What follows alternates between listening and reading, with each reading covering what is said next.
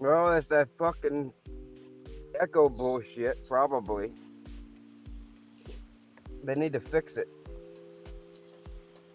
It says right there it's a Google Chrome problem, but I installed Firefox last night. It didn't help. I just Yeah, I restreamed think. this on mine. I restreamed it on mine. The title is Giant Cat Kills Doordash Driver. Your thoughts? And then in the description I put, why was the cat in the mailbox to begin with? Oh, That's crazy. yeah, I couldn't think of what it was. There was something else I wanted to put as a title, and I forgot, so I just thought of that. I'm about to start my night. Yeah, um, already working. I'm streaming Gig Wars live to my Facebook channel. I just wanted to try it out and see what the fuck. Apparently you can stream three different things, so I'm gonna if I can find something else to stream, I'll stream it to my gig to my DigiNomad University channel because it's the only one that I got the saga of DigiNomad. I need 50 subscribers, so I'm gonna get 50 subscribers in the next week, hopefully, on that one, and then I can have three live streams. Oh, I didn't tell you. I figured out how I'm gonna start streaming from my hat. How? There's this something called Eye to Eye Cam 2 or 3 or something. I think it's 3. Eye to Eye Cam 3. And it's just a small webcam that got a suction cup on the back that I can take it off. Unless I want to suction cup it to my fucking forehead or something. But I can it's a small camera. It's made to suction cup to your computer screen, like right next to the face of the person that you're talking to, like on Zoom or something.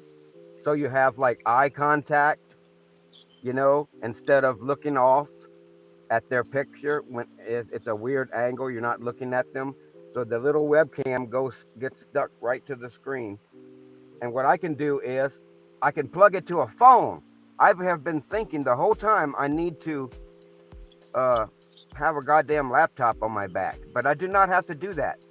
I can do it from a phone. I can just plug it in, USB C, plug it in, and the webcam is on a long wire, and I can plug it into the phone and I can run it up from the back into the hat and put it here instead of this. I can put that thing there, and then I can fucking stream from that shit, man. That'll be fucking awesome. That's gonna change every fucking thing because I never ever get a. It's gonna eventually. I will. I'm hoping all this video that I have saved will get edited real expertly with narration and all kind of effects and cool shit. Uh, but when is that? That's sometime in the future. Right now, if I can stream from my head, then you can see me as I go in and do crazy shit, like tell them at Taco Bell or somewhere that I was here earlier eating, and I think I may have left one of my children here, little Digi, and my girlfriend's pissed off at me now because it's time for me to give little Digi back to my ex-wife, and we don't know where he's at. So we was eating here earlier, and if you maybe have seen him, maybe it's been about a couple of weeks. I do shit like that, but I really get into it a lot better, get into character. But if I can stream, and I have all this video. Look at all these fucking hard drives, brother. Each one of these is a 4 terabyte hard drive. They're velcroed to my laptop computer. This I is my see. life since January on here. Every day I fucking film at least 2 gigabytes. I start off in the morning talking to these fucking cameras, man. I'm talking to Let me these check on cameras. my shit. We are back. All right, man, go ahead. And all day long, every step that I take, I'm talking to these fucking cameras.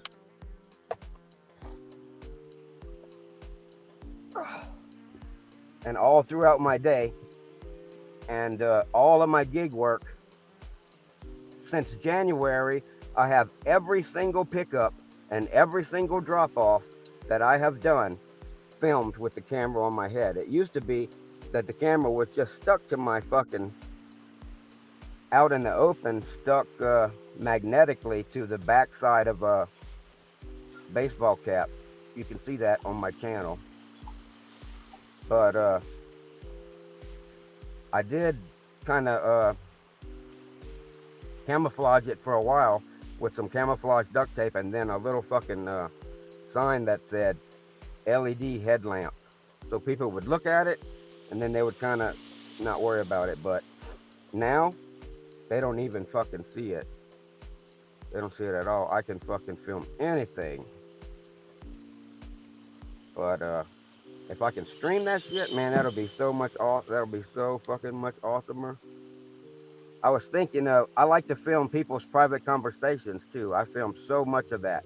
You know, I don't post it. It's all on those hard drives. But hundreds of people's private conversations. And one thing I definitely like to do is record people's private conversations in a foreign language. Because I'm sure they're very free about what they're saying on these conversations. And I have hundreds of conversations of people in foreign languages just talking away.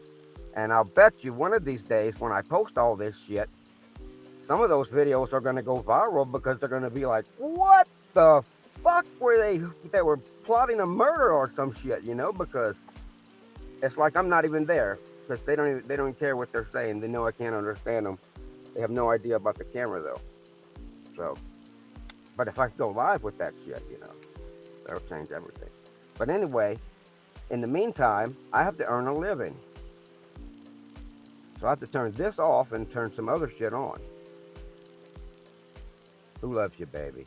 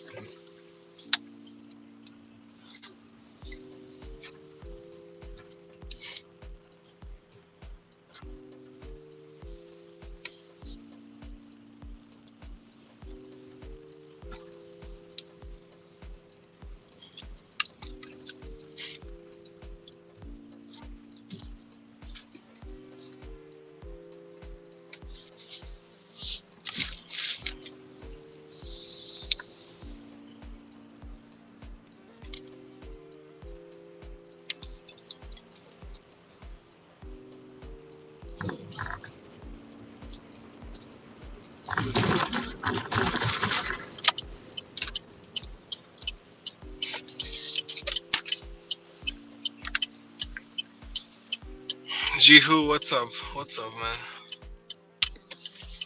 What's up, bro?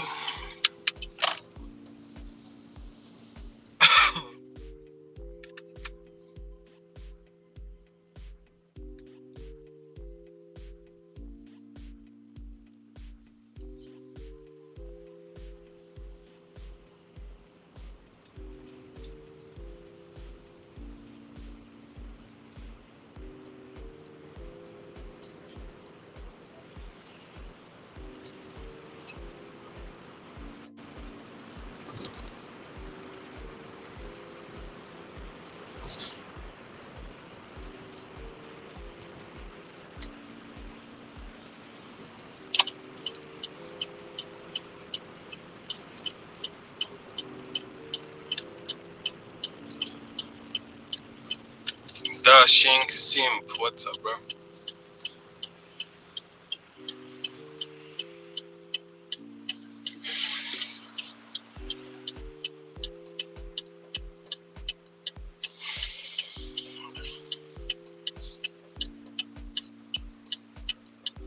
It was so fucking busy at this restaurant. If Uber like was sending me the offer before, I was like already done it. Now I gotta go back there because it's not ready.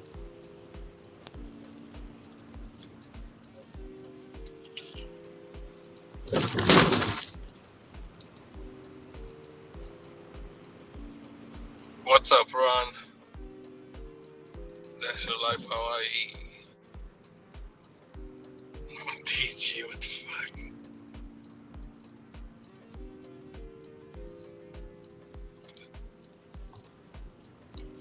Are you swimming?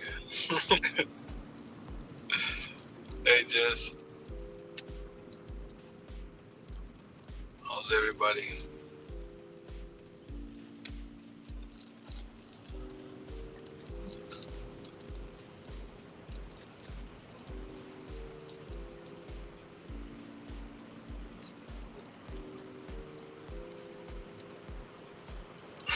Yeah. It's like tracks or fucking shit like that.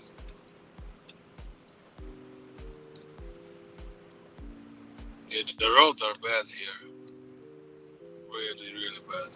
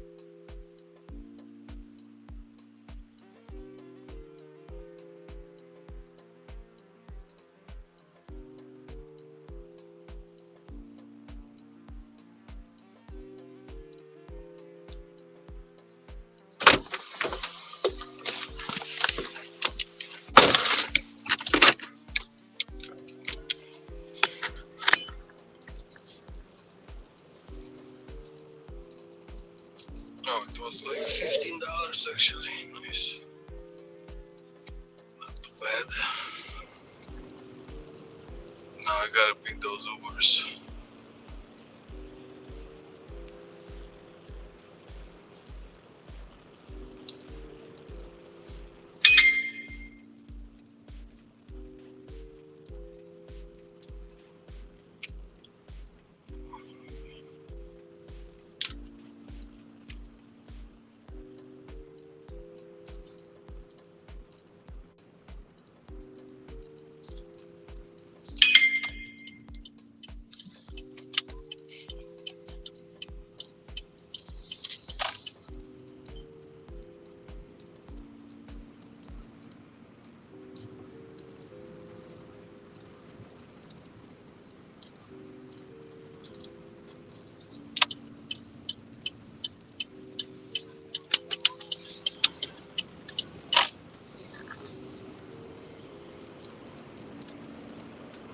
Call for today is $5.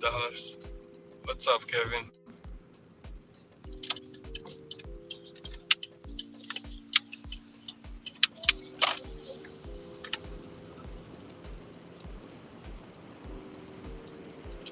I'm gonna come up later, focus on getting this 250 before the.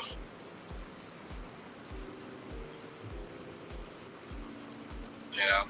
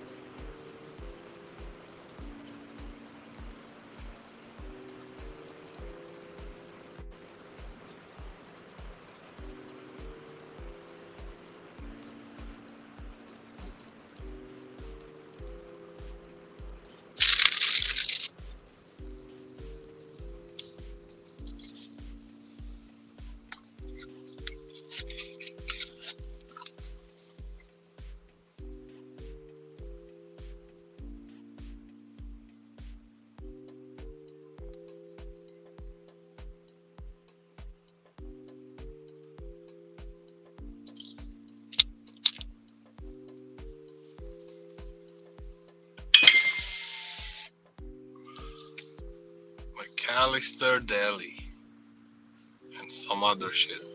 $7. Ricky,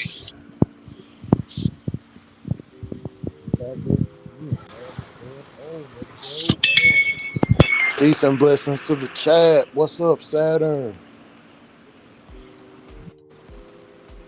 What's up, Hot Facts? Going down for the Hot Facts. Number silicone. What's good?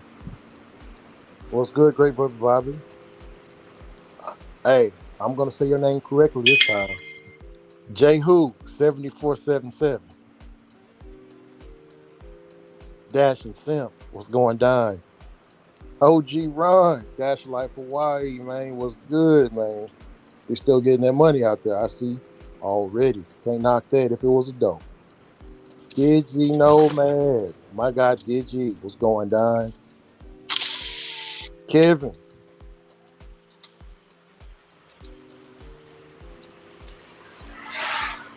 already, man. How's your day going today, man, bro? hey man, I'm doing good. I'm getting some. Oh, you got some echo? What? No, it's gone. No, there ain't no Doing echo. good, Oh. man. Yeah, just making some money. Just started. I mean, that's what it's all about, making some money, man. I just got home. Yes, sir.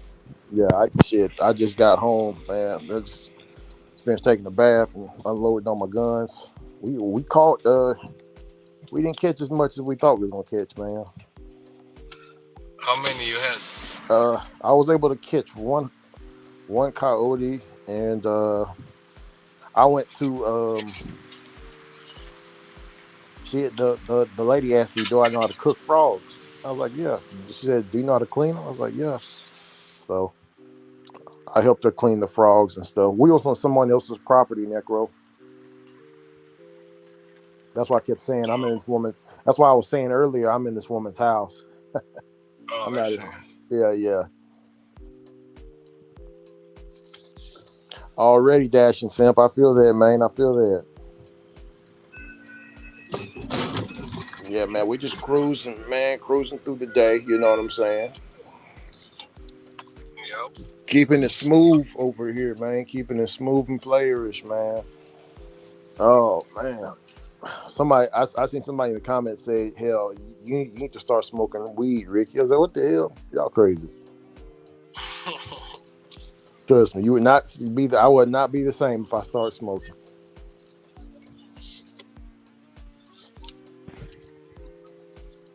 No, I don't need to smoke, man. I'm about to head to the grocery store though, Necro, before I do me some ride share. I'm gonna pull a 6 to 6, Oh, 6 o'clock, okay. 6 o'clock p.m. to 6 o'clock a.m. next day, and I'm gonna pull one of those. We really didn't do anything really, Necro. Nothing too crazy.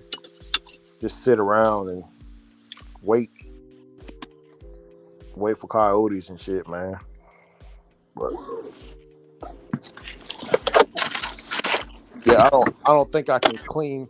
I don't think I can clean and gut the frogs on live. My buddy was like, "Man, show the people how we gut and clean them." It's like, nah, hell no. YouTube don't allow that shit.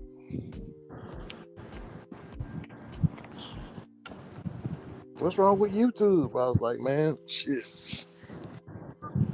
YouTube ain't East Texas, motherfucker. But Necro, where is YouTube from? It's from here, from Silicon Valley, I think so. Silicon. Where's Silicon Valley at? In California. Oh Right. shit. Well, that's why. Hell. Yeah, everything is from California, man. Google. Fucking. How far I'm away from Dallas? I'm about an hour and 45 minutes away from Dallas. Hey, Kevin, I was in Wills Point today. You know Wills Point? That's about east of I mean I think east. Yeah, it's about east of Canton. So it's on the way to Dallas. Kevin, you stay out there in D-Town?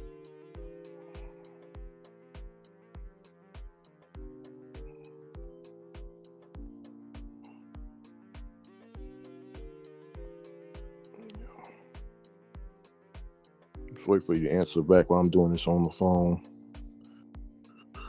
Man, I'm tired, but we got to get it.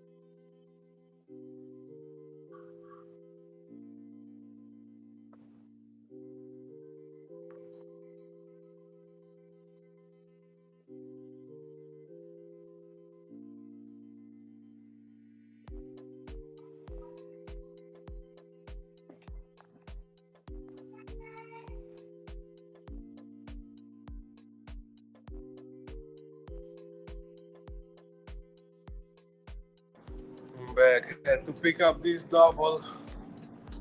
How much is it? Man, those restaurants are bad right now. How much is the double? It's like 17 for like 0.5. Oh, okay. Yeah, I could do it before I was doing the Doordash, but they sent it to me late, so I said, fuck it, I'm gonna come back. Because I knew I'm gonna wait for it, so. Okay.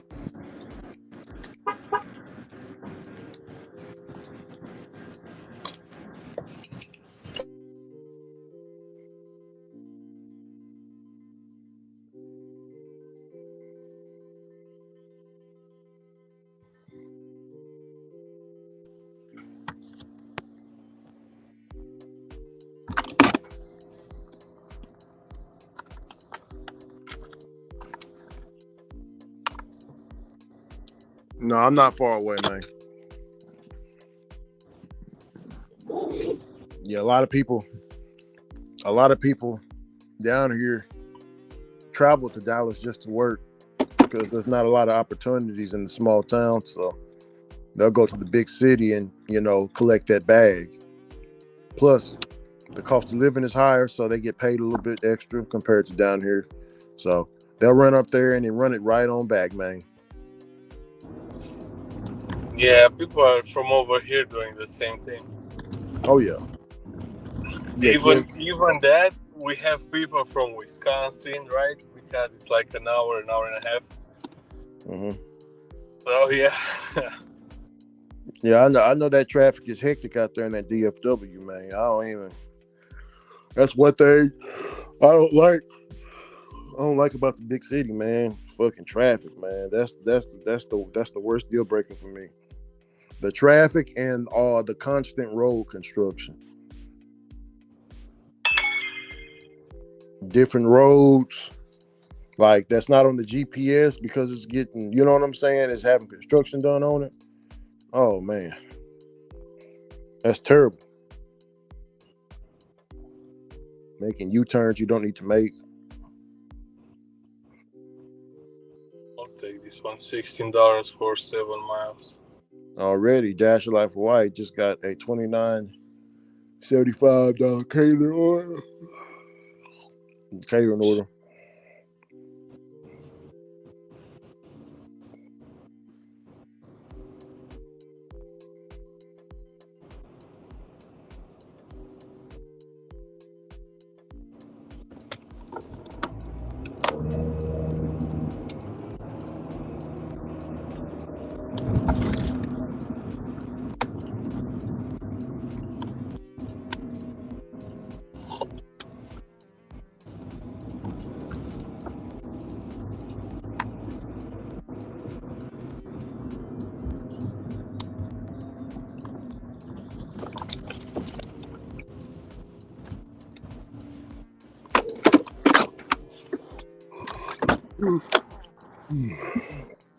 Oh, Eli's live. Is he like walking with a is he like cock blocking us? That's what it is. That's what it is. No. He's doing his walking video right now. It's just the type of people that whine about freedom of speech on YouTube. It looks like Eli been snatching people down some more, man. I've been seeing his posts. He been gloating and bragging, snatching people down, showing the proof. He cleaning this shit right on up, man. I'm telling you. What's up, Hot Facts? Yeah. Eli interview tomorrow. He has a message for Cherry Pick. Oh no, a lot of people got a message for our great brother Cherry. He showed his whole ass on Roy's stream and on this stream as well. So, and I appreciate you for recording that, Robert. Most definitely. I got it recorded, and I also got that conversation recorded that me and you had about UDM. So, I'm gonna use his words against him because we didn't say nothing bad about brother UDM. Nothing bad about him as well. So, yeah. Cherry Pick, if you want to try some stupid shit again, yeah, don't make me play the video. And don't make me show my auntie sent me some clips of them exact same shackles at the African American History Museum. So yeah, your boy got the receipts over here. Keep playing with me, man. It's just going to keep getting bad for you.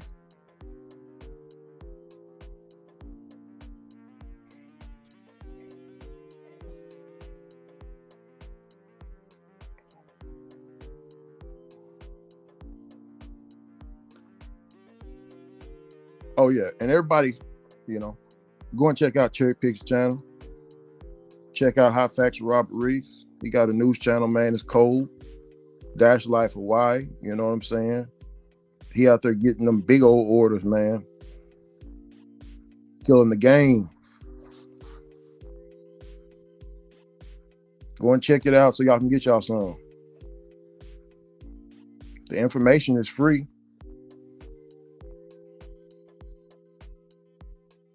What's going on? No giggity, no cloud. Y'all got to check out No Giggity, No Cloud with brother and fucking Matt, man.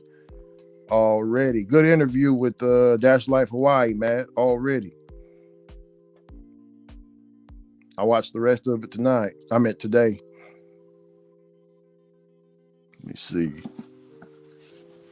Oh, Real Talk with Roy. Check out Real Talk with Roy. He did a live stream today. Unfortunately, it was taken down, but it's all good. Sometimes you got to do that.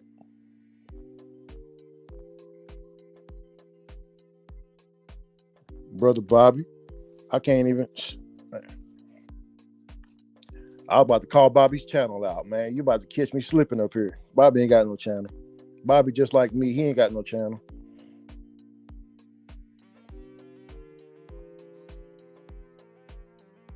Serpius, what's going down, man? How you doing today?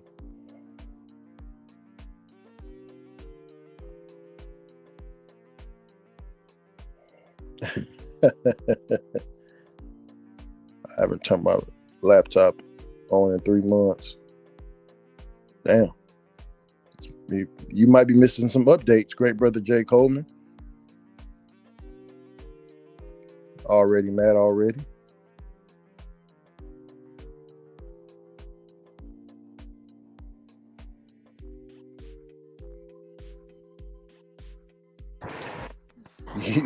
Yeah, you did just get the clip in time. Yeah, you did just get the clip in time. Look, hey, quiet as kept. Whenever he got on, I immediately started recording because I knew he was gonna say something crazy. I knew it based off his track record. It don't look good, Cherry Pick. It don't look good, man. You calling a black man boy like we in the fucking 1600s, like we in slavery. I'm telling you right now, like I told you before, look up a guy named, y'all gonna check out a channel called White Dolomite and see what that word boy gets you. Go and look it up.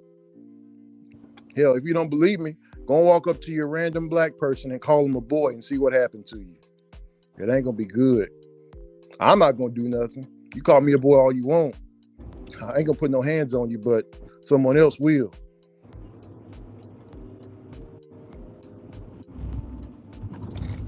Check out White Dolomite.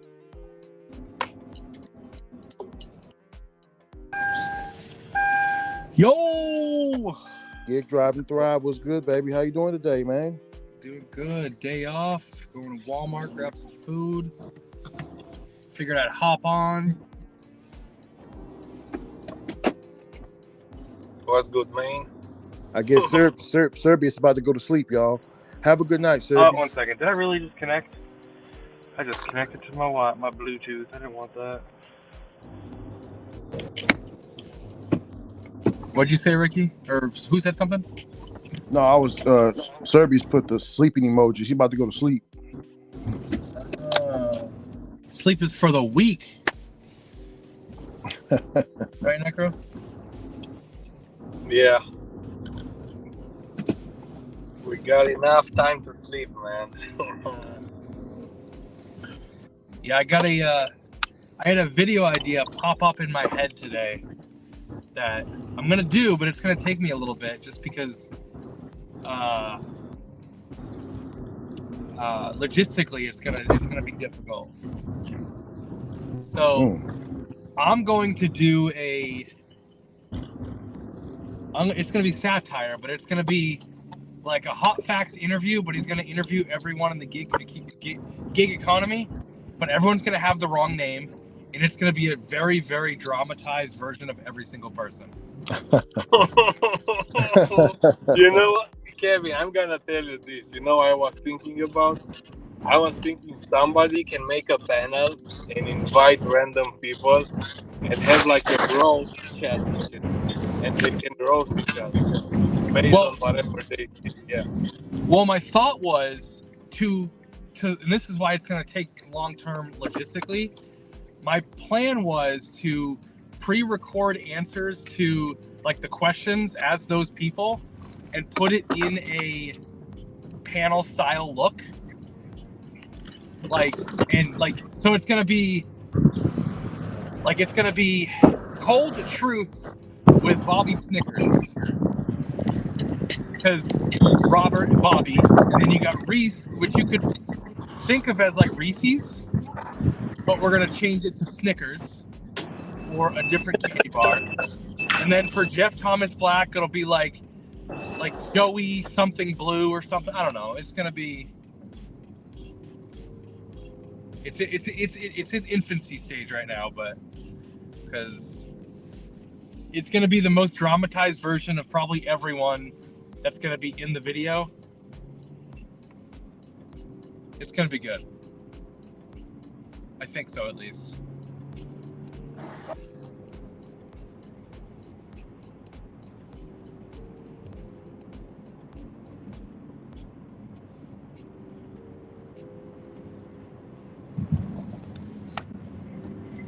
I might even create my own Hot Facts song, but it'll be different beat. Act like it's the beginning of the show, and I'm gonna have some fun with it.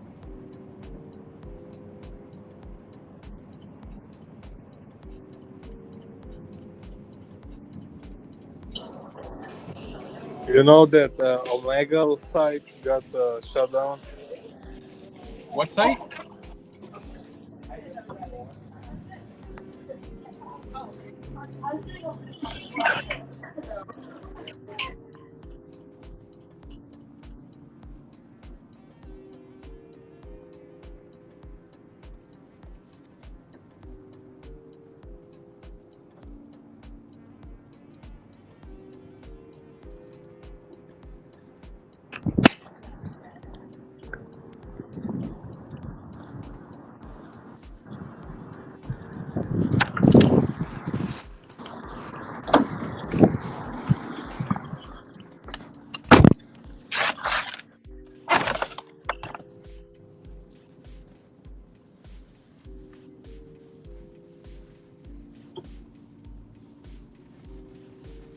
Bobby, what's up, man? Bobby still out.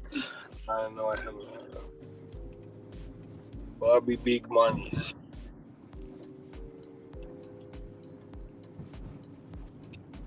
Let's get this done, man.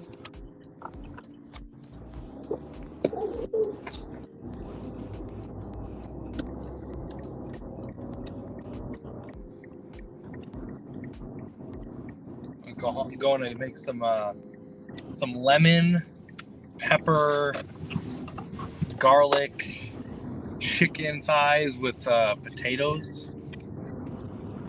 Hey, Sissy, how are you doing? How you doing, Good. Nomadic? How you doing tonight? Do I sound good? Crystal clear. Yeah. Okay. Just want to make sure there's no echo. Oh yeah. You're using headphones? No, it's actually connected to CarPlay. So. Oh yeah. Well, that sounds good. Anytime my mom uses CarPlay, and anytime she does it, it sounds like garbage. Oh, it does? She doesn't come on here, but like anytime I talk to her. Yesterday I was putting it on speakerphone, and that's where you hear the echo when it's on. Oh, you have an Android, don't you? I have an Android and an iPhone, but the one that's connected to the CarPlay is my Android. But you were saying that she sounds like crap on the phone? Yeah, anytime like her CarPlay's on. I don't know why. I guess it depends on which one it is, right? Yeah.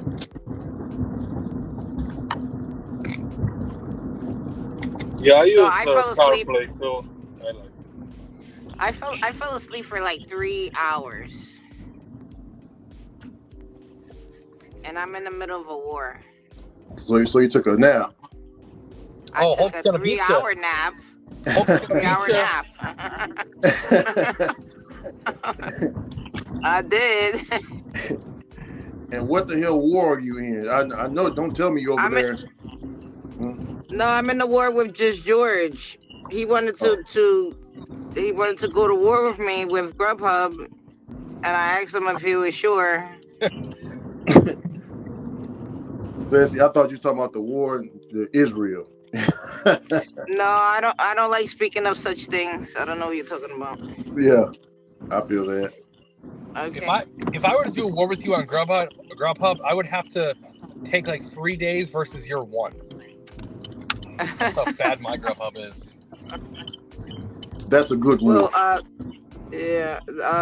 George is at. I'm gonna tell you right now. He's at $38.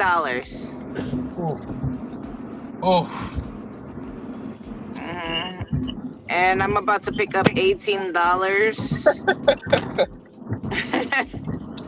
And after that, I should be at like 130.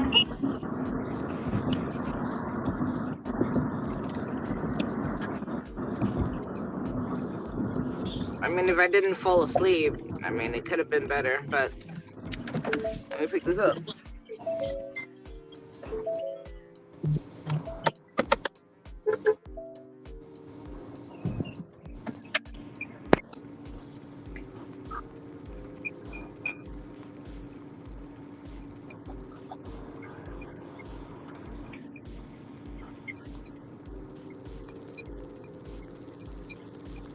Matt did 146 in 5.5 hours.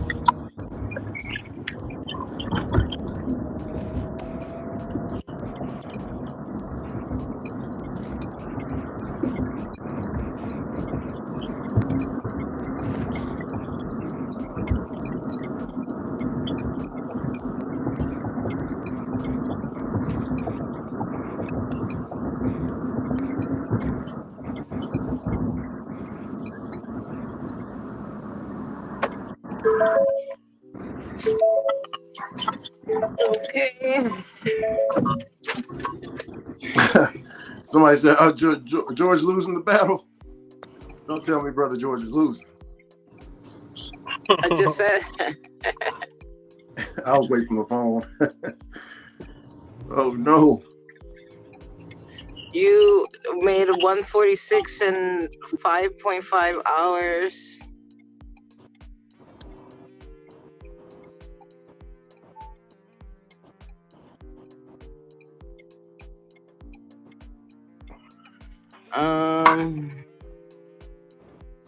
I don't know. I didn't know it was that bad. I thought he's in the good market, don't he? Are you going against Jersey Man? No, not Jersey Man. George, Hulk Smash. Smash. Hulk Smash. Okay. Oh, okay. And you guys are doing just Grubhub or what? Yeah, he said he wanted to just do Grubhub. I asked him if he was sure about that.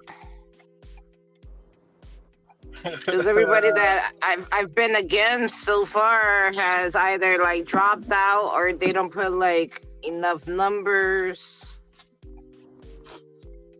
Oh, and wow. I'm just like I'm pretty much like, I'm lazy about when I do Grubhub orders because they always trying to send me like in different places I don't want to be at. So I always turn it off and drive back. So I'm basically, a lot of the times I'm not working full hours. If I was against you with the Grubhub, I don't know. You probably would want. But nobody else is in the community that does Grubhub like I do Grubhub. So every chance that I get, I look forward to it. Did you try Doordash? Oh, I haven't done any DoorDash. I wanna focus at least one day in it, and I thought today would have been good, but he wanted to go to war. I thought he wanted to go like next week or something, but he was like, "Oh no, we could do it today." So I'm like, maybe I'll just push it for another day to try DoorDash, but I'll probably do it like tonight after the war is over, because it's supposed to be done at 10. Because his market closes at 10. So after that, I'll start doing DoorDash then. Okay. But it looked like when I turned it on earlier, it was busy. It was very busy. So. Oh yeah. So one app. So you just do one app, sis. You just one app. Like you don't like the multi-apping and all that stuff, huh? Well, This is what I do. I turn on both apps, see which one hits my phone faster, and then I turn it off. I got turn you. off the other one. Yeah, that's the better way of multi-apping right there. That's not dirty multi-apping. No, I'm not. That'll give me anxiety. I can't do that, Mickey.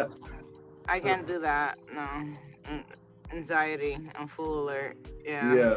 Yeah, you'll have that customer texting you from Yeah. Then I don't know who's texting me. Yeah. Yeah. I'm okay with not dealing with none of that. Yeah. Where you at? No, I already get that with like just regular customers on Grubhub. I'm like, I don't even know who's texting me. If I pick up a double order and someone's like, "Where are you?" I'm like, I don't even know who you are. And then if I say something disrespectfully, they get upset because I'm like, I don't know who you are. I'm picking up, multiple, deliveries, and you're saying, are you on your way? Like, can you please tell me who you are, like that I know who you are? Because if you don't tell me your name, I don't know who I'm delivering to.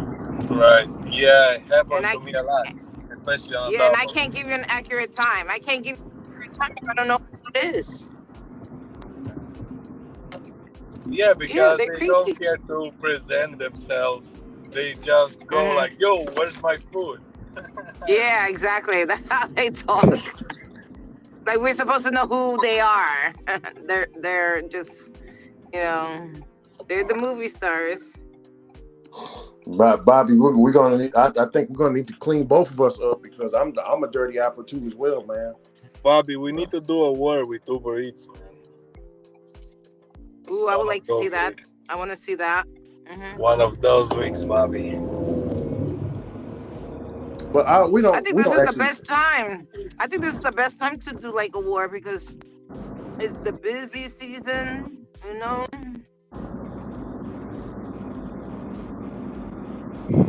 Yeah, the first 2 weeks of November should keep us pretty busy, especially if you're on Walmart Spark. It's gonna be sparking, man. Spark something. Look for Walmart. Yeah, we have they already added all the extra parking, the extra bays for the delivery. Dang, they got the extra bays ready? Shit, not here, not yet. Yep. What's good, Robert? It goes up to number C5. Who's talking like that? Who's that? Hot facts. Yeah, I'm gonna be out. I'll talk to you later, Alex. You gotta fix your mic, man. I don't know. Or the connection. I am not sure. All right. No, let me turn off this. I think it's the phone where you're keeping the phone, like keep it close to the window or some shit like that. Let me see. Oh, got one. Yo, we can hear you now. 1590. Can you hear me? Yeah. Okay, yeah. I just grabbed one. It's a 1590 shopping order for 3 miles. I just turned down one. It was 23 something for 8. So I'm gonna take this 1590 for 3 because that's nothing. Troll Police, what's good? Yeah, definitely where you keep now the phone. That's the best position.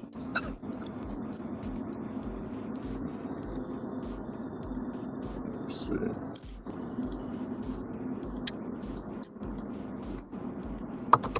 Oh, and don't forget, y'all. Tomorrow, Hot Facts is having an interview with Eli. Be sure to tune into that. It's gonna be good. Eli's the man that's been taking these channels down. So if you trying to take some channels down, he might drop a little game.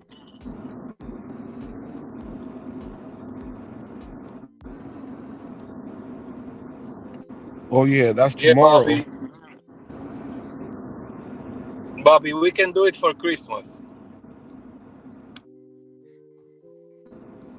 If you're working the Christmas week or whatever.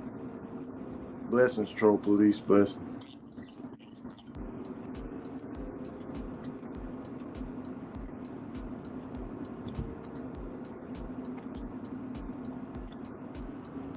Oh yeah. This interview is gonna be something else. Yeah, I want to, man. You know, he's man. I just want to talk about him just for a little bit, man, because I was a non-believer of the book of Eli, and this man has made me a believer. He just got somebody's channel took down today. Yeah, he told me that. I'm gonna give y'all a spoiler alert. He told me that Cherry down is what he says. He said what?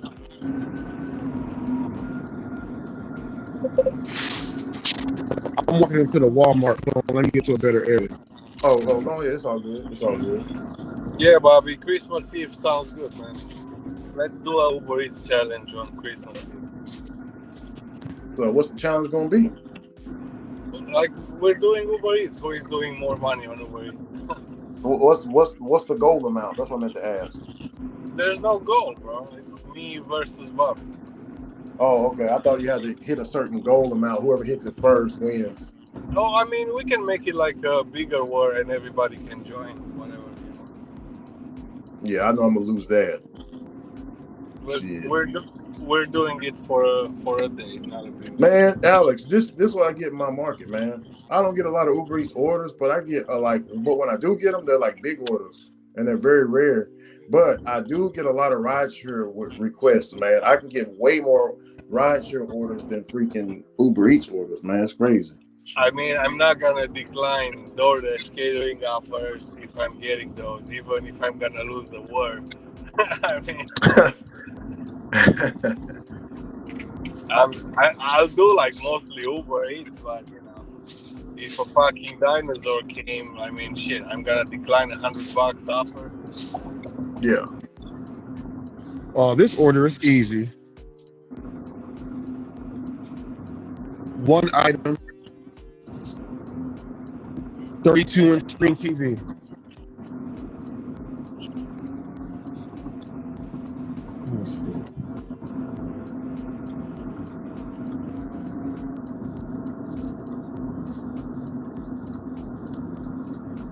Yeah, I'm not doing any shopping right now on the dinner rush. Oh no, she all right. Oh no, she all right. She all right. She all right. She all right. Uh-huh.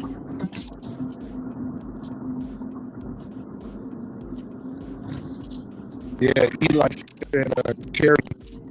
He said Cherry needs to be taken down. You said what, Robert? You're breaking up, Ray, brother.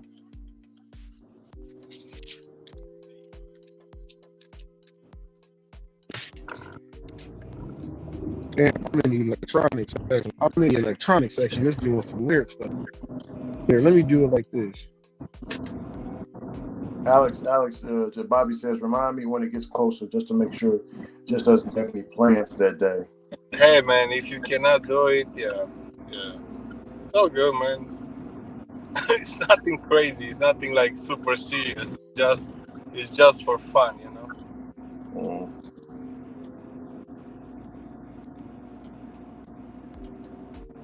Alex, I'm just like you, man. You were saying I'm tired yesterday. I was like, yeah, I'm tired too, man. Yeah. I'm good now. I was tired. Huh? I said I'm good now. I was tired yesterday, man. I think I'm gonna go, tonight until like 4 o'clock again. No, I'm definitely good for tonight. I'm just a little bit. I don't think I took a nap. I took a nap. We'll take a nap, but I didn't. I was reading a fucking book. What you reading now?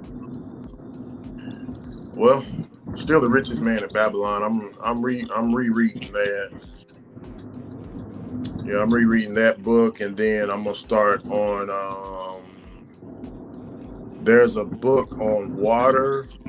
I'm gonna reread. I just found it. They have it on audiobook, so I'm just gonna listen to it. I can't find the hard copy, but it's Your Body on Water or what it does to it. I don't know. It's a book on water.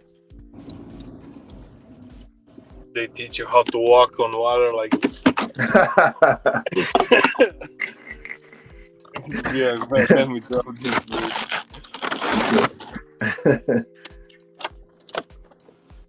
No nap November.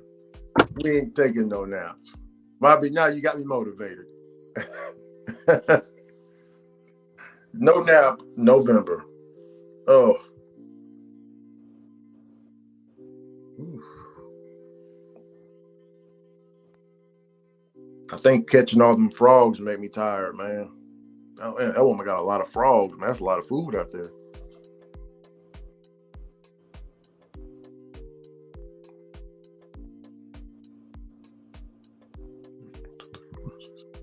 I think about 15 or 16 I caught. I was able to get a good 15, 16 frogs, big ones. Bobby says it's no nap November. Hey, and when I killed it, just to make sure, I killed the frogs humanely. I'm not a crazy person that just sticks the knife right in the fucking frog, cut him open, whatever, while he's still alive. No. I get all the frogs and I throw them in a pan, and I throw a bucket of ice on top of the pan. On top of the frogs, I throw a bucket of ice on there and leave it for about 30, 40 minutes. Come back, frogs are dead and frozen. Easy work. Or not frozen, but we don't want to make them frozen. There's a certain time you got to get them out after you put that ice on top of them.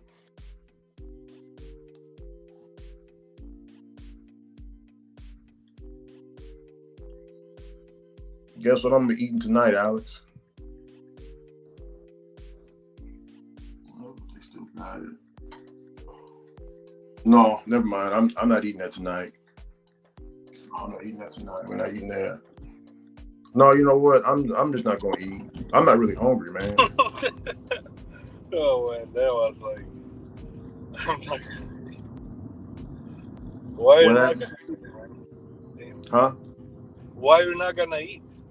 No, I just don't feel like eating. Remember, I told you some certain days I just don't feel like eating. Yeah, I just don't feel like eating, man.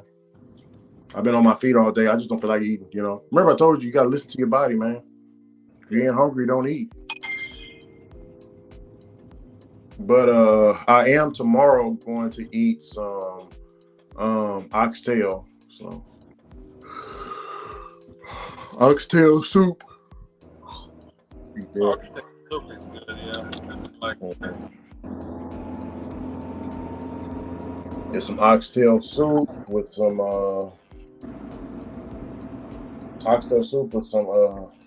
Texas toast.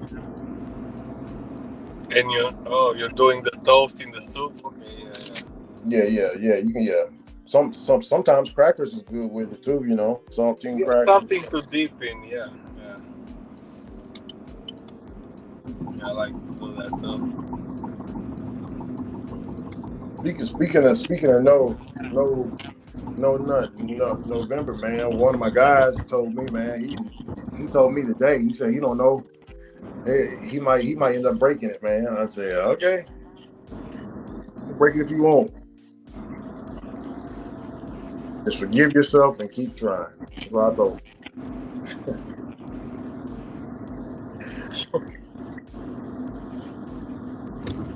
Bobby says I'm having low carb enchiladas tonight.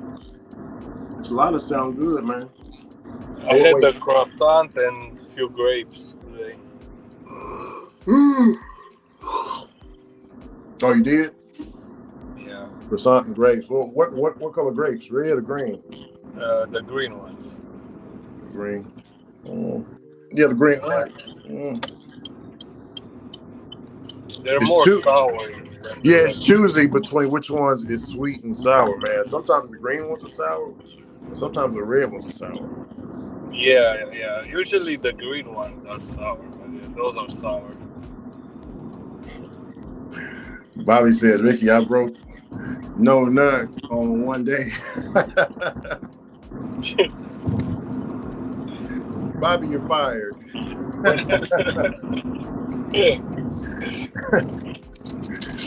Bobby, it was important just for the first day of the month, bro. Like after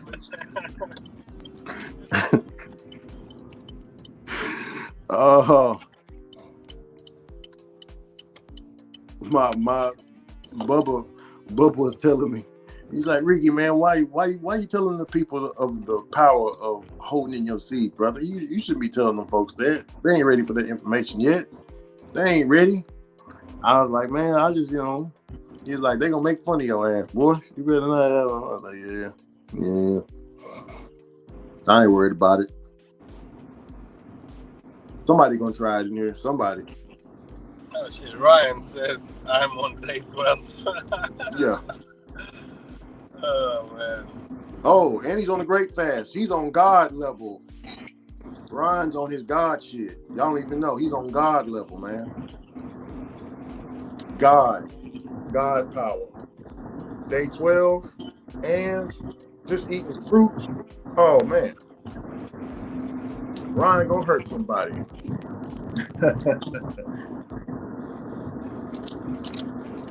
So what's up, Hot Fact? We back in the game. Can you hear me now, or is it Jack? We can hear you and we can see you, but it's just a little bit crackling, just a little bit. Yeah, because I'm in the mountain right here, and I got the navigation on with StreamYard in the Walmart. Oh, okay, I got you. Oh, your phone working?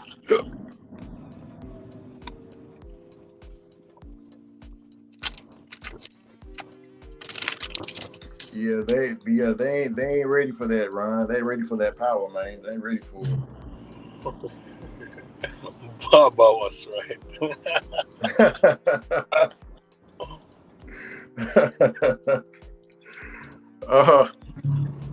But your Bubba's right, bro. Bubba never told no lies, but I just gotta spread the word every once in a while.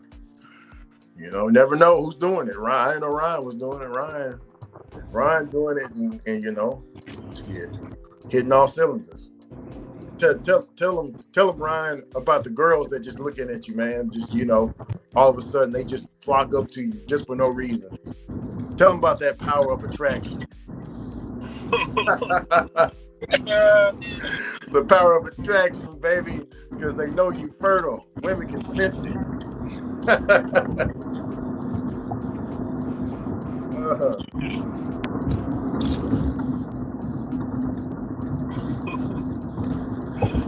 But I think Kevin said yesterday he had a passenger, and he said, "Oh, those guys are smelling like they had sex." I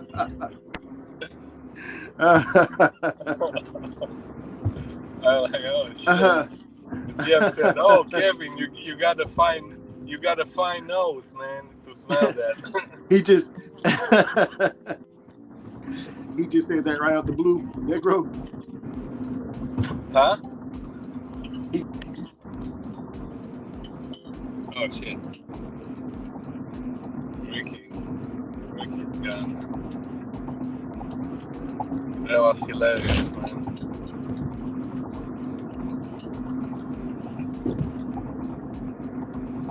Oh man, that was crazy. My phone isn't even hot, and I just got kicked out. That's crazy. Yeah, something wrong with StreamYard, man. They must be working on the shit while we on here. Like they just working on it in the background. You got your phone in a case? Yes, but my phone isn't hot though. It isn't hot. It's like a thin case. Yeah, that case, man. It's shit, Negro. We got to keep the phone in the case as much times as we hop in and out of our cars. Listen, Ricky, I have my phone on the ventilator on the AC, so it's never getting hot, and still kicks me out. Yeah, that's what happened to me just now. Normally when it's starting to get toasty and crispy, the phone, and I touch on it, it's like, oh shit, this motherfucker's hot. It's like you're picking it up off the stove. That's when the shit goes bad for me. Bobby says TMI.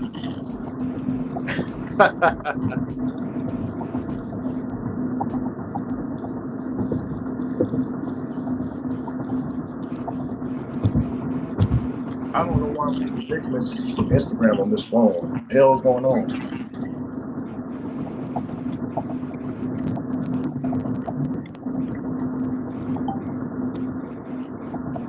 Yeah, focus and energy's on point. Yeah. Yeah. That's look, let me tell you something, Ryan. Man, if I was to, I'm so tired from all the phone work I did today. I'm telling you, if my wife wanted to catch it real quick, yeah, I'm done for the rest of the day, man. Gotta hold on to it. That's what I'm doing right now. Holding on to it. Gotta hold on. We got to hold on.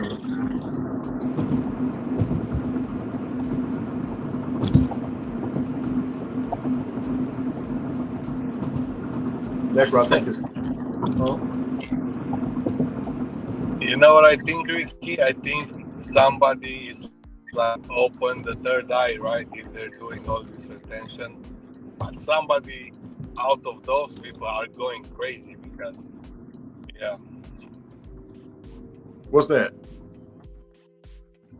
Because after a few days, people are going crazy, man. They cannot do it, you know. Not all the people can do it, you know. No. You just have to. About the human It's just like with everything, Necro, like a muscle. You know, you might not have no muscles, but as you start working out, you know, it's going to be hard. You're going to be sore the next day. You just got to keep pushing, bro. You're going to have days where you know, how can I say it?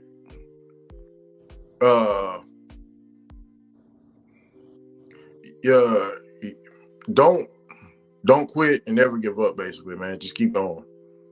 Yeah. You can take a break, but don't quit. Yeah, he just. You know what was funny? I was watching. I didn't watch. I was just looking on the thumbnails, whatever who is doing. And Bentley had a fucking thumbnail with dashing just got harder, and I was what? Dashing just got harder in the thumbnail. Like what the fuck? Necro, we need to go to church. I need to take you to church, man, so you can get that sin off your mind, brother. Like, bro. Yeah, hey, Bobby, I feel that, man. There ain't no wrong with that. Oh yeah. He said when Jessica says it's nut time, it's time to nut. Let's nut. Ryan says takes lots of practice, Alex. Yeah. I've been practicing since, you know, Ryan, look, you know, luckily I was fortunate for my grandmother teaching us at a very early age, you know, but like it was out of all my cousins out the group, only me, Bubba, about 12 of us, but out of the 12, only me, Bubba, and Junior, we only practiced it. Everybody else got kids fucking every goddamn where with all these different women paying all this damn child support. Big Mama told him, value your seed. Treat it like it was gold. Would you want to get your gold dirty, Ricky Jr.? You know, treat it like gold. And it will never get old. Even when you get old, you'll be so cold. True player from the Himalayas. Yeah, I think weed and drinking wine helps to maintain a higher time on your fucking sex.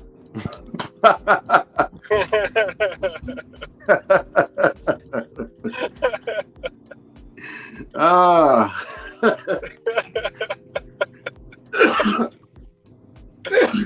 I don't know. I see. I can't speak on that because I ain't never had alcohol. So, but I have heard stories. But I can speak on it.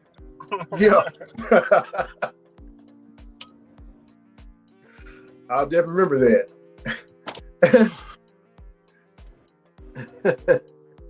You heard Bobby said, Bobby, Bobby ain't never lied, man. I know it's your goal, but it's man, look now, listen here, man. Men have had wars. Most of the men in your state penitentiary is locked up over theirs. Over the female. Oh man. Yeah. Necro ain't that. Hey, Necro, it's spiritual, man. I know. No, wait. Listen, it's spiritual, right? we all come out of pussy, right? But Yeah. we spend the rest of our lives trying to get back in it. If you feel what I'm saying. Yeah. Yeah. We come out the motherfucker, and then we trying to get back in it, like we never left.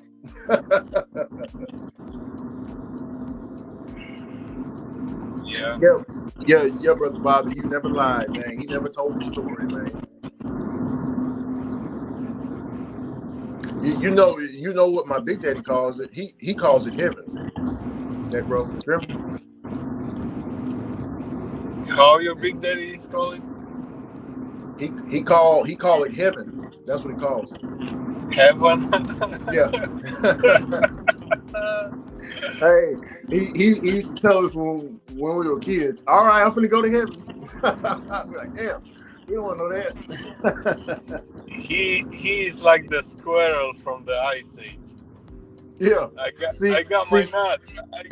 Look, check this out. See, Big Daddy don't believe in none of that shit. Ain't it crazy? But my grandma, okay, Big Mama never cursed. Never heard her say a curse word in my entire life. Always read the Bible. Very strict woman, man. But my grandpa, exact opposite of her. He cursed. He drank. He took care of us, but he was the exact opposite. He don't believe in the church. He don't like the church. Ain't it crazy, Negro? But you know what I think it is? Opposites attract. Opposite poles, yeah. Yeah, opposites attract. That's what I was thinking to myself. Opposites attract. Yes, that's how they complete each other, you know. Yeah, I don't always keep it 100. I don't give a fuck. I don't give a fuck what people say. I'm always 100. You heard him. Y'all heard Brother Bobby. Y'all heard what he said. I ain't gotta repeat it. I love it, Bobby. I love it.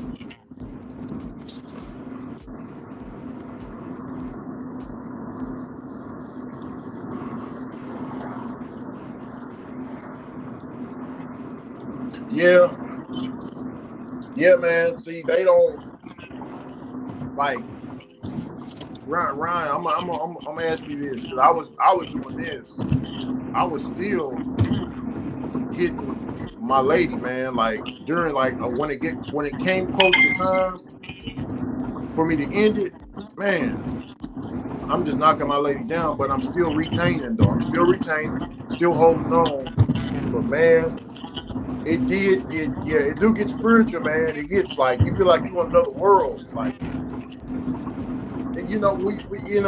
it's hard to explain to a person, people that never did it before, man. But it's fucking, man, it's like you're on a different plane of existence.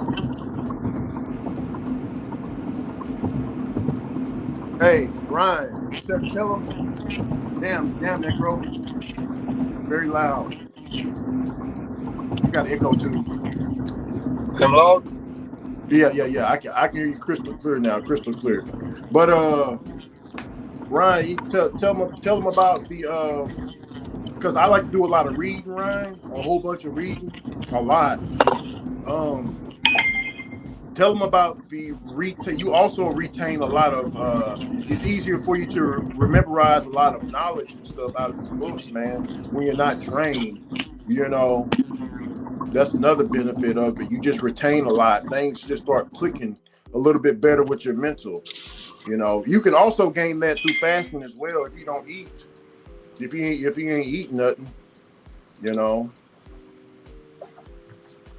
Necro, people don't even know when you stop eating, that's when your body starts healing itself.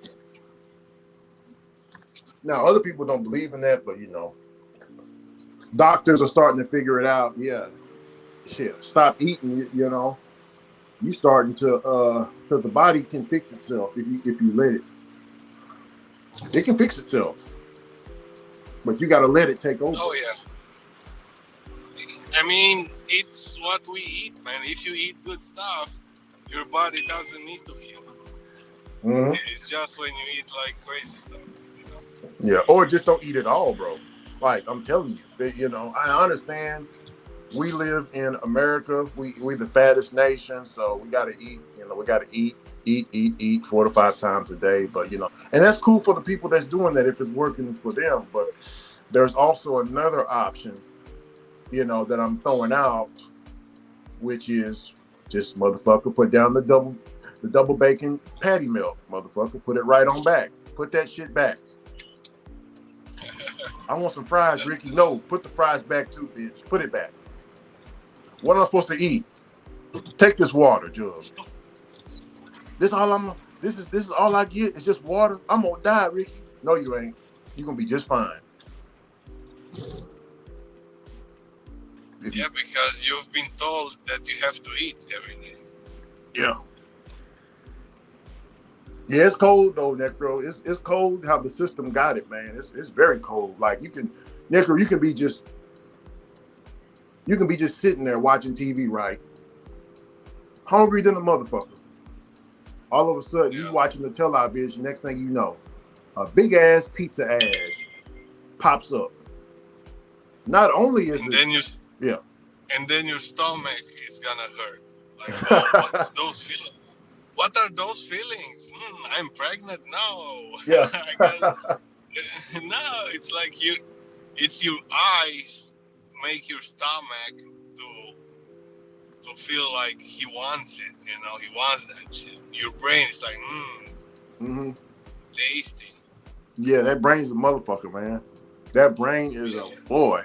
That brain. Look, man, this is how powerful the brain is, right, Necro? Yes. Certain people, bro, they can have you ever looked at a video where there's like these little tiny snakes slithering, or a bunch of thousands of little baby spiders running across something, and people just start scratching, they just start scratching their arm for no reason, but that what they see on the TV is not really there, but their mind makes it real. You get what I'm saying? To where you actually feel it on you. Ain't that crazy? Yeah. Makes you feel, it's something on you. Yeah, it's like you feel. But yeah. The same thing with horror movies, Oh yeah, man, them horror movies, brother. Yeah, yeah.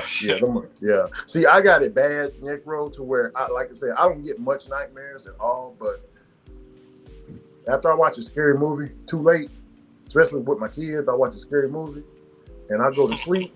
I end up in the fucking scary movie, bro. Yeah. Bro, I was watching Necro, I was watching Jurassic Park, man. The new one. And I'm laying down. Next thing I know. This is right after I watched the Jurassic Park. I fall asleep on the couch, bro. And I'm in the fucking scene with the dinosaur chasing me, bro. And I'm running. It felt so real, Necro. It felt so real to me, bro, that when I woke up, I took off running, Necro. No bullshit. I'm talking about right when I woke up, I got a running head start, bro. And everybody that was sitting down, they was like, "What the fuck is wrong with Ricky? What the fuck is wrong with you, man?" I heard all this. You good? What's wrong, Ricky? What's up? I made them scared because I took off running. They thinking there's some shit behind me. You know what I'm saying? Yeah. They like, man, what the fuck you running from? Because I'm about to take off running too, Rick. I'm like, no, man, no. Remember when I told you yesterday, when you smoke weed, you don't dream anymore? And if you don't dream, you don't have nightmares either. So, works both ways. Yeah. Give me just one moment. Oh, what's up, Troll Police? Talk like my dad. Yeah, I got a deep voice. Semen retention.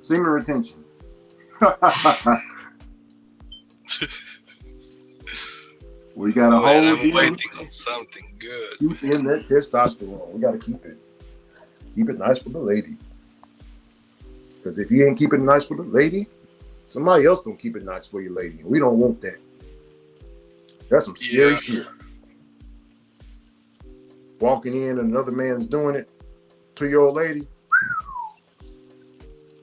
It's funny how some Chinese old lady explain like a woman is like a flower, right? And a man is like a tree. And Oh yeah, she's right. yeah,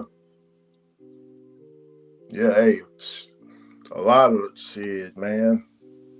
A lot, I know a man is powerful, but a woman is powerful just as well, man. Shit, it's put a spell on your ass, man. Put something on you you wouldn't even know. Be thinking about her all damn day. Yeah, you kill for that woman. She done put something on Hey, you. speaking of spells,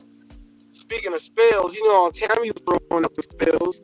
She threw a spell on Eli, and I don't know what spell Eli got to counter that one. He took her down on Twitter and something else too. Wait, what? Uh-huh. You said Miss Tammy took down Eli on Twitter? No, Eli took her down on Twitter, and I think her account on like Rumble God or something is almost gone too. damn. Y'all better start fucking with this man. Eli the Demolisher. He ain't playing with none of you hoes, man. I'm telling you. Yeah, Y'all better the start fucking interview with people, tomorrow. We gonna go over a whole lot tomorrow.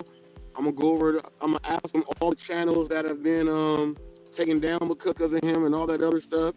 He says Cherry Pick needs to be taken down.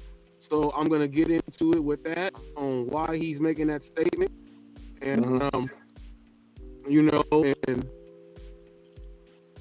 I know why he's making a statement, but I just gotta hear it. I gotta ask the question, So I gotta hear it. No. No, I mean, and you can hopefully, also, oh yeah, and you can also, just give the track record of him because of that, just give them, because I've witnessed it when when you told me about the Sambo stuff. I never seen the video, but Rev told me about the Sambo stuff as well. So I'm like, he really did that, Rev? And he's like, yeah, man, he did the Sambo. And I'm like, don't cherry pick, no. That's a goddamn caricature of the Jim Crow, early Jim Crow era 60s, man. This guy can't be doing this. Somebody needs to that's why check he him. took him down. I mean, where is he from? Did he just come from the, because we do got people that be slipping through time and shit, He probably slipped through accidentally walked through a portal and ended up here. You got to change the time, Cherry Pick. No, I'm just joking, Cherry. Blessings to you, great brother.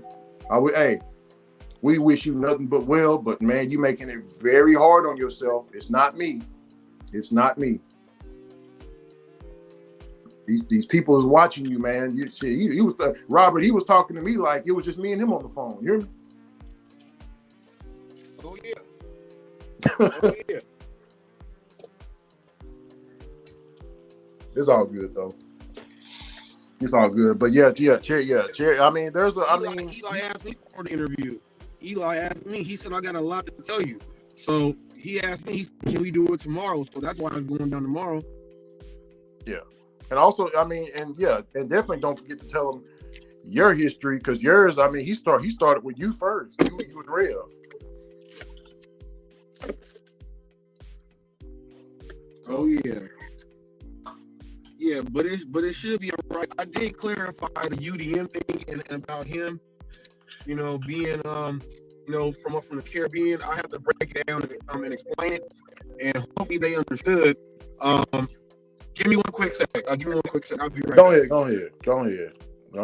It's all good.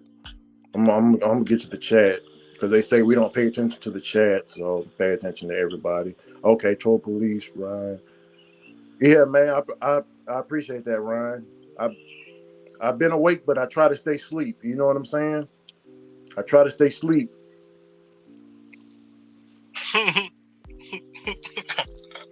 What's so funny? Fucking Dan, bro. Coach Necro. What's up, bro? Coach Necro, the Alamo City Dan is in the motherfucking his house, man. What's good, baby? What's going down, Alamo City Dan? Coach Ricky. Just call me Coach Rick. Just call me Coach. No, you know what? I don't even want to use Coach no more because Coach Eli is throwing up the game, y'all. I mean, man, if y'all okay, we got to put the Eli plug in. Hey, y'all going to check out Coach Eli. He's on YouTube. And he's doing the goddamn thing. This man is telling you to your face what's going to happen to you if you keep this up. And then it just happens. And he posted live for everybody to see. So you can't run and hide. He done told you, stop playing with me. I take these channels down. He's gonna look. He's clocking in, actually. He's actually working on y'all. Y'all don't even know it. You know what, Necro? What? Yeah. I'm gonna start calling Eli the Office. Do you know why I'm gonna start calling him the Office? No. Because he's putting these to work. Almost at the N-word. Bro, I mean, to be honest, man, yeah. And the thing is, all those guys are going with some coaching. I got another one. I got another one. Call Eli the unpaid electric bill. You know why? No. Because he'll cut your lights out. Oh, shit. I can go all day. Oh, shit. Oh, I should relax so hard. My stomach already hurts. That's the thing, bro. Eli is like that. Eli is like that. You know when you play that video game and like you get to the end, to the final boss, you didn't beat up all these giant monsters and everything, and then you get to the end and it's this little old dude, and you like, man, I'm about to beat this game, and then it takes you 3 days to beat him. It takes you 3 days to beat him. Yeah, you talking about Donkey Kong when he stand on top of the the ladders. you Super Mario, and you got to climb up them ladders and the barrels. You throwing the barrels down. Yeah. Eli ain't no joke, man. And oh shit, he's not playing. And you know what the craziest thing is I want everybody to understand this, that because he hasn't taken down the gig channel yet. And I think it's because the people in the gig world are starting to understand that I'm not going to do it. I kind of think that's why Pedro backed off. But if he starts offing channels in the gig world, Pedro let him in. So, you know what I mean? Pedro let him in for Motivational Wednesdays, and he had his little beef. We'll be able to track when he in the world. If he starts taking down some of these channels, man, he's scaring people out here. You know what's gonna happen though? Because I'm gonna do the interviews, people gonna try to make up a narrative, and I'm already kill it before it happened.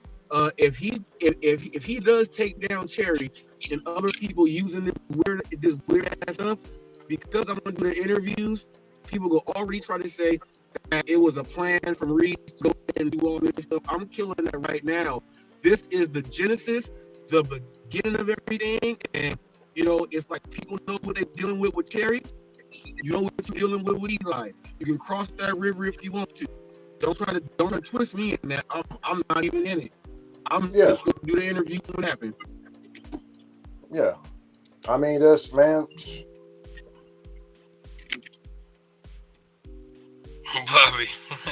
Bobby says, "Don't say his name. It's like Voldemort." LOL. Oh, Bobby, I hope you saw my live. I cleared up the whole thing with trout fishing. When he tried to tell you about Nicopolis and he did not tell you anything about what really happened, I broke it all the way down during my live episode today. So I hope you get to see it. I broke it all down. He didn't even tell you what happened. So I did that for you. So hopefully you get a chance to check that out.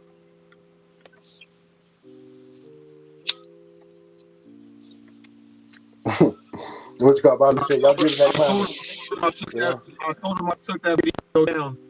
I told him I took that video down, and me and Bobby we had spoken recorded, and that's why you were over there, and recorded with me over there. He didn't say any of that to you. He just said Necropolis came up, but he's the one that brought it up, and I have to check him on that because he already got took that video down. So he was trying to bring it back and use it in a way to try to create something else. But we already got over that. He didn't tell you that part of it. I mean, he said he watched 2 videos of you, so.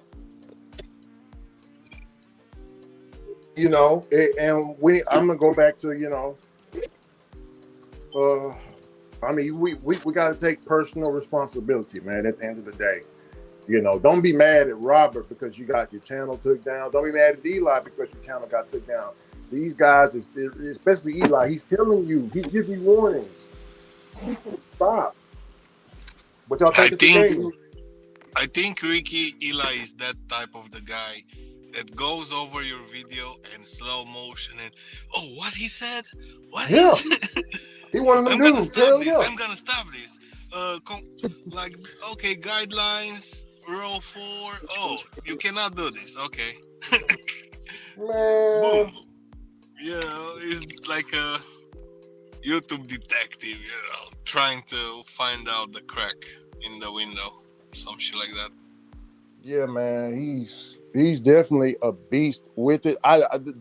He remind me of Young Pharaoh. There's a guy named Young Pharaoh, and there's another guy named Chris Jones. We call him Beast Mode Jones. He live out here in Dallas, Texas, but he a bodybuilder. Well, anyway, Young Pharaoh and Chris Jones, bro, they can like something similar to what I did to Cherry Pick, but much, much worse. You get what I'm saying? Like they can go and clip what he said in the videos, go to his channel, analyze some of what he said, you know, all the contradictions. I'm talking about, man, they cold with it, bro. They cold. And it's very tedious, Necro. Very tedious, man. Bobby's saying he needs to get a hobby, but he already have a hobby. He got a hobby. All these people, you know, trying to get his ass, and all what he does, he's like taking care of those people. Like, it's crazy. Shit. What hobby do you need then? Fucking cleaning the YouTube. He said, Bobby said a hobby. That's a fucking skill. That's a skill right there. Shit, Eli. He got a hobby. His hobby is doing walking every day. His other hobby, and he tells you his hobby is, I got to take care of my lady. And then he says that his other hobby is running his thing on YouTube and running his channel. Outside of that, you know, I don't think he got enough time to add something else in. Because he really be on the YouTube. Social media, he knows, man. This dude is not a detective. He's the dude, like, you gotta call him. He's the dude. Hell yeah, he cold, man. He cold with it. I shouldn't have listened to Hot Facts. I should have listened to Doordash. They were all saying it. This dude is cold, man.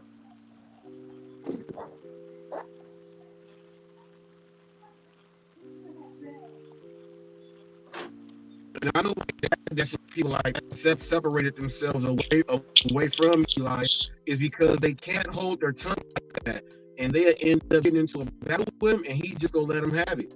You know, you just can't. And Eli don't know what's a joke and what's not. You got to understand that too. And I hope people understand when they watching these interviews. Eli don't know what's a joke and what's not. I have to let him see it's a joke. Eli is all serious. Everything is serious.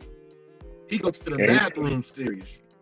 Man, dude over here breaking the fourth wall, leaving YouTube, getting onto another platform with different rules and regulations and taking that shit down. You can't tell me this man ain't cold. Give this man his credit. This man breaking down the walls. But he told him, he said, guys, I don't want to do it. I'm going to give you a fair warning and give you one chance. That's what he said. They did not take what he said as being some real, and he got real with him. So this like the slap contest. Which one is worse, the bare knuckle or the slap contest? See, in the bare knuckle, you know, he like to run and he can block. But in the slap contest, he like get a chance to slap you, and he might knock you out with a slap if he hits you in the right place. Yeah. You can't stop him from slapping you.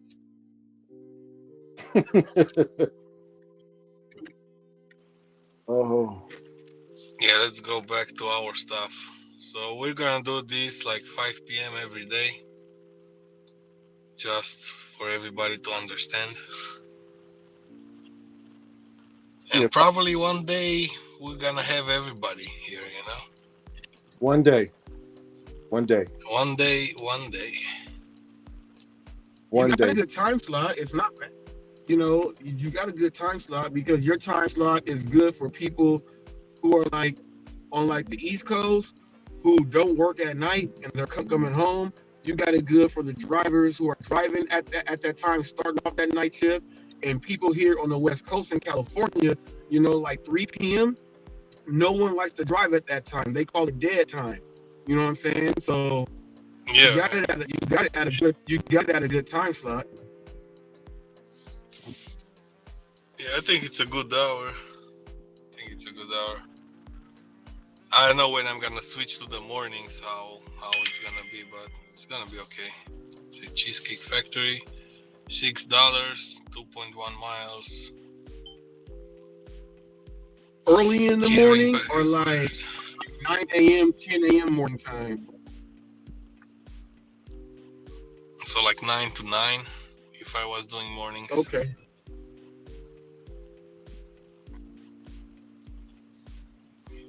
Ooh, they gonna be mad at you, Necro. I'll keep it at 5 p.m. I'll keep it at 5 p.m. for a while, just because for people to get used to it. And then Yeah. because people will know, it's 5 o'clock. Necro is going, you know. Yeah, Necro's going on. Exactly. Now remember when I started doing mine at the I was putting it for 2 p.m.s, right? I was like, why are people getting mad at me? Well, your show was on the same time as this show and all the stuff. I'm like, man, that's when my show going on. And they just have to get used to it going on from like 2 o'clock. Yeah. So it's going on at that time. So you guys gotta just deal with that. And if they cannot watch it, they can watch it later. Shit. Yeah. Like you're going live when you can, you know, and people are telling you, oh, why are you going in this hour? Why are you going? Like, bro, just relax. Take a seat.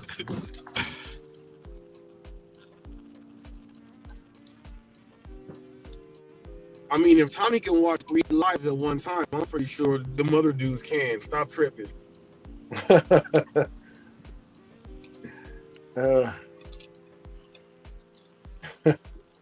Hell yeah.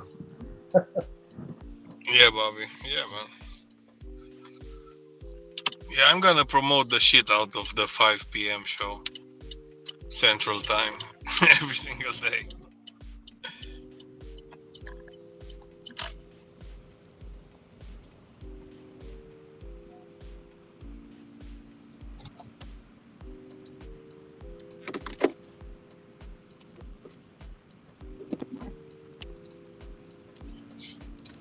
A lot of items.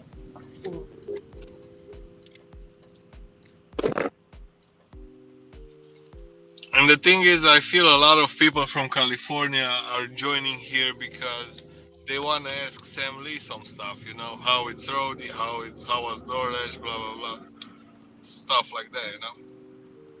Yeah, Sam Lee, the wild card. Sam Lee, you know how bad he got treated. You can't come here, you get booted out, all that stuff. But Sam Lee, how he does his work and the money he makes and the different apps, you know, he's got some information out there. You gotta let that shit be known. Oh yeah, I'm gonna send Sam Lee some merch he's gonna promote it in Chinese or whatever. Hey man, you gotta be in all the communities, Ricky. You know what I mean? Hell yeah. Like, you know, Sam behaves more here. Yeah, Bobby. I think he learned a couple of things, you know, on the way. I'm gonna You just relaunch my merch pretty soon. I just scaled back and was like, nah, I could hold off on the merch. I'm about to relaunch it though. drop the merch. I already have everything, the design, you know. I had it when I first started, but you know the popularity of my channel wasn't there yet, so I just scaled back on it. I still got my online store, and everything. I just have to launch it again. Everything is still same. All the backpacks, the cups, the women dresses and shirts, the men polos, the hats, all that stuff. Hell yeah. Yeah, I'm gonna launch it on 12/12 next month. You gotta work on the website. Shopify. Yeah, on the Shopify. Yeah. I gotta work on the Shopify and find some good designs and stuff, all the good stuff. Yeah. Yeah, you gotta go. Yeah, you know, you gotta put them where you want to put the logos on the shirt. You know, you can put them in between the underneath the sleeve and all that stuff. Yeah, you gotta create. Yeah, that store I'm first. Do your slogan, all that.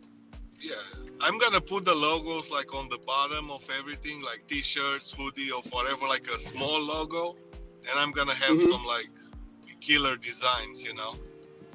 Yeah, I'll probably do a couple of T-shirts with logo too, because you know the big logo or whatever. But mostly, I'm trying to keep the logo like low key, like on the bottom of something, you know, like whatever, and just have like a nice design. That's what I care, you know.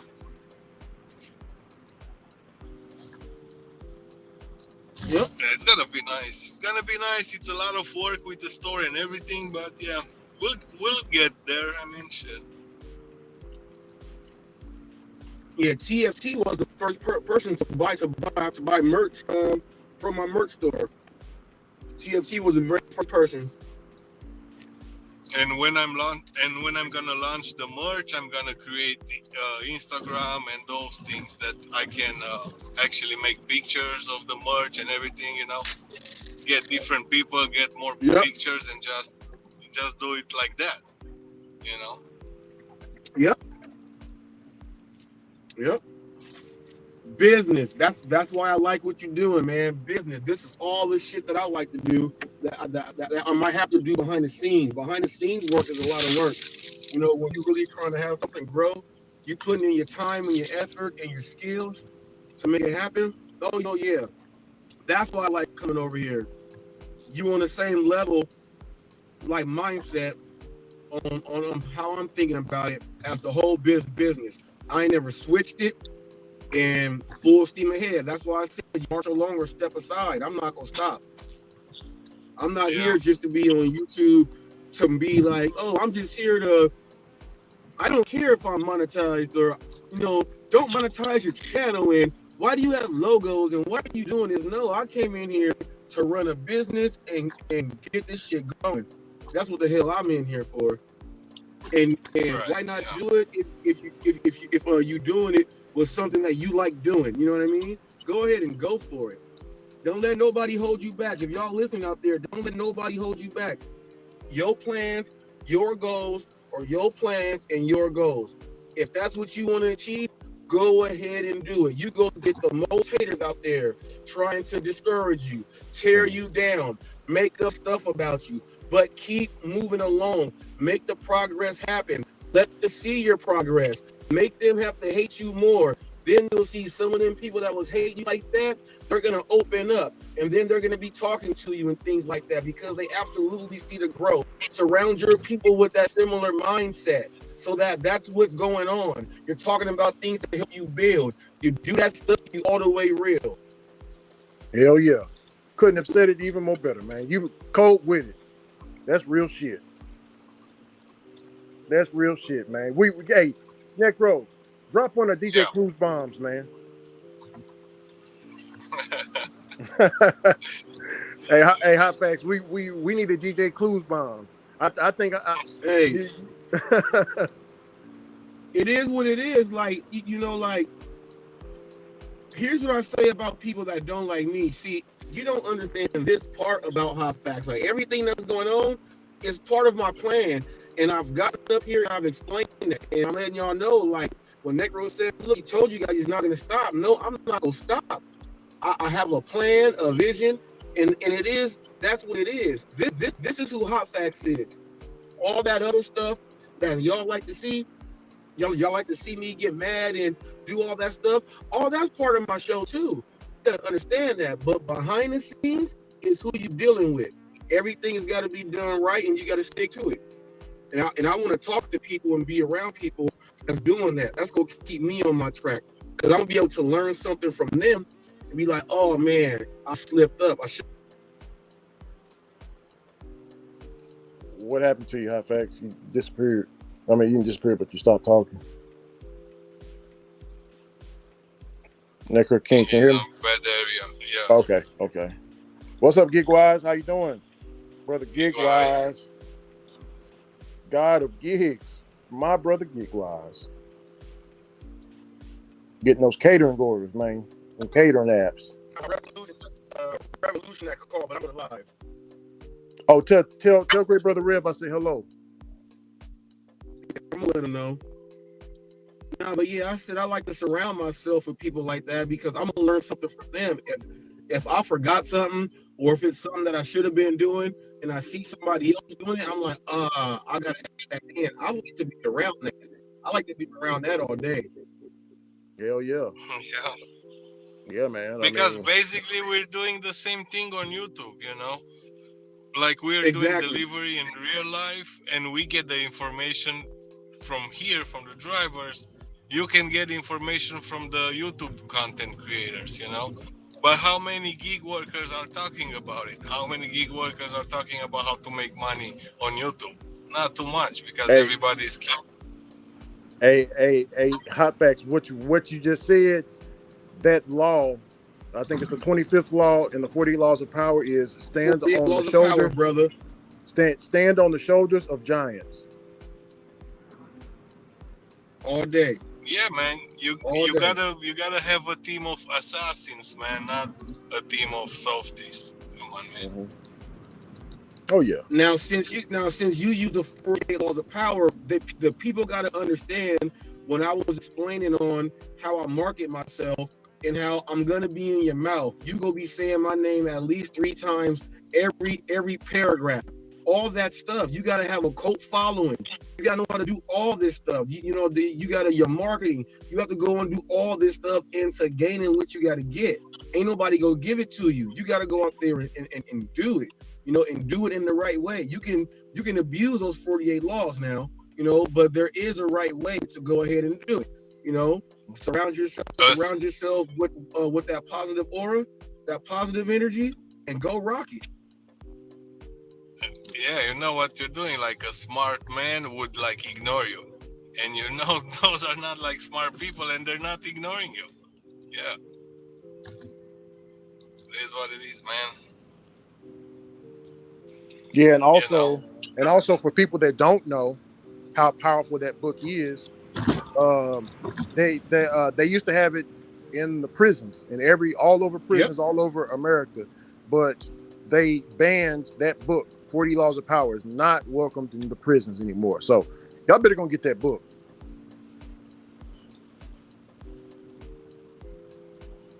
The Art of War, all that stuff, man. The 50th Law, The Art of Seduction. Man.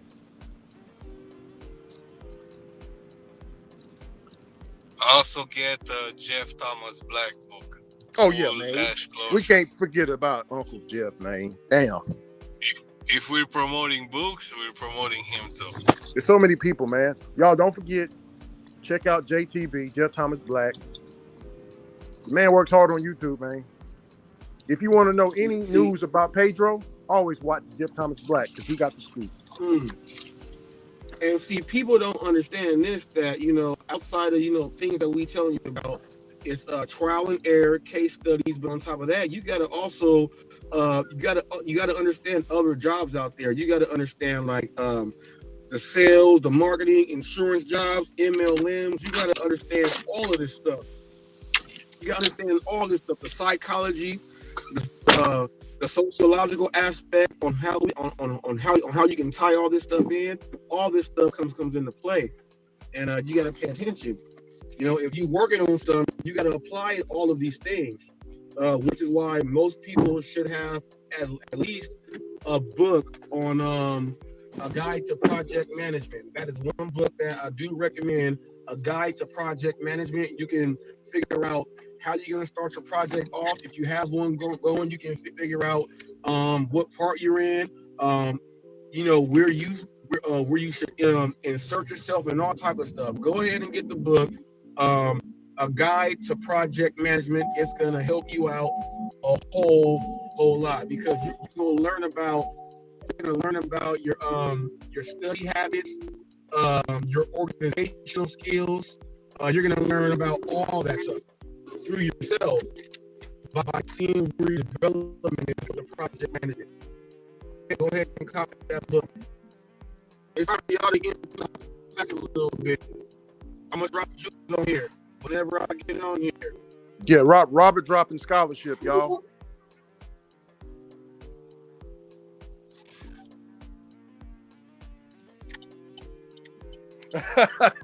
Pedro said,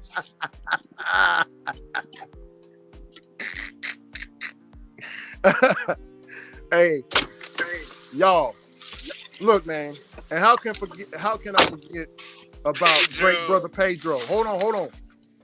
Y'all gonna check out Pedro. Good guy. He got the long hair, but he be taking care. He be doing what you're supposed to be doing, but sometimes he be fucking up, and he ain't scared to show his fuck ups. He let y'all see him. So y'all going to check out Pedro. Very relatable guy. Y'all check him out. And Jeff Thomas Black, check him out too. If y'all want to keep it, if y'all want some extra Pedro, check out Jeff Thomas Black, because he's always reporting on him 8 hours a day. He said, Brother Ricky, that was a wild take. Blessings to brother Pedro. Pedro in his house already. But yeah, man. Am I missing any other channels? Oh, Matt. Maybe I need to make a list, Necro. I need to make a list. I'm gonna make a list and call them out. Call out all the channels. Make a list. Fuck it. Give all the channel shout outs. Yeah, make a list for all the channels that are worth it to be shout out. All the channels that are worth it. What, man, Necro, what do you mean by that now?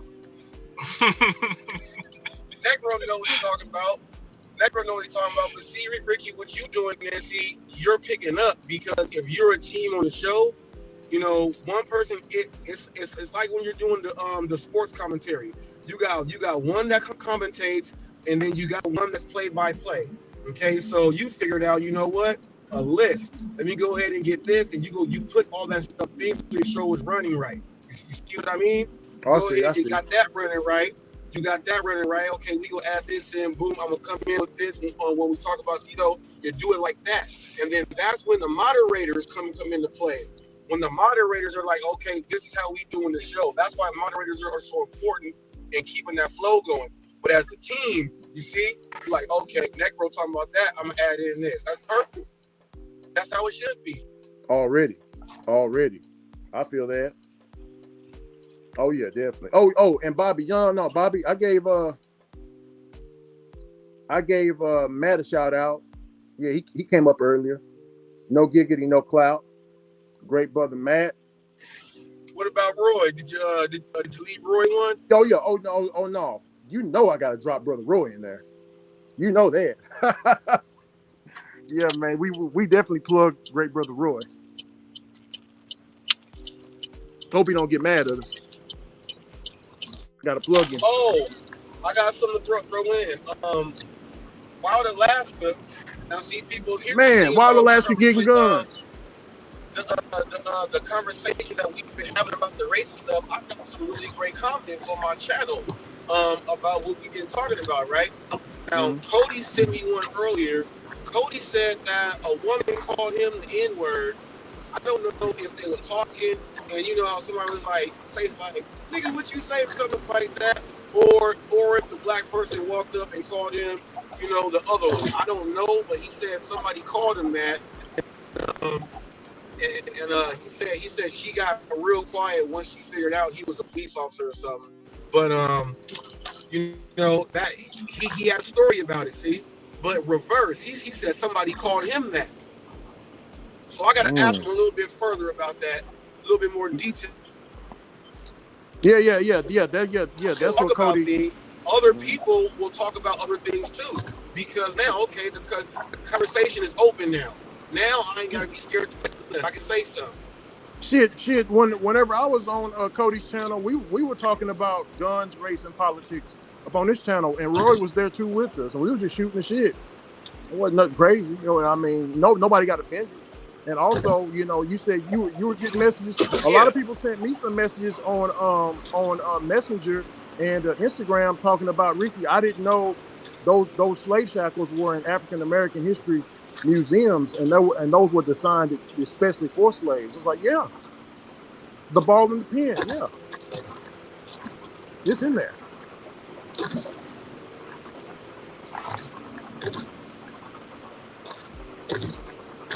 It ain't me making it up.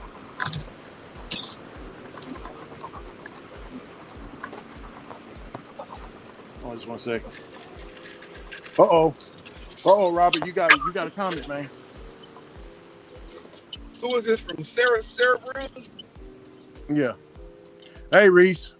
About you can read it, Robert, if you can. I don't want you reading it while you're driving. I can read it for you if you want. Oh no, it says, hey Reese, what about digging into what it say, the cash advance nonsense? Yeah, running wild. Says having what? Let me see. Says what? Says haven't seen anyone dig into the terms of 7% to 10% organization fee, 50% backhand fee. Seems like information to know. Yeah, look, Jeff Thomas Black, he already asked me yesterday, was I gonna give some information and cover it. I am. I'm waiting because everything that he is putting out every day, he is like putting a big ass tidal wave on them tsunami. I'm waiting for somebody, spokesperson, somebody, to go out there and give a statement that they're going with, so I can just go in and have two sides instead of one. I don't want it to be a one-sided story and covered. You know what I mean? I'm waiting on at least somebody, Pedro, Hannibal, Frosty the Snowman, whoever. I'm waiting on somebody to give a statement to counter the things that Jeff Black is putting out. I need Frosty a counter. The Snowman.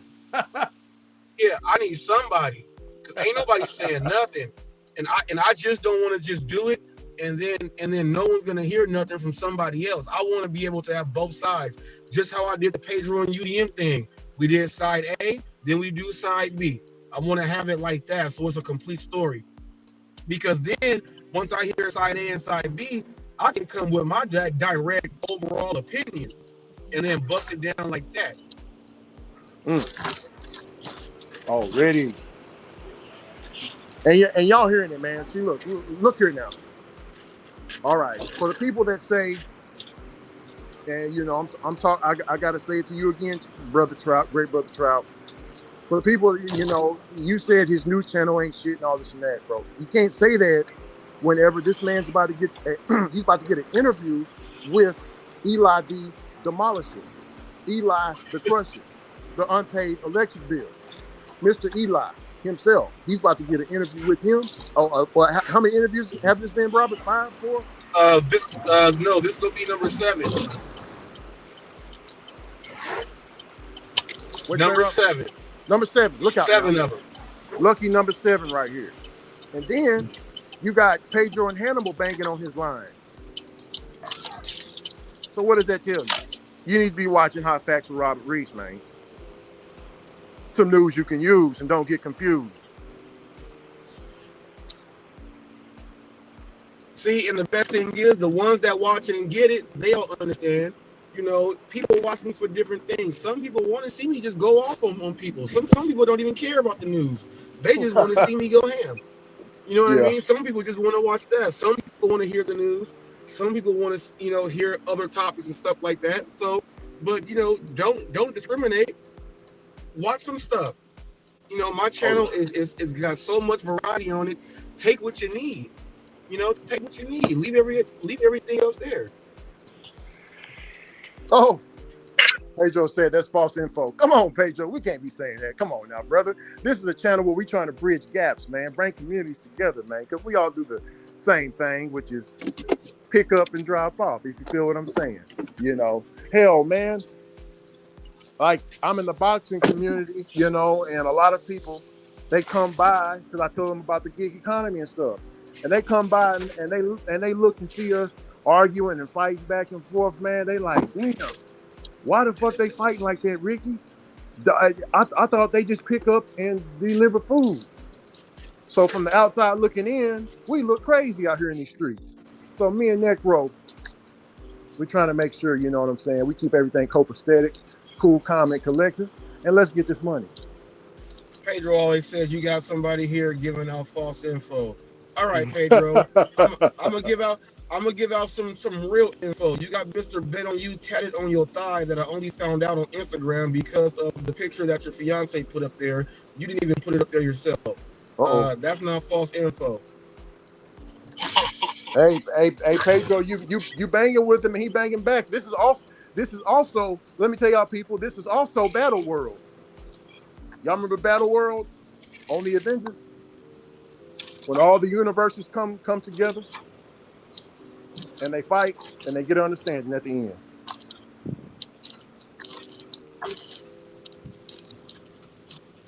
So this is neutral ground as well. So trust me, it said more false info. I already did a video about it. It's already up there. You already know.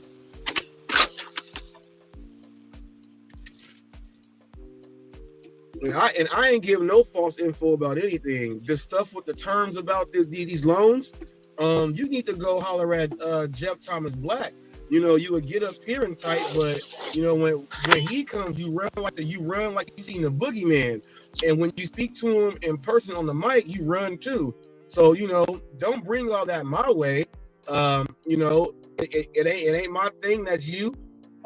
You are about to witness what Eli is about to do to the gig world. That's part of your doing too. You got a lot to pay attention to. Also, let's not forget, great brother Pedro. Who else you brung in? You brung in Hot Facts with Robert Reese, the man you talking to. I remember that because that's how I found him. So let's keep it all the way. 9.2K views on that interview. 9.2K views. I know my worth, Pedro, and it's not the Pedro and Hannibal channel. And why is your name first? Did y'all flip a coin?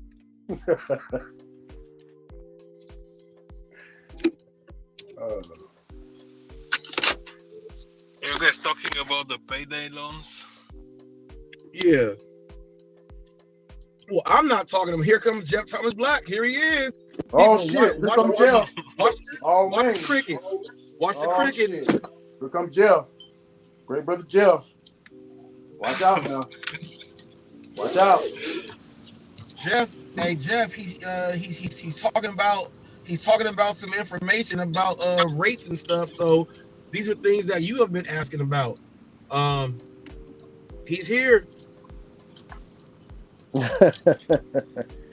Brother Jeff. Again, if y'all don't know, y'all gonna check out Great Brother Jeff's channel. You know. He said gloss over the fake news. Pedro, you are hilarious. You are.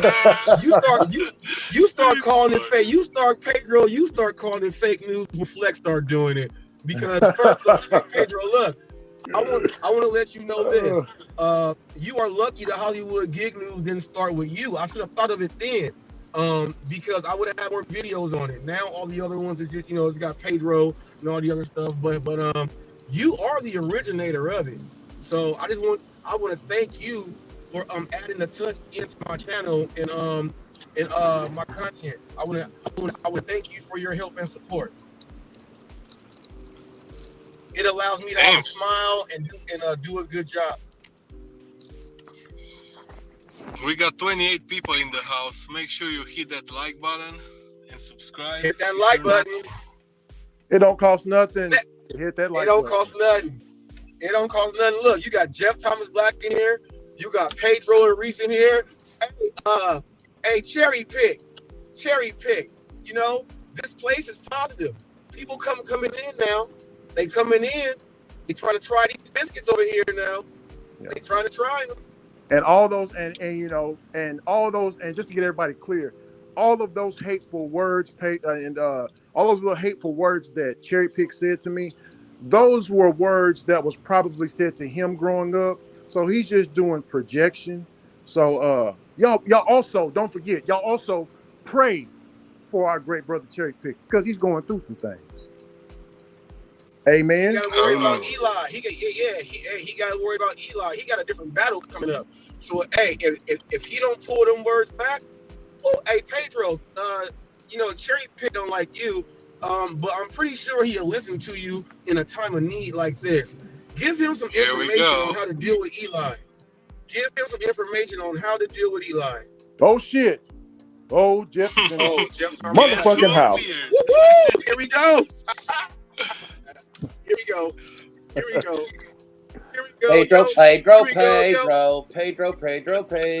little bitch, coward Pedro. Hey, little coward bitch Pedro, how you doing, boy? You and your little friend Hannah Balls get back from your special couples retreat in Cleveland, Missouri, Pedro?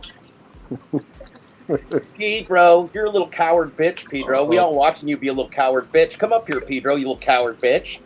Little Pedro, why don't you run away, Pedro? He's a tough guy in the chat till I get here, Pedro. Come on, Pedro. What do you want to do? What do you want to do, Pedro? You little bitch. Bang. You little wet rat bitch. You little lion wet rat, payday loan poverty pimp bitch, Pedro. Are you racist now, Pedro, too? Is that what you are? Are you racist now, too, Pedro? Jeff won't you up bridge the gap? Who would bridge the gap with you, you dipshit? You're like one of the worst people in the world. We sat there and listened. You don't know what a fucking fruit bowl or a piece of pineapple is, you dumb fuck. You're the dumbest individual I've ever seen and the crookedest and one of the meanest little pity-ass bullies. And you're the size of a little fucking wet rat. And then you got your little buddy Husticle in Cleveland doing your payday loan pimping with your M&M girls. How many of those M&M girls you make get a face tattoo, Pedro? You make any of those M&M girls get a face tattoo? You big motherfucker, you big tough guy. Come on, Pedro. Hey, you're the tough guy of the gig economy, Pedro. Come on, you called me a coward like 100 times in my chat. So why don't you come on the show and show me what a coward I am? Come on, Pedro. Your driver King got the comment, Jeff. He says there is no Cleveland, Missouri. Y'all funny. Oh, there actually is. It has like 500 and something people, and it's by the Kansas border. Pedro was just high as balls, because he always is. Because Pedro don't know what fucking state he's in, and he can't even edit a 1-minute video without it being dog shit. Hey, Pedro, you should be able to speak a sentence at a time without doing a jump cut. How come you suck so bad at your job? How come you suck so bad, such bad balls? Yeah, Pedro's a little bitch. He's a coward. He knows his career is over, too, which is why he's here. His career is nearly over. His scam's done. Little bitch outed himself. He and little Hannibal's talking about how much he hated it before he signed up and married him. That's pathetic shit, man. I do love me some Pedro. Yeah, Bobby. Since you came in, he ain't said nothing. No, he disappears. Pedro's a vapor. Pedro's called vaporware. It's vapor Pedro. Has someone clicked on that to see if that was the real Pedro? Because you know there's a troll out there with the same picture. I think that was the real bitch. He said y'all, so I'm guessing that was him because. Yeah, I think that was the real one. I think that was the real one. Let's see if I can tell. Go to channel. I can do it. The fake one. The fake one likes us, Robert. Yeah, the fake one does like us. No, that's the real one. This one has 69.1 subscribers, 1,000 subscribers. Right. That's the one. Noisy neighbor. It's the one that's the pink M&M. Reaction to my neighbor is tripping. What would you do? Oh, geez, being your neighbor would be a fucking nightmare, Peter. I bet you're the biggest bitch neighbor anybody's ever had. Oh my God. Man, that was the real Pedro I was talking to. Pedro, shame on you, man. Why didn't you say nothing about me not going to your show? No, you should have said something about it. I was crazy for saying what I said because a lot of people think that I'm crazy about what I said, but I broke down the numbers and everything. And obviously, if you didn't say nothing about it, I must have spoke the truth, and that's not fake news. Yeah, Pedro only has something to say, Robert, when he's half drunk, sitting with his Hannibal's, getting his testiculars washed. Then he's real brave. He needs friends. Pedro needs more friends. Because Pedro's a loser. Pedro's a stone cold loser. He said Pedro was gonna get a fleet of cars together. He was gonna do local business. Doordash sucks. The national stuff sucks. That was 2 years ago. Pedro's done none of it. He's Mr. Come on you, Mr. Spit on you. He's not Mr. Bet on you. He's Mr. Lose on you. You're Mr. Lose with Pedro. See, he ran away. The little bitch couldn't even make one comment after I got here. That's how much veracity this little poverty pimp Pedro. Little pink M&M poverty pimp Pedro. I know, I'm scary. I'm a scary motherfucker.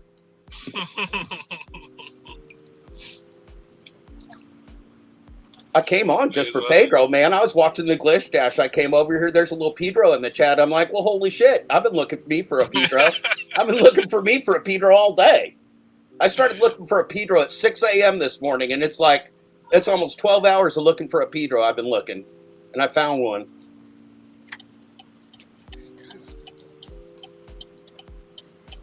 What's up, Xander? Y'all check out Xander. Great brother Xander. Yeah, right on. Hey, Ricky Knight, how's that? You guys take care of the critter problem? Cherry?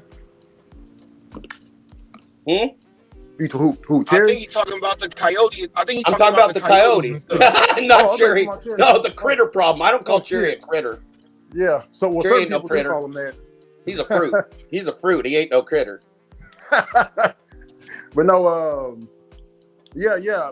I caught just 2 coyotes, and I spent the rest of my day actually just cutting and skinning frogs. Caught about a good 16 of them. Oh, wow. Yeah, cut and skinned the frogs, and helped the madame cook the frogs. Mm. Yeah, I was in Wills Point, Texas. So I don't know her, my friend. I've eaten almost everything. I've never eaten frog. Frog is good. Frog legs are bomb. Yes, sir. It's kind of like every time I get on, my wife say like she always look at it like it's so nasty because because you look at the leg, you know what I'm saying, little buffalo legs, you know what I'm saying. So she's like, nah, I'm not eating that, but I like the taste because it's a little bit different than chicken. Because when you bite the frog legs, like whatever fresh water tastes like you get that when you bite it. You know what I'm saying? You get the I don't know how to explain it. It's like chicken raised in water, kind of. Wow, well, that doesn't sound bad at all. That doesn't sound bad. Like with some good hot sauce, some hush puppies, some ketchup. Oh yeah. I mean, I've eaten like alligator, and I've eaten turtle, and I've eaten snails. I just never had frog. I've eaten snails. I've had snails, and I didn't think they were anything. I had them at a fancy fucking restaurant called Escargot. I didn't think they were nothing special for like $40 for a fucking plate of snails. I didn't know what escargot was, and I ate it. and I never ate a snail ever again. It was good when I ate it, but not when I found out what it was. Well, What does caviar taste like? Yeah, caviar. I've never had caviar. It tastes like it's real mild. Just like if it's real good, it's just real mild, and it's got like little fishy. It's like little crunchy balls. You know, it's got a texture and stuff. I've had it with lots of like Russian meals have a lot of that will give caviar and stuff when I'm traveling in Eastern Europe and or at a Russian restaurant in the U.S. You get a lot of good caviar. It's like on some crackers with a little bit of cheese or whatever. Yeah, I've had on sushi. That's like the little roe stuff.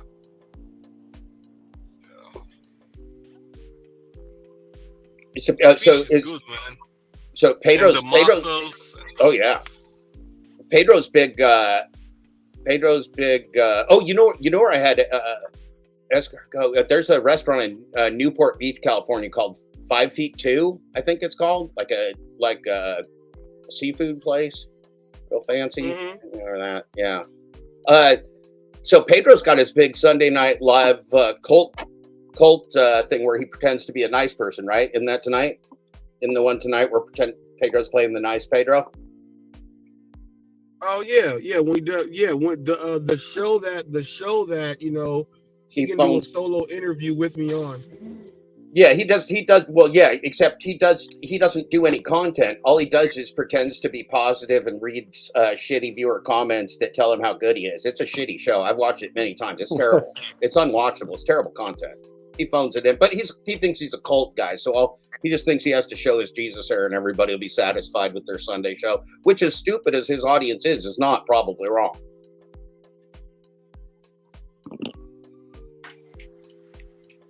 I bet you Hannibal's tells him it's real good, Pedro. That's a good show, Pedro.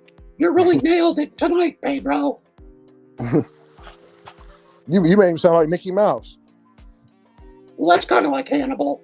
Hannibal goes, well, Pedro, I don't know. Maybe so.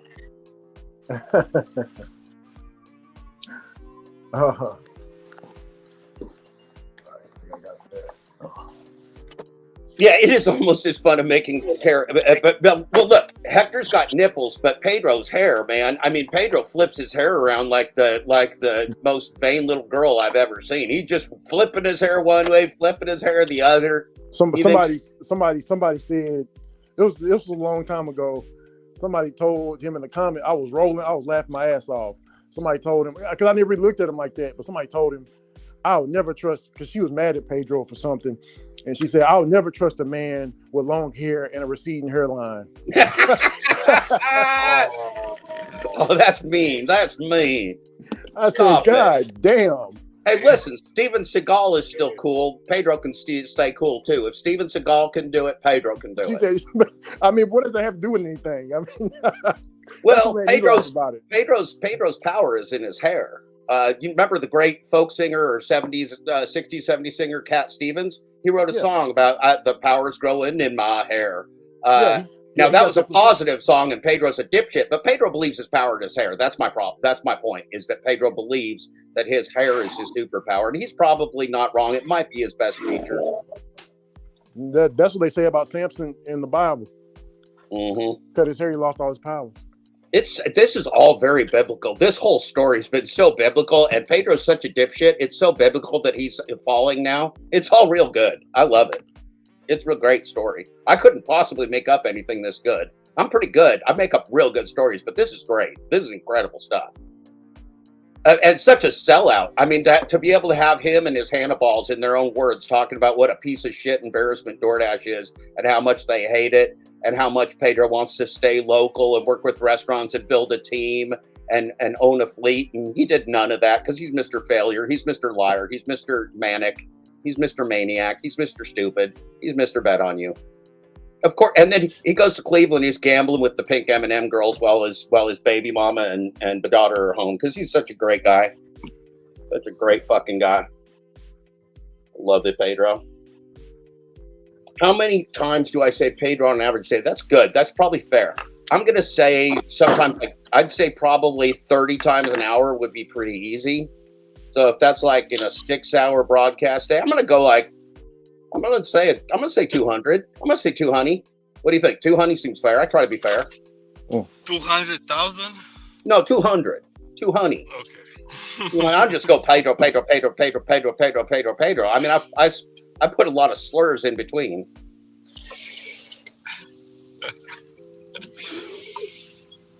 Hey, Hot Facts. You see that? You see that slick comment there? DMF. What did it say? Southern Gig. What's going on, Southern Gig? How you doing today, great brother? Hey, Southern Gig. Oh, Southern Gig, man. Oh, good evening, Hot Facts crew. Hey, Yeah. y'all funny with that, but look, I told you guys that at some point, like with my marketing, you guys are gonna say my name one way or another. You got Hot Facts crew. You got like that's a name of like my membership. So I told you guys what you go do. Hot Facts is right there. So look, I thank you for the pub. I thank you. The Hot Facts crew and my team. We are very, very cordial with this team over here. So it's one love. Thank you for the free advertising. It really sucks for the liars and the con men of the community when the community gets together, because their lies and cons don't work anymore, Robert. It's real sad. Pedro is retiring. Pedro's retiring from the gig space because he's a loser and he's got nothing left to say. He's just a con artist, and the con's over. We all know now. He's getting into payday loans because he's a little hoe, but that won't last long.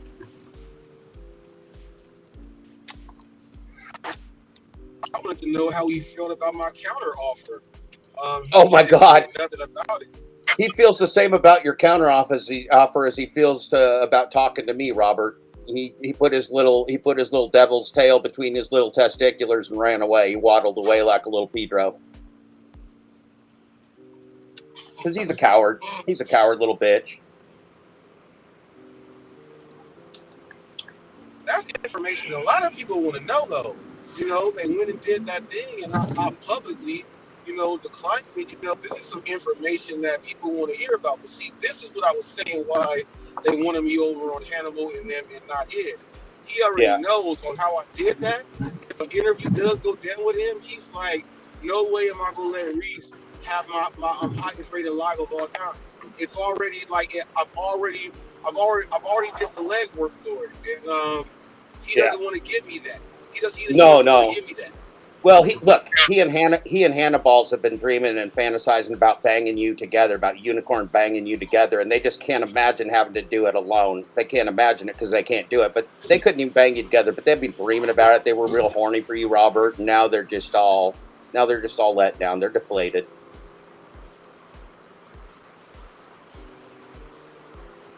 Yeah. Well, Pedro. Hannibal's was gonna. Oh, go ahead. Well, let me tell Pedro this. The longer Pedro, look, it's not even a bad thing. The longer you wait could make it even get more views. So just go ahead and think about it, Pedro. And also, if it happens, it's gonna have to be streamed on my channel also, so that we both eat. We're both monetized, and we got to go ahead and work together. You got to do it like how boxers get in there and they negotiate their contracts. My stipulations are very easy. One-on-one on Sunday. Let me stream it on my channel so I can get paid off of it too. Very easy. Let's go ahead and make that happen. Do it, Pedro. Do it. We all want to know who's the real Pedro. Who's the baby daddy? Who's the baby daddy Pedro? Are you a gambling addict? Are you a drug addict? Are you an alcoholic? Why is your content so shitty? Why are you so fucking stupid? We have so many questions. How much are they paying you to sell out your fellow humans with a payday loan scam to people that don't have fucking jobs, Pedro? How much did they give you to be a pink M&M, Pedro? How much did they give you to turn that poor Cleveland sucker into as big of a dipshit as you, Pedro?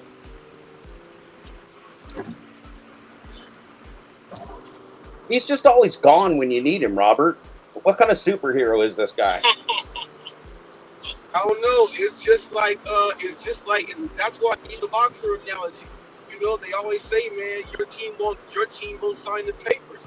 I'm like, hey, I'm up here. I'm asking you. Let's go ahead and let's make it. Man. I'm talking business. Forget all this other stuff. I'm talking about making money here on YouTube because this is the venue where it's gonna beat me at. Forget all of that. You know, this is business. Let's talk some business since you're the businessman. That's right. Think of what ratings Pedro would have if he had an interview with me. Think of what ratings he'd have an interview with you. He'd be relevant again instead of a laughing stock little bitch who hides every day. It's funny. It's funny. It's funny that Pedro's now in hiding. I like it. I think it's great. Maybe I'll name myself Mr. Bet on You, just like I stole Dad Dash. Maybe I'll just become Mr. Bet on You. I bet he doesn't have it copyrighted. I can just take it.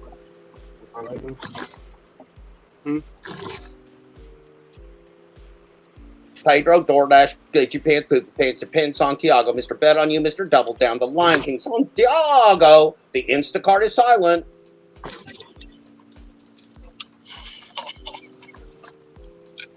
Are you gonna be now Mr. Bet on You, really? Yep, I'm gonna be Mr. Bet on You now. I'm gonna be Mr. Bet on You. No, I'm gonna be Mr. Come in You. I'm gonna be like Mr. Cleveland. I'm gonna be Mr. Come in You. I like it better. I'll be coming in you, Cleveland.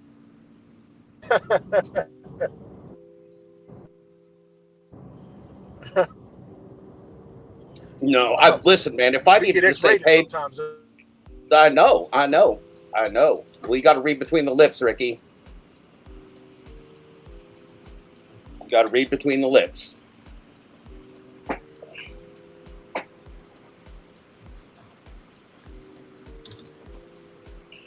Do you guys all see when Pedro forgets what a fruit salad is? He goes, I spent $1,000 on this, and then he holds up a piece of pineapple on a fork after going like, and then he looks at the piece of pineapple. And he goes, I thought that was and he holds it up. He goes, what do you call this thing? And he goes, fruit salad, but it's a piece of pineapple. Pedro's and he lost his wallet gambling with the M&M girls the night before. Gambling with the pink M&M girls and partying. He lost his wallet. I'm sure Madison probably don't mind that. She's like, it's okay, Pedro. You were just out drinking and carousing and gambling with the pink M&M girls, especially that one girl sitting right behind you, smiling like she got some kind of thing vibrating in her pants all day. I'm sure it was fine, Pedro. You had a great time. I was home with the kids. Home with the kids, Pedro. I bet he's a dickbag partner. Just a dickbag. He's obviously abusive. He's into S&M. Right, Pedro? It's true. It's all true. He don't deny any of it. He says it. In fact, that's where I get it, because I watch his show all the time. Well, I don't anymore, but I used to. Now I know who he is. But now I just can psychologically analyze him. I do it on the show just because he's so vapid, so crooked, so corrupt, so stupid, so drugged out, so out of his mind. Remember when you made that short, like, oh, I'm going to pick you up from the airport. Oh, I'm going to have dinner with you, Pedro. Whatever. I was about to invite you to my house. I was, yeah. I was going to, before he turned into a psycho, I was like, I'll have you out, Pedro. And, yeah. Oh, that would be fun. That would be fun. We'd have a good time. Are you gonna make up with Dad Dash? I am Dad Dash. Dad Dash. I'm the one and only Dad Dash. There's some guy called the Rational Bitch Lover or something, or the Rational Bitch Boy. I don't know what it's called, but I don't know. It doesn't really matter. That thing's gone. I'm Dad Dash. That's the important part. Whatever other detritus is out there, like asking for slutty catfish and stuff, nobody fucking cares. I'm Dad Dash. That proves my point. My point has been proved. That piece of garbage is out there. Nobody's ever going to watch it or pay attention to it. The Jaded Driver. What's up, man? Jaded Driver. Yeah, the JTB and Pedro weekly podcast. Now, see, that would get ratings. It would be fireworks. Pedro's not smart, because that would be a good show. That'd be a good show. Be a fucking good show, man. That would be real fun. Pedro and I just fight like cats and dogs every day for an hour. That would be brilliant. We should do it. He can be Mr. Bet on You, and I'll be Dad Dash, and we'll just go at it, cage match every fucking day. I'm into it. I'll do it. I'll sign up. Let's do a 7-day debate. A 7-day 1 hour, 7 hours in a row, Pedro. 7 1 hours, 7 days in a row. We'll do it. The Jeff and Pedro podcast. It'll be a test run.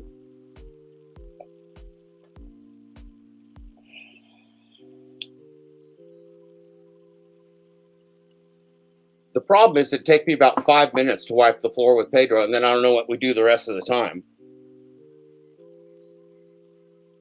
We'd have nothing to do.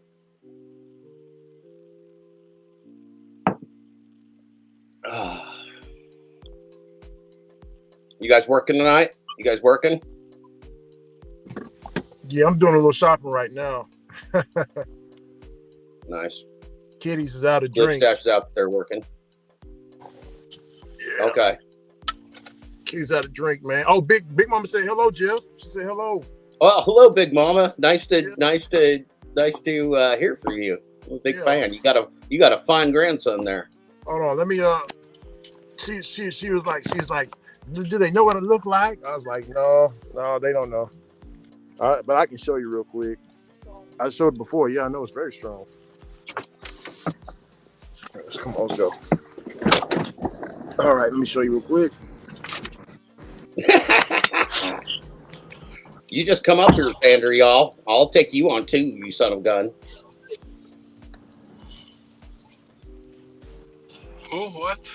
Oh, Xander, y'all says more like two girls bitch slapping one another. And I said, dude, how dare you? How dare you, sir? I'll be right behind you.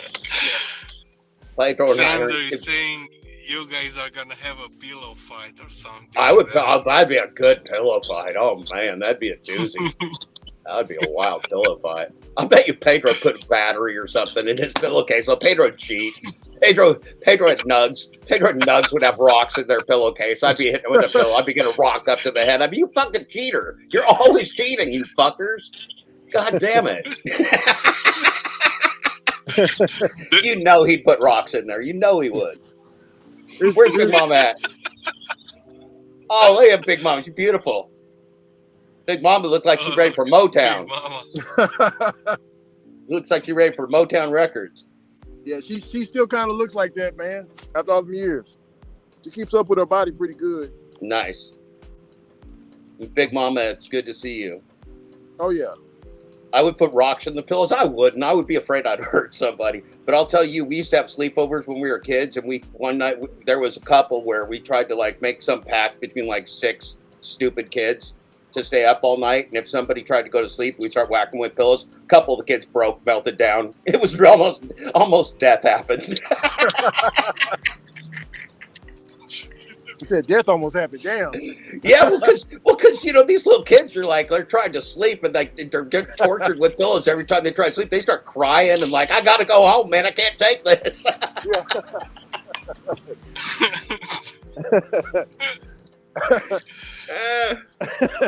I'm just a little Pedro. Yeah, but she watches everything. She was asking about cherry pick. She said, why is that elderly man cursing so strong at you like that, Ricky? I said, ma'am, Big Mama, I don't know, but you know how I raised you and taught you. Just let him talk. Just let him talk, and everything gonna be all right. Tell that man we're gonna pray for him. I said, yes, ma'am. Yeah. Well, that is true. That is true. It's real easy to dislike Pedro because he never shows any humorous side. He's just an egotistical dipshit, right? I mean, Cherry shows us multiple sides. He's a multi-dimensional person and character. There's parts of Cherry I really enjoy. And so it's I can't just like hate Cherry because and Cherry's also done some real good things for the community. He's not some Cherry and Michael are not some evil person. Do they always do things I agree with? Absolutely fucking not. Like there's a lot of things I really disagree with. But I don't see Cherry out here stealing from anybody either. And I see people like the Pedros of the world who are out here conning people in poverty, and I want to grab them by their Jesus hair. So it's all very complex. People are multifaceted. And some people are not multifaceted; they're just psychopaths. Man. Sorry, I got to pause it. It's a lot of music in this Walmart, man. No worries.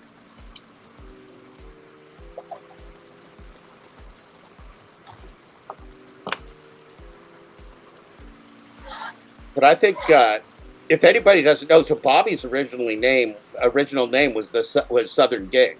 So I assume somebody's teasing Bobby. How you doing, Jaded Driver? You doing good? One of Bobby's trolls. One of Bobby's trolls, yeah.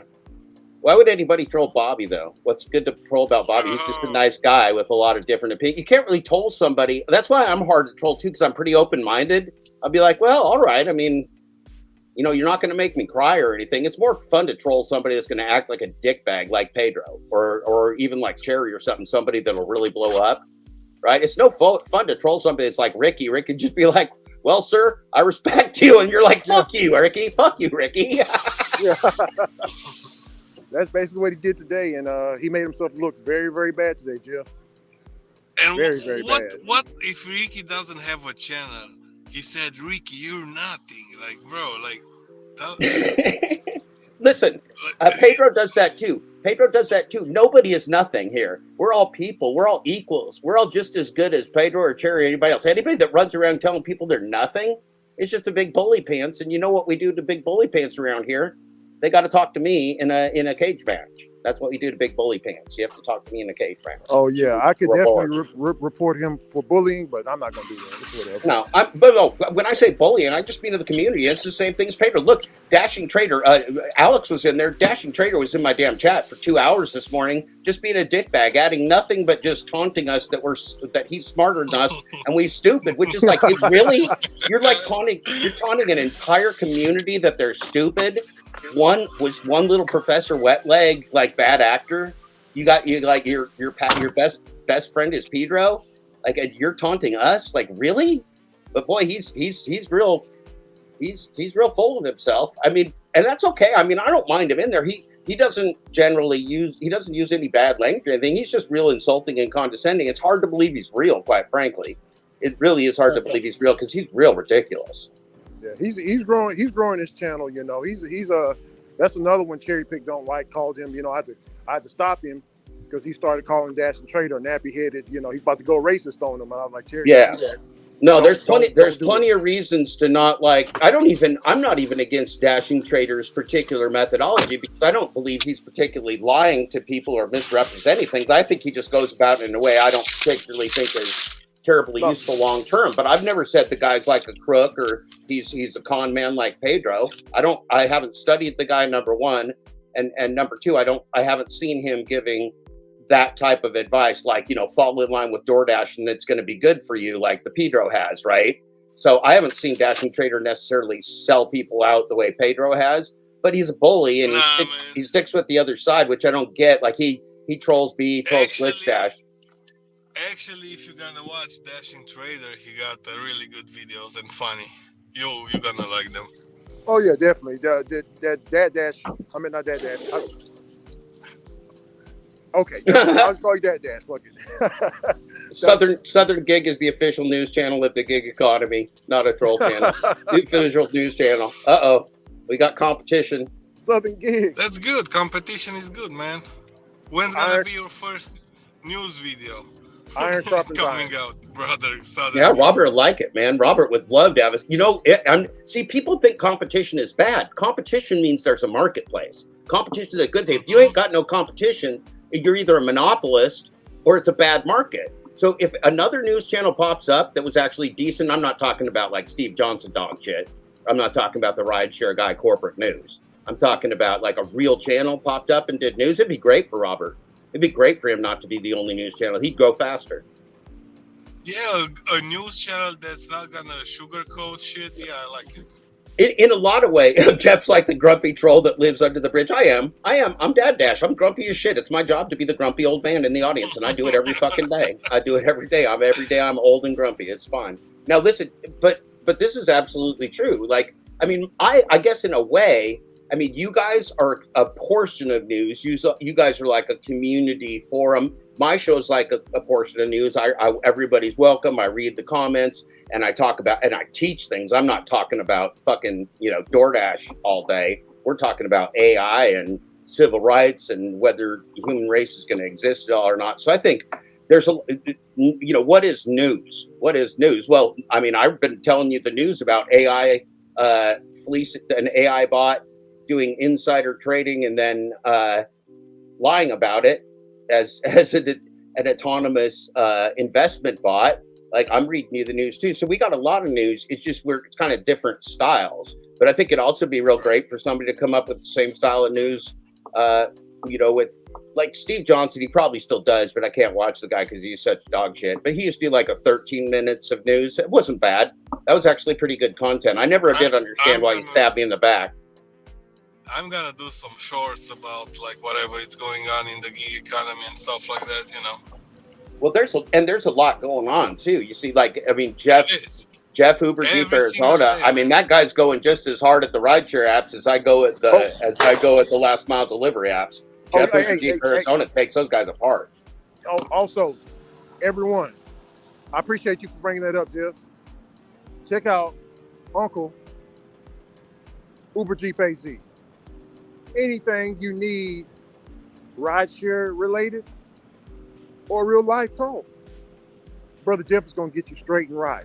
Or if you need to fix your own car, if you got some car repairs and you're afraid to do it, check him out. Already. Y'all going to check out Brother Uber Jeep AZ. Always dropping knowledge and good game.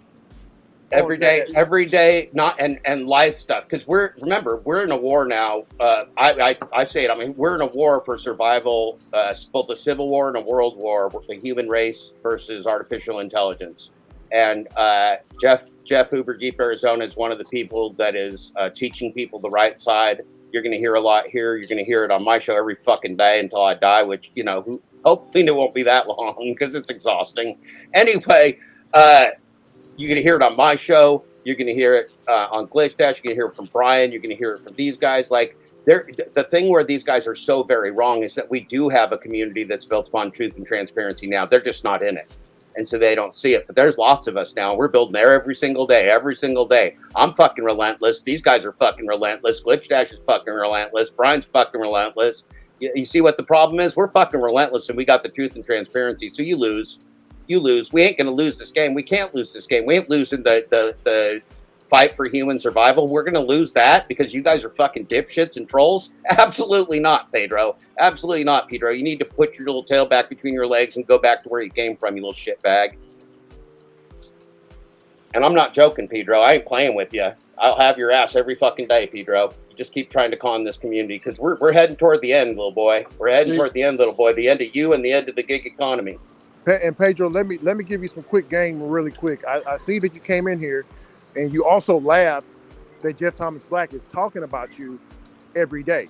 Don't you know that that's very dangerous? You got to read the 48 Laws of Power.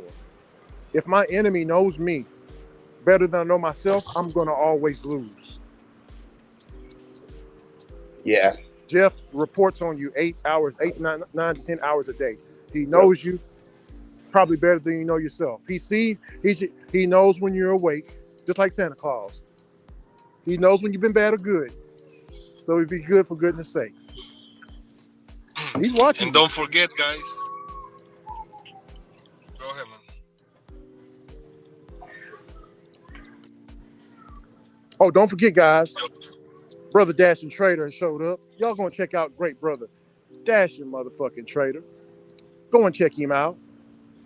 And also check. He got great news. Hold on. He got great news you can use, and it won't confuse. Dash and Trader's the man with the plan. Y'all gonna check him out, man. Make sure you guys gonna check out Tommy Season. That's our guy. Tommy's been here for like a long time with us. Yeah. Oh my God, Sam Lee is coming. Oh, brother Sam. How you doing today? What's going on, Sam? Chilling, going to LA. Got a roadie going to LA. Gonna do Hungry Panda. Roadie was a bit slow today, but again, yeah. Still got pretty good orders. Hey, Sam. What's up, Bud Soda? Bud Soda loves Eli. What's going on? What's going down? Serbius, come on, man. Come on, man. You can't be saying those type of things without no proof now. What's up, Trader? What does fraudulent account mean? You mean just a condom account, a sock account? I don't know what a fraudulent account is. I didn't know it was fraudulent. I know many people that use different accounts. I mean, well, yeah, that's what I'm saying. I mean, having a sock account's not fraud. It's just a sock. I mean, yeah, it's just a sock account. Yeah, it's just a sock account. That's what I'm trying to figure out. What does he mean? I think we might be misusing terms here. Fraud's something different. Now, I mean, you could use a sock account to commit fraud, but like having a sock account alone doesn't constitute anything.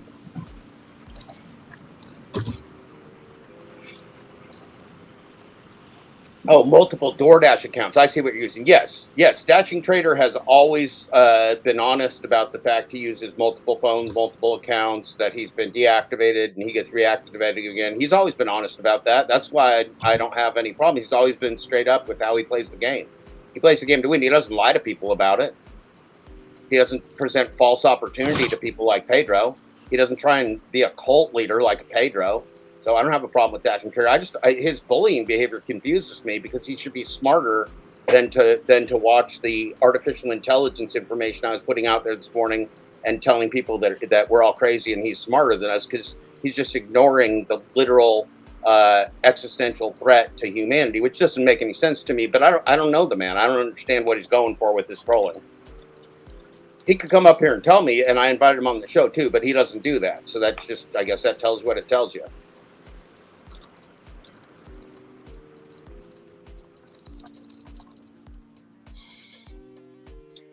Yeah, the reason Dad Dash and Pedro are so important is that those two guys came out and lied. They said, I'm not a writer, don't have a book. Dad Dash lied about our communications over a year-long period, stabbed me in the back and lied about me. Pedro's been gaslighting and lying about me for a year and a half, including repeatedly calling me out on his show by name over and over and over and over again. I've had hundreds of messages trying to compel me to go on his show. Don't pretend that I'm Pedro's troll just because now I'm whooping his ass every day. Because he deserves the ass whooping, and he's going to get it for the rest of his existence on here, which won't be that long. Pedro brought this shit on himself. Don't feel sorry for a Pedro. He brought this shit on himself 100%.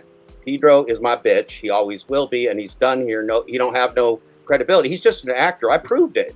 The man says the shit in his own words. You don't going to believe his own words? Come on now. Don't be stupid out here. Don't be fucking stupid cult members. We don't have time for that. You don't have time for it. Trust me.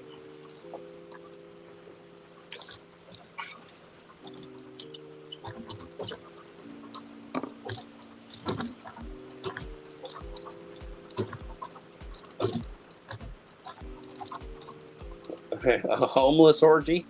A homeless unicorn orgy? Or just like a regular homeless orgy? Trader is coming. So what's that shit you was talking? No, what's your problem, man? Oh, I just don't like you. I don't like you either, but what's your problem? Why do you look at Fight for Humanity and laugh at it? What's up, Necro? What's up, Ricky? What's up, Sam? What's going on? Play a part. Hey, wait, somebody got an echo. Is it yeah, me? It's Trader. All right, let's fix that. What don't you like about me, Trader?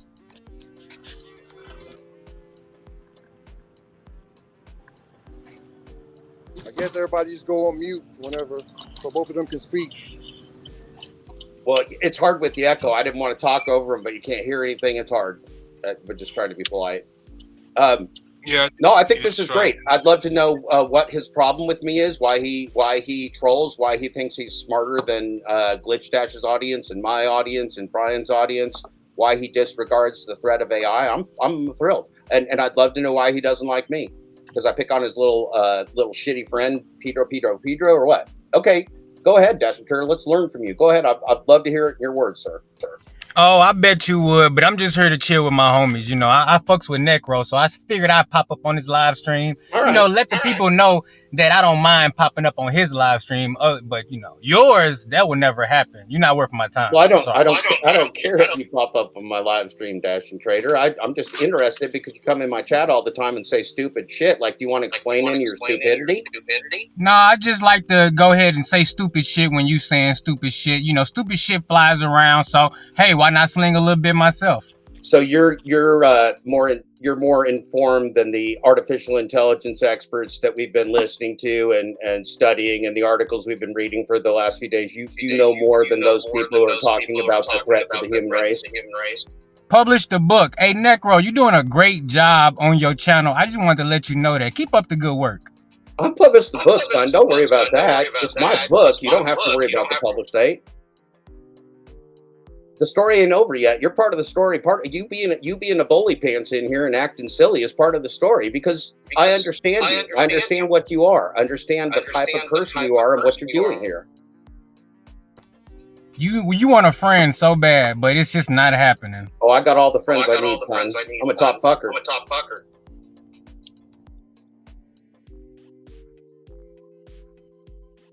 Yo, I just wanted to leave y'all this little message. Is that Bobby? What's up, Bobby? FBI, open up!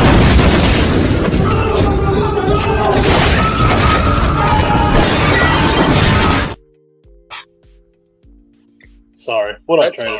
Is that the Doordash gig economy, please? Is that the Doordash gig economy, please?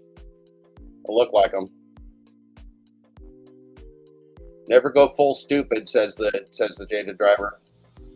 Yeah, that I was just leaving that message because I was just wondering when the FBI was coming, since I was promised like months ago that was going to happen. Well, I mean, look, people. Steve Johnson, Rideshare Rodeo, back in June, said that there was a federal RICO investigation from the FTC. That's from Steve Johnson, Rideshare Rodeo, who's pretty connected to the lobbyists and the companies. He's a real connected scuzzbag. Anyway, he said the FTC was doing a RICO organization. That's him, not me. That was back in June. And then there's obviously been multiple rumors of the FBI being involved, which I certainly wouldn't doubt. This is fairly large. Well, not fairly large. This is a global organized criminal financial scheme. So there's going to be lots of people involved, but this will take a long time. But when Doordash falls, just like FTX or Enron or Bernie Madoff, just like those other scam, when Doordash falls, this will come out. But you can't rush these things. Some of these things take years. Okay. I mean, look, Steve Johnson, Rideshare Rodeo, is the guy to ask. He's the guy that said that David Pickerel got visited by federal agents showing FTC ID and saying there's a federal organized crime investigation. That's Steve Johnson, Rideshare Rodeo, not me. So you can't laugh at me. I'm just telling you what the man said on a podcast. We have a question for you on the panel. If you'd like. And also, I don't work for law enforcement. I'm a civil rights guy. I don't work with law enforcement, so I don't know how they work. Okay, there's a question for you. Would you like to answer that? Sure. What is it, Bobby? What did Bobby do? Does Jeff Thomas Black give pink eye to deers in his backyard? That's what the question. Oh no, I live in the city. I don't have any deer. But I would consider it if the opportunity arose. Okay. Oh, Trader. Yo, where's sorry. Trader? I don't know if you heard me say hello to you, but you had a really bad echo. So yeah, he's having problems. It's not him. It's Bobby. It's probably God. It's probably God giving him the message to stop being a liar, to stop living in sin, to stop telling lies. That's my guess. I thought you said Trader was honest. You just said that. He is. He's just trolling and saying that the facts that we're presenting in my show, from world-class experts in AI and everything, he's like, you guys are stupid. This is stupid. You're all a bunch of idiots. Like he trolls real substantive multi-hour information with dipshittery, and I'm just asking him why. And he doesn't like me, which is fine, because I don't like him particularly either, because he's always acting like a dickbag. But I'm just wondering what's his problem with me? Why doesn't he like me? What's his issue? Why does he act so stupid in the face of real information? He didn't answer any of those things, so I don't know. I mean, look, I'll answer anybody's questions. So when the cowards like Pedro and Dash and Trader just pretend they don't want to talk because they get their ass beat by me, we see it for what it's for. Well, I would just like to point out that Trader doesn't do any of that kind of stuff to us. He's very kind to us. So. Well, why would he be a dipshit about artificial intelligence and the fight for human survival? That's not me saying it. That's world-class experts that are talking to us about the future of humanity. Why would he do that? I don't know. Well, there you go. There he is. There you go. There you go. Well, answer the question, man. I'm here listening. No, I don't answer your questions. That's what you fail to realize. It's very simple. I just don't like you. It's not many people in this world that I just automatically know I don't like, but you're one of them. That makes me feel so. You are one of them. That's the best answer you can give me. That's the best answer you can give me. So it's completely It's very simple. I just don't like you, and it's other people that I don't like, but they don't talk shit all day long. So I figured, hey, already. No, let me finish. Let me finish, please. Let me finish with my response, please. I want to finish so you can hear it loud and clear. You know, if I don't like you, but you just stay to yourself, that's one thing. But when you come out every day and want to just talk shit, act like you big and bad, I have no problem putting you right back in your place. That's what it is. I hope you heard that. That's the only time I'm gonna tell you. You're gonna pee yourself again, Dash Wet Leg? Oh, what a tough guy. You're gonna visit me on the nicer trials. There you go. Another internet tough guy. Dashing trader. He can't talk, but he can pretend to threaten people. You should go punch some cars, Dashing trader. Maybe you can punch some automobiles. Maybe you can throw some groceries around. You boys are good at that. You can't fight real men with your words. You can't think. You can't talk. But you can just go punch groceries around, hang up on people, and be a prick. Yeah, Dashing Wet Leg. I know who you are. I know what you do. I've been watching your bullshit for a long time, son. You're barking up the wrong tree. You're barking up the wrong tree. There you go, Robert Reese. You got yourself another story. Is Dashing Trader threatening JTB online? Did he just physically threaten JTB? It sounded like he did. What's going on with Dashing Trader? Is he a psychopath like the Pedro, or is he going to be visiting a nature trail in my area sometime in 2024 like the Pedro? You clown-ass bullshit motherfucker. You clown-ass little bitch. You clown-ass bitch. You threaten me on the line? You threaten me? Come on here and tell me exactly what you're going to do, you little bitch. Come on. Show me. Come on and tell me exactly what you're going to do. I think Pedro got replaced with Dashing Trader for the morning.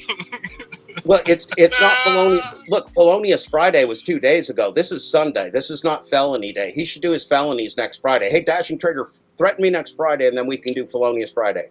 Then we'll do it on Friday. Friday is Trader's favorite day. Monday always sucks. Tuesday always sucks. Kids, man. You're acting like kids, bro. Me and Trader? No, yeah. I'm talking like a normal person, and this guy goes, I just don't like you, so I won't talk to you. That guy's acting like a 2-year-old. No, I'm not going to talk to you. I'm not talking to you because I don't like you. Okay, Dashing Trader. I just want to make it clear, at no point did I hear a trader threaten you. Let's just. Oh, yes, he did. Play it back. I'm not going to tell you won't be going. All he said was, "I don't want to talk to you," and blah blah blah, and that's okay. Well, I heard him being threatening. I think he's trying to be a tough guy, but that's fine. That's fine. I don't care either way. It's fine. If you wouldn't talk over him, yeah, you could hear him. Oh, well, he comes up here to tell me he's not going to actually talk about any issues. He don't like me, so that's why he's trolling me in my show every day. What if I came on here and trolled you every day because I said I don't like you? You just block me. So why shouldn't I block him if all he's going to be is a dipshit? You see what he just told you guys? He's being a dickbag. He's not here to contribute to my show. I have a 6-hour show, and he comes, trolls the whole thing, and I'm the meanie guy. Is that right? Because he doesn't want to answer questions? He's a pussy. You're a pussy, boy. You see what a pussy you are? Dashing Wet Leg. You a pussy, boy. You're a pussy. Just a terrible, stinky pussy.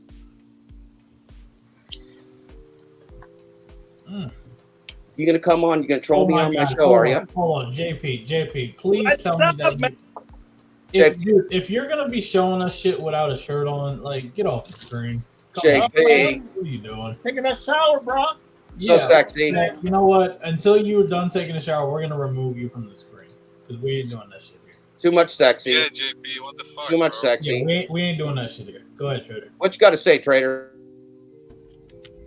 I just want to say that you sound like Mermaid Man from SpongeBob. Like, you had good intentions at one point, but now you're just a crazy man with dementia that needs to be in a home getting taken care of. Is that why you troll my channel for 6 hours? Is that why you troll my channel for 6 hours and then can't speak like a man? I told you very clearly. I just don't like you. And you want to talk stuff all day. Are you going to keep trolling with stupidity because you don't like me like a child? If I hear you talking shit, you damn right. Well, you should listen to my show every day. You'll enjoy it. Well, I actually have, things to do, so I'll use my time sparingly. I'll make sure it hits you very hard, and I'll make sure you be very triggered and waste your time like you already doing. You're never gonna trigger See, me, son. it's You so don't got funny the when game. You people don't got the look, game, son. and I'm gonna address the rest of the panel. I find it so interesting that people want to sit up there and throw attacks all day long. They can attack people all day long, but the moment somebody start messing with them, now they want to cry pussy. You soft. It's all What good. do you got to say? What do you got to say other than you don't like me? Nobody cares that you don't like me. I don't care that you don't like me. What do you got to say, son? I mean, you wasted your whole day talking about me, so you obviously do care. You were in my show talking like a bitch. What do you want from me? I mean, your show is about talking shit, so I didn't see what the problem was. Well, then come on every day and I'll treat you like the bitch you are. No. You got to do the work on your own channel, sir. Do your own work. Well, and good. build your channel yourself. I won't miss you. I don't watch your stupid content. You just put your dog shit on with the Pedro. Oh, you just want me to stop trolling you? That what you want? You want me to stop trolling you? No, Too bad.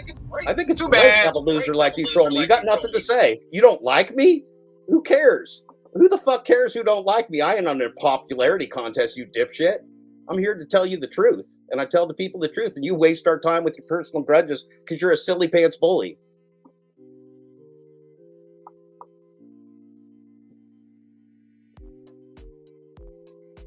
How could anybody that has nothing to say, if I said I don't like Dashing Trader and that's my reasoning, I would be acting like a stupid child. Yeah, Bobby, I just want to see your face, Bobby. Bobby's winning. How can you come on? How could you come on a show and pretend that you've got something to say and say nothing but I don't like you? Why would I care? We're not personal friends. I don't care who you like, you dipshit. Like, what do you got to say about business? What do you got to say about humanity? What do you have to say about artificial intelligence? What do you have to say about gig apps? What do you have to say about labor? Nothing. You're irrelevant. You guys you made yourself irrelevant, Dashing Trader, because you have nothing to say. That's your problem. You have nothing to say. You have no message for the people. Your message is you don't like me? Who do you think cares that you don't like me? My parents don't care that you don't like me. My kids don't care that you don't like me.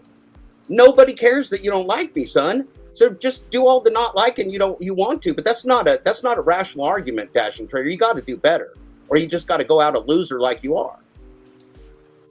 That's all I can tell you. I can't help you be anything that you're not. You got to open up your mouth and be a big boy if you want to be a big boy. But you don't want to be a big boy. You want to be a little troll because you've been bullied so long. You don't know how to talk something out anymore. Yeah, silence from the Dashing Trader. You got nothing to say. He don't like me though. He don't like me though. Oh no, he don't like me. I'm so sad. I was hoping every day. I woke up this morning. I'm like, I hope Dashing Trader likes me today. I sure hope today he likes me because man, I've been waiting for Dashing Trader to be my friend. Yeah, the gig economy cares. There's care about surviving. Yeah, you're cool. You go which Dash. You like a dick bag. Dick bag. You're just a dick bag, man. Come on up here. Stop being a coward. You decided you're as bad as like Flex. I'm not going to talk to people I don't want to talk to. Why would I give you a specific? I'm not giving you specifics. Just believe me. Just believe Dashing Trader. Crackhead Chewbacca. Yeah, that wouldn't be that bad. That wouldn't be that bad. I do crackhead Chewbacca. Believe me. You crackhead Chewbacca. We got double, Bobby. Who's laughing now? Emotional, damn it! Oh my. Wow. That's good. Oh, I see, Bobby. I see what Bobby's doing there in his corner. He's like having fun. That little bastard. Well, I'm having fun. The Pedro will be live with his cult of bots in 37 minutes. With his cult of bots and dumb shit. Bobby's getting fun. Especially now, but for Bobby's on a diet because the popcorn will be like great. You know, I didn't know. That's what it is, Bobby.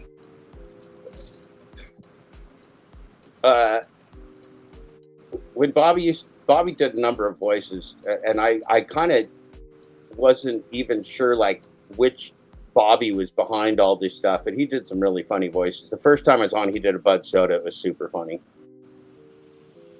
Oh yeah. What's up, YouTube? Perfect. What's up, YouTube? He always goes, What's up, YouTube? It's time for another vlog. Actually, hold on a second. Yeah, don't put butts on the screen. Shit, don't fucking. Bud Soda is a star, man. That's for sure. Everybody knows Bud Soda in this gig economy. You know, one thing, speaking of Bud Soda, one thing I was thinking about a lot is that there are a number of people, you know, Dash Your Life Hawaii, Bud Soda, a number of others, and you know, sometimes some of us that have worked real extended hours. As the gig economy corporate cabal entities and insurance companies and everything are all linking together, like how long do you think it's going to be till they go like, oh yeah, we're cutting your app off. Once you've been driving for, you know, 65 hours, we're cutting your app off. They're going to do it. They're not going to let people, once they get reportability, they're not going to let people drive 90 hours a week. There's no fucking way. Truck drivers can't do it. They're going to try and regulate us. Hold on, Jeff. We gotta have a word from another famous person on YouTube. Okay. What's up, YouTube? I know I'm a bit late. Oh man, time for another vlog. Dear, don't hit Bambi while we're watching, for fuck's sake. Make sure, guys, you gonna give a like and subscribe to Bud Soda. It's a good man. Subscribe to the Bud Soda.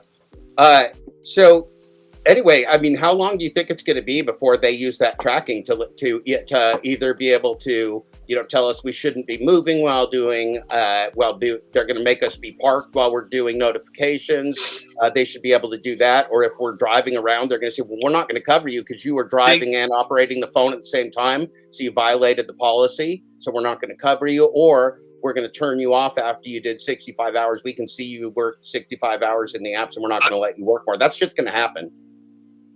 Do you want me to be honest with you? I don't think that thing is gonna happen because it's for their best interest to keep you work as much as you can. But they're having to play ball with regulators and they got plenty of slaves. They don't need people driving 65 hours. Yeah, I want to say this. After the government gets involved, yeah, you will have all the regulations. But until then...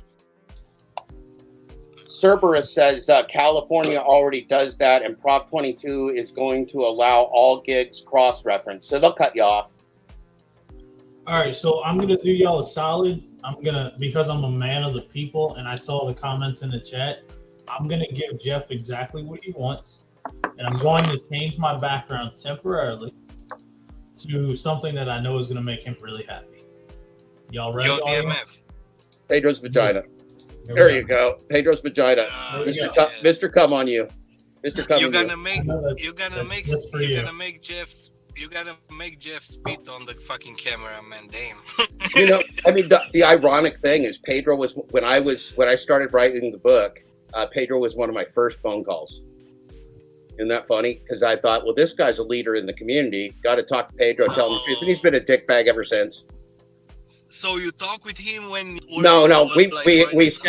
He said send us an email. I had my team contact him. He said send me an email, and we did. And we set up a conference call, and he never showed up on the conference call. And then there was a little bit back and forth. He big timed us. He ignored me. And then he knew where I was. I used to comment in his chat and stuff, and you know, keep updating him. And then he just got more and more tired of me. And then I said he needed to evolve on the Hide Your Hodeo podcast. I dare say he needed to evolve, and that his content was getting real stale. And boy, that just triggered him like crazy. And then he started telling people the book doesn't exist, and I'm a liar. And of course, then Glitchgate came, and then he got even more crazier, and he got demonetized, got more crazier. So Pedro's been gaslighting and lying about me. He had all his people contact. You got to go on Pedro's show. And I said, no, I'm not going to do it. And I told Pedro, look, we'll go on a neutral channel, or we can both broadcast at the same time, but I'm not going to go on your clown show and have you mute me and control the conversation. And he's a real dishonest debater. Like when he showed up on my show, he slips in these things like, well, when was the last time you beat your wife? And like, what day is it? You know, it's like, stop it, Pedro, you little fucker. I heard you keep trying to say, well, if you're crazy, I'm like, well, Pedro, you're the crazy one, but keep talking. So Pedro doesn't have real conversations, and I doubt. I mean, Robert Reese wouldn't go on with Pedro and Hannibal's And so, Robert wants to have a one-on-one on both channels with Pedro. He won't do it. Pedro would never man up for a one-on-one. Nor will Hannibal's. Not with Robert, not with me, not with anybody that will actually be tough on him. Pedro don't want a real wrestling match. Pedro's like all bullies. He just runs away as soon as somebody stands up to him. Because Pedro's really a little bitch. Yeah, I mean, to be honest with you, we didn't even have a conversation here because of Pedro. So yeah. Well, yeah, I mean, that's the thing. He comes in, it's like, daring people to say a bad thing about him so he can be all pissy. He doesn't interact with anybody because he's too good for all you. Always has been. He's better than everybody. He's above you. He says it on his videos. He said, I'm above you. I'm above you. I'll let you progress as a community, but you got to go through me. I'm Pedro. He says this shit for real, man. And then you don't know what a fruit salad is. That you don't know what state Cleveland's in. He's banging his own fingers like a crazy man. He had a little pineapple piece on his fork, and he was like, "What's this?"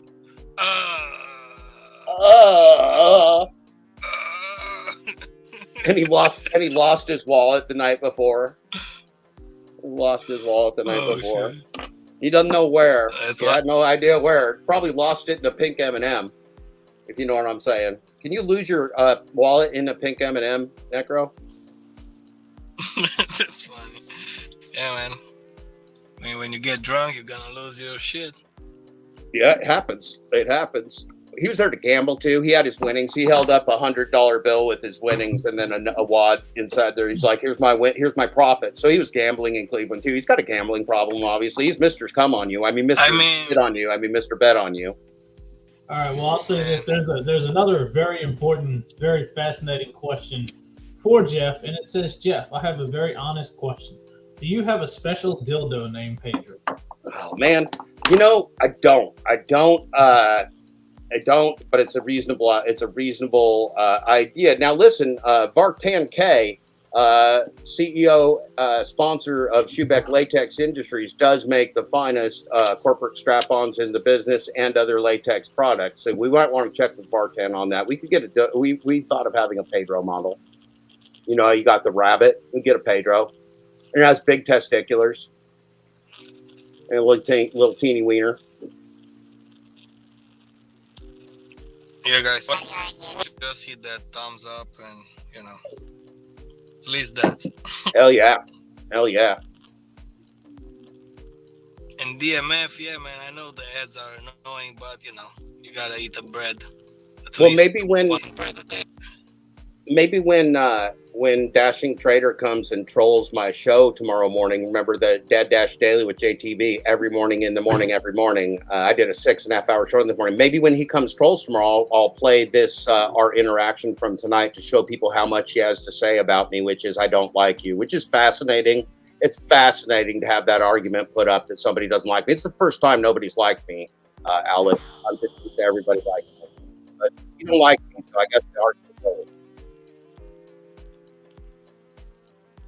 Oh, I got a robot voice.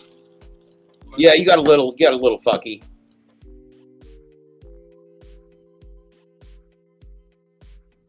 I do love the improv, J-Ro. Just all these characters cracks me up. I like talking to Nugs and Kayla. Mud fucking with Nugs and Kayla is the show they got on. This is Nugs. Hi, I'm Nugs.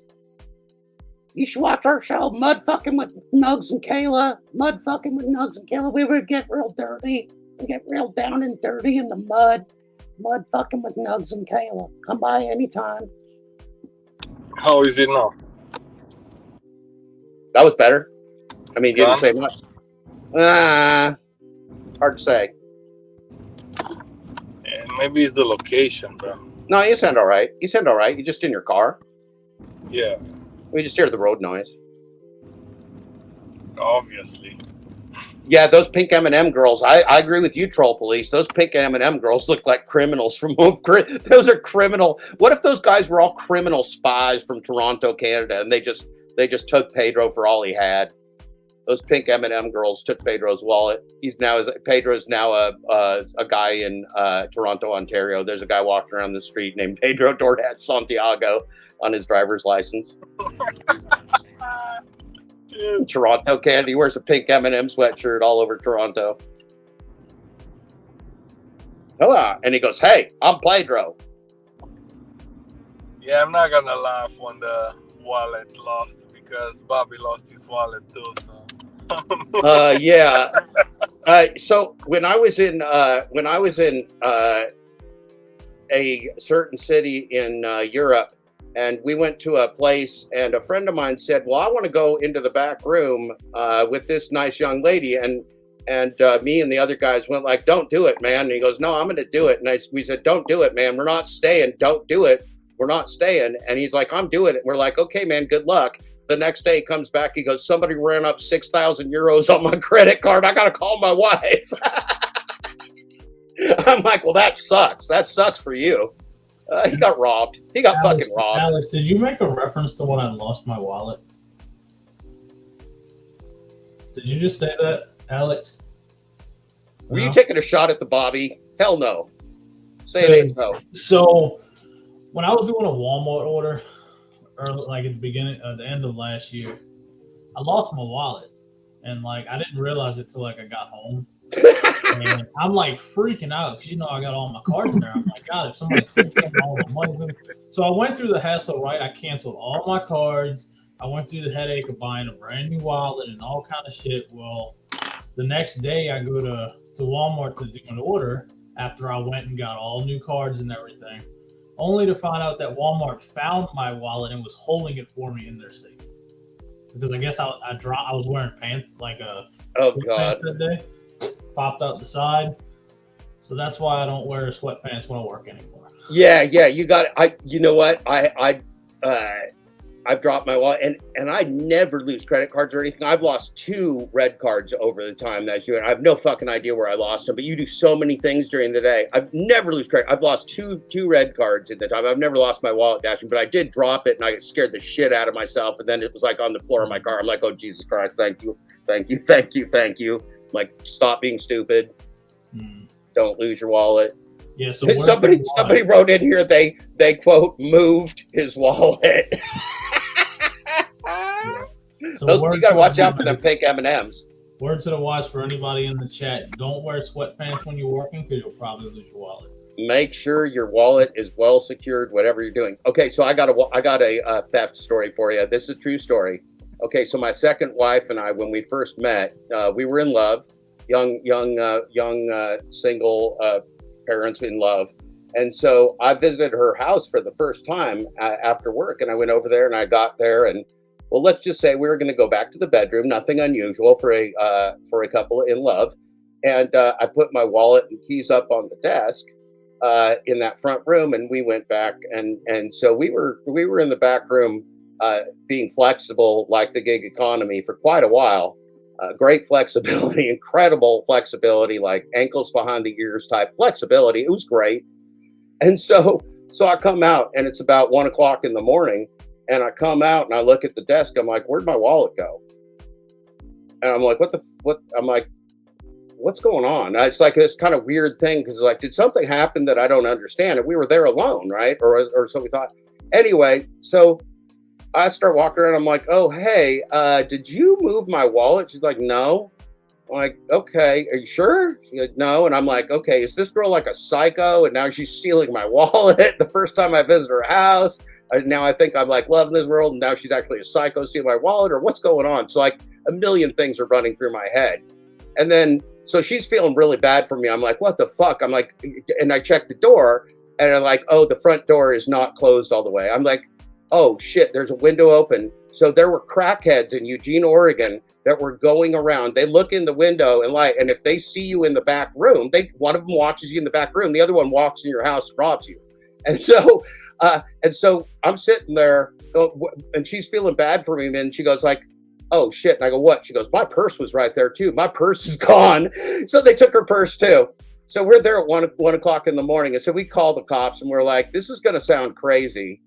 And so the cop comes, And the cop's like, no, they do this. One of them sits there and watches the back window, and we go like, well, if that guy was watching us, that guy got a really, really good porn show because we were dying. So basically, we figured out the thieves probably watched us fuck like rabbits for about 2 hours and then robbed us.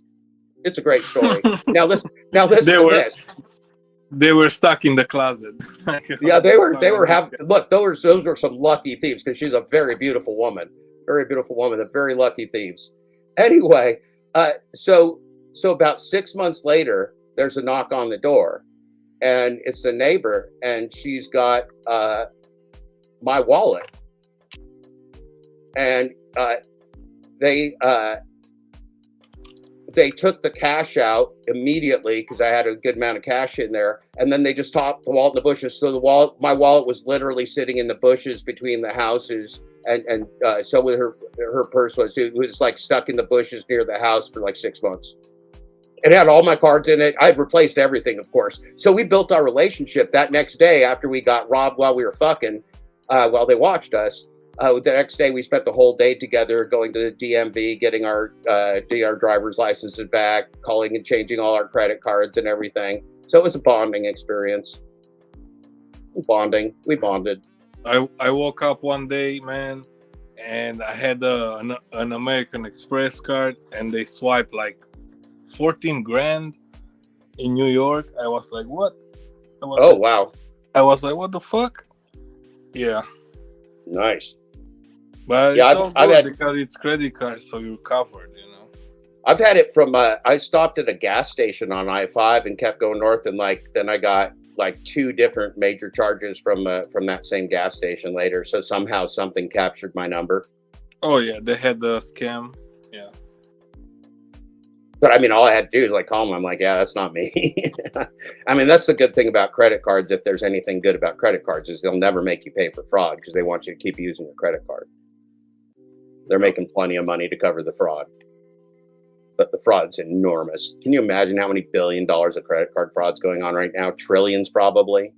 Oh yeah, I mean, it's less than it used to be honest. Because the police is more smarter now. Because at the beginning, they didn't know what the fuck they're doing, bro. They caught actually the biggest carder in the history, and that guy was working for them and trying to get more connections from them and stuff like that. So the police actually, it's not like the police, it's the fucking feds, bro. The feds, those are right. The feds. Like, the feds and the police is like different, you know. There's some real good like amateur troll hunters on the on YouTube too. I forget what one of the guys got a really good show. They get these world-class technology experts all together and like do this public service of taking down all these criminal call centers in India and everything, and they get them back and they take their money, they take their accounts, they take their data, they shut them down. It's fucking priceless. It's real good. And this guy also did like glitter bombs to people that were stealing porch packages and stuff. It's real funny. It's like Troll the Trolls or something like that. But he's got millions of viewers. This guy was big, like crazy. He had like, I forgot his name, and he got like really good channel, and he talks about it. And I'm gonna think about it. And bro, he told how it started, and the feds hired him to get more information from him, and he didn't stop working. He was keep doing the same shit. A lot of the feds are ex-criminals. In their office, bro, they were like supervising him, and without they will know that he was keep working with the. They did the same thing with that Frank Abagnale guy that did the Leonardo DiCaprio story, Run as Fast as You Can, or whatever that thing was called. Well, so that guy got hired by the FBI, Frank Abagnale, and he wrote a book about it. But he admitted he made most of that shit up. It's all a fake story. He's just a con man. So he wrote a great movie about being a con man, but most of that's made up too. He's like a multi-level con man. He's like a smart Pedro. Yeah, this guy's name is Brett Johnson. Yeah, catch me if you can. Mrs. Opant's got it. It's catch me if you can. It's a real good movie, but apparently he fucking made it up, which is real funny because the movie's about a con man, and so a con man made it up. It's hilarious. Bro, those guys had like a fake library. Fuck you, Mrs. No Pants says, well, damn, GTV just ruined the whole fucking movie for me. Shit. Well, the movie's 20 years old, honey. You're gonna just have to catch up with modern times. If I'm ruining the plot for you, you're gonna have to get over it. That's funny. You're hilarious. That's a good one. You mean Pedro's show, Necro? That's funny, bro. No, man, that's real life story, and this guy is really smart. I mean, smart in like criminal way, not the good way, but. Yeah. Well, one of my favorite movies ever is also a true story. We talked about it a couple nights ago. It's the Donnie Brasco. That's a real story. That's a true story about an undercover cop. That guy went undercover in the mob for multiple years. That's insane, man. It's unbelievable that it even happened, but it's a true story. It's crazy.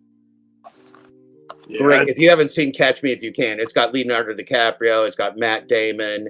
It's got Jack Nicholson. It's one of the best movies. One of the very best movies. Oh no, Johnny Depp. Johnny Depp is Donnie Brasco. Johnny Depp is Donnie Brasco, and he's amazing in it. Amazing. Have you seen the movie Italian Job? Yes, I did see it a long time ago, though. I remember just a little bit about it. Yeah, those were like thieves trying to steal the gold and stuff like that. Well, the one about Vegas with Ray Liotta and everybody. What's the Vegas one? Goodfellas. I mean, that was a freaking classic. Oh yeah, they had a lot of in Vegas. The Oceans. I love there's a TV series that they made out of Fargo, and each year has its own story. That was a great show. If you got like Hulu or whatever, wasn't it Hulu or is it Netflix? Maybe Netflix, whichever one. It was on like Fox Channel or something. If you get a chance to see the TV show of Fargo, it's damn good. And only one of the seasons is kind of about the movie story, but the other three are completely different. It's about the crimes in Minnesota, right? Only one of them. One of the seasons covers the same story as the movie, but in a little bit different way. And then the other three seasons are completely and totally different stories. Like one of them is set in the Midwest with the Midwest mob. One of them is about a black mob. I saw that. With Chris Rock is in it. Every season, great actor. Yeah. Kirsten Dunst is in it. Fantastic show. They're explaining how the mobs came here with the Italians and the Irish. Oh yeah. And the blacks trying to get New York getting the power. Yeah, it was crazy. I saw the series. I like the movie. Yeah. Catch Me If You Can was about the days of cash and checks and yeah, fraud. I mean, in the days of check fraud was real easy. Was Chris Rock playing in that movie? Chris Rock played in.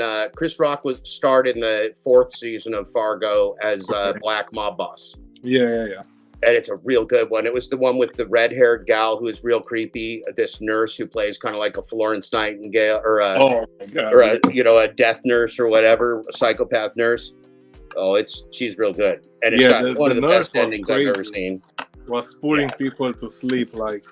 Yeah, but you know how because she was thinking she was doing for a good cause, man. You know how many there's been though? There's been a number of nurse serial killers that did that, and doctors. I saw last night on TV. Have you ever heard of the serial killer that was called the Zombie Hunter? No. So there was a serial killer called the Zombie Hunter, and he was this real weird guy. He had this old police car that like an old style police car, like in Brian's videos, that he gussied all up, and he dressed up like real flamboyant, some kind of like Granddaddy Purple, but like even like and stuff. And he called himself the Zombie Hunter. He used to go to all these parties. Everybody knew him, and he turned out to be this massive serial killer. He killed like 200 people or something. It was like in 91, I think, or something like that, or maybe it was 2001, but he's called the Zombie Hunter, and like everybody knew this guy, like everybody knew him, and nobody knew that he was the killer. This is the guy. So the way that they caught him was this. So they ran, it was the first time they ran some kind of a general DNA test, which is real creepy, on like the 21 and plus or whatever they call that, 21 and You or whatever the company's called. Anyway, so they ran that and they found out that the DNA was from the family of somebody named Miller. Don't fucking ask me how they knew that, but they knew. They allegedly found out that the DNA was reliably identified to the lineage of a family with the name Miller. So they went back and they found like 6 people in whatever city it was in. I'd have to let's see what the city was of the what's this guy's name? It was called the Zombie Hunter serial killer. Arizona. He was in Arizona. So they went back and there was only like 6 people. So this was 92 and 93. There was 6 people that had that last name and he was one of them.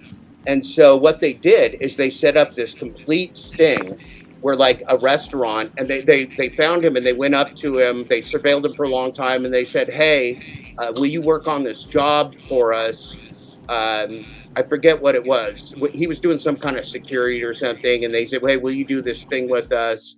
And let's have a meeting. So they invited him to lunch for a meeting. And basically everybody in the entire restaurant was a cop. And so he sits down at lunch, and as soon as he takes the glass of water, they pick up the glass of water, take it back to the kitchen. They run the DNA test. It's him. And so they catch this guy. In like 2019. He got the death penalty for murders in 1992 and 93 from his DNA. And he tried to get away with, his only defense was insanity, that he had multiple personality disorders or whatever. But the judge didn't buy it. He didn't have a jury trial. He just went with a judge trial, and they gave him the death penalty. So I think he's still alive. I think it was a guy who was in prison for something wrong, and he was like innocent. This was before the DNA testing and stuff like that. And because of him, they actually introduced the DNA testing, because before that was like fingerprints, shoes, blood, and stuff like that. So there's the link for people in the chat, Necro. If you want to bring it up, there's the link to the Zombie Hunter. It's super interesting, and to see this guy's picture. And the weirdest thing too is like, I mean, this guy's literally like running around taking pictures with guns in this creepy car. I mean, he totally looks like a serial killer. He looks like the most serial killer you've ever seen. It's crazy. And that website is real. It looks like misleadings.com shit. The trial started for Arizona's real-life serial killer and his victims. And so the trial started in 2015. These were cold cases. He killed 2 little girls, but then they found out he was responsible for a whole bunch of other stuff too. Yeah, man, I'm telling you, the DNA solved a lot of stuff, but I'm questioning myself, like all those innocent people before they introducing this, so they can, prove, this guy was a criminal. And the authorities, these poor beautiful little girls that he killed, is disgusting. And the authorities have a way of overstating the certainty of their evidence a lot of times too. They're not always catching serial killers. We all want the serial killers caught. We don't want people framed, and I think there's way too many people framed. Right. Everybody wants the serial killers caught. There's nobody that's pro serial killer, But it's a fascinating story to read about. It's one of the craziest ones I've ever heard, especially how they caught the guy and everything. It's just a wild story. And the fact that the guy was so public. Right? I mean, he was so public. This guy was everywhere. He's out taking photos with everybody. He takes photos with celebrities. They're serial killer. Bro, like they keep finding bodies here around the Chicago River, right? Oh God. There's a lot of homeless. Jeff, hey, how you doing, everyone? Jeff, what's the name of that guy that you're thanks for talking interrupting me, JP. His last name is Miller. He's called the Zombie Hunter, and his name is Brian Patrick Miller, and he's 46. I guess he was 46 in 2019.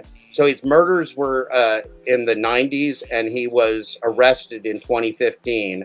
So after After like 22 years of cold case, he was arrested for the murders that he did, and then they found out that he was a serial killer too. But he had a massive police car, an old style police car with lights on top, and it was smeared with blood and everything. And he'd dress up in costumes, and it said "Zombie Damn. Hunter" on it.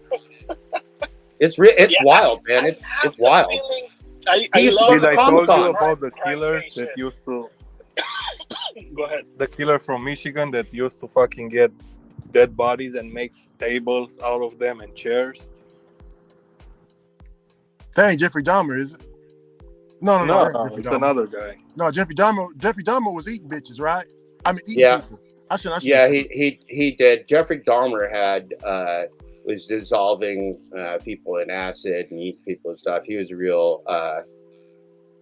There's different kind of animals, man. This is how I feel, you know. Well, do y'all think that? I remember they used to say, "Be careful who you sleep with." So, do you think it's in a person, not on them? Like they just got it in them from birth. I mean, how could you say somebody like this wasn't sick? I mean, that's not really possible, right? But I mean, that's not an excuse for being a psychopath. You don't let psychopaths off because they're sick. Fucking in Dexter, he was thinking he's doing a good thing, but actually he was killing people, you know. And I love that show. I loved like the first 2 seasons of the show, but it's so gory. I couldn't keep watching. I just couldn't take it, man. It was too much for me. Dexter is the shit, man. Dexter is the best. Oh, it's a great show. I'm just a pussy. I'll tell you what's gory. Mortal Kombat. Yeah, the other day I was actually going through Google Maps and I saw in Miami the house where Dexter in the series was living, and it's a famous place now. Cerberus says the beauty queen killer lived across the canal from us. He was a real nice guy. Yeah, they say John Wayne Gacy was a clown at children's birthday parties, man. He was a children's clown. Damn. He's a scary fucking clown. If you look up a picture of John Wayne Gacy, you'll see what a scary fucking clown looks like. Look at Joker, man. Do you think those guys are getting inspired from Joker? Oh yeah, the USSR. They used to say that the USSR had no serial killers because they covered it up, but that wasn't true. They had serial killers too that were real fucking bad. They had some real bad ones. But that was the propaganda of the communists that they didn't have serial killers and America was sick with serial killers. But no, everybody's got them. Yeah, I don't know. I don't know about that name, but yeah. Back in the day, they used to fight a lot in the streets, so it was a lot of street fighting, and who had more battle on their fucking belt, it was like kind of the champion of the street, so nobody's messing with them. Jeff, I got another variable for you. I got another one. Okay. I just lost train of thought about it. Damn it. Oh, it just came to me. Thank you, Spirit. MK Ultra. Oh yeah. That's a lot of that's linked to where I'm from. A lot of that's linked to Eugene because Ken Kesey's from here, and all of that was done. All those people still live in Eugene, Oregon. I've met some of them. What I found crazy from all of this, like, okay, those people are killing other people, but those wars from, country to country, those guys are killing people too, so... Oh, yeah. Well, that's the thing, is that war is complete madness. War is just legalized murder. You think it's like somehow humane to go slaughter people just because you called it a war? It's not. It doesn't make it any better. They still die. They still die the same way. So those guys are killing like 3 people and they're like serial killer, but then those guys are killing like 30,000 people and nobody. Well, that's why they come back all fucked up too. Because if you're not insane and you're killing people, it's going to ruin your soul. It's a fact. Miss No Pants says Golden State Killer was a grandpa with neighbors that loved him. Guess you never really know someone sometimes, and that's true. But that's as a parent, you got to teach your kids like, look, giving your trust to somebody like you can trust mommy and daddy, but and your family. But like here's the boundaries for anybody. Even if it's somebody you love or that says they love you or that says you can trust them, here's the boundaries. Here's the things, because you have to think for yourself, right? It's real hard. That's one of the scary things as parents. Like, how do you teach your kid not to get molested by somebody who's an adult who could take advantage of them? That's a real hard thing. And as an adult, you know, I can tell you, it's like, yeah, my kid don't just spend the night at anybody's fucking house. That ain't happening, right? Like, my kids never went fucking anywhere I didn't know where they were. Yeah. Is that because I know exactly what kind of predators are out there, and some of them have kids themselves. There's a real famous one here in Oregon, a international organization called Mercy Corps. The founder was a terrible pedophile who not only raped his daughter, but her friends too. So just because somebody's out there telling you they're doing good work doesn't mean they're not a fucking scumbag. The person whose picture I took down and burned was the governor of the state of Oregon and the mayor of the city of Portland. And he raped a little girl. And he was clearly a sick, evil man. Did that for multiple years, and he did it with the government as well. So, you know, you don't know, but you got to keep your eyes open. That's why we got to deal with facts. It doesn't matter if Dashing Wet Leg doesn't like me or not. What are the facts? Am I a dangerous person, or am I here telling the truth? It doesn't matter if I don't like Pedro or not. Is he a dangerous person? Is he telling the truth? Is he honest? That's what matters. We're not here to like each other. I mean, it'd be nice. I like Alex because I know I'm getting to know Alex, but that's not mandatory. Yeah, you will never know a person, man. Like Tremaine said, you know, like he was working with this guy and he's been at his place, sitting on his couch, you know, meeting his wife and his kids. And then you see that happen, like, hey, listen, the people that enforce our laws in the United States called police have a higher rate of domestic abuse, a higher rate of drug abuse, and a higher rate of alcoholism, a higher rate of PTSD, and a higher rate of mental illness. How do you like that? And they're the ones that have the right to kill you. That's a little scary. yeah. See, I have a problem with that because of civil rights, not because I got a problem with laws. I got a problem with people enforcing them that aren't okay and don't follow them themselves. That's called hypocrisy. That's what Pedro and the Dashing Trader do. They're hypocrites. Even at the best of days, they're just hypocrites. And why should I tolerate that? Why should we pretend they're not? You don't like me? Seriously? You're going to come up here as a grown man and say the reason you're not going to talk to me is you don't fucking like me? That's the lamest thing I've ever heard, Alex. It's really fucking lame. That's pathetic, man. You got to do better. Anybody's got to do better than that. You don't like me?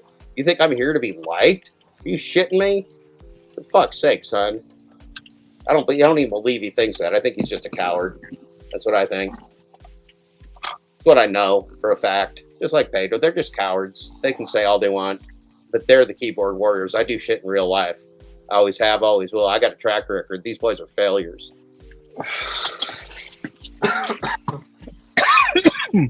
I got 55-year track record. What you got, Wet Leg? What you got, Pedro? I got a 55-year track record, son. What do you got?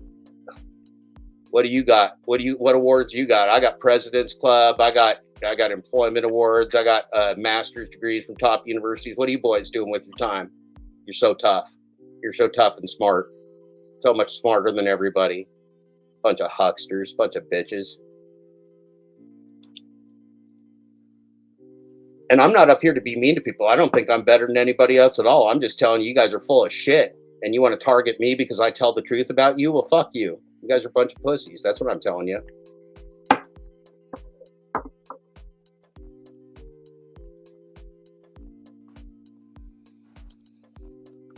What do you think of? Did you watch some of that AI stuff today? Isn't that mind-blowing, Necro? Like every time I watch that, I learn at the same time you guys do because I don't have time to watch all those videos alone all the time. So a lot of times I'm watching some of them the first time with you guys. That's mind-blowing stuff. That Eliezer Yudkowsky, that fucker's genius. Yeah, everything is new to me, you know, whatever he is saying. So, but that guy's smarter than hell, dude. That you want to you want to see a smart person? Listen to that guy talk and watch him think. If you want to see what a smart person looks like. Yeah, definitely he can answer at some questions. Like, yeah, dude, that guy's ridiculous. You know, he's in the field right there. You know, I can teach you on how to make money on Doordash on gig apps, but he's doing something else. That guy's a special human being, and he's got a lot of guts too. Because the people with money, they're not backing him. Just like the people with money don't back me either. People with money don't want to back people that tell the truth, man. They never do. I learned that a long time ago. I'm like, why does everybody not like me? I'm like, oh, because I tell the truth. I got it. Why does Station Trader not like me? Oh, because I tell the truth. That's why. Okay, I get it. It's fine. That's a good reason not to be liked, as far as I'm concerned. If you don't like me because I tell the truth, like, that's perfect. You bring that shit on yourself. I mean, I can't change the truth even if I want to, Alex. I mean, nor can they. So it's a little silly. A bit of a game to play. Yeah, people will always attack the truth, so gotta deal with it. This is such a short-term deal that we're on right now, too. This is going to be over before we know it. These guys think this shit's going to last forever. They're kidding themselves. Better make your next plan, Mr. Spit on You.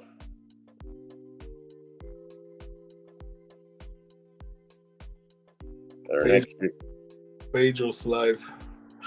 Yeah, Mary Poppins knows. They don't like me because I call out the bullshit. Fuck them. There's nothing else to do. Even if I wanted to make them happy, I'd just be making myself unhappy because I'd keep failing at trying to make them happy. They're not going to be my friends. They were never here. I tried to be their friend. You don't want to be my friend. Are you kidding me? I tried to be his friend. He gaslighted me. He got my phone number. He's never used it because he's a pussy. Real simple. How you doing, Mary Poppins? Good to see you.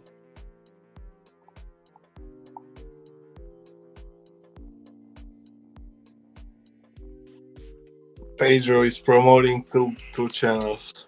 Hustle CLE and Geek 440. Well, Hustle CLE is now Hustle CLE is a pink M&M like Pedro. He's in the pink M&M boys. So Hustle CLE is a pink M&M boy now. He has his own affiliate link, Hustle CLE. So he's a full-class scum. He's a full-blown scumbag like Pedro. Pretty exciting. Those guys are from Cleveland. Nick, dirty apping like dickbags. Oh, look, Pedro looks like he works at a gas station tonight.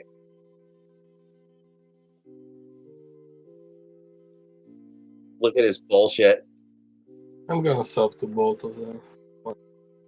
His bullshit cracks me up, man. He's so bad.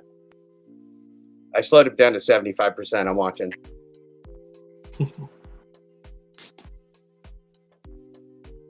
He woke up on Thursday, couldn't remember what fruit is. Where's my wallet, he says. It's in one of the pink M&Ms.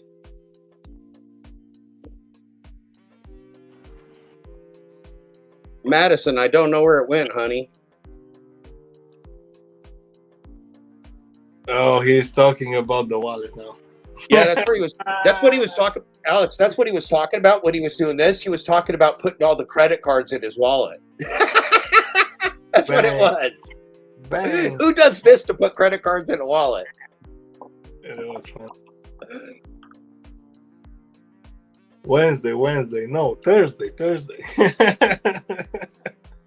What's this? What do you call this?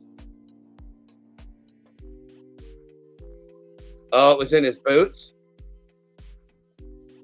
Did he hide it there? Did he hide it in his boot when somebody came to visit the room? The wallet in his boots. That's what he's going to say. It was in his boot. I bet you pink M&M put it there. Okay. Guess what he found in his boots? The Dasher Direct, the Moves card, and well, I'm glad he found his wallet in his boots. Of course, empty. Of course, it's empty right now because it's empty. Huh? It's kind of slim right now. And it's got a love note in it. It says, "Thank you, Pedro, for the wonderful time."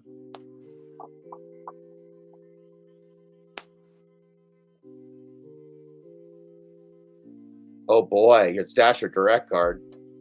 It's Moves card. Oh, what a shill this fucker is. Oh my God. Just show your beaver shot. Show your beaver shot, Pedro. Do you think he lost his wallet intentionally to have a story right now? To promote the fuck of the moves? Yeah, it was calculated. It's advertising. Oh shit, Jeff! I lost my wallet, bro. How? Where could it be? Where could it be, Jeff? No idea. Gotta find my wallet. I love and how expose myself. I love how he pretends to be a different guy on Sundays. He's a dickbag all week, and then he's Mr. Positive on Sunday night. Oh man, we had the good laugh today. That was Yeah. good. He's a silly boy. He is funny. He's definitely a goofy.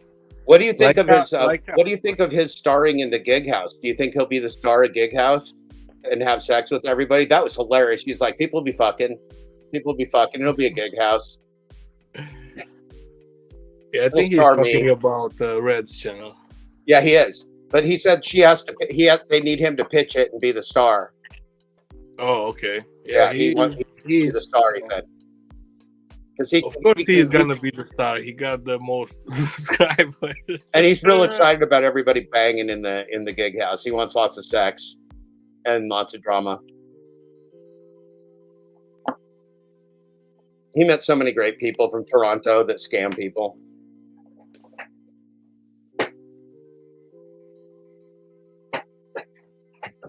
Gig Mama and Doordash. Oh my God. He looks like he works at a gas station. That's a gas station uniform in Oregon. He was scared when Marcus said, "Oh, He'd be shout out to I bet he'd Real pump Talk with gas Roy. real good. Shout out to Necker getting bags and somebody else." That was fun. Well, he sure did run when I came on here, didn't he? He didn't even stick around for a minute. That boy's allergic. He has to work right now. What do you mean? Oh yeah, he's a busy man. got another $8 order. He's got to drop off. Got to drop off an $8 order.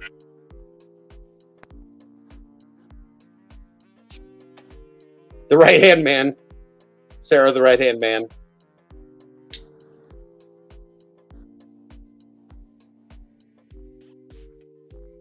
Oh, exciting.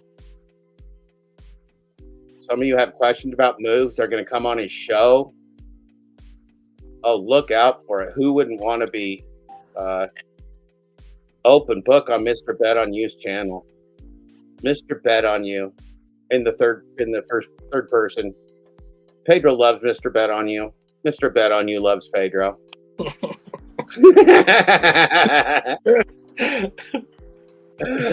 I love you, Pedro. I love you, Mr. Bet on You. Oh, I love you, Pedro. I love you, Mr. Bet on You.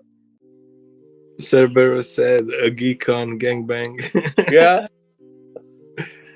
Oh, there had to have been at least one go down.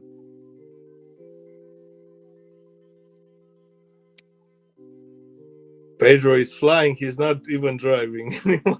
Yeah. Oh, he was flying. He was flying. I watched. Yeah. He was trying to meet me, and I was coming after like 16 hours of work. I was tired as fuck. I was saying, nah. Dude, that would have been hysterical. You leave it another day, man.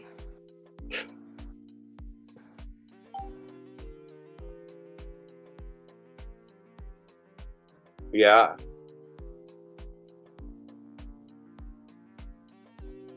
Are you still Pedro Doordash?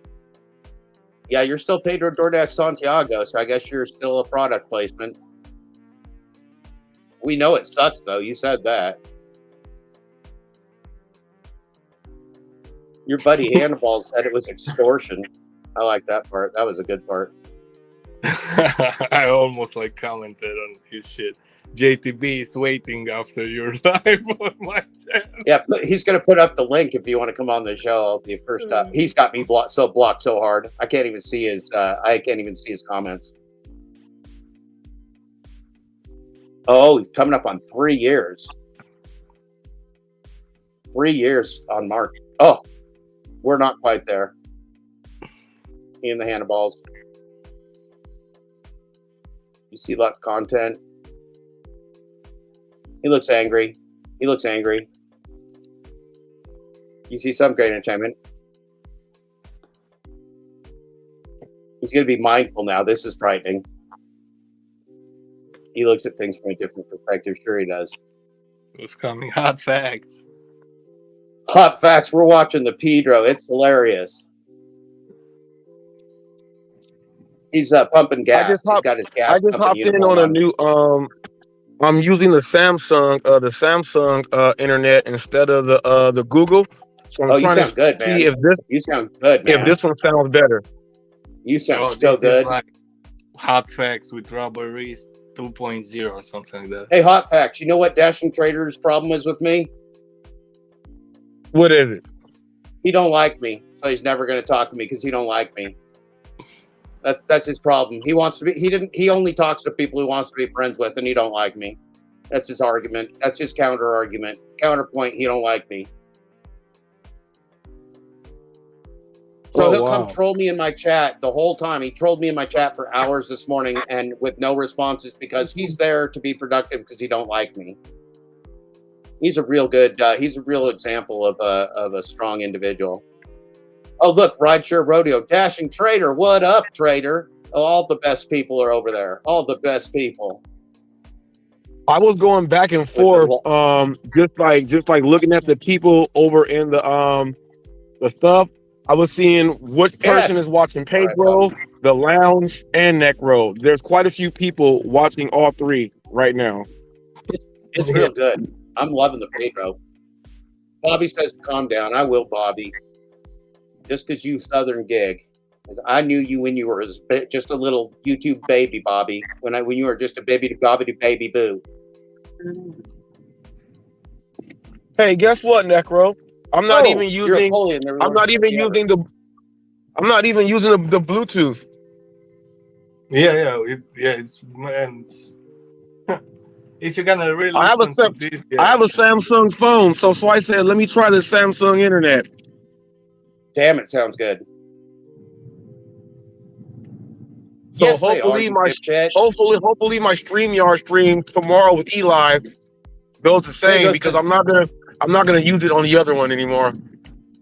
Pedro says Doordash isn't going anywhere. He's very insightful. Pedro's never wrong except for always.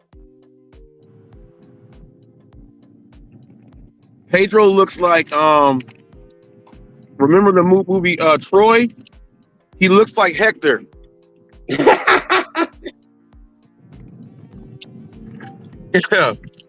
He looks just like him. He's so insightful. Who was that? Orlando Bloom? Is that his name?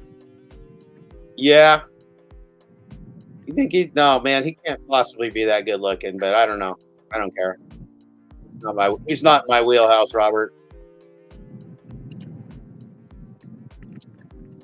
You're gonna have good days and bad days. This is the Sunday Pedro. Sunday Pedro's a different Pedro. This is the one that pretends he's not insane. All the other ones are completely batshit, but this one pretends he's not insane. Yeah, he goes into his positive Pedro phase when he was on Sundays. Yep, positive poverty pimp, pussy Pedro. Pink pussy Eminem. Positive pink pussy Eminem Pedro.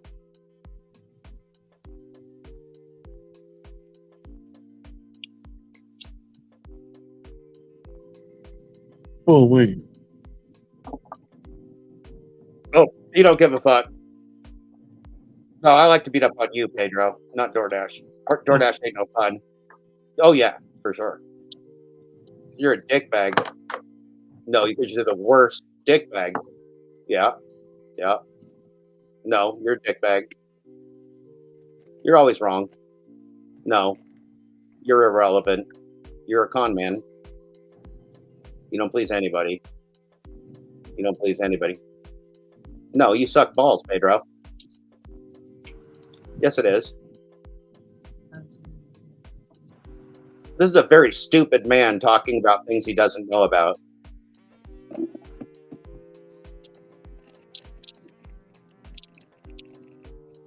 Pedro, how much economics have you studied?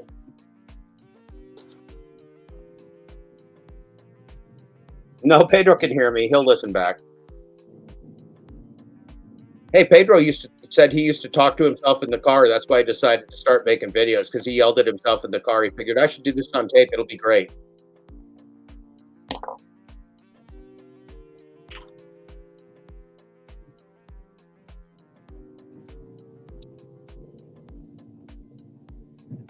Everybody's making less, Pedro. Somebody tell Pedro everybody's making less.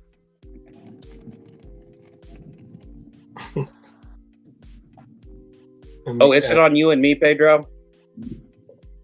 Okay, are you sure? Doordash is going nowhere, says the Pedro. You sold your name to him, you dipshit. Fuck you, Pedro. I'm gonna check the desktop site on. Let me switch. Because it's a scam, Pedro. The fucking CEO just told us that. He told us they have record profits, record advertising, and record investments. Everybody's making money except for the drivers. The drivers don't exist. You're so fucking stupid, Pedro.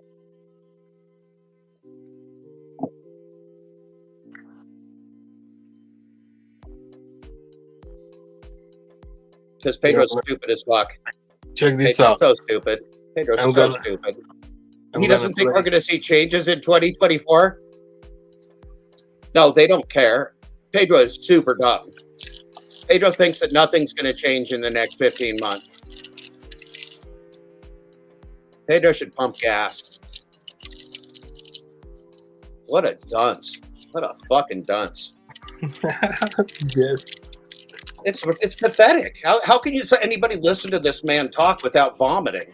He's just so full of shit. This guy's never had a fucking economics class in his life.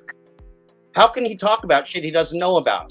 He doesn't know a goddamn thing about artificial intelligence. He doesn't know about how DoorDash works. He doesn't know anything about the market. He doesn't know anything about economics. He's a fucking con man, poverty pimp, and a pink M&M at best. Yo, I'm gonna play Marcos video.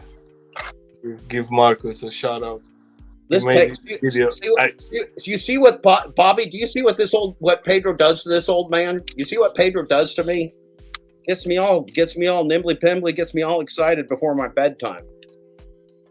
Yo, Bobby, check this out, bro. Bobby, this is for you. Hey, what's up? What's up, baby? What's going on, bro? My man Marcus. If you know, you know. This bet on Bobby. Now, Necro, go talk to Roy, man. I love y'all brothers. There we go. There we go. If you know, you know, Necro. Yes, sir.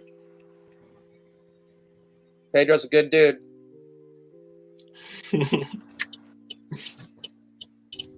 I'm so glad I don't live in LA, man. It's so fucking, everything is so shitty about LA. Crazy life down there.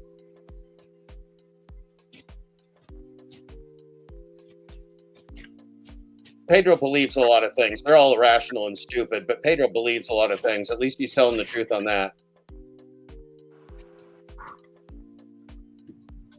Like over here by Koreatown, like dude, to get to park in a parking lot, it costs $20.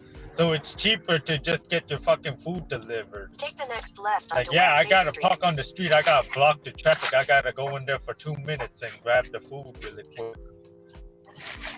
Yeah, if you want to sit in there and eat, you gotta fucking pay $20 for parking. Or you can park like 20 blocks away and fucking walk there.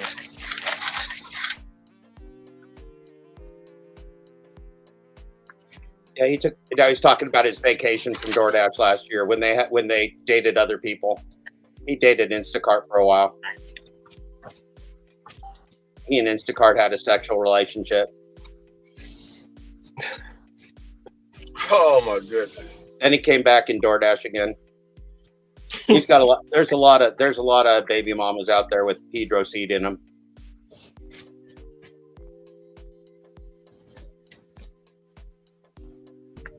I'm not gonna lie, man. Sexual temptations, it's hard to like keep them like crumbled up, you know. It's like that's why they have that saying, what's it called? Like you just have to get it out of your system, you know.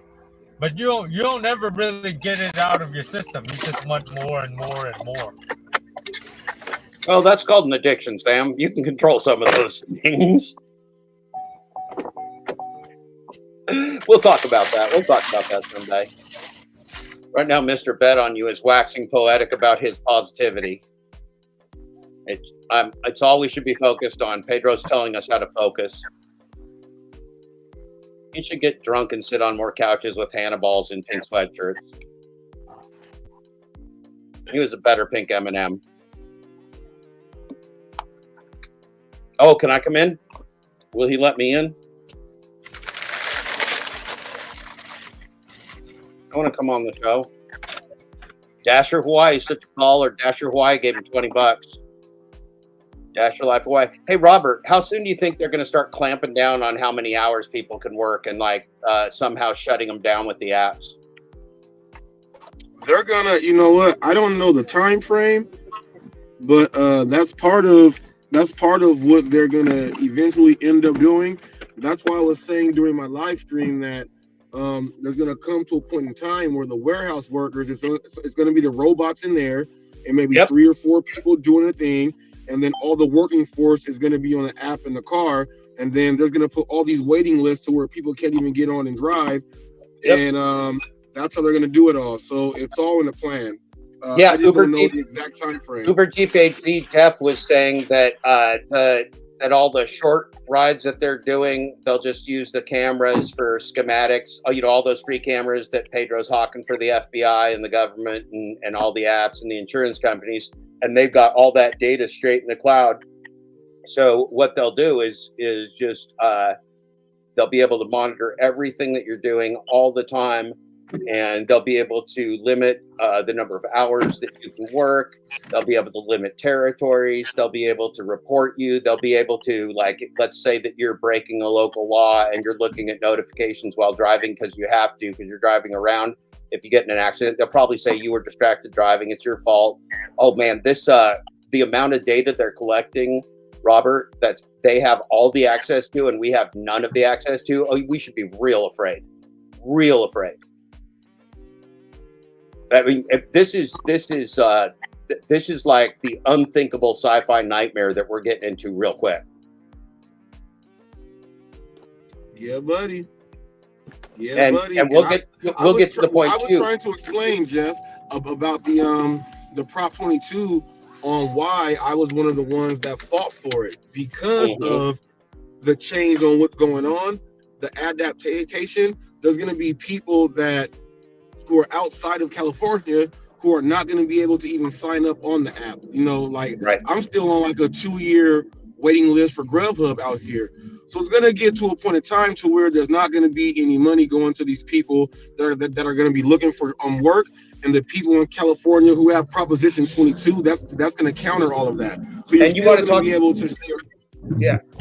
And you want to talk about scared. If you get decapitated and there's no other jobs except for these scammy gig apps and they got all their monopolies, you'll be out of work. You won't be able to work at all. You'll just be heading for homelessness. You'll just be on public assistance. Most of, as I read yesterday, most gig workers are on public assistance anyway, just like Walmart employees. DoorDash and Uber and everybody, they don't pay enough for us to actually live. So almost the majority of gig workers are on public assistance. So they're subsidized by the government. It's socialism. It's technocracy. It's fascism. Pedro's a Nazi and a fascist. See, and when you talk about that, you know, the Proposition 22 thing, people got to understand that part of Proposition 22 is the effect that when inflation hits, they're going to increase the money for the people who are on Prop 22. So like you just said, the people that are on public assistance and getting that stuff, they're not going to get anything extra when the inflation comes. It's going to be like feast or famine. So as long as we got Prop 22 here, as long as inflation, like if it goes up, you get paid more. So you pretty much signed yourself up to be in a way to still do what you got to do. Some people don't get it. They're talking about we need unions and all this other stuff. Well, this is a sliding scale union to where the money you can receive is going to go up depending on what the economy is. And that's one of the main reasons why I personally went in to get petitions signed and fight for it, because I knew what was going to happen in the future. I already knew. When you work in warehouses and you're part of not the regular associates, you're part of the clerk, the coordinator, or the AM1, you get to understand what's really going on and all these reports and stuff that you're getting. It's going to be a point in time to where, So 22 years ago, 20 years ago, when I was in the high-tech industry, in high-tech software, we had young groups of people from Asia, China, and Southeast Asia coming over. And that was all of our support teams 20 years ago training their own replacements before they got laid off. And that's what we're doing. We're training our replacements before we get laid off. So as Uber Chief Jeff, Arizona Jeff says, it's real good that I'm JTB now and he's Jeff, because two Jeffs, like we're both so much alike. If we're both Jeff, it's going to be real fucky. So I'm JTB, he's Jeff. So Uber Chief Arizona Jeff says, like, they're using all of this data to replace us. And it's absolutely true. We are too much trouble. The reason the gig economy corporate cabals was started, the reason AI is here is because we are the problem to be solved. We are too much trouble. They don't want to feed us, house us, give us medical care or anything else. They want most of us to die. And so, you know, we have to be smarter than that. We have to be smarter than that plan that we die.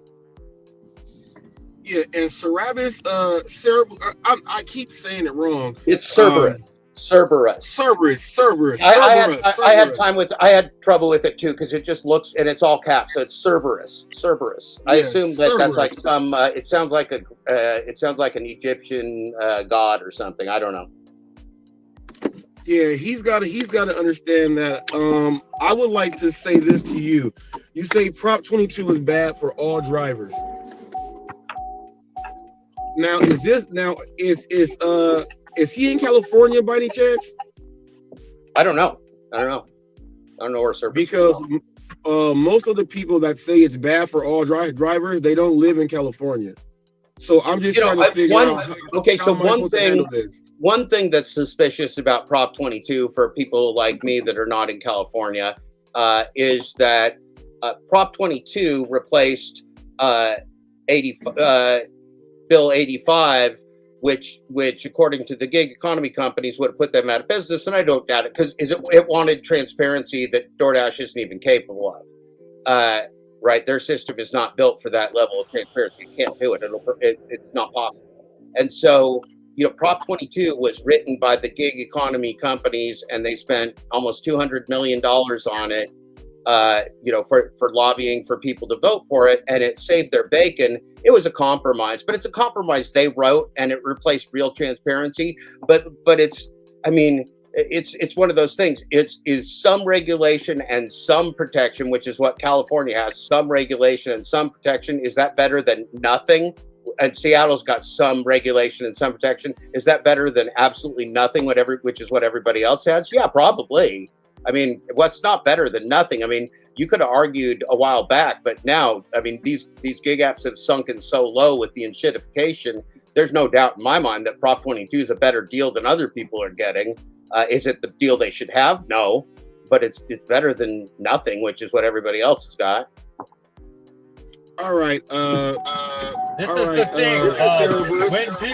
When people talk about this point.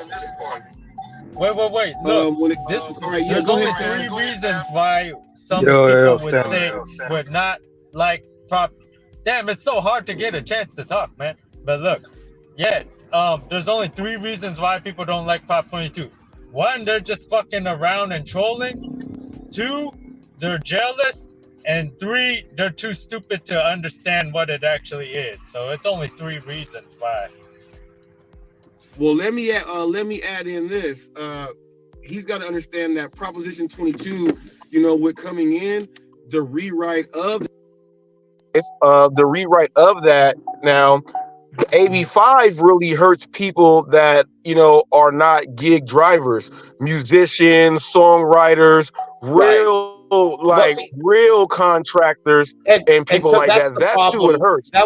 That was the problem. That's the problem with legislators overall, is they don't understand even what the gig economy is in principle, and so they don't understand how, or they don't care to understand how it's differentiated from people that have been doing gigs forever, like musicians and plumbers and carpenters and all kinds of people that are independent contractors and have been doing that. But that's not what gig apps do, right? We're not independent like those. And so misdefining us as independent contractors to start with was a fucking scam. And so then they wrote a bill which tried to fix it. But of course, you know, fixing a scam's pretty hard. Now we got another bill to fix the scam. You're completely right. But that's just one of the reasons. That just proves the fact even more that politicians don't know their ass from a hole in the ground. They don't fucking care about us. No, he said he's in La Jolla. All right, so you're in California. So I just want to ask you this. Yeah, that's by San Diego. Having Prop 22, that don't know California. That's just north of San Diego. Yeah. So if you're like, I would like to ask you, how long have you been driving? I've been driving since before Prop 22 was here, before the pandemic, and I am here right now. I know how it was before and after. I can clearly state that with Prop 22, you don't have to change anything that you were doing. You're going to get paid extra money. So I would like to know, have you been losing money on Prop 22 or making more? And I would like to know if you drove before the pandemic and Prop 22 was here, because I've been doing it since 2014.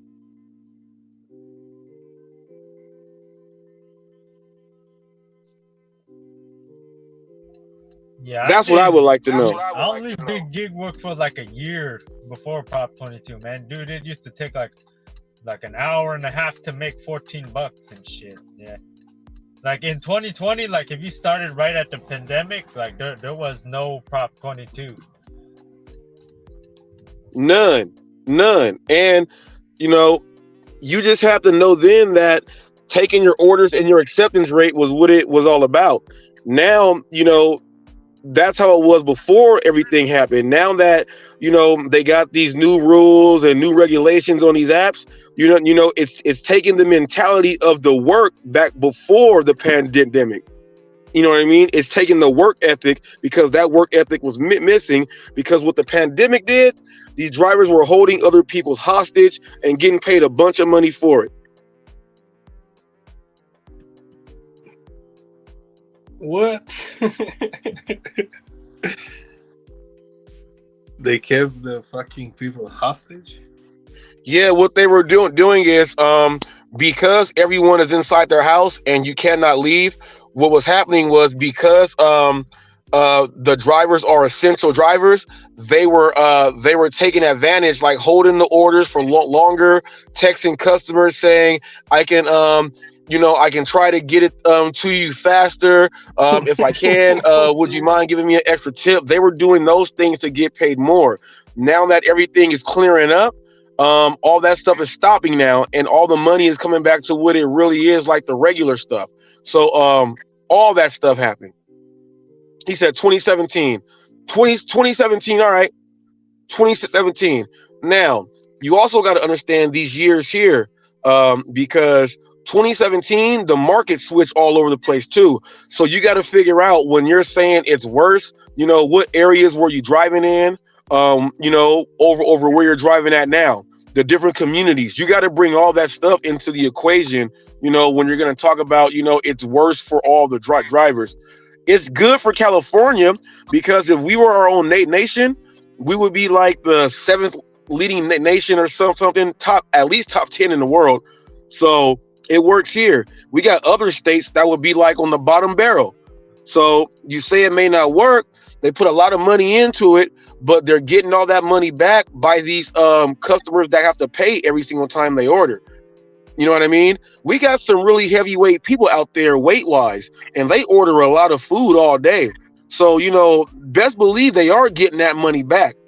And then when they raise taxes and things like that, they are getting that money back. Best believe that.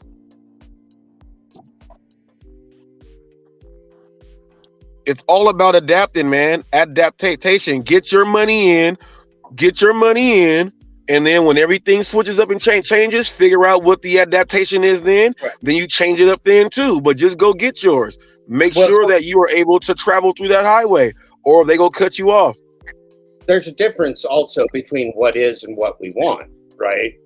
What is what is today that we have to deal with and survive. What we want, I mean, I think Robert, you should be making almost exactly 3 times what you're making.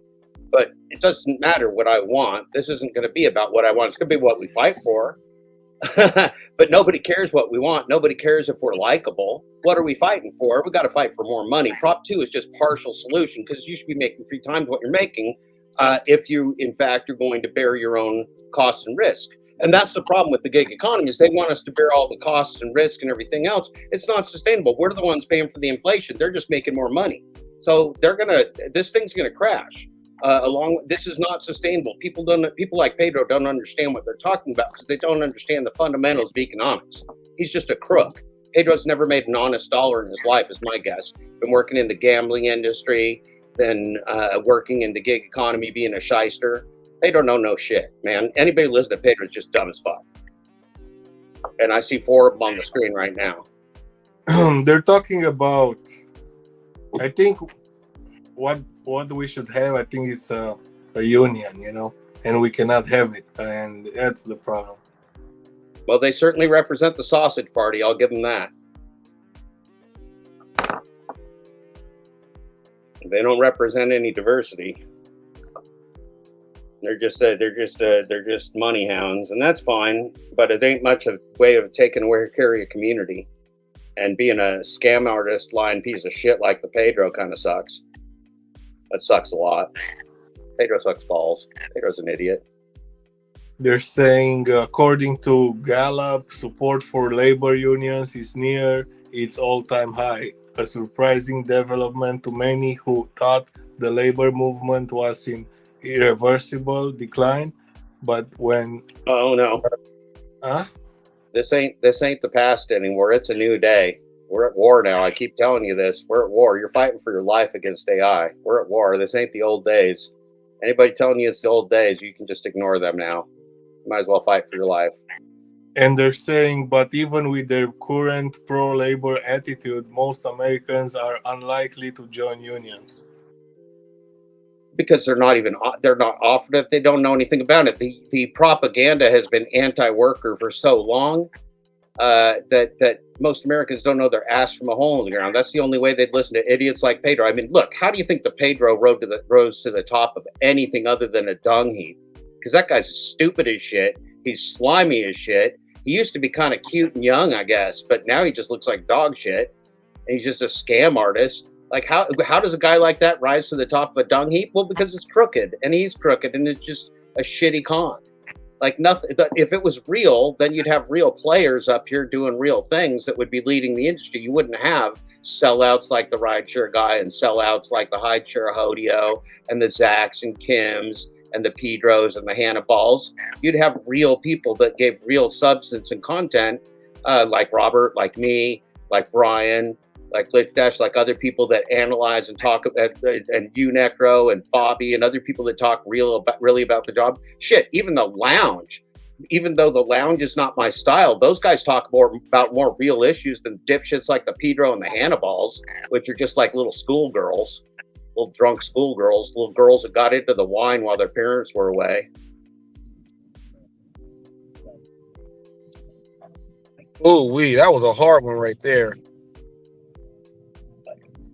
What can you fucking say, man? What can you fucking say about adults that act like this? I don't get it. Damn. I got a question. When I left earlier, I came back in for a little bit because I was in a bad reception zone, and I was just watching. I came in and I heard someone say that I think it was you saying that I guess they were talking about news and who's reporting the news, and you were breaking down how like you do news different. Did someone say something like, why is it the only news channel or something?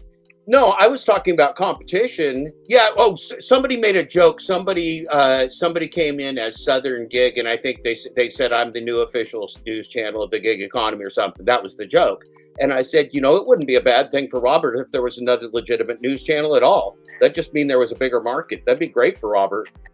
But there isn't another one, but there could be. Steve Johnson used to do a decent 13-minute thing. He's such a dipshit piece of garbage human, though. I couldn't possibly care if he makes a 13-minute news segment, because who could possibly follow a garbage human like that? Right, right. Yeah, I mean, but see, here's the thing. When I came in as that. I saw that no one was even doing it, so I came in like, this is what I'm about to do. I didn't come in and start putting up videos and say, well, I now want to become the news channel. I came in as, I'm going to be the official news channel because no one was doing it. And now that, I put in the footwork, I got the advertising, I'm letting people know through my slogan and what it is, that's what I am. Now people want to make fun of it and talk about it. They're only doing it because they wish that they could have thought about that and put that time and effort into it, because then they would have a meaningful channel here in the gig space. Now they got to go back to the drawing board, but they can still do news. We saw the Up and Up. They had a good thing going on, how they were doing it. But when you're doing news, some people just don't have the drive because you got to keep up with stuff on a daily. And yeah, you know what I mean? So some people just don't have that drive. It's not an easy job. That's why people joke about the book or whatever. I'm like, yeah, why don't you fucking do it? Why don't you write a book? We'll see who comes out with what first. I'll read yours for fucking sure. Anybody that wants to write a book, I'll fucking read it. You go do it. It's fucking easy. Just go do it. You go do it. And I can't wait. I'll read it the second you give it to me. I'll read it the first day. Send it to me. Your authored works. No problem. There's so much that goes into news.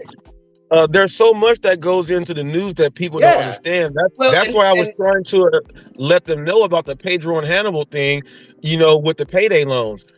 So someone else asked me that question, and I'm like, look, I want to be able to hear them come with something like a spokesperson or something to come back and speak. So I can actually go from what Jeff Thomas Black is drilling you with to what the spokesperson says. So now my opinion can count more with the extra news I got to go ahead and cover on that and a report on. Well, you just don't want to go in there one side. They don't like me. Their answer could be, well, we don't like that guy. That's a good answer. Yep. I like that one. No, I think it's great, and actually, someday, if somebody has the ability to come in and add some more news, I think that's great. But I think you've got another thing too, Robert, is that you withstood the onslaught of kind of a lot of gang trolling, if you will. They tried to silence you. They tried to silence me. They tried to call you crazy. They tried to call me crazy. They tried to call everybody. They try and do individual smear campaigns. But what we got here after Glitchgate, it kind of brought a community together that continues to grow every single day, including right here on Alex's channel. And so I think they've already lost, because once we found each other, once we could withstand their bullshit and we weren't just bullied one at a time, now they're scared of us. They're terrified, which they should be. They got nothing. They're just bluffing the whole time. They got no cards. None. I already know they got no cards because we got the nuts, man. We got the win in hand. We got the truth. They got nothing, dude. It's over. I'm not even talking. I'm just telling you the fucking fact. It's already over. It is the facts, and they get up and talk about things, just talking about it, running their mouth without putting in the research. We put out actual videos and are breaking it down. Jeff does his thing and how he puts it up.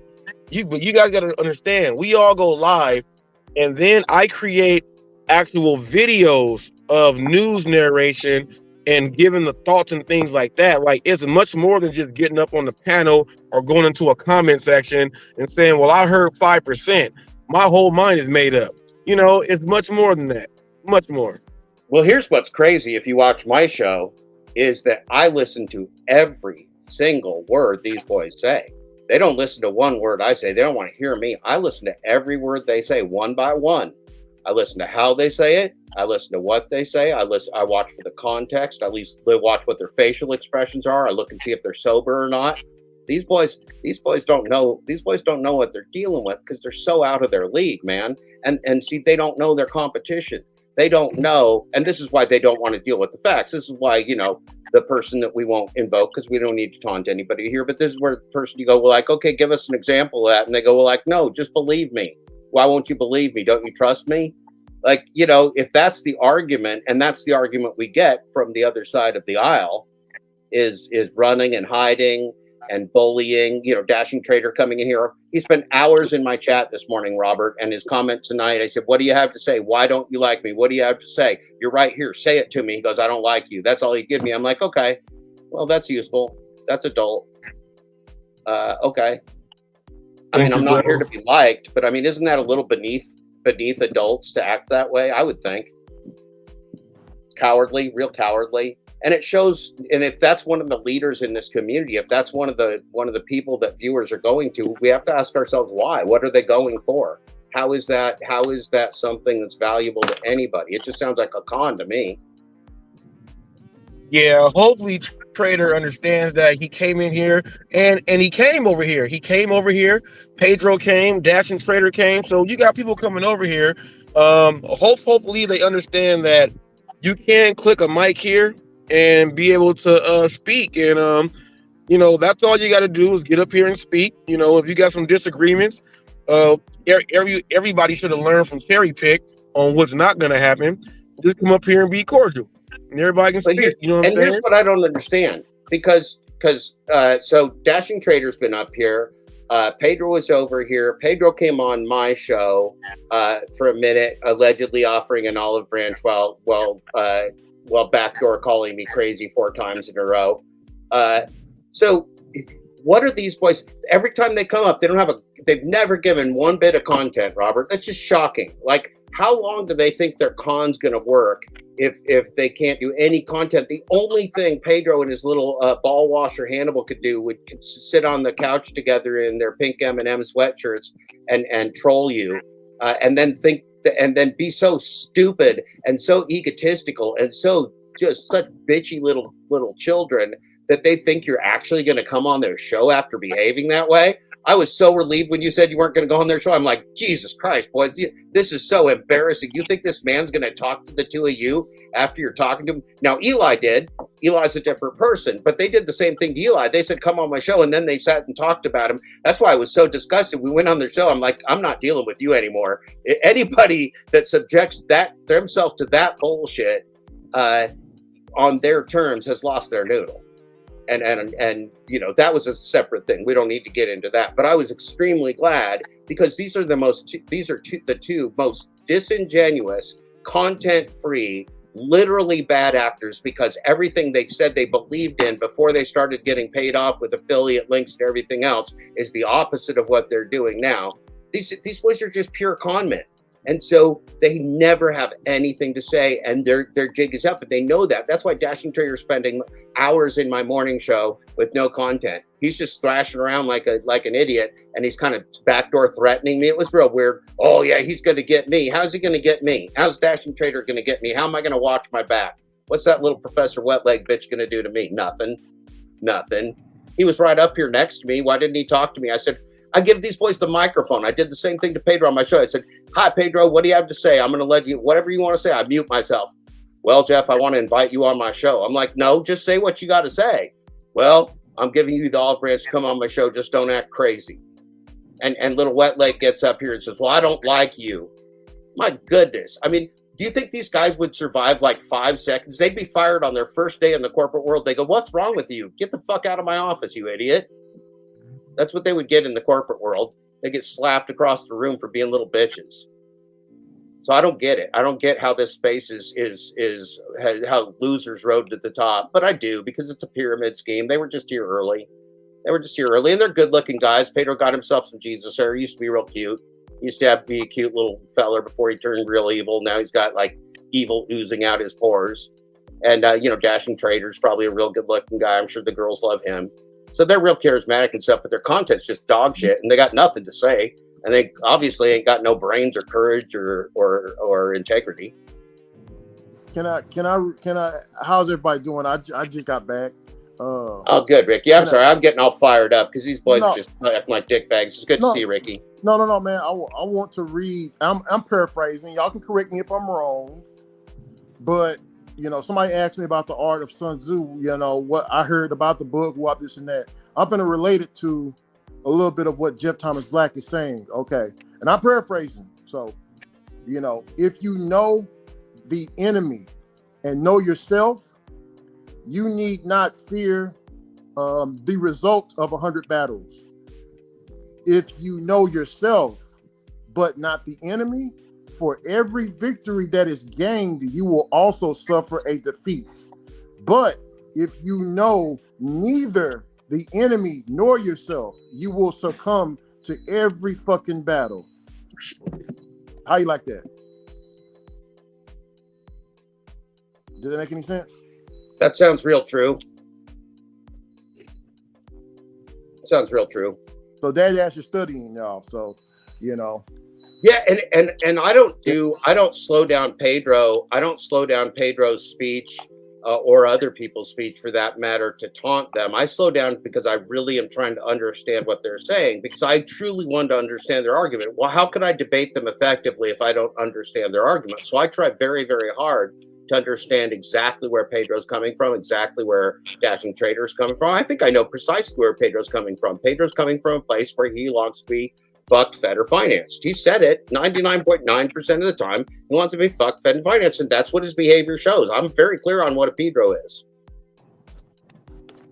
So I'm saying that, but I'm saying that for everybody. If y'all want to, you know, if y'all got somebody who y'all trying to go against, remember to study them.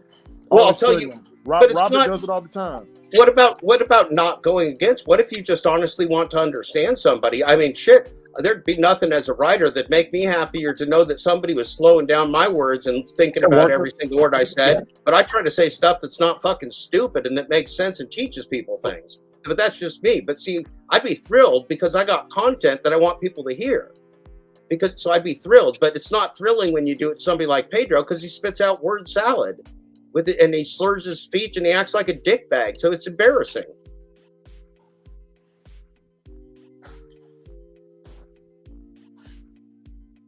I mean, this is the same thing as Robert said to other people in the community. You're making the videos, man. I'm showing them. What problem you got with me? You're making the videos. Oh, it's done? Okay, baby. I'll be in there in a minute. You running the payday loan schemes, not me. You justify yourself. I'm not scamming anybody.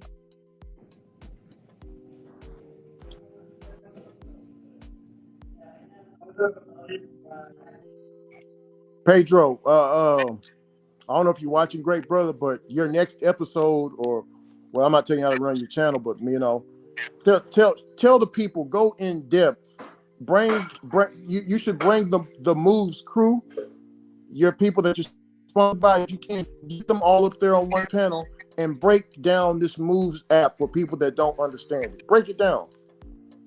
Well, let's also bring on a financial expert that will analyze it from a neutral point of view. We'll just pick a good financial expert. I can help you find somebody. You find a financial expert that'll come on, and we'll also be there to talk about what they think of the contract. Or I can do it, but they won't want me to do it. But let's be fair, because this is a scam, and Moves is a Toronto-based, not bank, with not service people, only an app and an email. And you're selling them full interest and control of your bank account and your gig apps. You're giving them all your account numbers, all your contract. It's a nightmare. It's a nightmare. Nobody would ever tell you to do this unless they were getting paid off to do so. It's a scam. So if we so all we have to do, but see, they would never have the courage to do that. The rideshare guy didn't have Giggle on there and then a financial expert to talk about how it works for, what their view is from a consumer standpoint. They just had the scam artists on there selling their snake oil. Good for fucking them. And you could tell they were so unenthusiastic. Those poor boys, Sergio and Chris, looked like they were being fucking tortured. They looked as sad as they were when I was on their show. They looked very sad. They're like, oh shit. This sucks balls. This is awful. But for a different reason.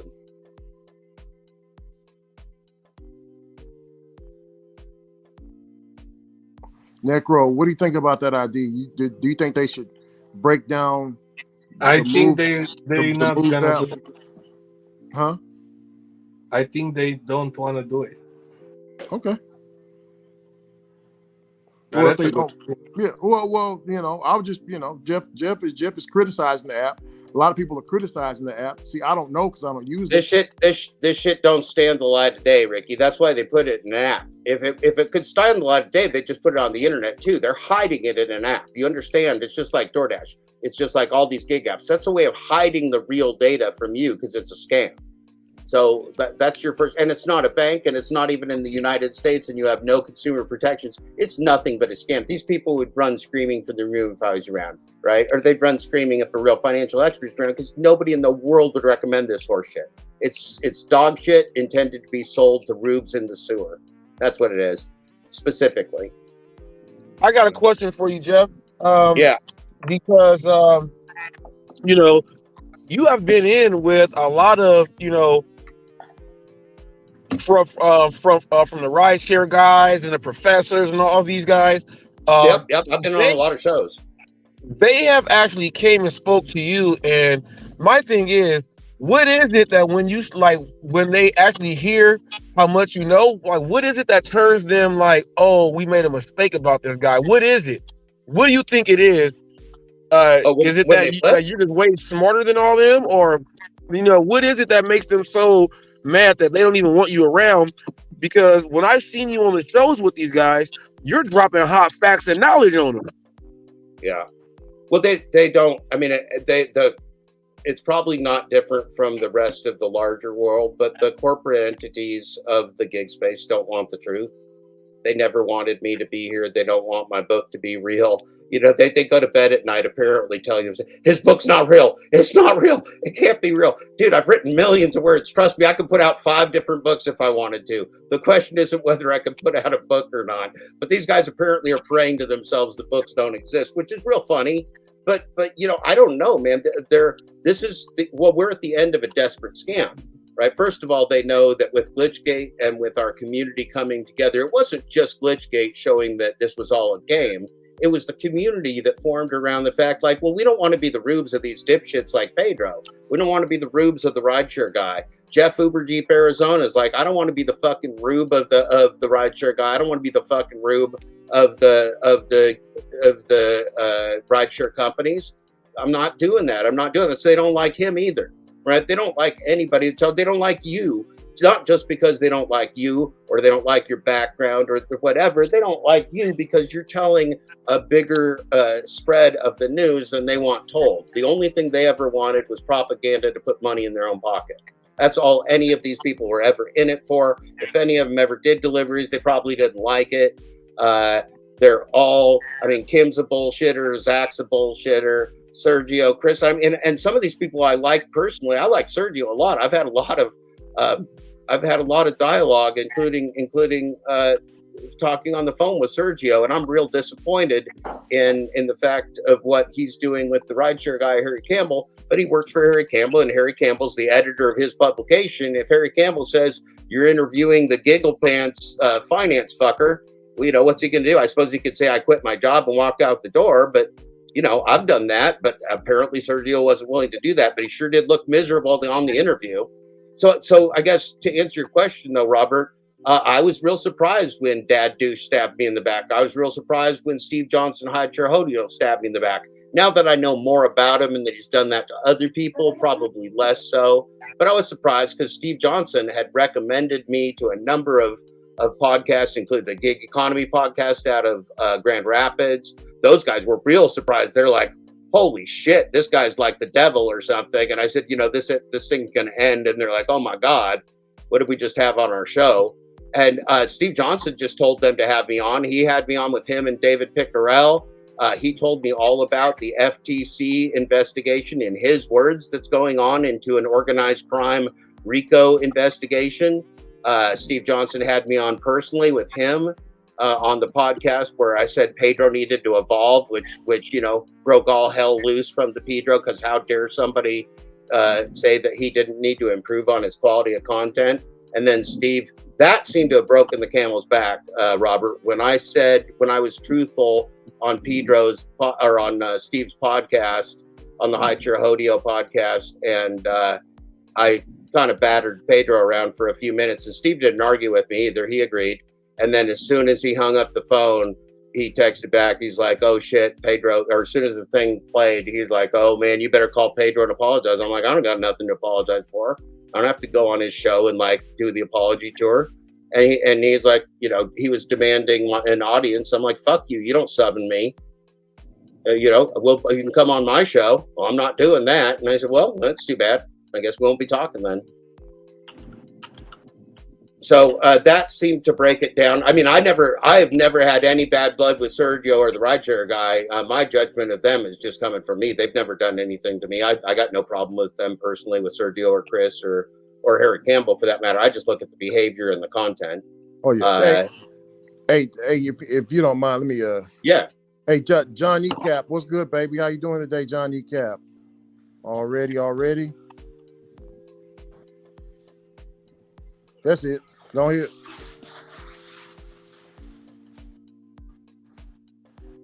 Nice to see you, Johnny Kneecap. I'm making sure that I'm following you too. I go to the channel always. Anybody that comes on these things, just so you know, I'm going to follow you. Not because I'm following you, but because I care what you're doing. He says, Johnny says one of the good people over here, man. There's a lot of people that's like shitty people, but I'll say it from my own mouth. Damn, Johnny Kep is one of the best in this community. Nice. Well, that's nice to meet you, Johnny Kneecap. I don't think I know you well, but I'd like to. I do a show every fucking morning, Johnny Kneecap. Come on by sometime. John Kneecap, that's my southern granddaddy, man. Right on. Brother John. But anyway, Serbius has a question. He says there are some decent cash advanced options, but moves is not one of them. Yeah, that's a good point. So here's how you would know a good cash advance option from a bad one. Number one, it'll have real service agents. Number two, it'll be in the United States. Number three, it will be marketed to the general public on the internet, not through an app. That's three ways you can know. Never do an app, never go outside the United States, and never do one that's marketed only to the gig economy, because that's a scam. So that's how you know. And this still may be a predatory loan, I don't know, but it's real easy to know. Avoid foreign not banks. Avoid somebody that's only going to deal with you through an app, because you're fucked. You have no recourse. An app and email, and then of course avoid anybody that's saying they've got a specific solution for you because you're in the gig economy, because that means it's going to be real shitty. It means it's going to be the lowest gutter thing that they wouldn't sell to anybody else. They're going to give you the fucking worst. They don't send their best down here, guys.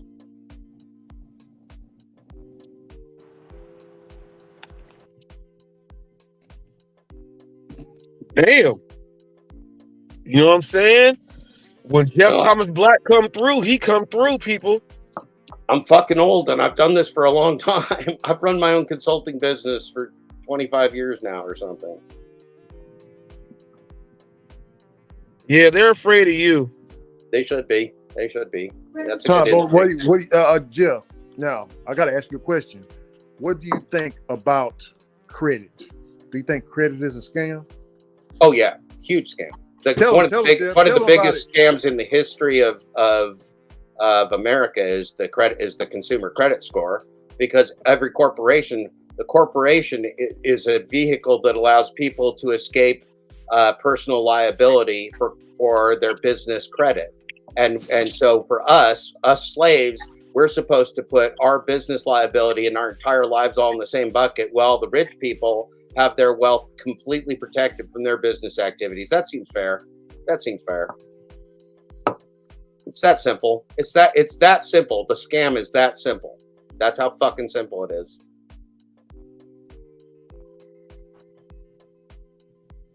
I love Ask Me Anythings because I got a lot of fucking answers.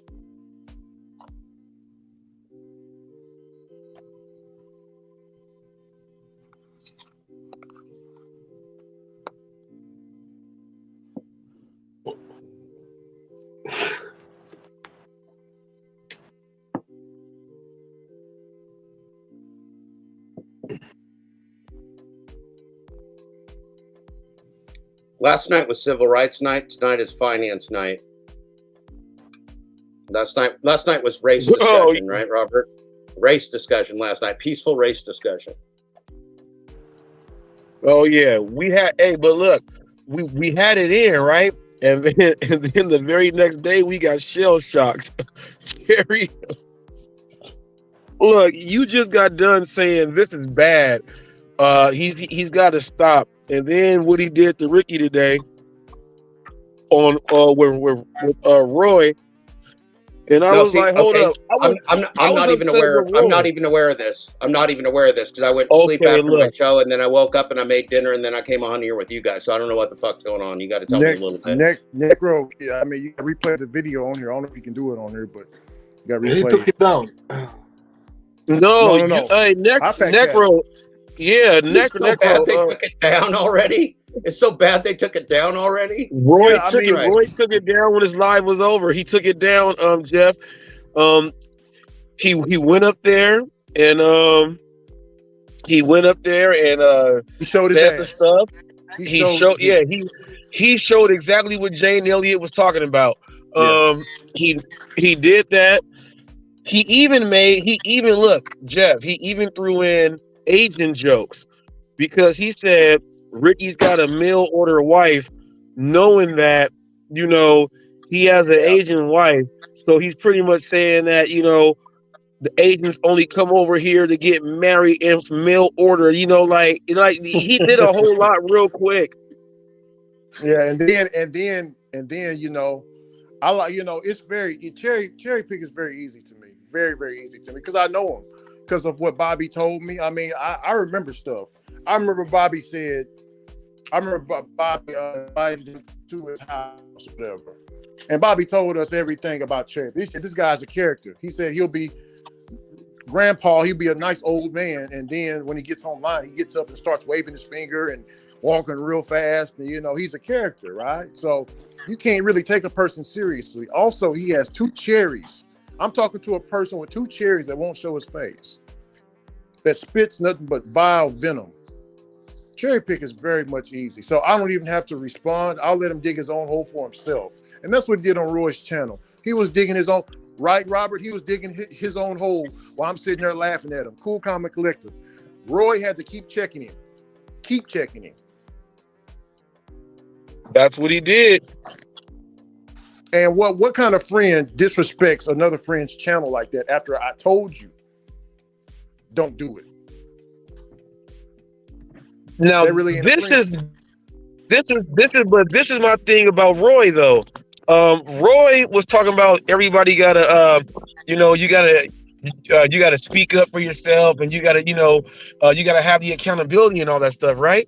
But this is what Roy did. Roy already knew the state of what Cherry Pick has came back in and what he has said, and he's heard everything. And with that being said, we know he's a loose cannon right now. Roy still allowed him to go up there knowing that there is a high, like maybe a 80% chance he's going to do it again. And Roy still let him up there after he said, don't let these people on your channels. But you just let them up. And also, and this is Cherry Pick, this is some news that you can use. I'm going to give you an outside perspective of what I just did to you. And I'm always cool, calm, and collective. And I don't fight back, especially to my elders. So I've been nothing but respectful to you. I'm a black man being respectful to an elderly white man that's yelling and screaming and cursing at me with hate and calling me boy. You know how that looks on the outside, Cherry Pick? It looks bad, don't it, Jeff Thomas Black? Especially if I'm being courteous and calm and nice to him. It all looks bad. It looks bad as fuck. He did the same thing to me, and when I called him on it, he screamed that it was satire, and I went back and forth with him. I probably remember saying no, hate speech and satire are completely two different things, and he freaked out on that. But this guy, I mean, look, he's just, when he is in that place, I mean, what do you say? It's you let him dig his own. I don't know. I mean, it's like a crazy racist cartoon character, and exactly. What part of that's real? What part of that's not? I don't know. I don't like any of it. I like the funny Cherry. I don't like that part of the Cherry. I don't like that part. Yeah, and I don't know. I don't know. I can't have that on my channel. I don't know how his friends, You know, he's never done that on my channel, though. He's never come on my channel and done that. He came on here and did that, which was real bad. I mean, just overall, like, why are we going to tolerate bad actors in our community? Why are we going to tolerate Pedro or Dashing Trader being bullies? Why are we going to tolerate anyone being using hate speech or being racist? Why do we have to tolerate that? We're very close to the end of all this bullshit, right? Our money has limited value right now. We're fighting for our lives here, and we're going to tolerate a bunch of dick bags on our way out? I'm not. I'm not. I guarantee you I'm not. There ain't nothing you're going to do on the way as the human race is exiting the stratosphere forever. You're gonna get me to stop. So I don't know. I guess they can try what they're gonna do. You know what? And also, Necro, don't play the video. I you know, out of respect for Roy, he wanted that video taken down. So don't play it on here. You know. Hey, no, but check this out. Well, I disagree with Ricky on this one. Simply because of this. You know what I mean? I just said that Roy had the ability to not even have him up there. He had him up there, and while he's saying all the stuff, Roy is just shaking his head no, left and right, like saying, "What are you doing?" He had the ability to mute him or even kick him off the set. He had the ability. We gotta watch this. We gotta watch this. We gotta watch this. I mean, look, Robert. It's up to you. It's up to you, Necro. I mean, we can show it. Necro, it's on my Hollywood gig news. It's my latest regular video, Hollywood gig news. You know, it's up to you, Necro. Look, everybody but Sam up here is a host of a show. I've been doing 6-hour-a-day shows, and I have people pop in all the time. I don't schedule anybody to come in. People pop in, whatever. I'm responsible as a producer of my show for what goes on there. If I don't want you on my fucking show, you're not going to be on my fucking show. Robert does the same thing. You guys do the same thing. We're responsible for that content. Mm-hmm. Yes, sir. I understand. And you can't get out of that. This is what I don't understand, how these boys keep trying to think they're going to get out of responsibility. And especially Roy, who's Mr. Personal Responsibility. So take personal responsibility.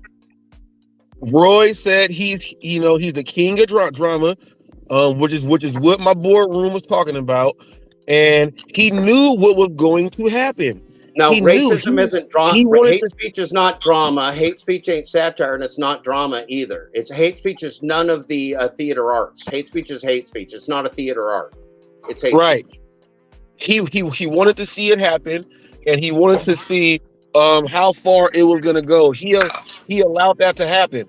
So, you know, if everybody is putting everybody and holding them accountable, and we are all saying everyone's got to be accountable, we got to let them see what they got to be accountable for. Because the funniest thing was with Trout Fishing was saying and everything, and even the stuff he was doing, going and lying to Bobby and stuff, they did all of this vouching for Cherry, and then Cherry did this right after they all vouched for him. Robert, I mean, that's not unlike how torqued I was at a person that a lot of people knew in this community, and you still know. When you're giving somebody support and they just apparently have completely wasted your time and do nothing to change or to follow through with what they said, you guys like, well, I'm not wasting my time with this bullshit anymore. Well, there it is. Necro got it up. Can I play it? No. Yep, go ahead. Hot Facts with Robert Reese, people. Hollywood gig news. There's been quite an uproar in the gig community, and it has to do with racial undertones and certain messages that are being transferred to the people watching the live streams. There's been some very bad things said, and this video right here, we've already said that people have moderators, protect their channels, because certain individuals will come over and just say things that are ridiculous. Here in this clip is why, people, you need to protect your channels, because you never know what someone is going to say. Now, this gentleman on this clip wished death upon someone after I stopped it there. He wished death upon myself and my sick mother. This is why that person is not allowed on my channel, and quite a few people are stopping it. This is why you need moderators and people need to show respect. Take a look at this. Hollywood Gig News. Learn the lesson, people. With no respect, can't go anywhere. Plain and simple. Let's keep it cordial. I'm keeping it cordial. I just got one thing to say to Ricky. Ricky, the crap that you just spewed while I was delivering food is the most ridiculous thing I've ever heard. What are you doing having an open forum? Why don't you explain, Necro, and why don't you explain, Ricky, to UDM about the whole handcuff crap that you talked about last night? Explain that to me, good brother Ricky, because your passive-aggressive crap that I'm living on a couch where I'm in a condo and my net worth is fucking 5 times what yours ever could be because you are spending all your money on your mail-order bride. Fuck you.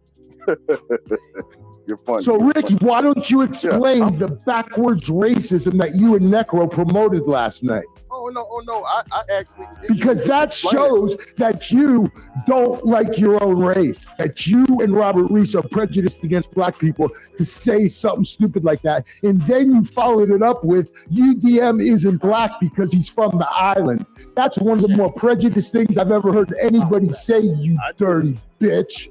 You're a bitch! You're a bitch! And your ass is lubed up from Robert Reese. Now say it, because you are not a fucking personality. You are nothing but a stooge on here. You don't have a channel, and everybody makes fun of you. You're the idiot that everybody likes to laugh at. Say what you got to say, boy. Oh, there it is. There, boy. There it is. There it is, Roy. You see it coming out? Look for it and hear it coming out. You just said the most racist things about UDM last night and me. I get to say what I want, boy. What did I say racist about? What did I say racist about UDM?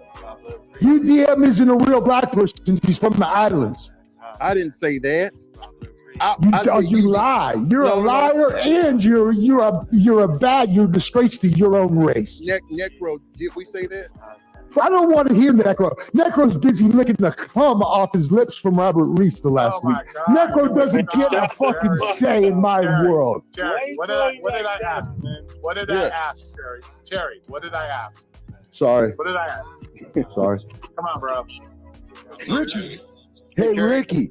You're the biggest piece of shit that's ever walked. Those handcuffs were picked out by UDM. You're a cunt, and Necro, you're a cunt for letting this motherfucker talk that shit about me. Ricky, you have no spine, and don't fuck with me. You are nobody, a nothing, and from now on, if you got something to say, keep it to yourself, you piece of shit. How you doing, great brother? Fuck you! Die! I hope you commit suicide, and I hope you bleed out. You motherfucker. You want to talk to me, I'll be on the lounge. Hey, Robert Reese, go fuck your sick mother. Oh, okay. So, y'all see what type of person y'all are dealing with. So y'all pray for that man. He needs all the prayers from everybody. What the hell did I just walk back into? Damn. What's up, great brother Bobby? Yeah, Jeff didn't saw that, so yeah, they deleted it in enough time that it wasn't gonna make the news. But everybody know I watched. Yeah, I mean that was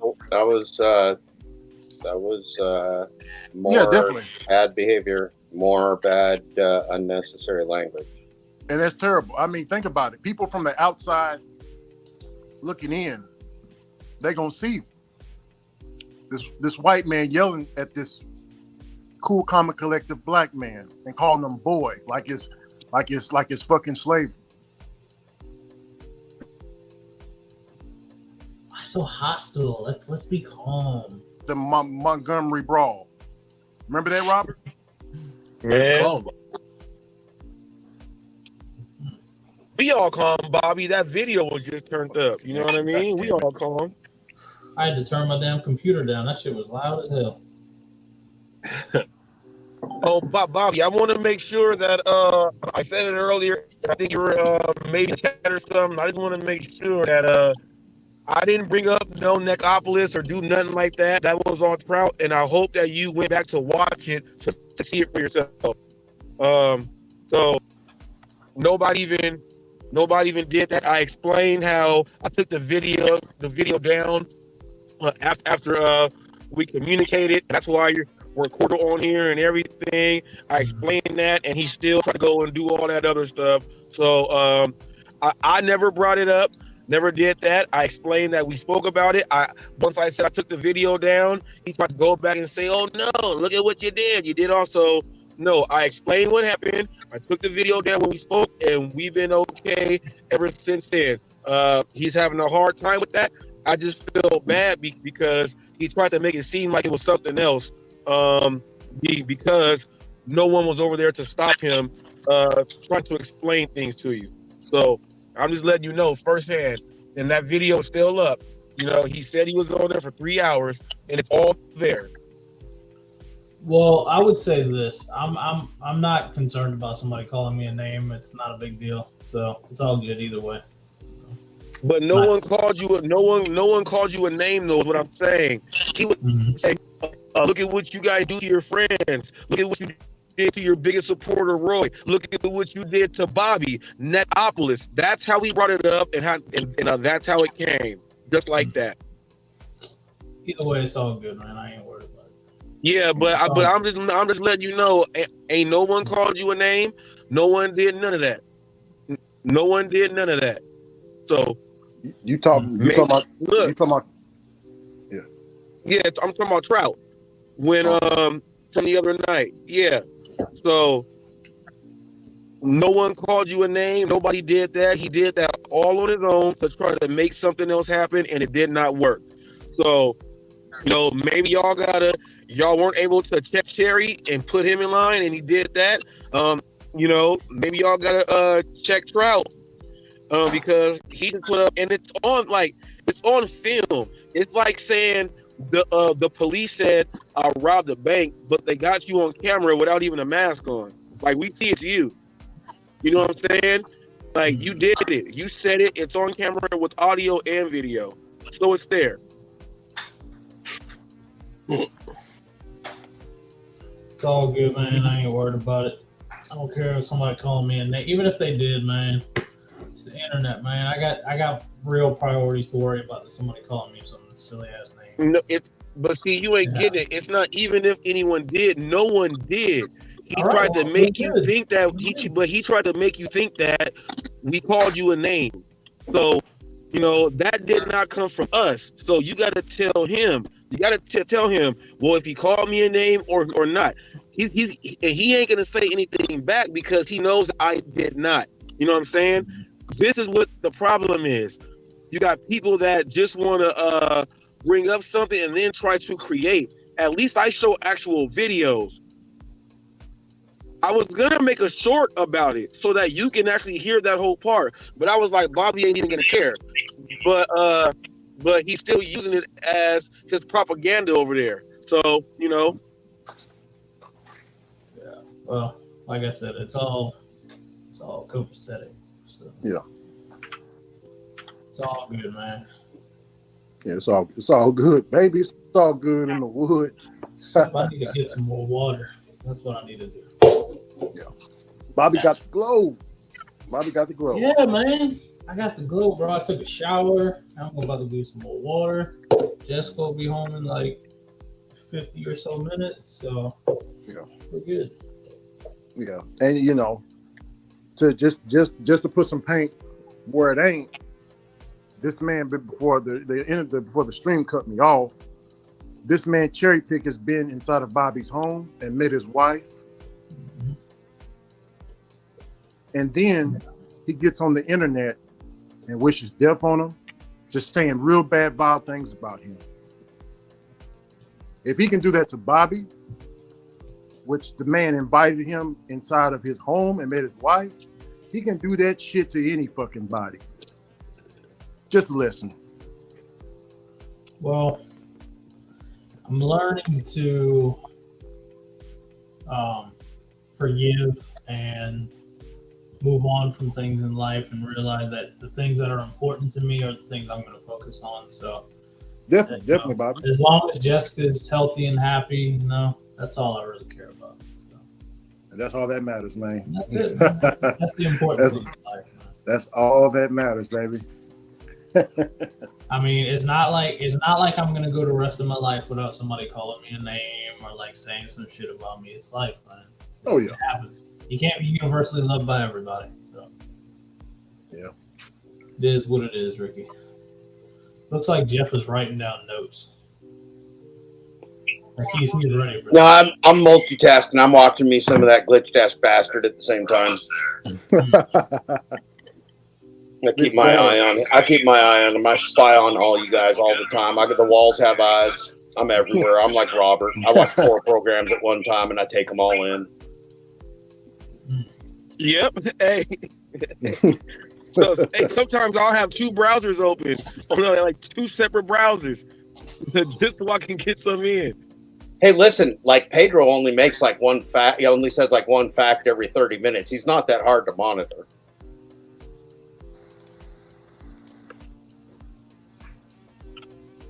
Yeah, it keeps it easy.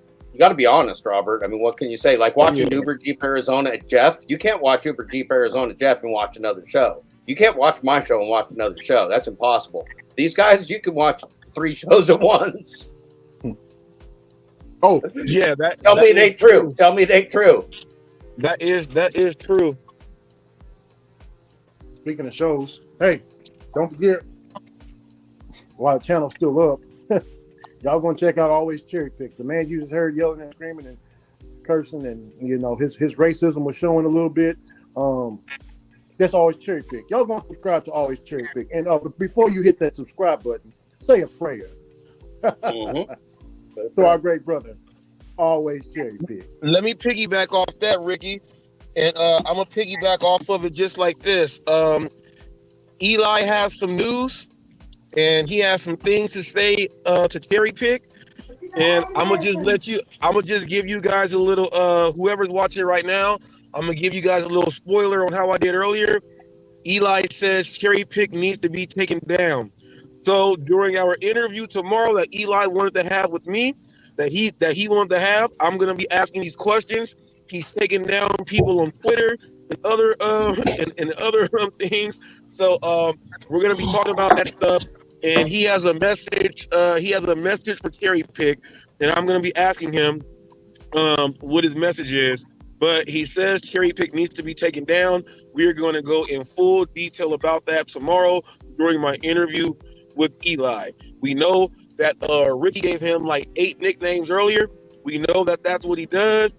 And, we're going to ask.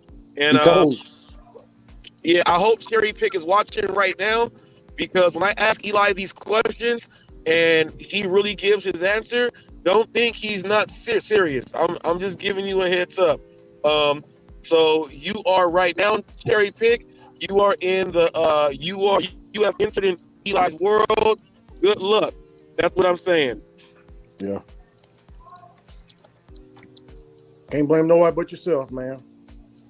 Nobody but yourself. If you would have kept calm and had a nice cordial talk with me before you tried to make fun of me just for no reason, when I didn't do no disrespect to you at all, then you wouldn't be in the situation, Terry. So you brought it on yourself, brother. Don't blame me. Watch TV.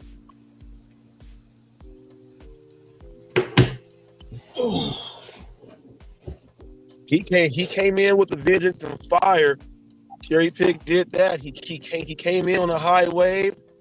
You know, one of the hardest things to see, like in sport too, if we think back, like the Oregon Ducks, my favorite football team, we had a incredible cornerback. You can't play cornerback and start as a freshman in college football. It's just the hardest position to play. You're on an island against the most talented giant, pass catchers on the planet. Anyway, Cliff Harris is real talented, and when you see a guy with that amount of talent, and then he gets caught with drugs, and he gets caught going 110 miles per hour with drugs, then he did this, then he did that, Then he still made the NFL. Then he still got tossed out of there. It's real sad to watch somebody with so much talent throw it away. And I would say that thing about Cherry Pick. The thing that I see in Cherry Pick is so much talent and so much humor in so many areas, and to see that wasted with hate speech is real sad. There's no reason to do that. I don't, it's just it's a loss for everybody, and certainly a loss for that individual. I think it's sad to do that.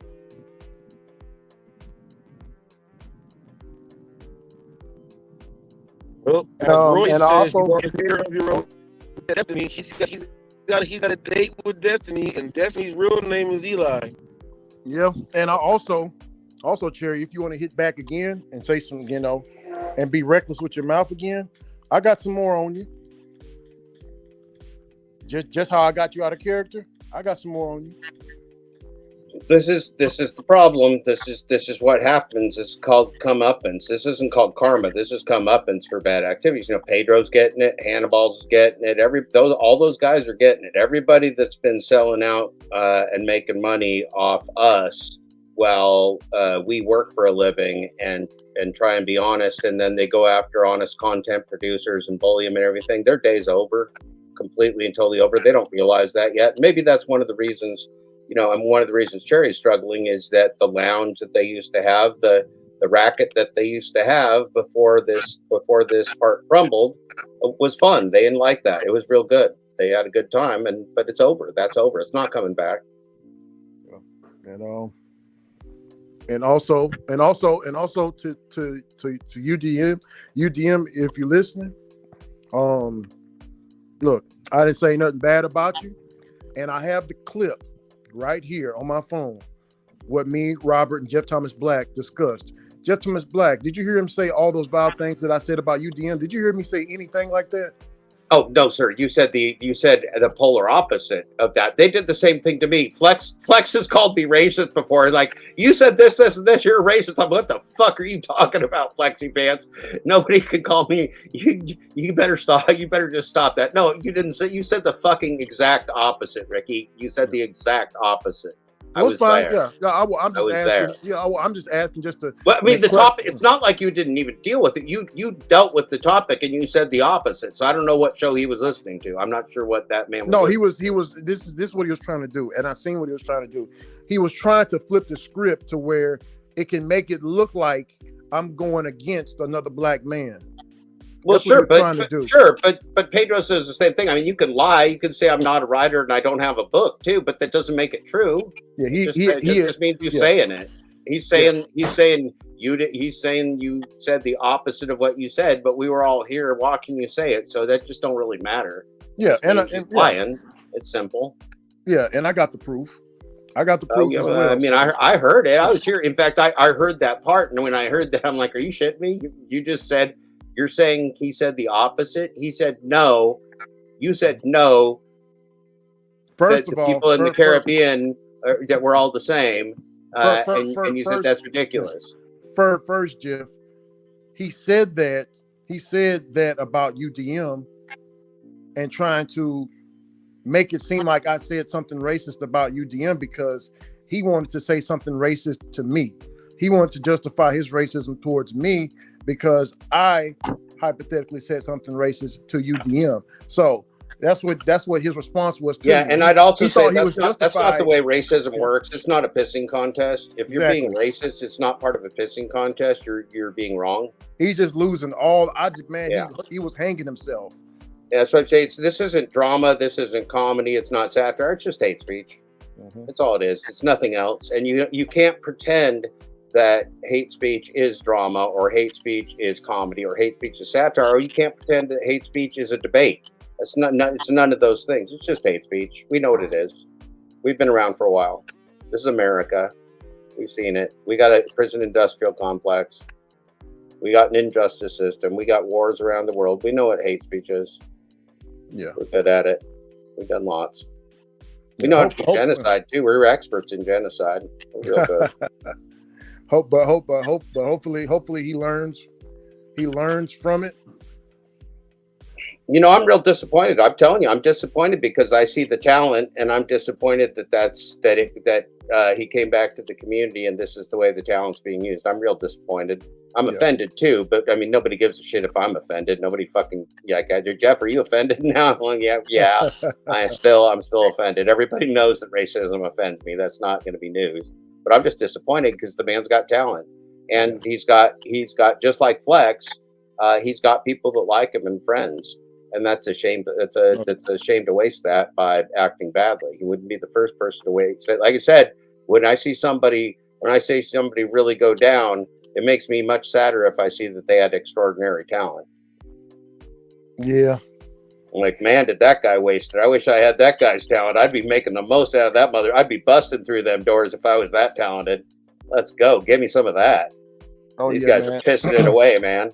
They're pissing away the chance to live the dream. You think I didn't grow up wanting to be a professional athlete? I did. Everybody did. I loved. I remember I had a friend. He could throw a football, right, Jeff? He could throw a football and he can run to the other field and catch it. He was just natural. He could, and I'm that way too, just natural strength. But he was like quick and fast, just natural and fast. But he ended up selling drugs and ended up getting killed in a drug deal in San Antonio. One of the most talented broadcasters, Michael K. Williams, who did a show called Black Market, and he was one of the stars of The Wire, and that's where he became famous. He was such an amazing man, but he never was able to get over his drug addiction, his heritage, and he ultimately died from that. But I mean, but he was so honest about it. If you ever get a chance to watch the series that's called Black Market with Michael K. Williams, my God, he was a talented guy. It's so sad that he's gone. I mean, he was like 40s or maybe he was 50 or something. So sad that he's gone. And he was so fucking honest about these things. Like he'd go meet these people that were just, everything. Just everything that a human could go through, living by stealing goods and fencing them, in the UK, gangs, guns, drugs, cryptocurrency scams.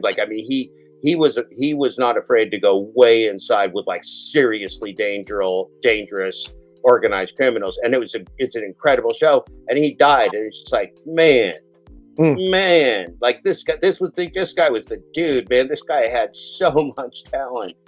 And he's such a great human being, and like he's suffering with that problem, That ain't racism. Drugs are bad. He didn't have a racism problem. Drugs are bad. How you doing, great brother Johnny Kneecap? How you doing today? Hey, Johnny Kneecap.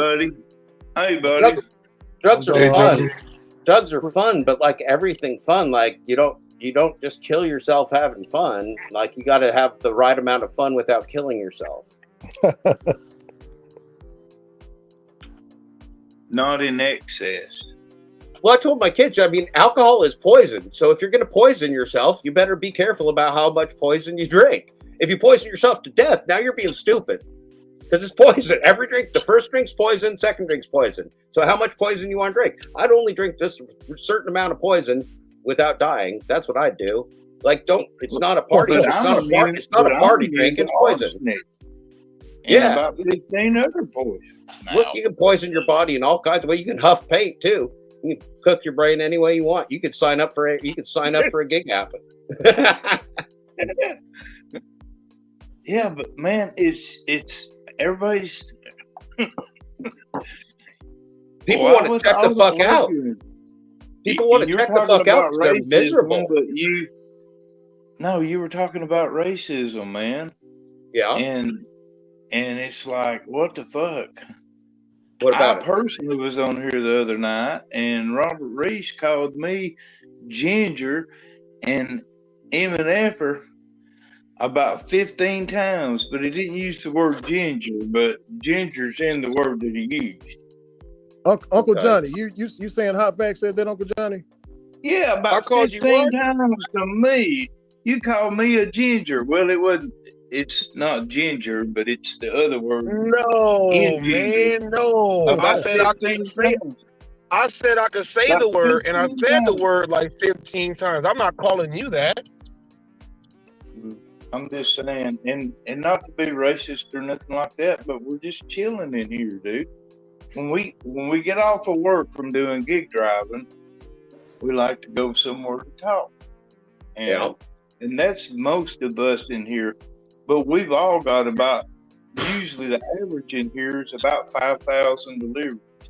Some got 20,000, some got 10, but usually they have a bunch of deliveries. Yeah. So, and it's not, for me, it's not to be a professional when I come in here. Because, y'all really aren't professionals, and I really don't come in here to listen to professionals, because y'all really ain't professionals. But you may be journalists and all that. Now, are you saying? I'm sorry. Are you saying? Are you saying that I'm not a professional? Hey, hold on. Let me finish. I'm like Trout. I'll argue with you. Who are you saying ain't a professional? Who are you saying ain't a professional, son? I'm saying that most of us don't come in here to try to act like professionals on here. It says who? How you saying? I act like a professional. I'm a professional writer. I've done 5,521 deliveries for Doordash, and I've got a master's in business administration. Been a professional consultant. You think I'm not a? You think I'm not a professional? No, sir. So you want to prove it on here? I don't have nothing to prove. I'm here to serve the community. I'm here to serve the community and talk with my community. And I'm going to use all my skills that I have to my ability to help my children grow up and to help my community thrive. That's what I do. You got a problem with that? Well, how many deliveries you got? 5,521, son. Okay. I'm at like, just for me, I'm at like 6,800. Okay. That's great. So but I also got a master's in business administration. I'm 55 years old and I'm a professional writer, and I have a lot of experience that could help this community potentially save some of its own lives. So I think that's worthwhile. That's why I'm here. But you don't have enough deliveries to base. You might be smart enough. Oh, come on now. Get the fuck out of here. Get the fuck out of here, you jackaboo. And you won't Get see the heck that out of until here. What kind of games you playing, son? 50? I don't have enough deliveries for you. Talk about something with 5,000 deliveries. You know that you need 10,000 in anything to even be proficient at it, and you know that. With all That's the to be years a, of no, experience, that's sir. to be an expert. That rule does not apply. That rule does not apply to gig economy deliveries. You don't have to have 10,000. You use the rule improperly. They're talking about if you repeat. You're talking if you're working on juggling, if you're working on whatever. They ain't talking about a gig app, son. You're misusing facts. We ain't gonna let you do that here. No, I'm not you get the You're gist misusing of what facts. I just said, though. And no, now you use what's called a false equivalency. A false equivalency. Anything you do 10,000 times, you're going to be good at it. You're telling me you're already good at something. And you just told me you only got 5,500. This forum ain't about who's good at delivery. You'd be missing the whole point. Like you think this is a testicular measuring contest? You should need to be on Pedro's channel if you go want to measure your testiculars, son. No, I'm just explaining. You got to slow things down. No, I don't. I don't have to slow anything down for you. I don't got no time to slow stuff down for slow learners. It's a marathon, son, and you better This is where grown-ups talk. This is where grown-ups talk. You're but talking you don't know what you're fucking talking about when it comes to gig really? driving. Why don't you challenge me on a fact? Why don't you challenge me on a fact? You go ahead. You ask me something that I don't know what I'm talking about. You go ahead. Ask me something. Okay. What do you know about artificial intelligence and the way that the gig apps use artificial intelligence to enslave humanity? Tell me about that. To enslave humanity? Did you throw that in out? Yeah. What do you know about how artificial intelligence is being used through the gig apps to enslave humanity? What do you know about that? That's the most important issue. I know Neil deGrasse, he said in his top 5 things, he thinks that's going to be the thing that's going to work itself out. And AI isn't going to destroy humanity. So who is this source you're talking about? Neil deGrasse Tyson, correct, Uncle Johnny? Yes, sir. Yeah, I misspoke, man, but yeah, I don't know everything. Neil deGrasse Tyson's one dude, and he ain't no AI expert. But he's one of the smartest men on the planet. Don't matter. He ain't no AI expert. he's wrong. And the AI experts, I had my show on for 6 hours today. We talked about it with we looked at real AI experts. This man is an astrophysicist. He's not an AI expert. Well, I'll agree. I've been studying AI every day for the last year and a half. He hasn't. He works on other stuff. But he studied that shit when he was in the. I went to top schools too. I went to Duke. I got my master's from Duke University. I'm a smart guy too. So you're not Neil deGrasse. What? I don't have a brand. You don't get smarter by having a brand and a bigger talk show. That doesn't make you smarter. Doesn't make you more. He's a smart guy. I like him. I'd love to have a discussion with him. I don't believe that you're giving the full breadth of his viewpoint, even close to it. So I'm not going to argue with your viewpoint of Neil deGrasse Tyson because I respect the man. I like him a lot. I don't believe he said what you said, and I don't believe that he qualified it as you qualified it. But I'll be happy to look at what he said. I don't really care what he said because he'd be wrong. He's not an expert. But you don't go to a podiatrist for a heart transplant. You don't go to a podiatrist for a heart transplant. It don't matter what a non-AI expert said because I watch the premier experts in AI. I don't want to hear what an astrophysicist said about AI. He's not in the business, man. He's not in the business. You understand what I'm saying? It's an irrelevant opinion. Yeah. And that's what I'm trying to tell you. Technically, you're not in the business yet. Fuck yeah, I'm in the business, son. I've been working on this project for 3.5 years. And I got a master's in business, and I worked in technology and software and restaurants and delivery. Fuck yeah, I'm in the business, son. I am the business. This business is my life. My life is this business. Deliveries. Yeah, with 5,500 deliveries and 3.5 years of work on this book. Yeah, that is. And I'm 55 years old, and I'm real good at my job.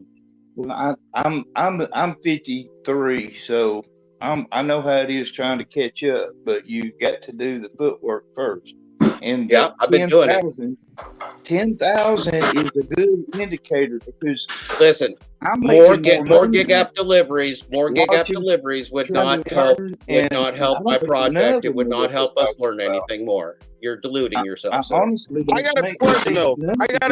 John. You're talking about 10,000, right? And we all know that with 10,000, if you're putting in 10,000 hours, 10,000 minutes.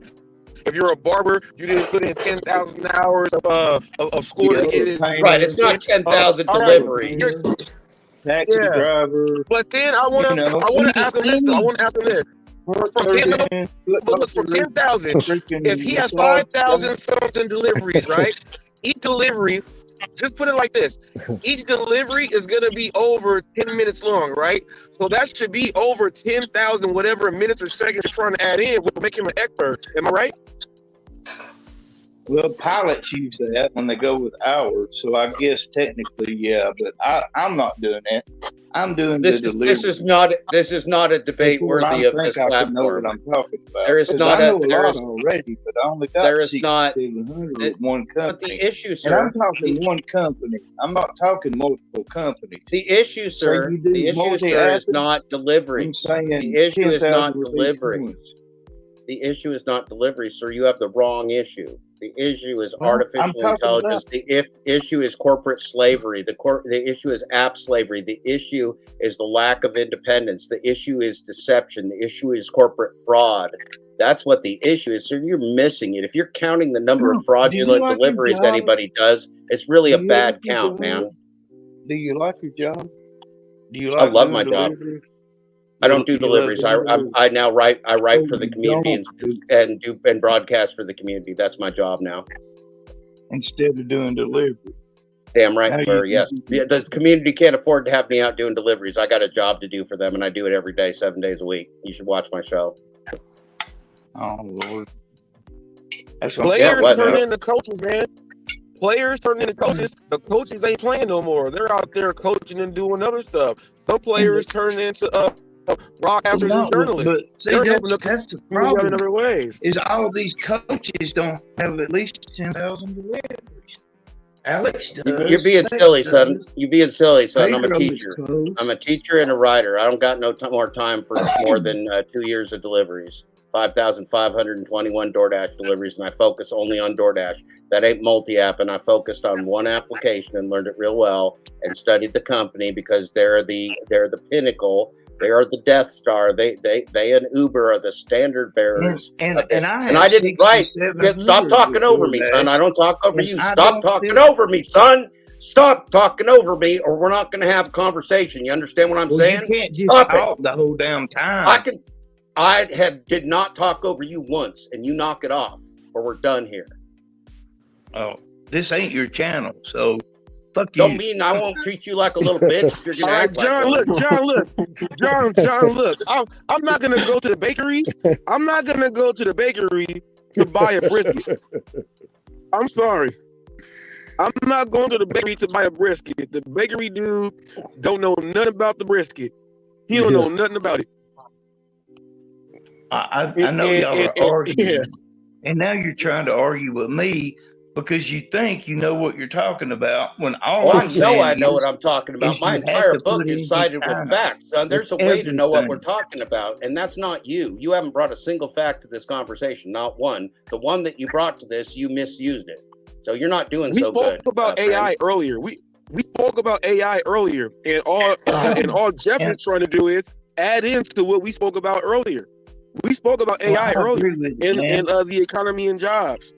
Well, he said I could ask him a question, Robert. I asked him a question on his view of AI, and what goes, he didn't even answer the question. He didn't even try. No, I told you Neil deGrasse, and then you chopped me down because I couldn't have him. Neil deGrasse isn't an answer. Neil deGrasse is not an answer. That's not an answer. You just said somebody named He said a guy has an opinion. Ricky understood it. Ricky understood it. And a guy has an opinion is not an answer. Ricky repeated the name of the guy that you said. Ricky repeated the name of the guy. There is a difference in that. When someone asks you a question, that's like if I'm interviewing you. And look, I thought we'd already leveled up after that. Excuse me. No, but look, if I interview you and I ask you a question, let's say about the cumulonimbus clouds, and you just say Jeff Thomas Black. I don't know nothing about it. If I ask you something and say Jeff Thomas Black, you know what I mean? Like that don't make sense. Like, or if I ask you, give me the cycle of a salamander, the life cycle, and you say ice cream, it don't go together. You just can't say someone's name when he's asking you a question to give some insightful detail. You just can't say someone's name. That don't mean nothing.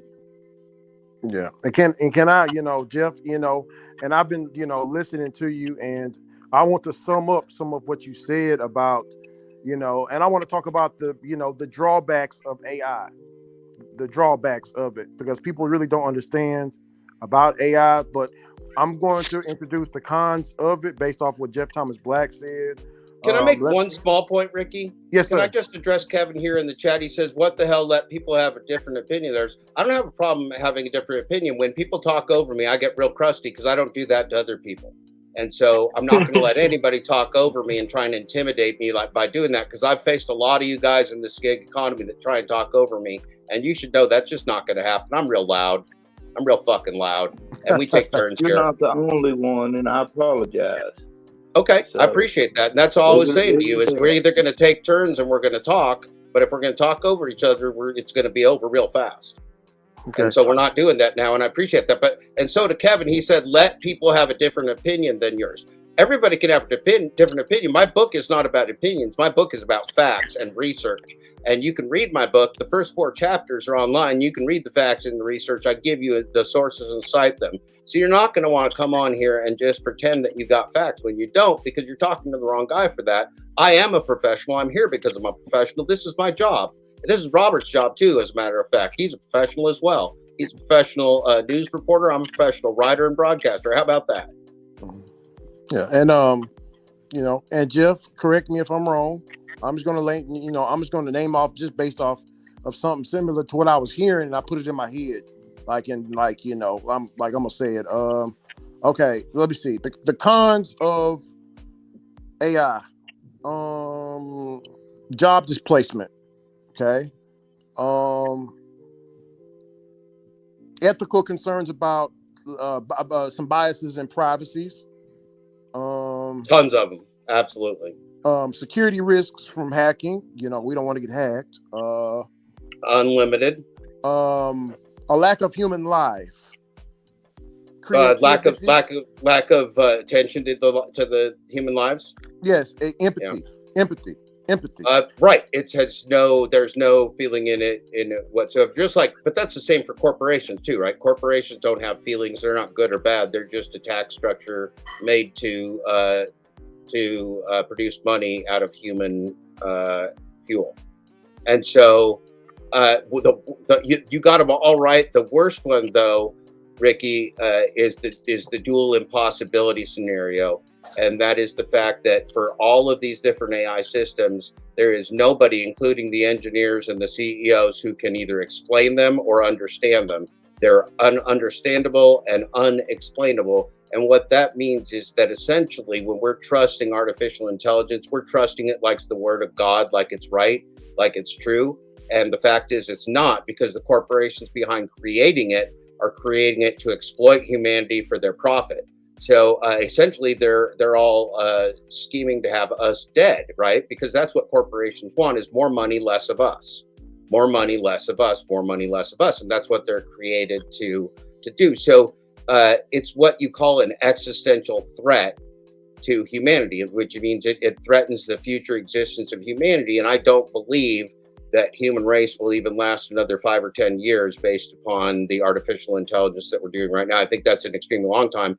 And you're already seeing the failure of the gig apps and the gig industry, as you can see from the corporate channels failing, the Pedros, all these people, they don't have anything to say anymore. The payday scams are coming in.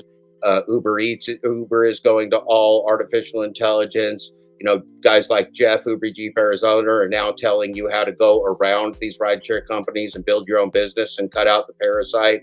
I'm here telling you how to cut out the parasite and do your own business, and how basically you have to have a labor revolution if you want the human race to survive, not just your job, but if you want the human race to survive, if you don't want to just be essentially enabling corporations to replace you and kill you, well, you better stand up against this stuff. So that's the basic hypothesis, but it's not a hypothesis. It's known to be true.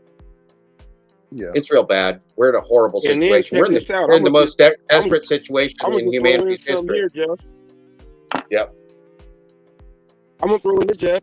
You know, we talk about the AI, right? And we all know Elon Musk. You know, he wants to do the Euro link and everything else.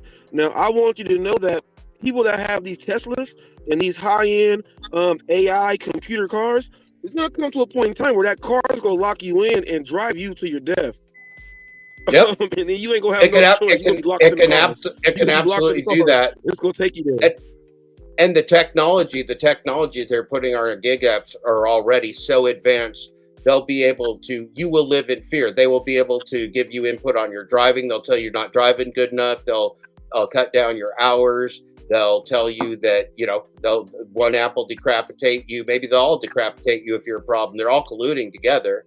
This is real bad. So people think that the small bit of independence that they gained during the pandemic toward this time is going to last. It's not. It's already over.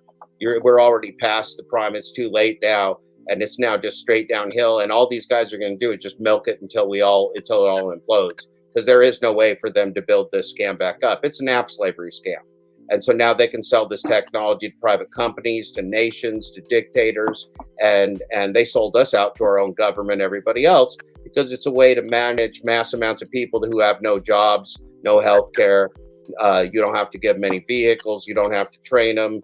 You don't even have to remember that the CEO, Tony Xu of Doordash, did a full CNBC 6-minute interview. He never once mentioned Dashers. He mentioned record profits. He mentioned their advertising business, and he mentioned the facts that they grew the grocery business. They built a brand new grocery business with no advertising, which means they didn't make the Krogers and grocery stores pay to be listed. They just use their business, but now they're making them pay. Now they're making money out of advertising on the grocery business. So they never mentioned once that there's anybody in the field doing deliveries. Not once, not even brought it up. We don't exist. And if that isn't the biggest clue you've ever seen, you're just not paying any attention. Like, this is the most inhumane thing. And were this any different point in time where humanity was less lost or less desperate or had their heads less up their ass playing video games, people would say, fuck no. If this happened 20 years ago, there'd be a fucking, people would have died. But we're in slow boiling water, and people just lost their noodle, and they're just stupid. They watch Pedro and they go, yeah, Pedro, you're great. And Pedro's telling them all how they're going to die.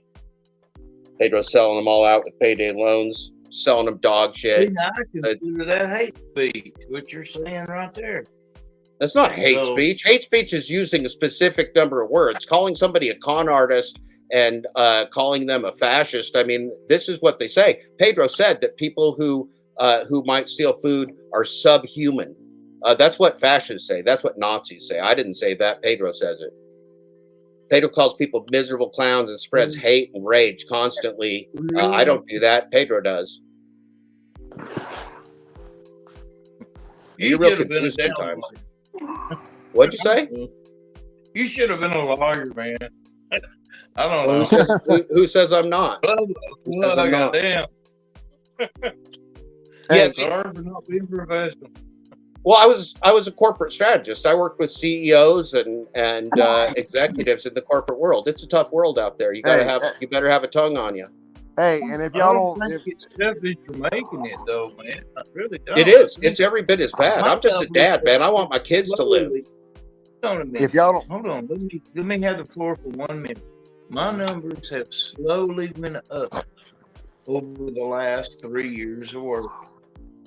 So I do not have a problem with the Doordash or me working a single app.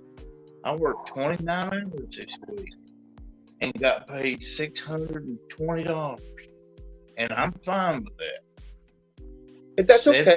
There's nobody's judging you for that, but that's not an answer for humanity. That's an answer for you. That's my job. My job isn't to pry into what everybody else is doing. It's just to get my money and pay my bills.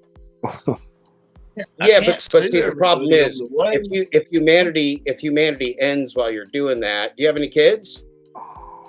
Yes, I've got grandkids. I've got a whole thing to take care Well, of. do you want your grandkids to grow up and not be slaves? And we're all us blue collar people are all slaves.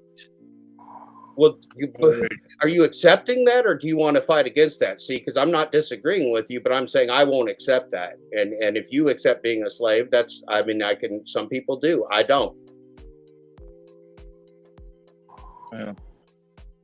I mean, see, that's the thing. We probably agree. We probably got crusty with each other because we're crusty old men. But I don't got nothing against you. I just don't want to talk over each other.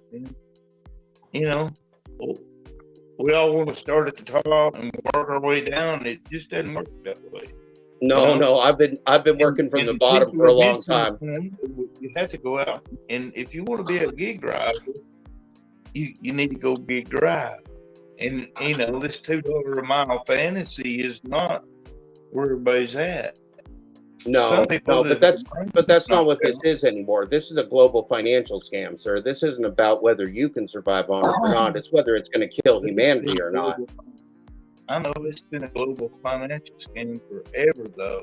You know, right? But this is the nuke. There's been wars forever too, and then we had the nuclear bomb that can kill the entire world at once. This is the social nuke. This is the thing. This is the big one. This is the one that we've all feared forever, and it's here, and it snuck up on us real fast too. They didn't tell us this was coming, and it came during the pandemic.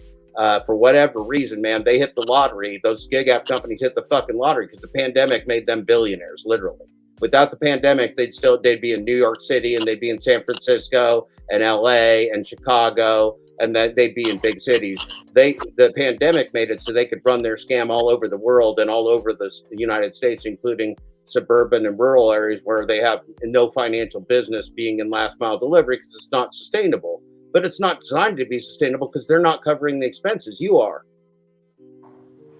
You know, I don't have a problem with that. Well, I like my job. You may not, You know, but most now, people are not. Most people are doing worse, not better. Most people are doing much worse, not better. Well, that's because they can't manage their money, and that's not my problem. No, see, you're victim blaming, man. That's what the Pedros and the Flexies and other people do. They blame the victims. That's just not acceptable. That's just not acceptable. I know. Everybody can't be strong and tough all the time. Sometimes people get injured. Sometimes people get old. Sometimes people are young. Sometimes people are women. Sometimes people can't work at night. Sometimes people have children. So everybody can't be a fucking gig app hustler, man. We got to have a society that survives. And this is not it. This is not how it works. It can't work. This thing's melting down whether we want to or not. It's not whether JTB wants the gig economy to fail or DoorDash to fail. It's going to fail either way. I'm just telling you what's going to happen. It's not about what I want. And also to co-sign you on the. I think it's on a case-by-case basis, and I think it'll fail if you don't go out there and do your deliveries. They'll deactivate you, and I think you'll be out. No, I'm saying the company's going to fail. The industry's going to fail because it's a financial fraud pyramid scheme. It's going to fail. It's going to be one of the big grand financial failures, like the subprime housing crisis. And right now they're doing a subprime payday loan. Subprime non-payday loans for another crisis. They can package those up and sell them too. This is just a huge global financial scam, sir. And it's done intentionally with AI. And if we succumb to it, we'll never get back out. There will be no returning from being app slaves. In 2025, commercial debt goes to $2.78 trillion. Irrelevant. Doesn't matter. So it's part of the scheme. We don't have any of that money. We're playing with Cheetos. That's all their money. That's the oligarch money. We ain't even at that table. We're playing with Cheetos, man. They're doing wars and putting people in prison for life. They don't fucking care what they spend. We're starving to death. We're gonna have to leave those fuckers behind unless we want to just die of neglect. We ain't gonna have a choice, man. You're gonna be fucking hungry. You're gonna be real fucking hungry if you're gonna have a choice. And Robert brought up Elon Musk. If y'all don't believe what Jeff Thomas Black is saying about the AI, he said it. Yeah, Elon Musk said AI will have, I'm paraphrasing, will have the potential to become the most disruptive force in history. Yep. It has the possibility to end the world. All the people inventing it say there's a risk of it ending humanity. I mean, think about it. Think about it, Jeff. People, okay, everybody, think about your cell phones, right? We depend on these things. Some people don't even know how to spell because the phone is spelling it for you out. That's right. So the phone is making you dependent on it. You don't even remember your own phone number anymore. You can't remember how to drive anywhere. It's doing all the thinking for you.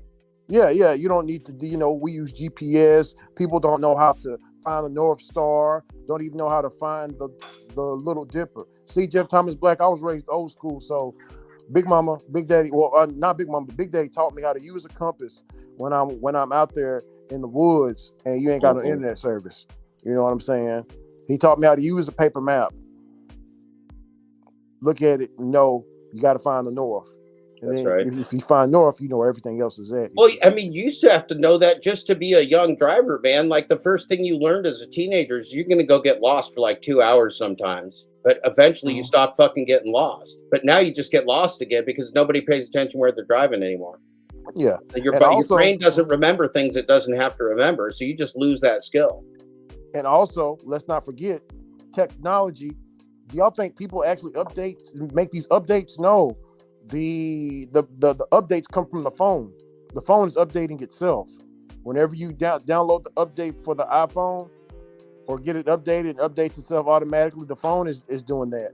Oh, and DoorDash is the most hilarious con of all time, right? And the other apps too, but I'm specifically talking about DoorDash here because literally the AI is playing each one of us individually. And so these silly content creators are like, in my area, they're testing this. In my area, they're testing this. It's like, no, they're testing everything on every one of our phones all the time, changing every day, everything's a moving target.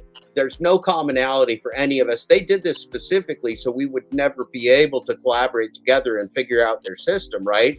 They made it so disaggregated, and they made it like the last thing they ever wanted us to do was ever to, join together to share knowledge. Because as soon as we do, we're like, oh, those hotspots are fake. Oh, this is fake. Oh, that's fake. The statistics are fake.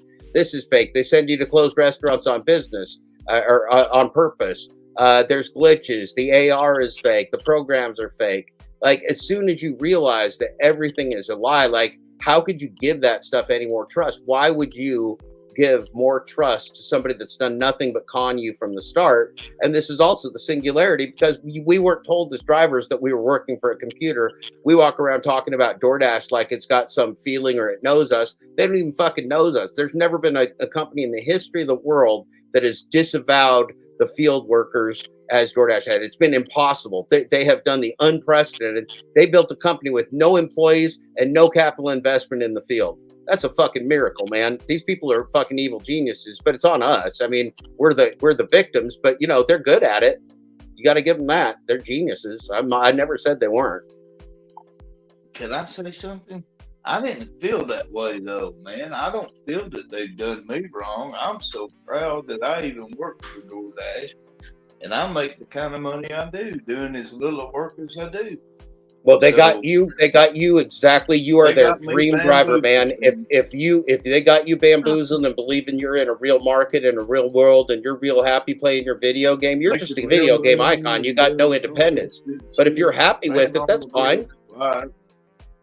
If you're happy with it, it's fine. But you still got to know the truth. You don't believe it's real. Just know you're playing a video game. You're playing Call of Duty. You're the icon. It's just playing you, but the video game's playing you. Well, that's AI. Yep, that's AI. So it's not but it's not a real job. And remember, lots of people like you been doing it forever. They can just decapitate you. You could just come out one day and they go, "Yep, we just deleted your account. You've been deplatformed. We decapitated you," and you'll have no recourse because it's not even a human that does it. It's just a computer that does it. That I agree with. It is a computer that'll deactivate you. Yeah, and you got no control. Somebody could lie about you and steal the food that you delivered, and you're the one that pays for it. So, like, how could this be fair? It's like living with your head under a guillotine and hoping that the benevolent Lord doesn't drop the guillotine on your neck when you're trying to live. That's just one side of it. That doesn't really happen a lot because it happens all the fucking time. It happens all the time. If you're like me, this is me and this is just my scenario, but I'm top pressure.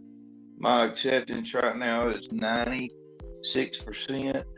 Where do you live? What's your market? Tennessee, the southeast. Okay, like a city or a rural? Yeah, Chattanooga. Okay, so Chattanooga is probably obviously I guess what passes for a good market if $600 a week is a good income for there. Yeah, and usually you'd be living on the street here. You'd be living on the street here, but it's between 1,000 and 1,250 miles a week.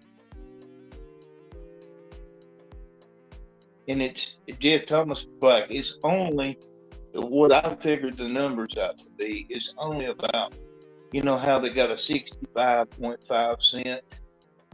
Yeah. Break IRS standard deduction. It's a little bit lower than that. So it runs about maybe between 58 and 60 cents a mile. Yeah, but this is still this is poverty level income at best, right? That's what I mean, if you can work it and you can work more and get more money, but it's $20 something an hour. I think I started out about $16 an hour. And then see, in most places in this country, that's not going to work. So here's the thing, though. Here's the thing. Just because a rigged game might work for 20% of the people, if it's fleecing and screwing 20% of the people, or 80% of the people real bad, which it is, if it's working for top 20%, that's not a good bargain for society. It's still going to destroy our nation. And that's what it's doing. It's destroying our nation. And it's destroying the world. Anyway, though. That's how but we can't.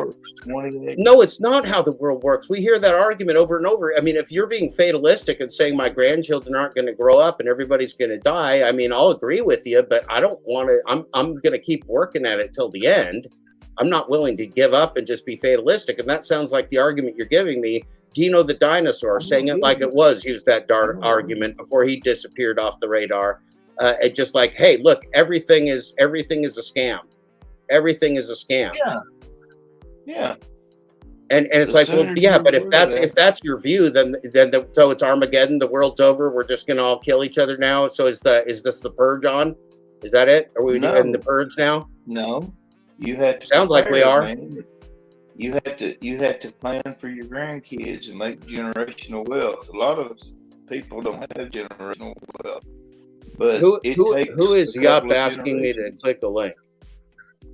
Yup, let's break it down. Click the link, Jeff. Who is that? I don't understand. What link am I supposed to click? Why would I click the link?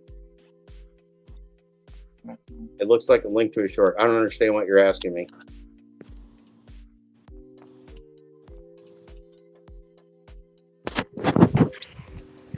Yeah, I'm gonna play the link for you. It's Johnny. Long time ago, Johnny. 70 miles an hour, you'll make like $41.79 coming down the fucking road. So out of that 70 miles, you're gonna burn 3 gallons of gas. Let's just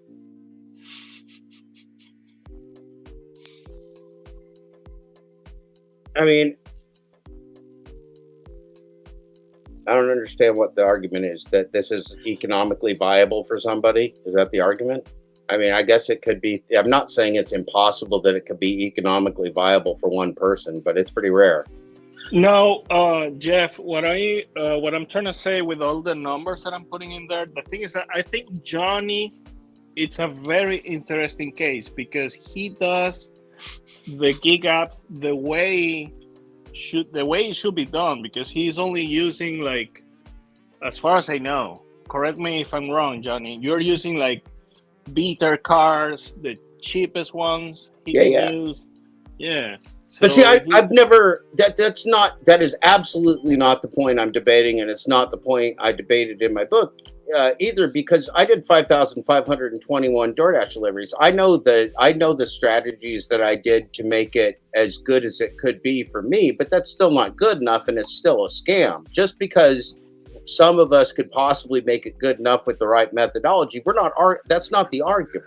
The argument is that overall it's a global financial scam, and every alleged independent contract they send us is a fraudulent independent contract because they're omitting material information. So I'm not arguing that somebody couldn't be okay on it. And Bobby's made the argument multiple times of like, hey, this has given me a better standard of living than I imagined. Like, this has been good for me. Well, it doesn't mean that the gig apps or AI hasn't been good for a few people along the way, but the goodness is ending very quickly, and it's going to end in a real bad story like the end of humanity. So that's the larger story. It's a bigger picture than DoorDash good or DoorDash bad, or gig apps good or gig apps bad. We're talking about human survival and employment, and we're also talking about the degradation of what we've seen in the gig apps over time, because no matter where you go, whether it's the lounge or here or on Pedro's live tonight or anywhere else, everybody's recognizing it's worse than ever. So why is that?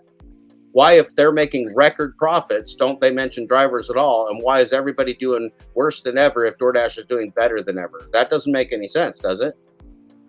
But for me, it's because of me. I'm the reason DoorDash is doing so damn good, man. I'm the best motherfucker. It's not what Tony Hsu said.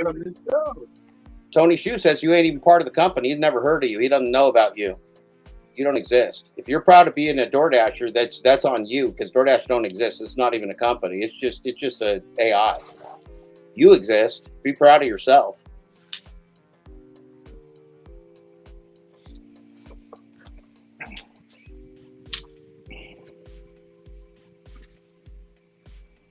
Don't be proud of a video game.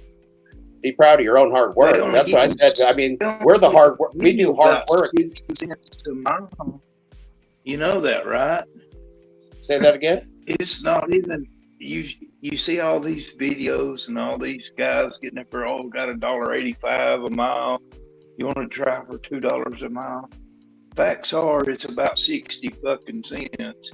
And if you're not wanting to do that, then you might want to consider doing something else. Maybe write a book or something. I don't know, but well, there's a lot of people. That's right, and it's not for everybody. And that's one of the big problems is so many people, there's millions and millions of people doing it, and it's only for a very few people. So we don't disagree on that either. For most people, it's a real negative experience. They'll be gone. That's if I lose my job at DoorDash, right? My It's not a job. It's not a job. You get one task at a time. I'll have to go out and buy one car so I can work for Uber. That's what I would have to do. So it cost me about 15 grand to get me or 20 grand to get me another job. Oh, because you said to get a car that you could use for Uber? Right. Because all my cars, man, are older, got a bunch of miles on them. Well, the other problem with Uber, if you listen to the people that are experts on rideshare, particularly somebody like Uber Jeep Arizona, or Handsome Liberal or a whole bunch of other guys that do rideshare, it's real dangerous. It's real dangerous, and it's a whole different ball game than last mile delivery. I listened to Uber Arizona, man, for about 3 hours. He done like a 3 or 4 hour show one night. I sat there and listened to that sucker. He knows what he and I agree on about almost every. I don't think I've ever disagreed with him. I don't think he's ever disagreed with me. We got the same viewpoint, which is these companies are taking us for a fucking ride and they're parasites. We can do better without them. I mean, dude, I used to drive a taxi back in the 80s. There you go. And they were fucking me too, man. You know. Yeah. Well, so this is the same. So the taxi, $50 for 12 hours. If you wanted all day, it's $75. And then they wouldn't send you any fucking good orders, and they give all the other good taxi drivers. Exactly. All you work. Same type of organized crime goes on with strippers. Same type of organized crime. And the more that's you right. get, the more you make. That's why organized crime. That's why organized crime got into the taxi business. That's why organized crime gets into the stripper business. That's why organized crime gets into the gig apps, because the gamblified and the rigged businesses and the organized crime goes right along with ripping off the labor. And so who can you rip off? Well, it's easy to rip off strippers because they're strippers. Nobody gives a fuck if you rip off strippers, right? And it's easy to rip off us. We're the working class, and it's easy to rip off. It's easy to rip off everybody that is in the poorer class. Yeah, we're the criminal class. We're the poor class. We're the black people. We're the women. All that stuff. Every fucking day, dude. On this there you go. App. Well, so that shit better stop. Don't let your grandkids inherit that. I do every order that nobody else can do. If you could imagine that, what that looks like when I do every order that nobody else will do. Can you imagine what my map looks like? I can imagine. That sounds horrific. It sounds like I like my job. And that's how it goes. That's wonderful. That's wonderful. Look, I had days out there when I was driving around having a beautiful day in the sun, looking at all the pretty girls in the grocery store, doing all my gig driving, making a couple $100, and I'm listening to my radio and the sun's great. It's not that we can't have some good days. It's a global financial scam. And the fact is it will end us. And so even if it's okay for a few of us today, it won't be okay for long. And remember, I hope it doesn't happen to you, but DoorDash gets rid of people like you summarily with AI every single day. So, they want us to be afraid. Me, I damn sure don't know if they're like me. Now, I've seen a lot of people. Like me. Well, look, I've carried over 90% for freaking 3 years. I don't think none of them. Yeah, well, I mean, there's plenty of cases out there of people getting decapitated. Yeah, but what were they doing? Look, wait a minute now. Come on. We know there is so much fraud in the system. Sam Lee got decapitated. We know that there's so much fraud in this system. We can't possibly pretend that drivers should be responsible for all the fraud in this system. Hey, it's been a pleasure, everybody. I got to do a show in the morning. It's 9:27 my time, and I'm going to talk my voice out. Hey, it's been a pleasure talking to you, Johnny. Good to meet you too, man. Good to meet you too. Thanks, everybody. Good. Take care, Ricky. Good night, Yorkie. Not Sam. Not Robert, wherever he is. Not Necro. JTB. Hold See it you down, tomorrow, man. Hold it down, Okay. Uncle Jeff. OG Jeff. Hold it down, man. Is No, no. JP on here still? What? Yeah. What you got there, Sam Lee? Hold on. Put JP, you on here? Sam, what you Yeah. got? Hey, there's Look. somebody. Hey, look what Sam got, everybody. This is the Chinese burgers, man. I'm delivering it right now. Chinese The burgers. Chinese burgers, yeah. You see the strong man at the front, got the muscles. Hey, do like that other Chinese guy does and eat that shit. Yeah, some dog meat patties, man. He said dog meat. Come on, JP. Come on, man. That's squirrel, man. That ain't dog meat. That's squirrel. God damn. He said dog. Y'all eating dog burgers. Come on, JP. Get out of here with that. I tell JP to come up here, man. I ain't heard from him in like forever. Tell him to come up here with me. They said cat burgers. God dang it. Y'all ain't cutting them burgers no slack. I'd rather eat a cow burger.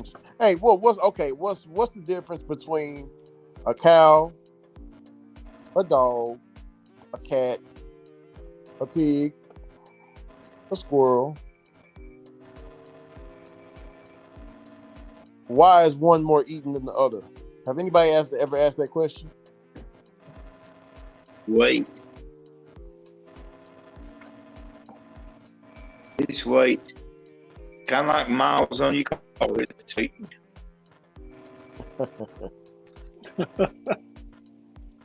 I have no idea, man. Hey, I know some people that got some pet pigs. They got some pet pigs. They got some pet squirrels. By the way, Ricky, let me tell you something, man. This morning, that shit was so funny when Cherry was saying all kind of crazy shit to you, and you were like, "But brother Cherry, let me ask you this: how was your day so far?"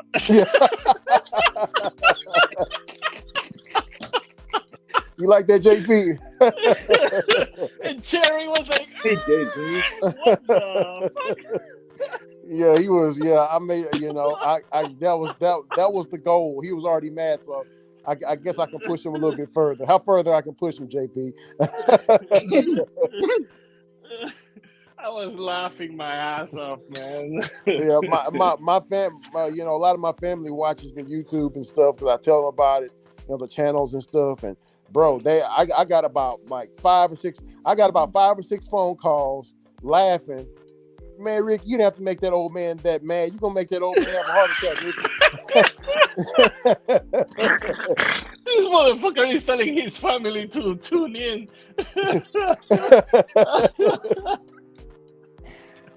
Bro, so maybe some of the trolls are your family members, man. Could be. I wish I could get my family members to watch. No, I don't. Yeah. Never mind. Oh, yeah, man. That was hilarious, though. It was hilarious. You should have seen the other part.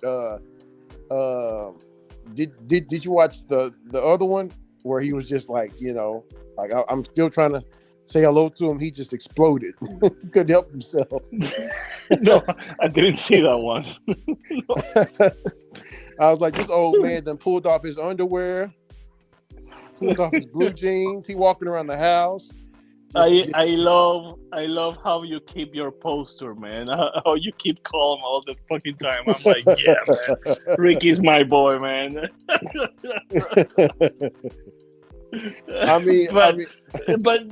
But brother Terry, let me ask you something. How's your day so far?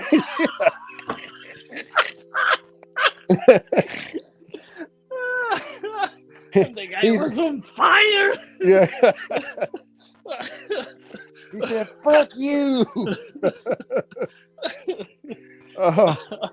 Oh man, shit. Hey, JP, they gonna call the police on Cherry Pick. The next door neighbors, something is wrong with. I think they're fighting over there. Yeah. Motherfucker's gonna have a heart attack playing his character. Oh shit! I can't figure how you got him so damn riled. I can't figure out what you did.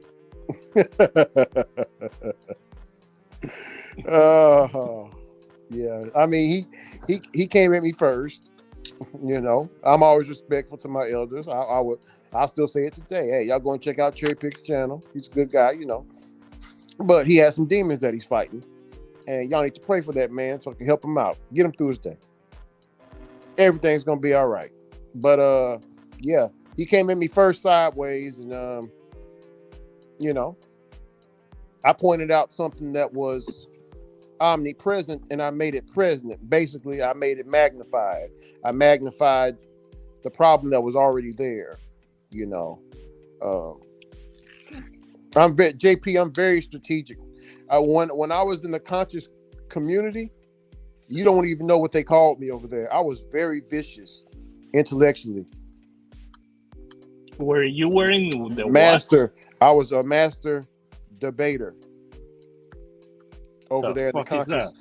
The conscious community is basically a community of people who they are in different religions, and it's, you know, it's these different religions we would clash. You get what I'm saying? Like I'm Protestant Christian, so I would debate the Hebrew Israelites. You get what I'm saying? Or the Muslims. You get what I'm saying? Okay. So we used to have long debates of just, you know, intellectual debates, and it did get crazy. So when you're debating someone, you got to do your research on them. You get what I'm saying? You got to do your research on them and study them. Yeah. You get what I'm saying? Sounds fair. Yeah. Yeah. So I've been in that field. Yeah, I've been in that field for years. So this Cherry Pick is very easy work. You get what I'm saying, JP? Yeah. I know how to handle it. I'm glad you're up with JP. Oh, what's going on, great brother Tommy? Ricky is a masturbator. Tommy of his mother. Hey, Tommy. Masturbator. Masturbator. I like that. Brother Tommy. How you been, Johnny? What's going on, my friend? How are you? Oh, doing great, brother. I've been doing great. Just doing my How's your thing. kids? How's your kids? The kids? Good. Oh, the kids are doing great, man. I'm back with my wife. I'm sober. I'm like a whole different person, man. Get it, man. Get it. Life's good. Love it. Yeah. I've been drinking beer though, but non-alcoholics only. So that's okay. You're into And that. you know what? I enjoy those motherfuckers, man. I enjoy sitting and having a non-alcoholic beer, knowing, I mean, it's the same taste, the same feeling, but no hangover. It's fucking great. We spend all that money on it. You enjoy that. Okay. JP, I'm trying to find my flyer. It was back in 2014. I'm trying to find I should have never deleted it, but I'm trying to find it. I'm gonna show it up here. It was me. I had an intellectual debate down there at Nandy's Knowledge Cafe, and people came to see me. And the opponent I was facing, he was basically from the Hebrew Israelites.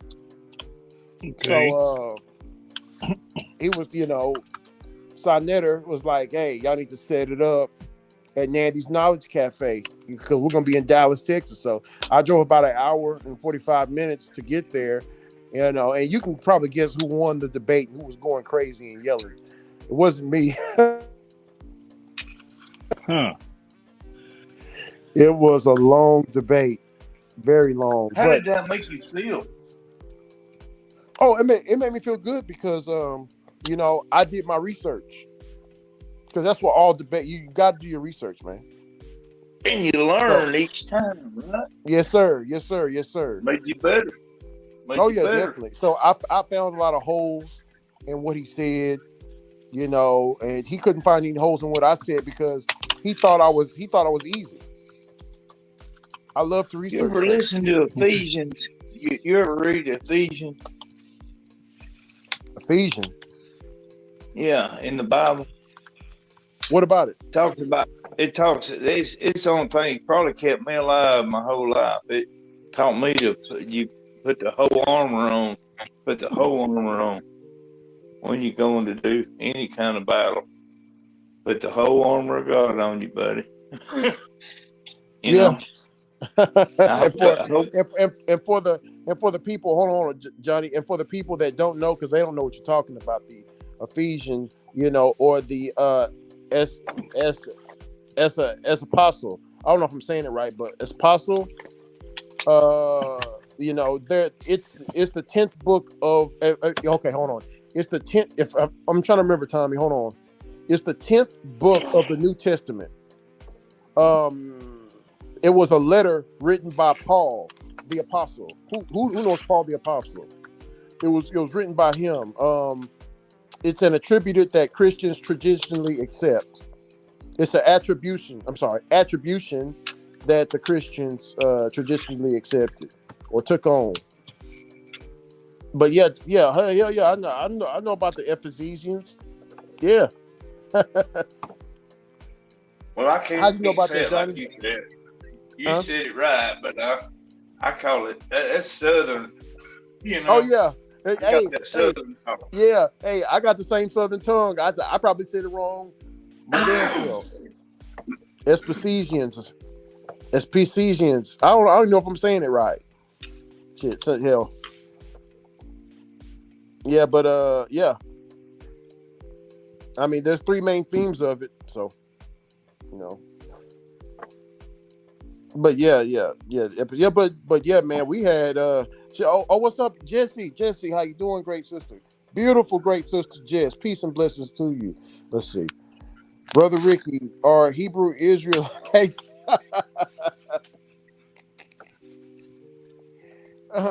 give me just one more. Hold on. Let me say something to my kids real quick. They're doing something. Hold on.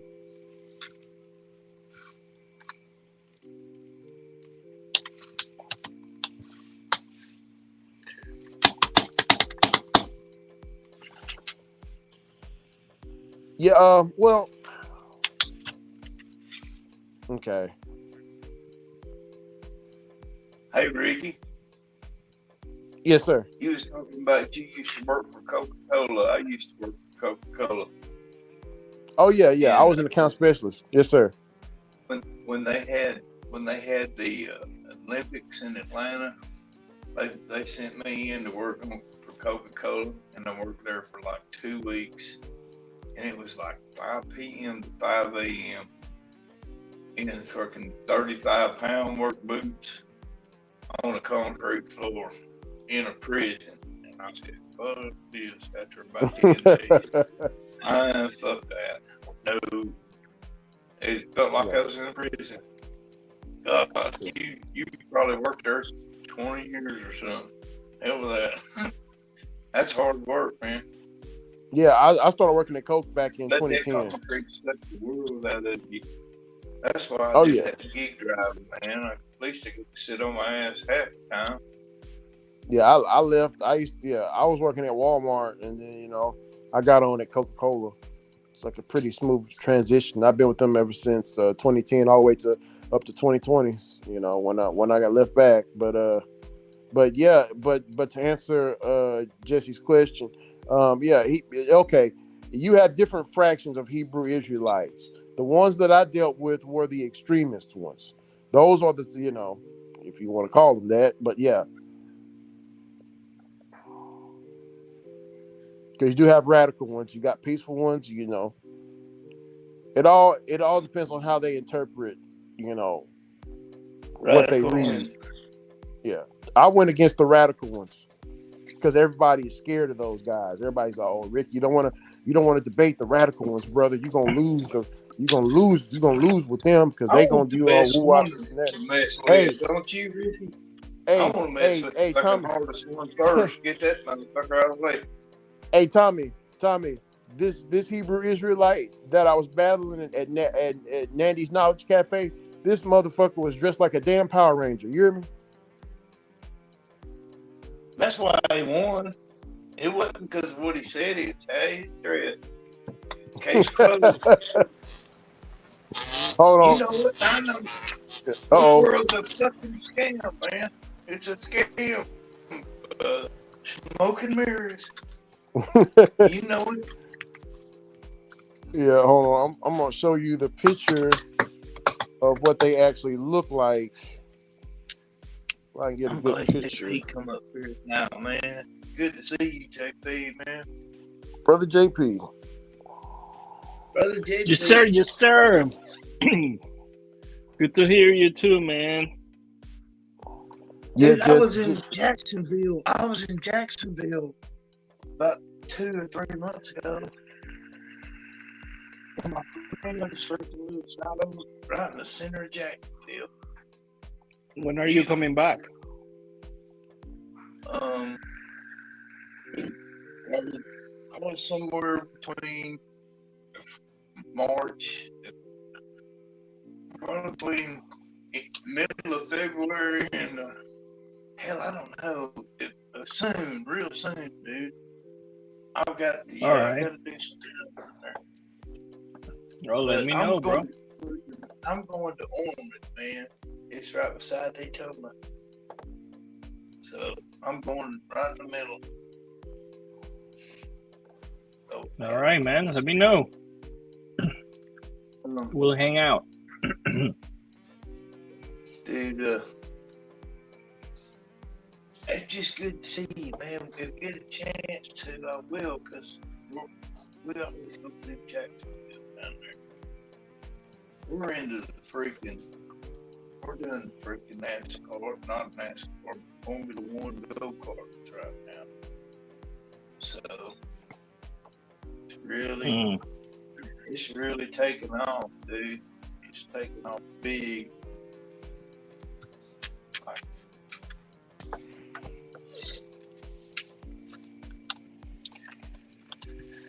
Yeah, Jacksonville, it's a great city, man. I like it, but it's getting expensive, man. Too expensive. Dude, man, it's expensive everywhere, dude. They're gouging this like JTV said a minute ago, man. They're freaking killing us. You know? We should have got better jobs. So like I say, in the end, you should have just got a better job and done a little better for yourself, buddy. You know, ain't nobody giving you nothing. You gotta go to work. You still working for that security company? Doing that security to them little towers they got in there? Yeah. Well, it's not security, but yeah, I'm still working. Yeah, cool. Well, good for you, man. You still man. I'm not gonna leave that job, bro. I mean, yeah. Plus, I mean, they offer me to work overnights right now, so I'm working overnights. I'm getting paid $3 more per hour, and I get to have the days for picking up the kids or doing or sleeping or doing whatever I have to do. If I have to do like catering, that's what I'm doing right now. I just go to sleep unless I have catering orders. I wanted to say they were playing soccer, but maybe I'm wrong. See what? Were they playing soccer or no? Who? Your children. If my children are playing something? Oh, any sports? I thought they were playing soccer. I'm probably misspoke. No, my son did play soccer, but nah, bro. They're not into sports anymore. Not for now. I mean, to be honest with you, I don't need any extra expenses. It's a lot. It's a lot now, man. But it's priceless, man. We all grow up so fast. And before long, man, you're so old you can't do nothing. So, Old age hits quick, man. They're only small for a little while, so love them while they're small, man.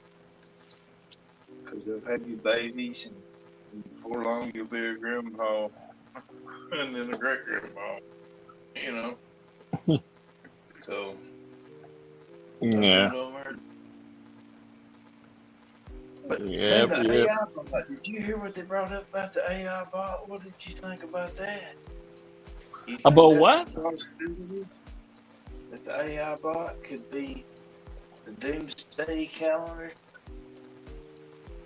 You know? What do you mean an AI bot? An AI bot to do what? To end us, to get rid of our jobs, to get rid of all the. Bro, that's what they have been saying since the 80s, man. I mean, I don't even see. Look, they're trying to use robots just to deliver in campuses, and they're still failing when there is, inclement weather or like bad snow and shit. So maybe it's gonna happen sometime in the future, but not in the next 20 years. That's what I think. But we'll see, man. I mean, this AI shit, it's getting a little scary, to be honest with you.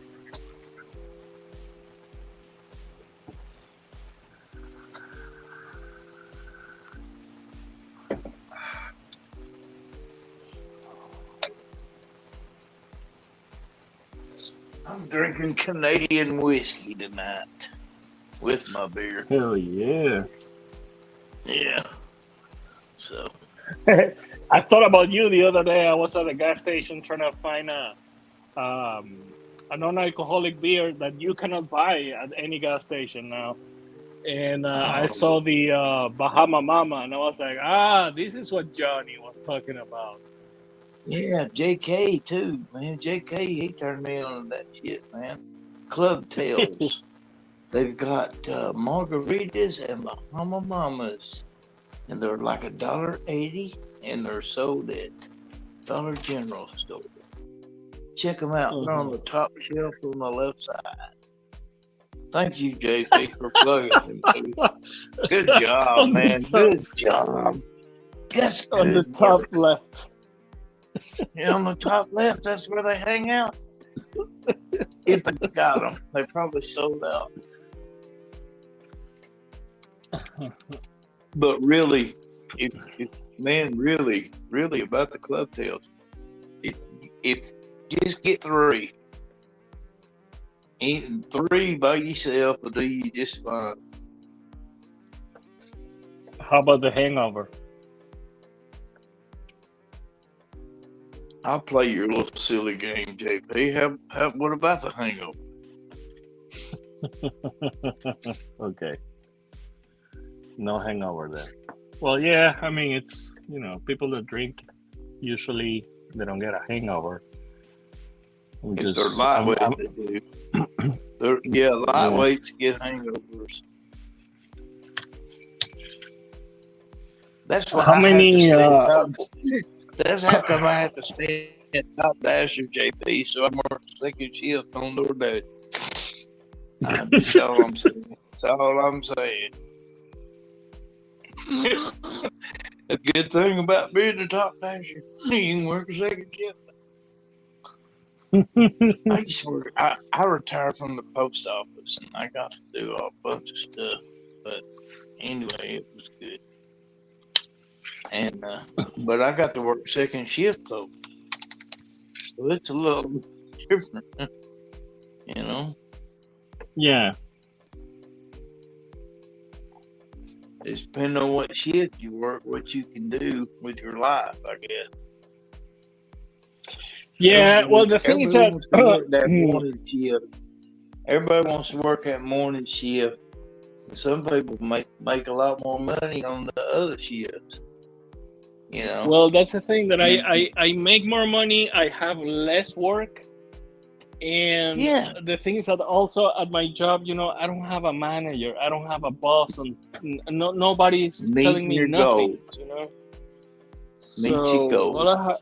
Yeah, I just have to do what I have to do, and that's it. You know, as long as I do that, I get paid, no problem. You get your PTO, you get your benefits, 401k, all that shit, Roth IRA. So I'm not gonna say no to all those benefits, you know. Plus working overnight, and then I don't have to deal with the 9 to 5 traffic. You know, I get to Have pick you up my ever been to kids. Orlando? You ever Yeah, been to Orlando? yeah, You ever been to Orlando? yep. How do you like the traffic? Dude, the Orlando traffic sucks, man. That's Thank you. I hate I going just to Orlando. wanted another opinion. Yeah, I was Yeah, down no, there, no. man. I thought, yeah. Oh my Lord God. No, What it's a the tourism, man. It's way too much. wow. And you know, And Jacksonville is just as calm and cool, and you can go right through there and no problems, no troubles. Everybody knows how to drive. And when you get to yeah, Orlando, you need to turn around or head to Miami. One of the two. You know. yeah. Well, the thing is that you You got to can go remember anywhere that from Orlando. in Orlando, we're getting all these tourists from all over the place. You know, Everybody, driving like they drive in their countries. You know. I agree, yes. So I was, wow. Man, it was so freaking, wow. I have never seen anything like that in my life. And I I go to hate just, Atlanta. dude. I'm telling you, whenever I have to go to Tampa or shit like that, I hate just passing through Orlando. Just passing through, it's a fucking headache for me, man. I hate Orlando. Wow. So I'm not I the can't only imagine. one. I can't imagine Oh, doing DoorDash there, man. Like having, you know, fucking I food did. deliveries I to the did. freaking resorts. I tried it. I tried it, JP, and it was the most. First order was great. $7.50, about 3 or 4. Hell, whatever. It was $7, so that's a good order. No miles, no trouble. What to do? 7 miles, whatever. Boom, paid me. But it didn't happen that way. I got that order. I'm not gonna tell you.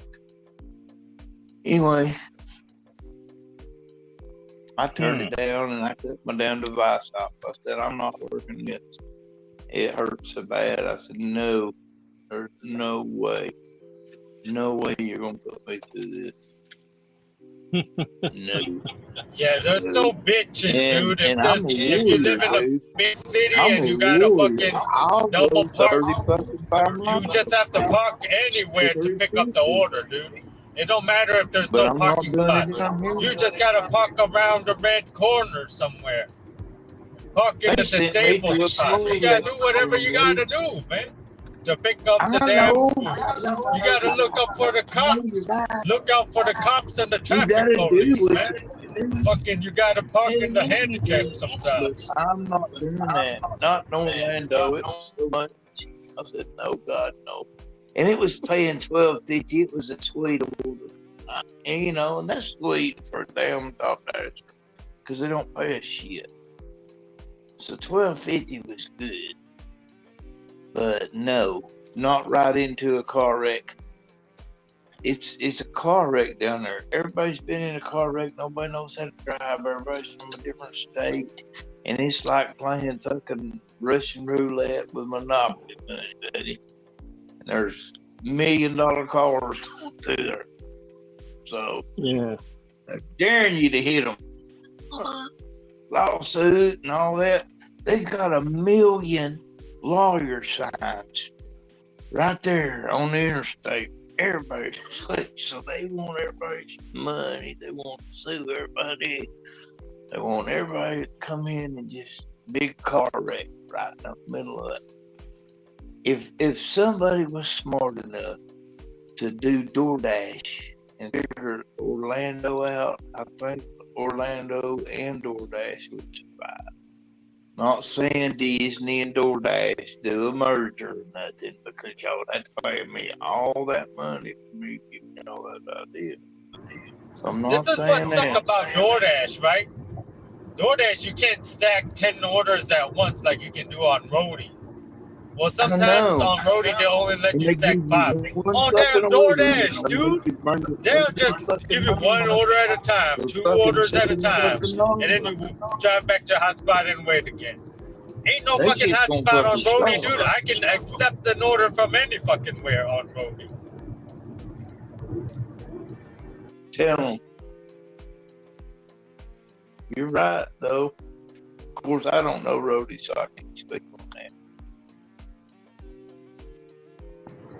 But Roadie, you can't work it in as many places. You could, but in them smaller areas, you really gotta take every order. Sometimes I could be like, man, I don't want to take that shit or this one because I'm like, fuck it, I don't want to drive 30 miles over there, 30 miles over there. But like, if you're just stuck in one small place, you're like, fuck, man, I gotta take an order taking me out of this dead place. Or I might get lucky and I might get 5 orders in this one dead small little place. Now, you like doing Roadie, right? If I didn't like it, I wouldn't be doing it, right? I would have jumped off a bridge or some shit already, right? I would have been dead already, right? I remember that song, the day Billy Joe McAllister jumped off Cadillac.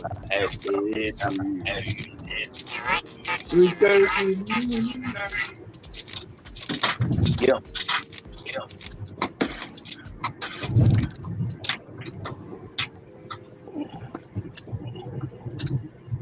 Oh man, that's an old classic. The day Billy Joe McAllister jumped off the Cadillac.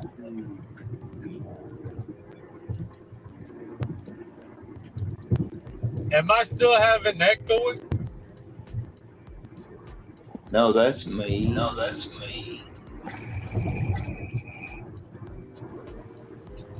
Yo, Johnny, can you hear me? I'll mute myself again. I guess I got that going. I think it's me. Nah, it's Sammy. Oh, okay. Yeah, what's this Johnny. about?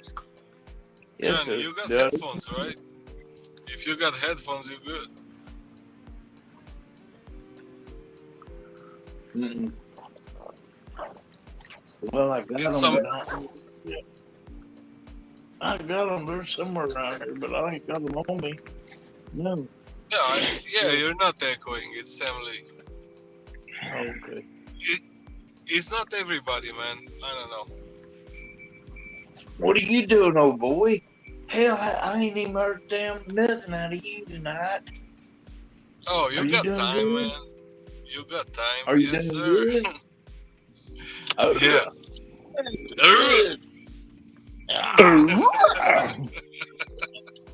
Call up like a spider monkey, would you say? I'm gonna mute myself because it's gonna be noisy. All right. How you doing, Johnny? How you feeling, man? Oh man, I'm good like always, bro. Good like Good to always. hear. Good to Hey, hear you, man. man, Good to be dude. with us.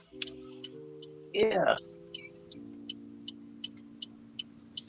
Are y'all cold up there yet? Or is it cold up there? 47 right now. Oh, that's good, man. That's fat people weather. I love that weather. 47. It's It was coming. 85 today. 85 in Tampa at the Titans Tennessee game. They beat the shit out of us 20-6. Horrendous. You guys get nice weather down there. Yeah, down here. But in Tampa it was 85. It was 85 in Tampa today. When we How far away are you from Tampa?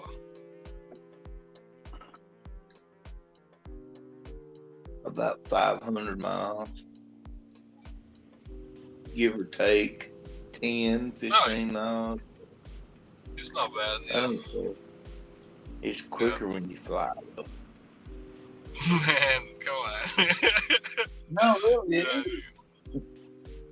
Johnny's like 500 miles. That's nothing. Well, Yeah, 500 miles ain't that bad. I drive like 350 miles a day, so yeah, fucking 500 miles ain't bad. You know what pisses me off though, Alex? Is all my family's rich and they just fly and I had to fucking drive. That's what pisses me off. They just fly with their, they're there in 8 minutes and I'm 18-hour drive, having to take the tolls to make it 17 hours. But the good part is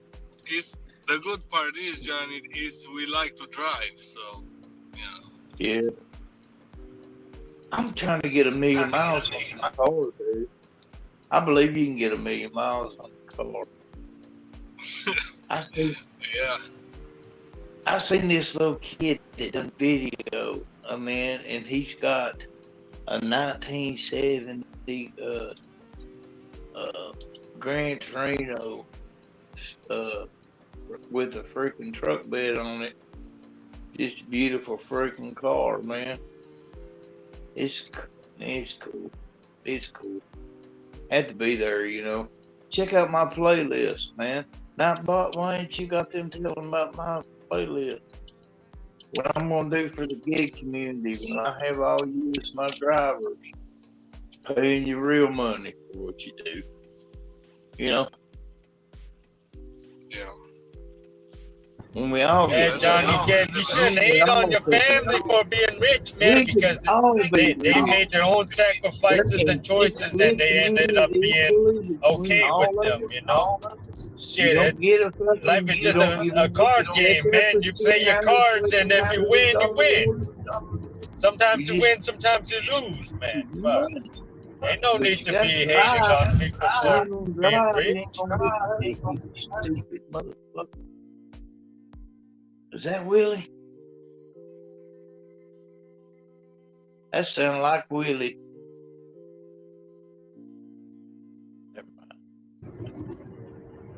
Nah, Willie ain't been in here in like 5 days, man. I don't know what's going on with Willie, man. He'll be back. They all come back. They ain't got no other work. No.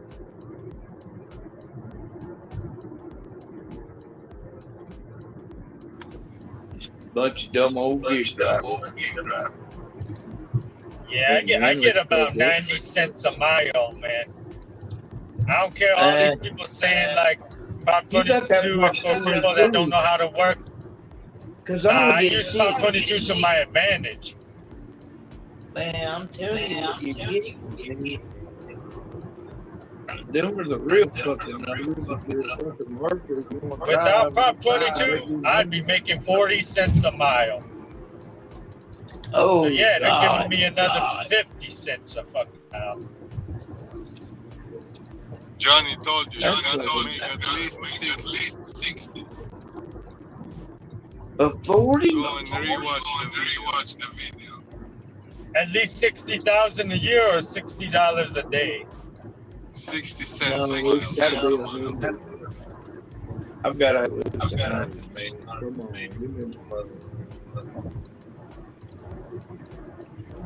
If you go below 60, that's bad. Yeah, I make about like 90 cents a mile, something like that. I always drive 10 miles back home though. Yesterday I was pretty close to home, like 35 miles. Today I'm like 60 miles away. It's about the same shit, like an extra down the block. This is the thing with roadie, man. Even if you live in a busy area, if you want to work an extra hour, you gotta drive another 50 miles. If you're a cheap ass, you're just missing out on money because you're not willing to drive the miles. Like, you'll wait around for an hour or just be like, man, I don't want to drive that extra 50 miles. I'd rather just not have the money. But if you don't drive it, then you're just missing out on that fucking $35-$40 for that 50 miles that you're driving. I know. And I'm so pissed off about that, man. I try to get 100,000 miles this year, and I'm not gonna make it. Fucking, yeah. So shitty. It'll show up as like $8 for 35 miles, but you have to change your mindset and be like, okay, that's Prop 22 money. It's $30 right there for 35 miles. Yeah, we don't have Prop 22. No, but who was that motherfucker that said like he don't like Prop 22 or some shit? Prop 22 is bad for everyone? Like, fuck out of here. Like, what happens if we don't have those apps? And we have to take them miles because we're in an area where if we don't take an order that's far away, then we have to wait another fucking hour. This is the thing about roadie. Sometimes they'll accept you on an order that's far away, and you're right next to a pickup location for another order, and then they won't accept your offer. So you have to do that one. What are you gonna do? Cancel it? Ruin your ratings? Dude, roadie don't play, dude. If you fuck up your ratings, they'll fucking pause your account, dude. You can't take orders for a day or two.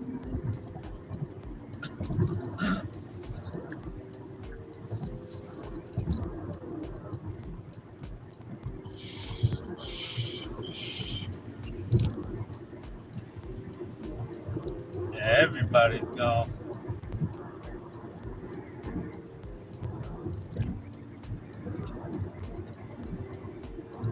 Fucking still got 35 minutes back there.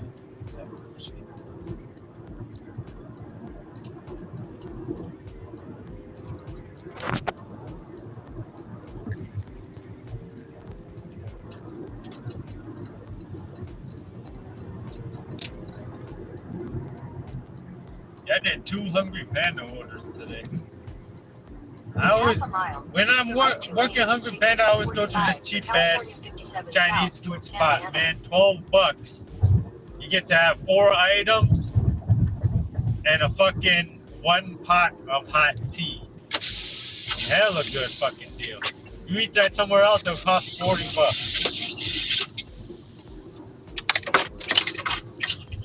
Use the right 2 lanes to take exit 45. Whenever I'm in fucking Hungry Panda Town, this is what I eat. Continue for 4 miles. Oh fuck, I always hate this freeway, man. The roads fuck up your tires over here. I need new tires soon too, man. I didn't even realize how many fucking miles I'm driving with these fucking tires. Look at going fucking 40 in a 65.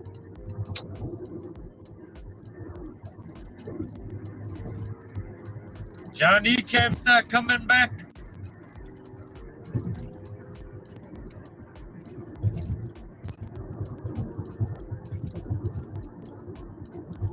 Oh, man.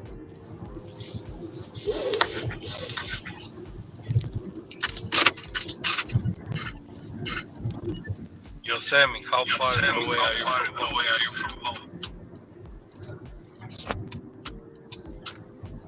Like how far am I right now? I'm not even gonna go on my computer today. I gotta wake up early for fucking roadie. Fucking Sammy. Yeah, I worked a little late today because I'm like, yeah, roadie was a bit slow today, and yeah, that's why I worked a little bit more on Hungry Panda. So yeah, I'm just going home. Usually I'm at home like a little earlier, like 8 or 9, because I only do roadie and I'm like nonstop.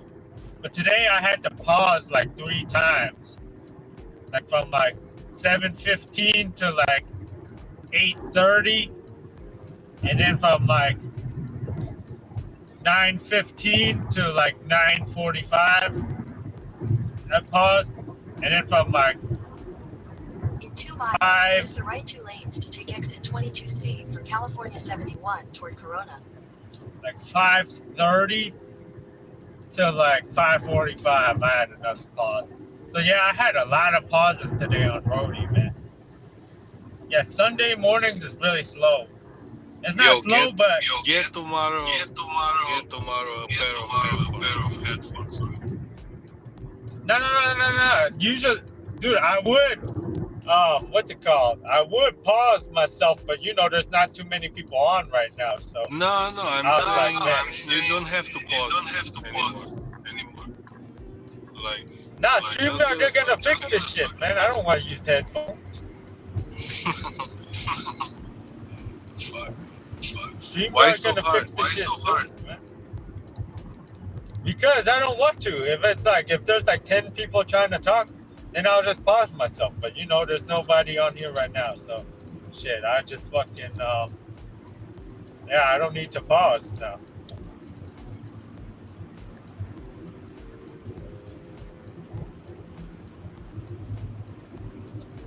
Yeah, I worked a bit late today and worked until like 9:45.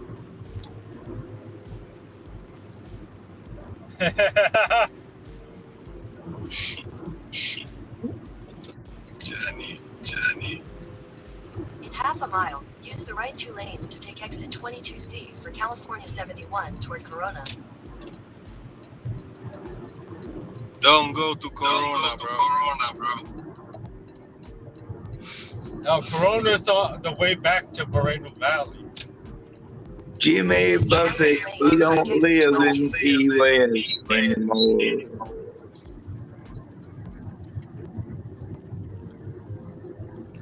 Continue for 4 miles. Oh fuck, I hate this freeway. It always got them fucking roads that'll fuck up your tires over here.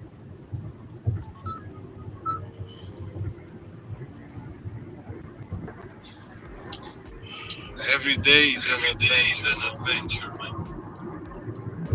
Check baby, 1, 2. Check baby, check. Can you hear me? Yes, sir. Yeah. If you're trying to speak, I'll mute myself. Yeah, I could hear you before, so. But it's better than it was, right? Yeah. You got an upgrade? Thank you. No. N-O. Capital N-O. No.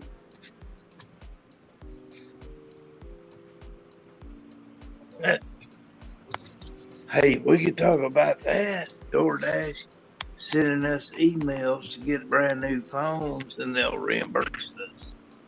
And then they got them messages. They keep sending my shit daily to get me on 5G, and I can't do it because I don't need 5G. I need 1G. So it's just like a direct link on my app to Doordash saying, hey, this motherfucker's going to work. Let's give him a fucking free phone. Give me all the money and all the fucking women and cars and girls and jewelry. You know, Doordash. Right? You in, in? Sam Lee? Aren't you going to get... I'm tired of women. I just want one good girl, man.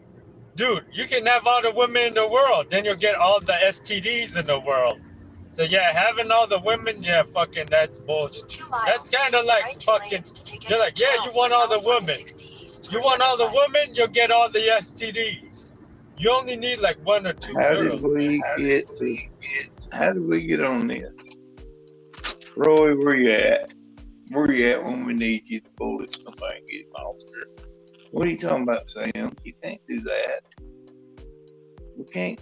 We ain't talking about STDs. Come on, man. Come on, man.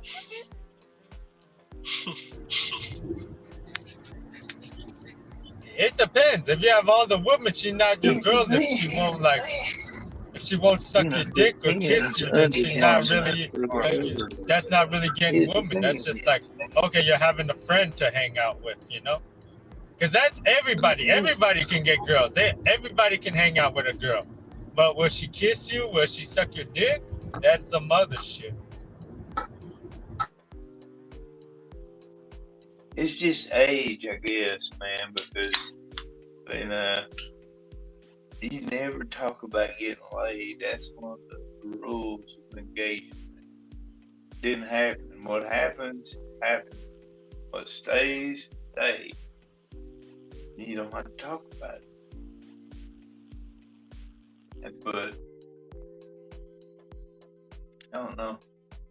Gonorrhea, though. Don't do that one. Oh, I don't know, Sam. I don't know, buddy. Yeah, this is the thing about smokers, right? Like, if you smoke, your girl won't kiss you, you know? I know because I've never seen, my dad smokes and he barely brushes teeth. So, yeah, he got a really bad, his teeth is all messed up. It's all black and brown and it's like fucking, yeah, I've never seen my dad and my mom kissing ever.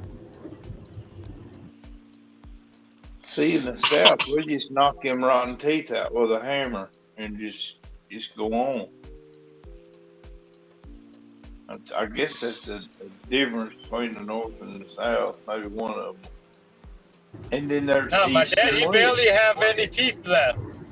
He just have fake teeth. He has this like a black foil shit that he put underneath, and then he can like take his teeth all off and on, you know.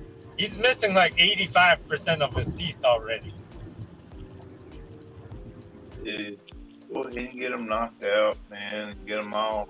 Get you some dentures. It's inevitable. Unless you want to spend $50 million, and then you're still going to have to get implants. So, you know, take care of your teeth. Brush your teeth, floss. Do all that dental work. You know. You got to be careful with your teeth. You only get 2 sets. Boys and girls, here. Drink this fluoride.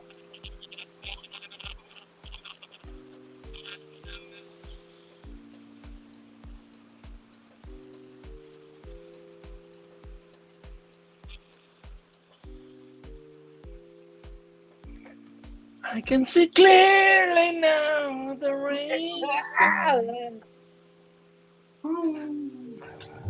Yeah, I ain't gonna lie, for San Francisco, like my family household, we were like lower middle class, you know. We were kind of like lower middle class. So you wasn't a trailer park running like we were in the trailer park. Nah, we just live in government housing. Get you trailer park. There ain't no damn trailer parks in San Francisco. You probably have to go like 30 miles outside of the city, up maybe like 40 miles. Yeah, you gotta go 40 miles up to like.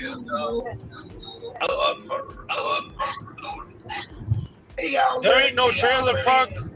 Oh yeah, they do got trailer parks up in San Leandro, Hayward, over there by Redwood City, East Palo Alto. They got that shit. I'm pretty sure like up there by like fucking Novato somewhere they got it too. But you know, actually Marin County's kind of expensive over there. But yeah, trailer parks is not everywhere, man. It's in those really, really poor areas got trailer parks. But definitely like San Leandro, Hayward. I think Oakland got that shit too. Oakland got that. I think Oakland have trailer parks. Yeah, some of them trailer parks is fucking, dude, it's not even trailers in there, man. They got fucking RVs parked in there. They have like a community shower in there, you know? Like they have a community bathroom and shower that everybody fucking shares in there. It's like it's like one of those college houses, you know, where you got everywhere shares the same fucking shower and bathroom. Shower and bath. Yeah, because they live in the RV. They park the RV in the fucking what's it called? In the lot, trailer park. Around the back where the truck driver.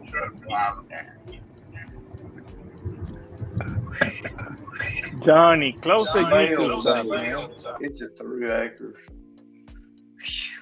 It's worse than going to Bucky's trying to find a truck driver. Oh, it's not you, it's Sam. But yeah, I'm no longer a fucking Northern California, so I'm Southern California now. So yeah, I'm getting used to like whatever the fuck's going on in Southern California. Anywhere. San Diego, fucking Lancaster, Victorville, Palm Springs, Moreno Valley, Los Angeles, fucking Huntington Beach, any city, wherever the wherever Brody is like, yeah, you got accepted on an offer. I'm going over there. 400 miles, 300 miles, it don't fucking matter. I'm driving. Look, it don't make a damn. Hell yeah. Good for you, buddy. How many miles do you have on that Prius, Sam? So I lay my kudos. The thing is, if you accept every order and you keep on working all day, you got more money than everybody, dude. You don't have to be like the fucking Doordash driver with that shitty ass car. That's like the shittiest. Like I'm looking at the dude's front bumper. It's like, dude, the bumper, his bumper is a different color from the rest of the car. Like, what the fuck is going on? My mind runs, motherfucker. Yeah. I got a $4,000 air conditioner in mine because I'm a fat bastard. Whoo! Give me some. Dude, $4,000, I can get a new den. What are those things called? It's like one of those cabins to put all my gardening tools in there. Like the gardening shit at my house is so fucked up. I'm such a cheap ass, I don't even want to get it replaced. But if I got it replaced, it'll only cost me like $3,000. Because you're one of them skinny fucks. Dude, $4,000, I can get all the fencing replaced around my house. I can get all those fucked up fences around my house and get some brand new fences. I'm working on it. I'm just a cheap ass. I don't want to spend those couple $1,000, man. I'd rather have that couple $1,000 in my pocket. Bam, right there it is. $5. I'm gonna take it. 36 miles, okay. You gonna get me back though, right? Yeah, I did a couple of $8 for 36 miles today, man.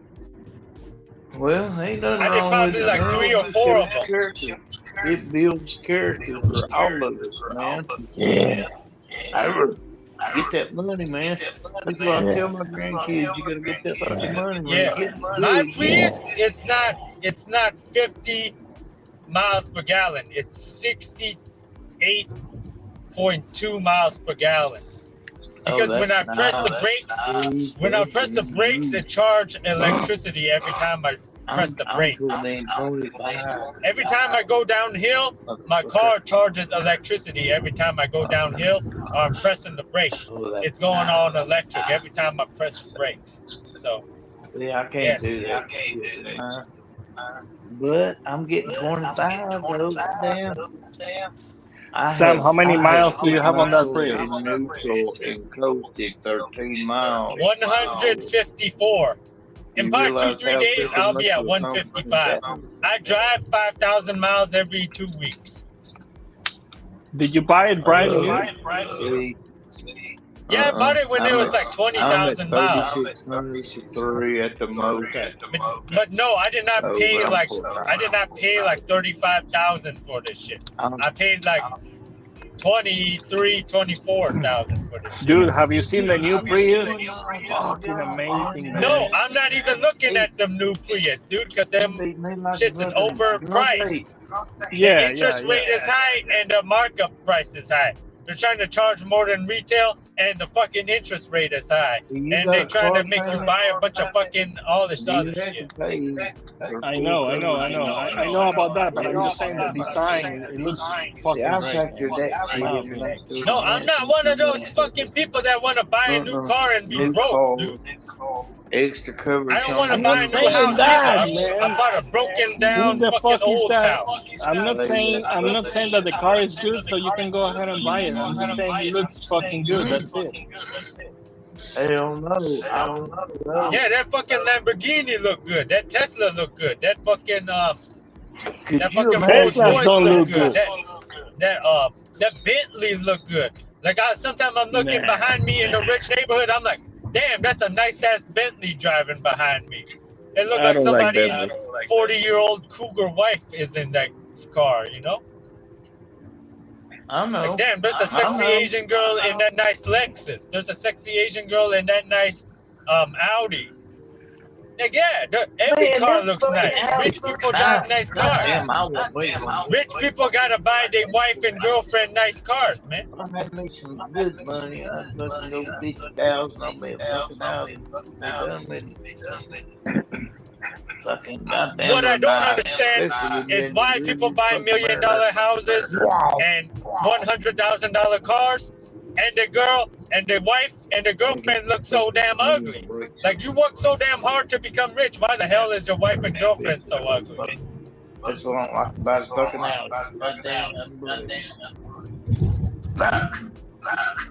Like, dude, you might as well be gay and marry a man. At least the man is more attractive than that ugly ass girl that you're with, you know? Like, what's the difference between being gay and being with an ugly girl? It's the same shit. Your dick won't get hard. Oh shit, you're having doubts. Not only Like, the only shit that get me hard is some sexy ass girl, you know?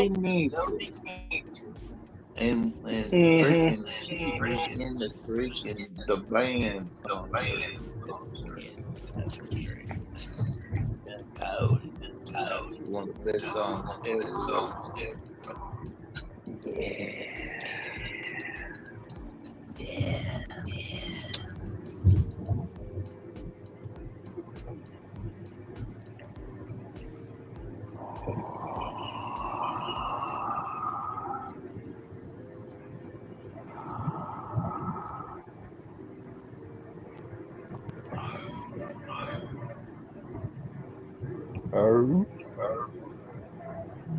Yeah, I love Sunday. Ain't no traffic on Sunday.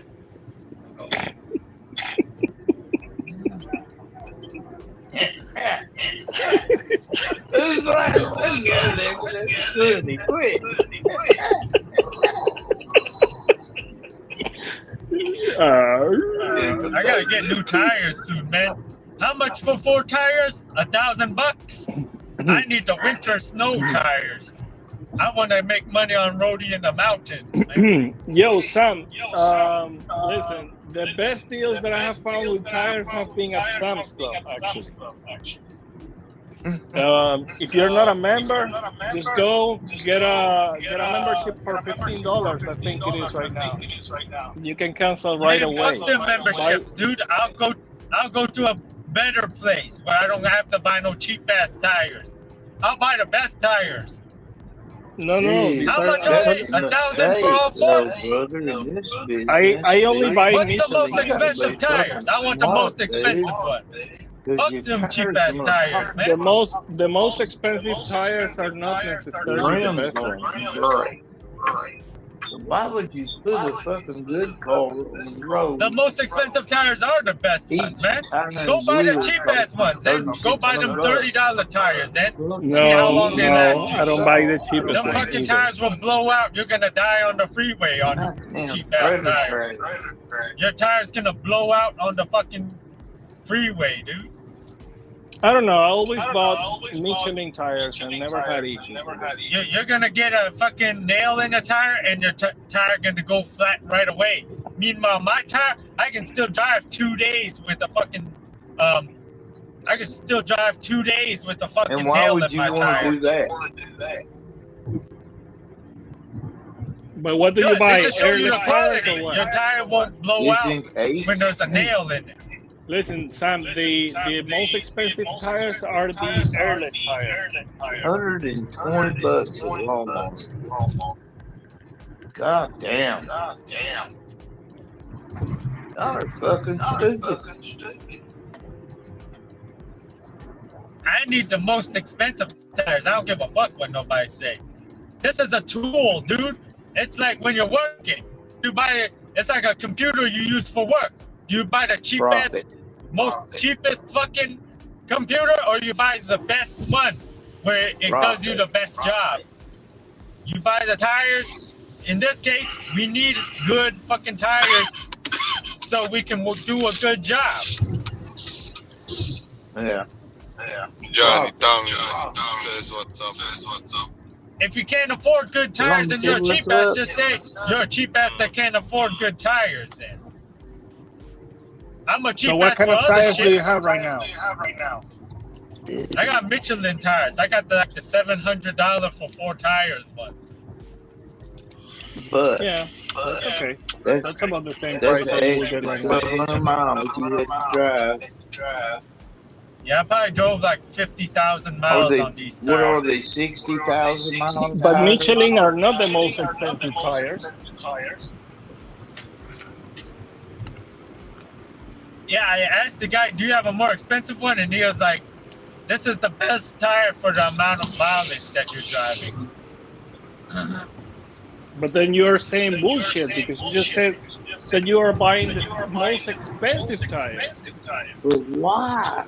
These are the most expensive tires already for what I'm doing. Nobody knocked you in Like, the dude, fucking head and I'm not in a fucking pickup truck, dude. I'm not in a pickup truck with fucking 30-inch rims, dude. Yeah, they got more expensive tires, but they're not for this fucking car, dude. They're not for this purpose of fucking driving a lot of miles. I'm talking about that for that car. I'm talking about for that car. Yeah, there is more expensive tires than Michelin. Yeah, I'm a cheap ass. I wear the same hoodie every fucking day, dude. This is a $30 hoodie. I've been wearing it for the past year and a half. Hell yeah, I'm a cheap ass. Well, but you're a cheap ass, but then you just say that you just want the most expensive tires. You don't make any fucking sense, man. Shut the fuck up, dude. I already told you I'm getting the most expensive tire, so it does me a good job. I'm buying it because I'm buying it because I just want to. No, I told you. I drive dude, you drive fucking 5,000 miles every 2 months. I drive 5,000 miles every 2 weeks. I buy Michelin. By God, I understand that one. All right, I'll let it go. I can't have those shitty tires. Them shitty tires was fucking used and they're $30 each, dude. No, how the fuck am I supposed to drive 5,000 miles every 2 weeks in them shitty ass tires? But the shitty ass tires are made in China, bro. You gotta support China, man. That's your blood, man. I hope y'all realize that, right? Y'all do realize that.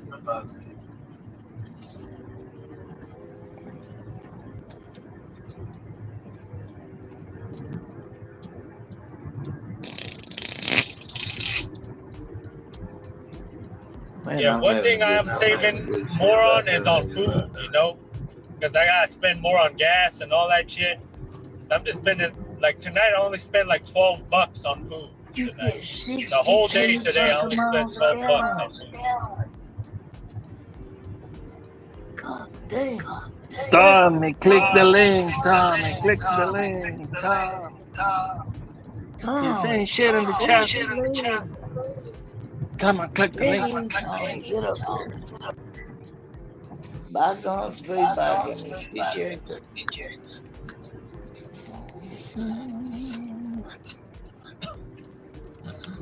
Looking mama, get up here. Yeah, I think I need to drink hot tea every day, man. This shit's hella good for me, man. Oh, Lord. I drink a beer every day. On average. Every day.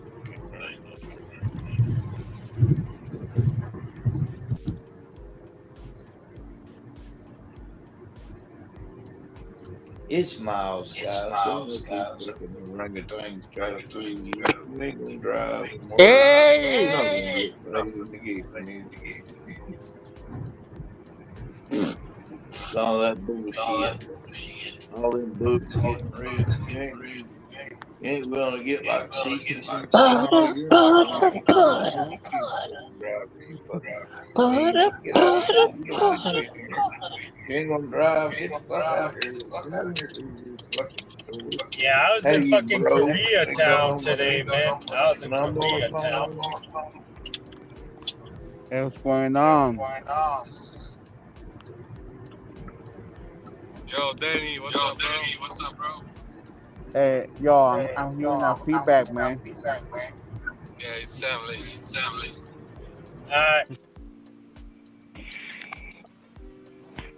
I'm over here, man. I came to pick up someone right now.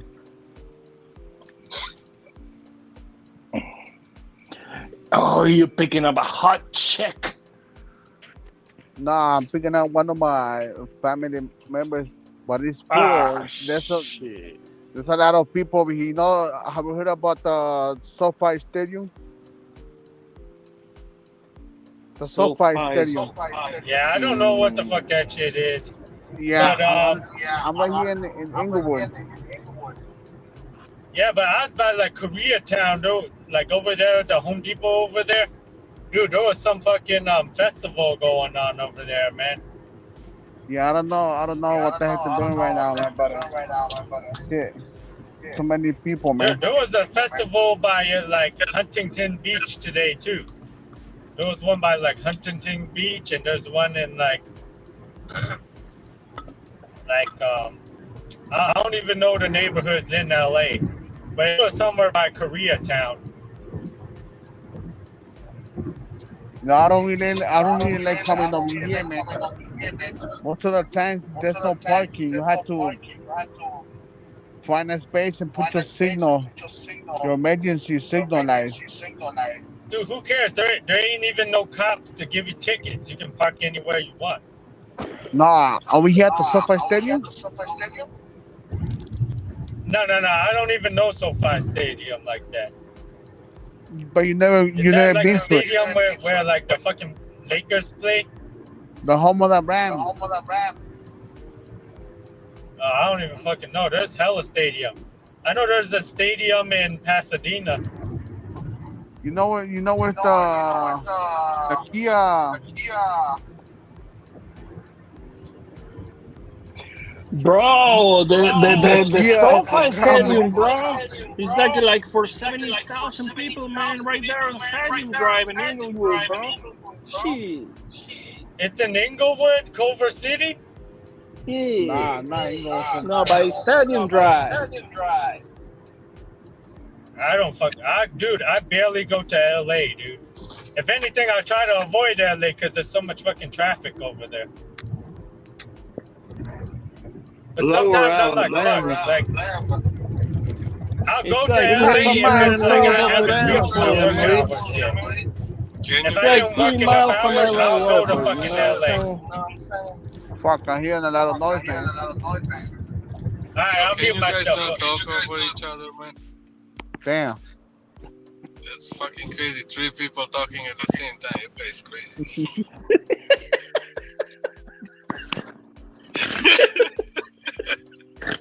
I was doing it on purpose with the echo.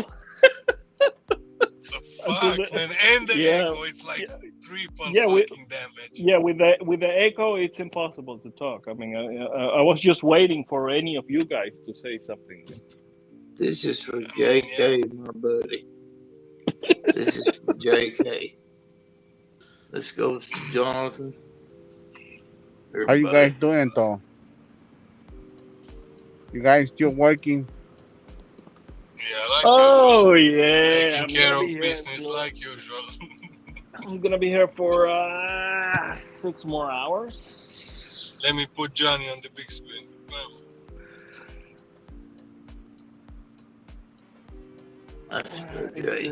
Oh, the club tails. Okay, Hell look yeah. right there. He gets the first drink of that. There's a lot of white girls over here, man. You drink 3 of those and you start talking like Johnny with Appalachian accent and everything, man. Oh shit! I removed Johnny from the stage. My bad, Johnny. Bring you back.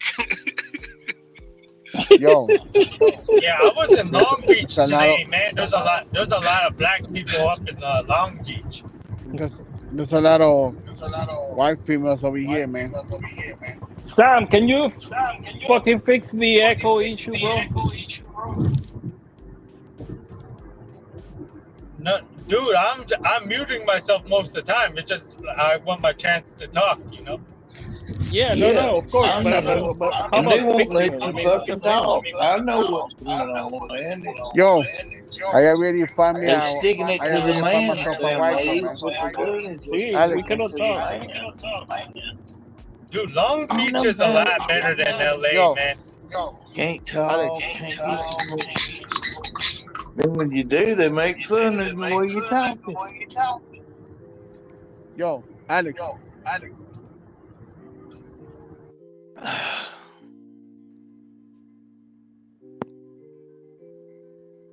right.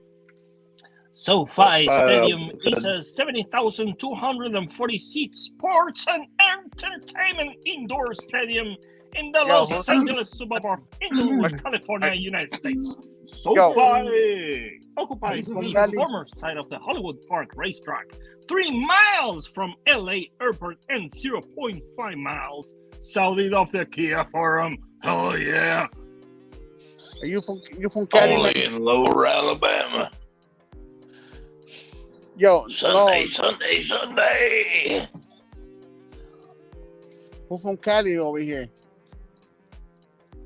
Yeah. I don't know. 4. Sam. Yeah, I'm like the only one here that's from California. And myself too, right? GPS signal lost.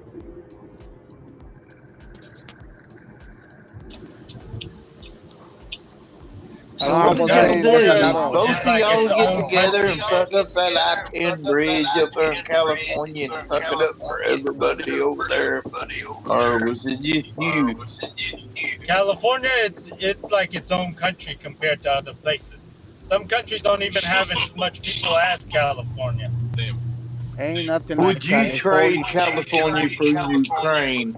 Check yes or no. Yo, you know how we do, man. Dude, Ukraine can disappear, dude. I don't care.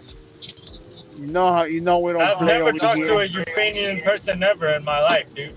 So whatever the hell goes on in Ukraine has nothing to do with me. I've never met a Ukraine person. I'm just saying, would you trade California for Ukraine? Check yes or no in the box. No, I'd rather support Russia, dude. All I'd I'm rather support saying. Russia. America. The answer And then try to get California back. or no. Why would you support Ukraine, dude? Russia is such a better or country no. to be I cool didn't with. say get California back. I said try. Russia is so much more powerful and resourceful. Why not be on Russia's team and fucking destroy Ukraine altogether and fucking conquer it altogether? USA and Russia come together and take over Ukraine and it's all gone. Johnny, That's a genius fucking plan, dude.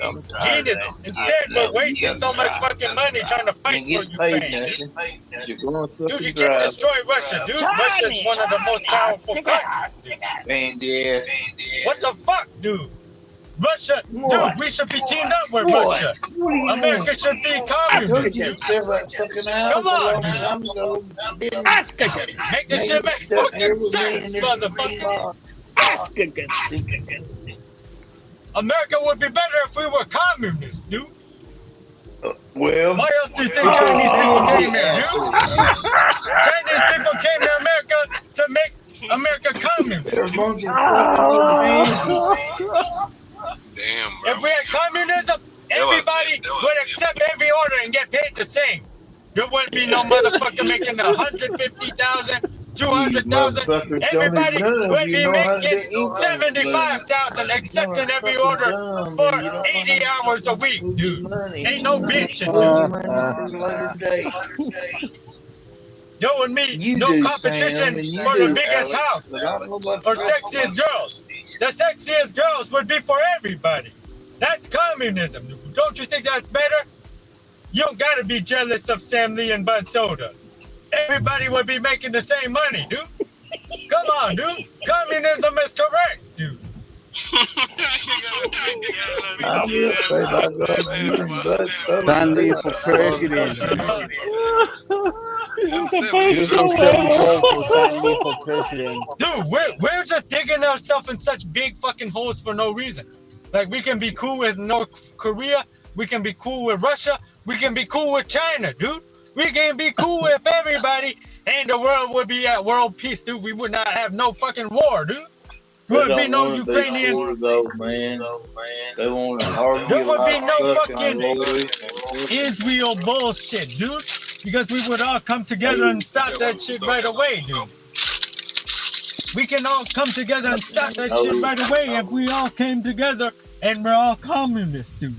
Yeah, and everybody. Instead, we got this fucking bullshit ideology, like fucking bullshit liberalism, where everybody has to be gay and shit. In order for America to be at harmony right now, everyone has to be gay, dude. Yeah, no, but I think we should look be at able to women go from back in the day. Women didn't used to have shit. fucking tattoos and fucking weigh 500 pounds. Only wanna nowadays be able women to weigh go 500 pounds and are more aggressive than men nowadays. Fucking gay motherfucker. All day long. It'd be a fucking pancake all day. Come here. They used to have gay people. They used to be executed, dude. You gonna identify as a butterfly? I'm gonna whip your ass, you little bastard. Get out of that goddamn Come here.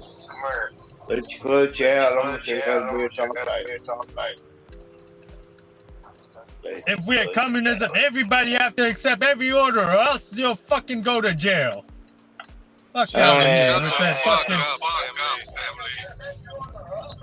You gotta fucking take the order, man. And then that's where they get you on that goddamn completion. Excuse my language.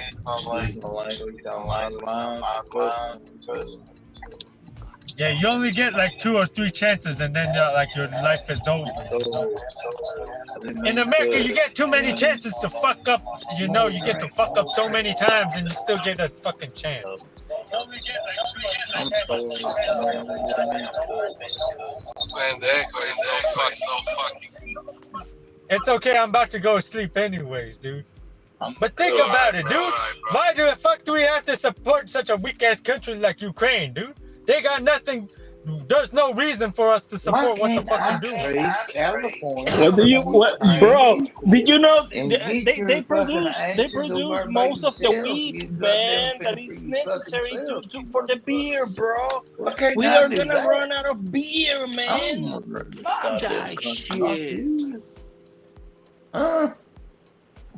Let's go, Jeff.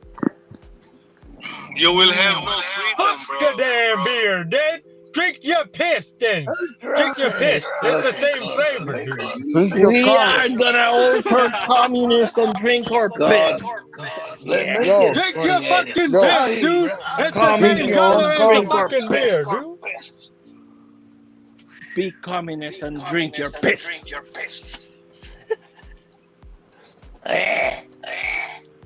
Let me eat him.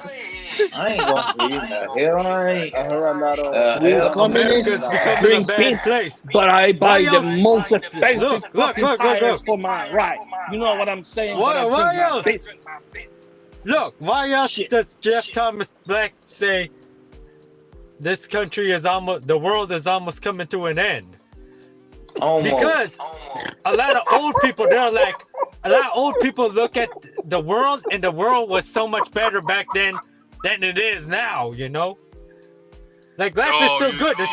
There's still so many sexy bitches to have sex with. Life is not bad, dude. The world is not ending. Jeff on your ass. We need the rapture to take place before the world we is die. still a great place. The world is not ending anytime soon. Look. Look, the world's coming to the end.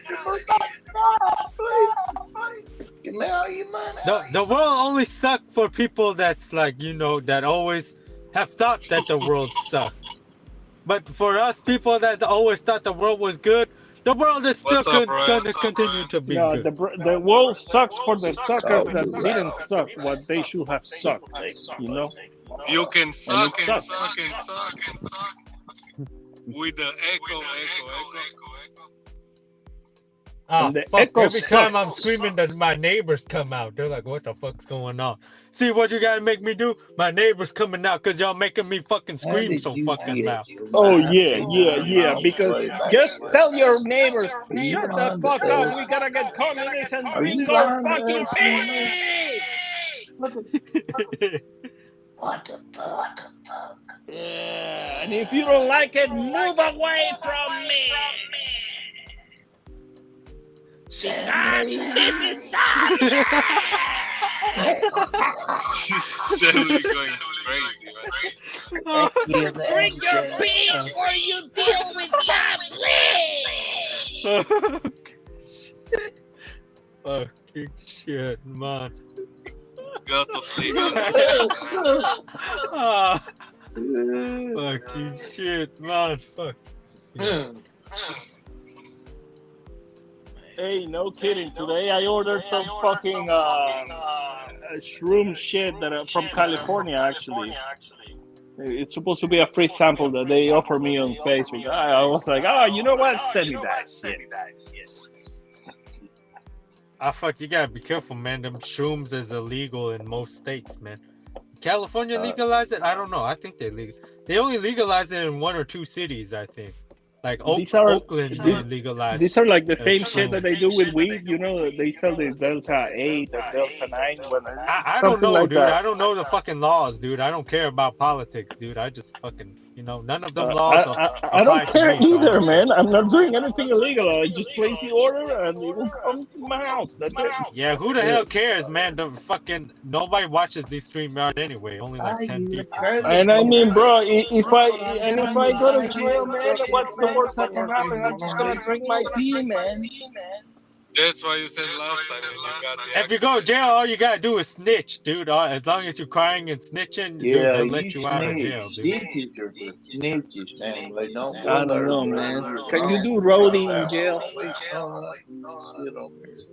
That's a lie. Nah, you can suck some dick up in jail. I don't know. I've never been in jail. I don't fucking know. You'll get your goddamn. Can you sell roadie accounts from jail? Somebody hit you in the back of the head. You'll think a mule kicked you at the barn.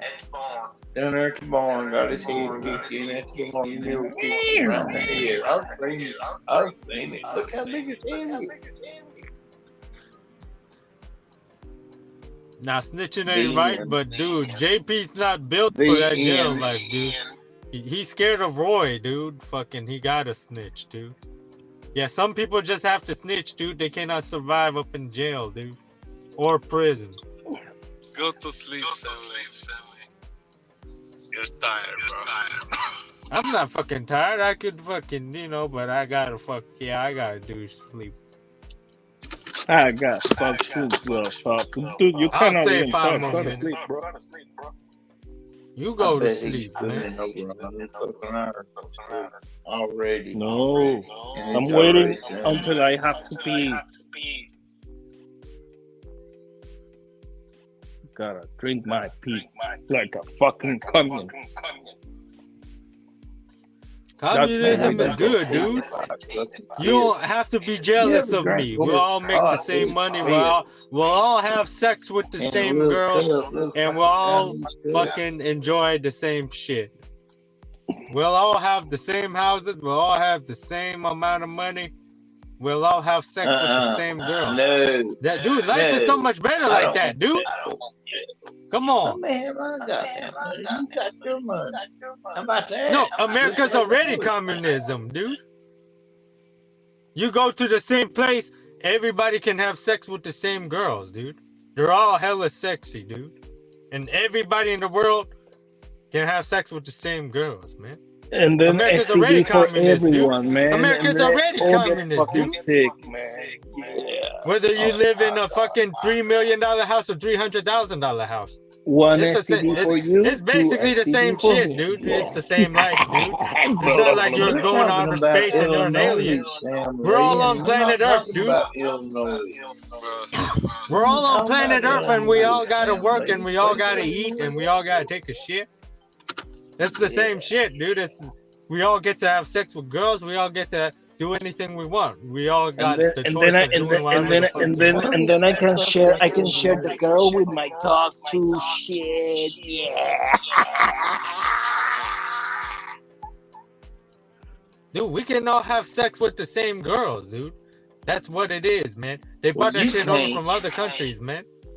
They didn't have that shit over here, man. Dude, prostitution and all that shit, that came from other countries. They just brought it over to America, man. Because they seen that it was profitable in America.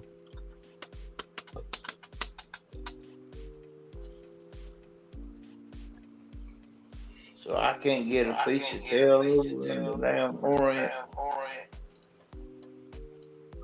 Huh? What do you tell me?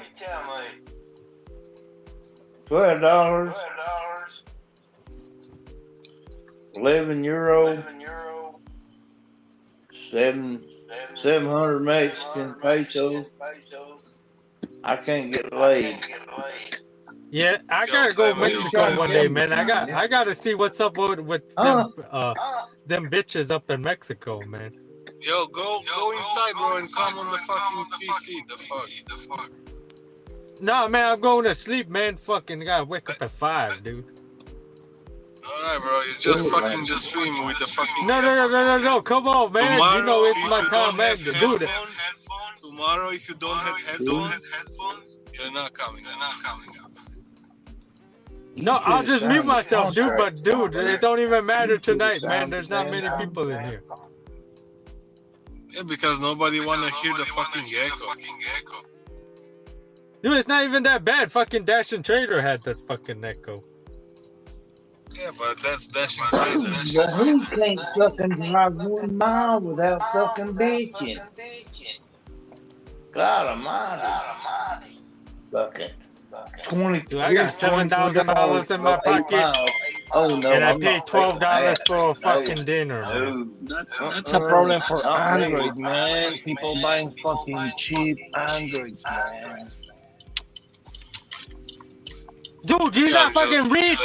Dude, StreamYard did tell you, dude, there's a problem with Android right now.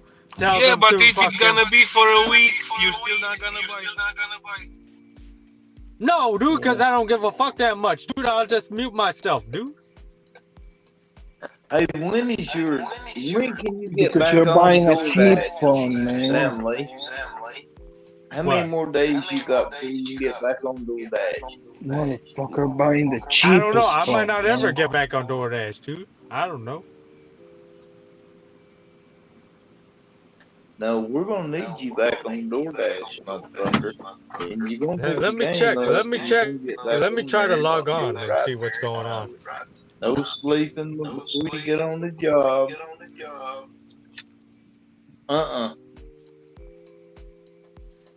And then we're gonna be a happy family again. You hear me? Man, it's so fucking annoying, bro.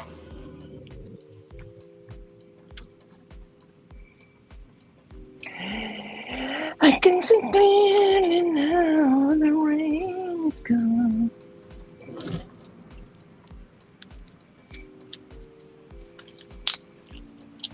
Fucking Sam Lee is staying in his car not to go home and keep fucking disrespecting the stream. Fuck you, Sam Lee. Damn, you cannot even talk, bro. Nah, usually I'll mute myself after I say something, but it's like fucking, I got continue talking tonight. It's been fucking 2 hours. Yeah, you because never I'm mute here, yourself. goddammit. I want to hear what you got to say. Yeah, because sometimes when I'm driving on the freeway, I have to press the mute button all the time. It's fucking like fuck, man, I'm gonna fucking crash my car, dude, trying to fucking press the mute button. Do we have 15? Yeah, I gotta go sleep then, fucking. But We damn, had goddamn, we got Johnny, we had Kevin, JP 15 up in people here. waiting. It's a good conversation, man. It's a good conversation, man. I don't want to go sleep yet. But go to the computer then. Buy fucking headphones. You're not tipping the restaurant. Dude, Sam, they were selling at Walmart in the fucking Walmart deals school candy headphones, like for $49, bro. Very nice headphones. They're not expensive. I don't need fucking headphones. I have Apple headphones in my house. I just don't fucking use them, and I don't want to, dude. Well, but you are disrespecting the stream with the echo, bro. No, I'm not, dude. I mute myself all the time. It just, damn, we got so many. I just need to continuously talk tonight, so I just fucking don't want. Look, I'm muting myself every time I finish talking now. All right. You are right, Sam. See, is that a lot better now? When I mute myself when you guys talk, that's a lot better now, right? Yeah. Yeah, But why don't you go home and do it from the computer? I told you, man, because I'm about to go. I'm about to fucking go to sleep, dude. Yeah, fucking all right, man. Dude, lately I've been on the stream too fucking much, man. Getting too little sleep, man. I haven't seen them becoming a little more crazy, man. All right, man. Yeah, go. You gotta watch for the social media. This fucking goes on every night, dude. Yeah, I'll come back tomorrow night. Are you addicted to social media, man? Stupid motherfucker. Are you getting addicted to Facebook and YouTube, bro? He's addicted to the panel. He thinks he's a star or something. Bro, I don't understand. He has AirPods, right? And he's not using them. Like, why? Yeah. Like, you keep disrespecting my stream. I'm not gonna let you up if you don't have fucking headphones tomorrow. It is what it is, man. And on the other hand, I mean, if you are really muting yourself, okay, that's okay. Because in the meantime, you're saying, all right, I don't have my headphones right now and I have the fucking echo, but I keep muting myself. But he was not muting himself. Bullshit. Yeah, I know. Because he was keep talking. Like, really, man? He kept talking. You're not asking a question. You just keep talking like fucking. I want communist. I want to do my pee. What the fuck, man? Man, let's ask a good question, bro. What the fuck do you think about black holes or whatever? And not your asshole. So it's like black holes in general. Black hole sun. See? Johnny knows. Man, I'm trying to figure it all out myself, dude. We're running out of time, gents. It's time to pick our games up. We're going to play the game. You might as well get in the box, man. We're running out of time. I know y'all are in your 30s, late 30s, but y'all going to have to pick up the game, dude. Guys like me in our 50s, man, where the fuck did that time go? You know, had I got 5 more years, gotta pick your game up, man. Did you know they discovered something that you can live 1,000 years? Yeah, generational wealth is probably the only way to have enough money to take care of your grandkids and your great-grandkids. Great-great-great-grandkids, have big families, and produce lots of money. That's I thought you were going to say produce a lot of kids. Yeah, and then you can have your wife and bang and then bang and then bang and then bang and then bang and then bang. And the thing with the pineapple. shit dries up too. Wells dry up too, man. I Wells haven't seen dry that. up too, JP. All fun and games till somebody gets their fucking eye put out. Banging and banging and banging. Have you seen that, Johnny? I can see for miles ahead. Did you see Cherry Short with JTV? Yeah.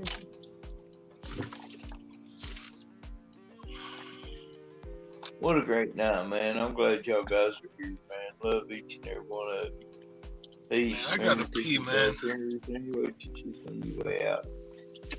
Love you too, Johnny. Going to pee, pick up 2 orders, $30.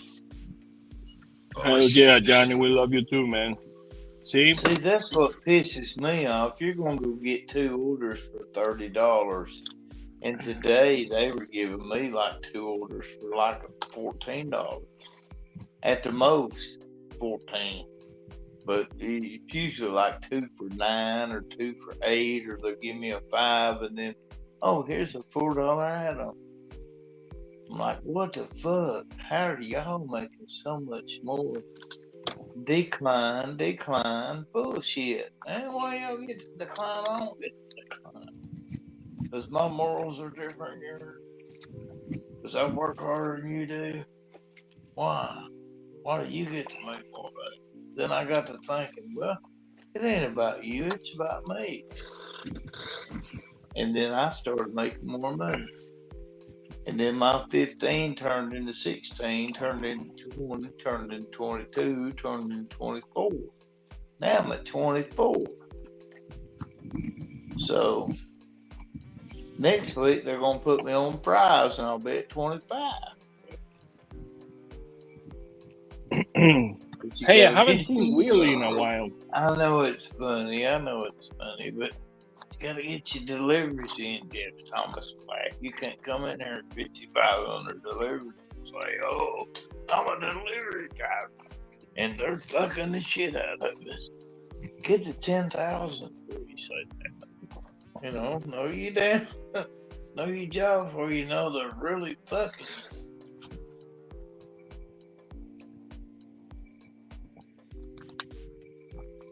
I mean, seriously. Know your job before you think you're fucking. You know, there's some people that do jobs for like 40 years. Not anymore, but they used to. They used to work that job their whole life. Now, every 6 months, everybody's changing the job and painting their fingernails black and putting a dress on and a freaking cowboy hat. Fuck.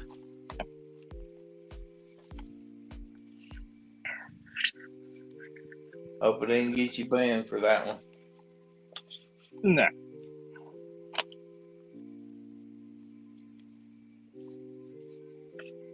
So where'd Sam Lee go? He had to go take a bath. Finally.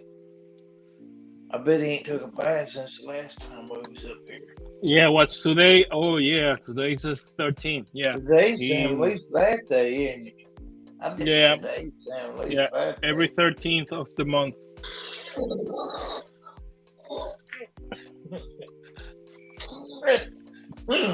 I'm not laughing anymore about that one, but that was funny, JP. That was funny. It was 13. And I was trying to think Wednesday the 13th. God, I remember that day that I had to take a bath. Jesus.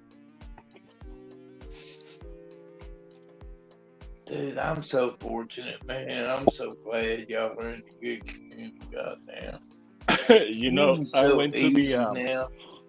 Listen, Now I went to that the I work in the gig community, man, I have made so much money, and I'm thinking all these motherfuckers that have been talking are just knuckleheads that don't know a fucking thing about what they're talking about. And I just laugh, hang out with you guys, but you don't know it until you know it. So, and then I look at Mr. Flex and I say, God damn, how did that motherfucker Again, fucking $1,800 this fucking week. Damn. That's my boy though. I like that motherfucker probably most of all of y'all on here because I like Clay. Man, he's a good dude. And I like you because I'm gonna make him president. And like you, Alex, because you played Fortnite with me that one time when we was at bank, man.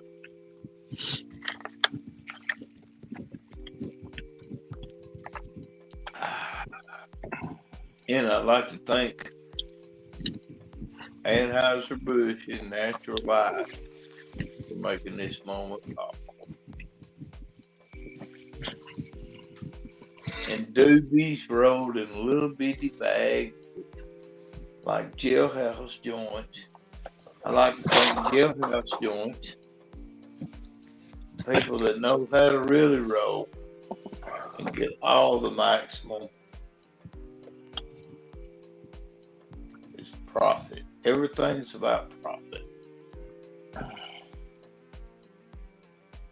Get you an old car. Is Jonathan K still here? JK, I need to ask you something, man.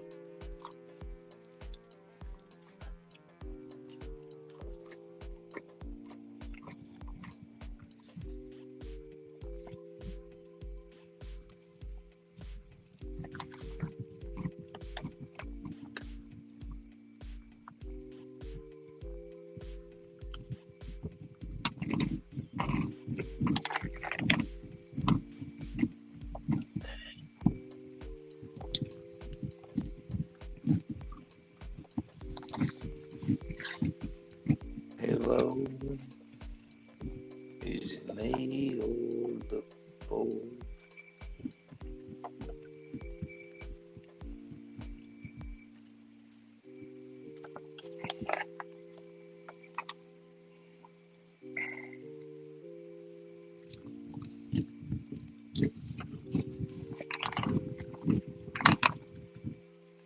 Hey, Johnny.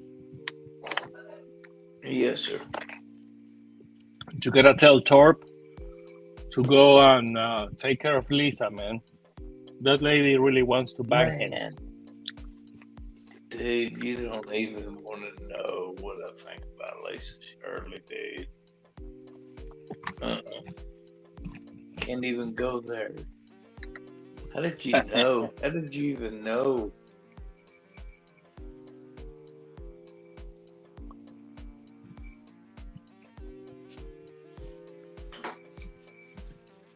I don't know. I don't know. You know, you didn't know. See? Do you see? You didn't even know that I know you didn't know. Mm-hmm. Oh, look at that. I don't know. I don't even know where to begin on that. That was just, it was just a half pint. Don't worry about it. I don't know how you know that though, because he did go there, didn't he? He went all over that. I sent a comment on the day before that incident took place because the other girl, I don't remember her name, but she got a bunch of followers and likes pretty quick, and then she got deactivated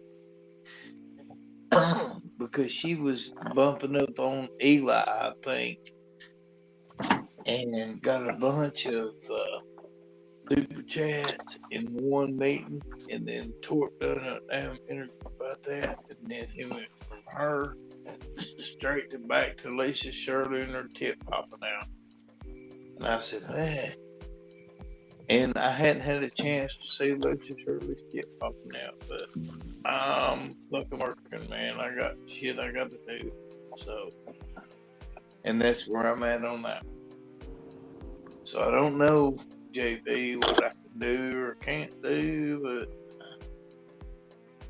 that was a really good question. It was a real good question. I don't know. I'm All I want to see is another nipple. a nickel. I'll give you a nickel. No, from Lisa.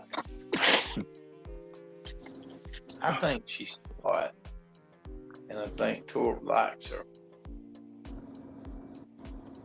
But I think Torp likes anything that'll talk to him, though. So that's where I'm at on that one. You know, because I think he was trying to get with that one. And then Torp's video, his old lady was in the room when he was doing the video about that other girl right before Lisa.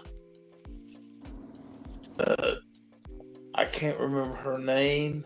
It starts with a T, but I can't remember it because I've been drinking a whole bunch. But that's what's going on with that one. Because I put in the chat, because Torp, yeah, I know. Oh, you're talking about Tammy. Yeah. Uh-huh. Yeah. But she got deactivated. But the night before she got deactivated, he's wanting to do a damn interview with Tammy and his old lady. And if you look at the video that night, his old lady is sitting in the chair. Like, motherfucker, I know what's going on. She already had him busted. And he was fucking like a possum sitting in a fucking damn with the spotlight on him. He just fucking possum sitting there grinning. Oh, and I got two women. And the first rule about fucking two women is you ain't never gonna be able to get away with it. So don't even try. But what do? We try, and then we fail and we land on our face and we're fucked. So that's what's happening. But it's magical, man. It was so funny. I love that you brought that up. That was fucking. I was there. I was seeing it. Yeah, it's good. That was good. Oh, I loved it. Hey, Man, Johnny. what a good day. Hey, Johnny, Uncle. What Uncle a Johnny. good day. Johnny, yes, sir. Man, I told Necro today I wasn't gonna eat nothing to eat, right? So Bubba came by. And brung some oxtails and some, oxtail soup and stuff, man. I don't know how the fuck he made it this time, but man, Johnny, I'm paying for it on the toilet. If you feel what I'm saying. It was that good. It was that good. Yeah, it was good. I was eating it quick too. Well, probably the fucking problem. I ate too damn fast. You know, you pay for 3 hours on the toilet for like $40. How much you had to give that motherfucker for that? I don't know. Man, sometimes shitting's good though. Sometimes shitting is real good, buddy. Oh yeah. And you'll appreciate it. Man, because sometimes you can't shit, dude. And then that's the time you got to worry about some shit, man. But sometimes a good shit is good. You feel me?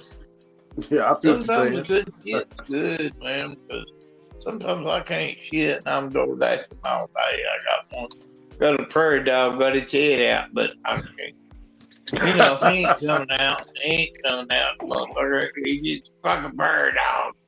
Fucking sometimes you need to shit. And that's the difference. You know, I mean, sometimes fucking it's worth it.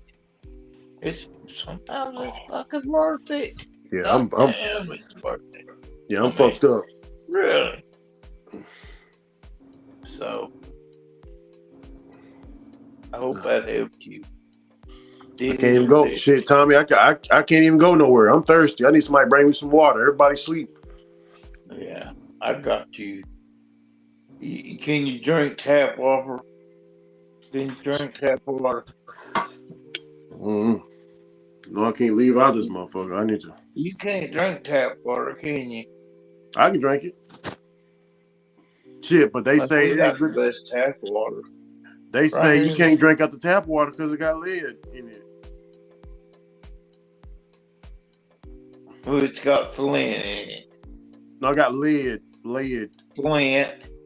It's called flint. Yeah. They ain't fixed that water problem over there yet. Once again, I'm going to play your little silly game. I don't know. They fixed that shit by now. If that shit's still fucked up, they need to get on their job, How man. much money we need before we're going to be dead, though, Tom? What's your name? Kevin? Did I get it right? Who's Kevin? Where? You. No, my name's Ricky. What's your name? I forgot it. It's Ricky. Man, Ricky. I'm sorry, Ricky. Man, I forgot your name, really. Shit, I wasn't mad at you. I just forgot your damn name, dude. No. I'm an old motherfucker and I forget names. You know, I can blame my shit on to me. Yeah, how many beers you had tonight, Brother Johnny? All of them. Damn, all of them. I've gotten well. All of them. All of them. I got about 7 left. Done. Johnny, you just about fucked off in just a minute. You just about there. I got a bunch of beer though, Ricky. I mean, I don't start drinking until I got some beer in my, you know. I started with about 16 or 18, something like that. Damn. 99. What's that song, Johnny? 99 bottles of beer on the wall. You take one down, you pass it around. 98 bottles of beer on the wall. I know that one. Yeah. Man, I've been there. JP, how many alcoholic beverages have you drunk today, great bro? He quit drinking, man. Me, 0, bro. Oh, awesome. How do you feel? Dude, I'm at work, bro. So I cannot be drinking. So let me guess, when you get off work, you gonna hit the pine? Well, I do have some beers in the fridge, man. I mean, non-alcoholic, but yeah, they're non-alcoholic beers, man. Then shit, what you drinking? Sprite? He's doing good, man. He's doing good. Drinking soda pop, some juice? No, bro, I have Corona non-alcoholic. There is Heineken non-alcoholic, Stella Artois non-alcoholic, and it tastes the same, but no alcohol. So it's no alcohol, but it tastes like beer. Is that what you said to me? Yeah. What the fuck? The same taste. Yeah. So what they do is I was reading about it because I was very curious to know, like, how the fuck do they do that? Because, like, for example, Heineken Zero, bro, it tastes like Heineken, like regular Heineken. The Corona ones that I'm buying, bro, you put a lime on it and it's the same shit. It's the same shit, but you will drink the whole 6-pack and you won't get a buzz. Yeah. So what they do is they brew the beer like they normally do, and then they boil. Rig your goddamn ass off and fucking. They boil and they evaporate the alcohol and they extract the alcohol That's out of it. They punch you in the fucking eye. You still go to jail, but you don't get drunk doing it. Yeah. And it fucking sucks. Fuck. No, I mean, it's fucking great because I can go and grab them cold and open it up in my car and having it open there. I can have a beer before working. I can bring some beer to work too. What type of job is that? That's crazy. You got a good boss then. No, I don't have a boss. Well, I do. Technically I do, but I don't have a manager here supervising. Well, I mean, There is plenty of cameras too. There is 99 cameras in the building, but oh shit, the boss is watching. So okay, he's okay. And they can record Could up to one of 3 y'all months. two guys get me a job doing something? I want to be a plant So manager. if they want to investigate something, yes, they can. But the thing is, if I give them a reason to, and I won't, because I just do what I have to do, and that's it. You know. Yeah. Rick, you get me a job as a plant manager somewhere. Plant manager. I'll let you do it and use my information. I want to do it on the internet. Just be a plant manager. Oh, he's be a plant manager at what plant? It doesn't matter what plant. I'm gonna be the plant manager. So it don't matter. Whatever. What's a plant manager's job duties? Nothing. Sitting at the desk, losing all the money. Well, fuck. I was about to ask you, do they provide you with some hoes? Because hoes love money. Plant managers make good money. My old lady will whip about 12 hoes. My old lady will whip about 12 hoes, dude. So I can't get no hoes. She can whip that's why I got my old lady though, because I know she can whip 12 hoes. Yeah. Shit, man. I'll be right back. My stomach is killing me. I'll be right back, man. I'm finna go drop something off real quick. Woo. Woo-wee.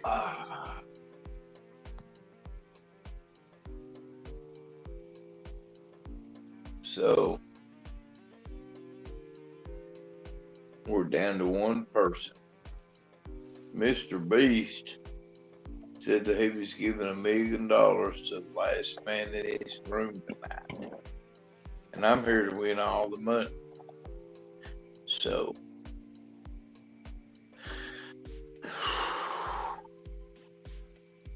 I'm gonna start breathing. I'm gonna use my breathing techniques I learned on YouTube. Hear the wind blow. You got to hear the wind blow.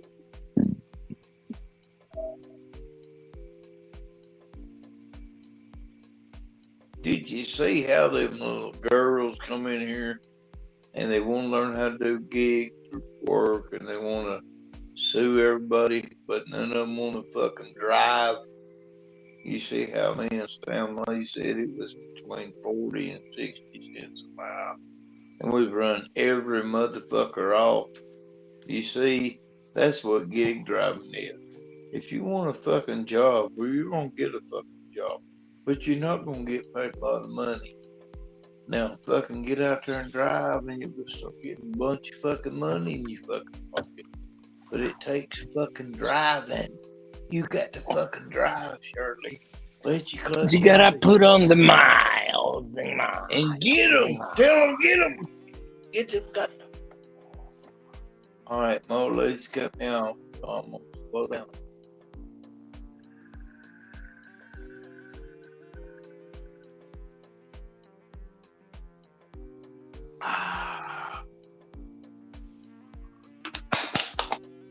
Man, that was the best margarita I've had all night. Oh. Oh.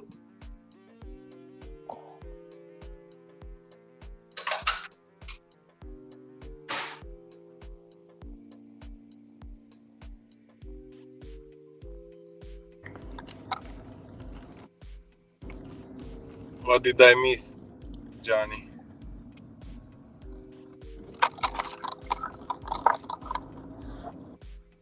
Can you hear I me? don't think you missed much.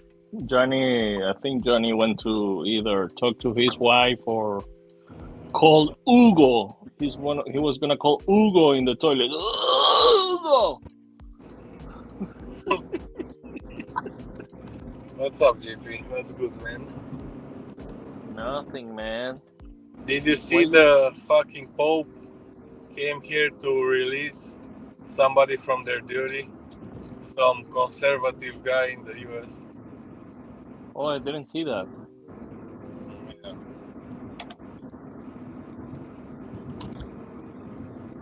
The Vatican came here, bro. Shit, what was he doing? I don't know. Let's see.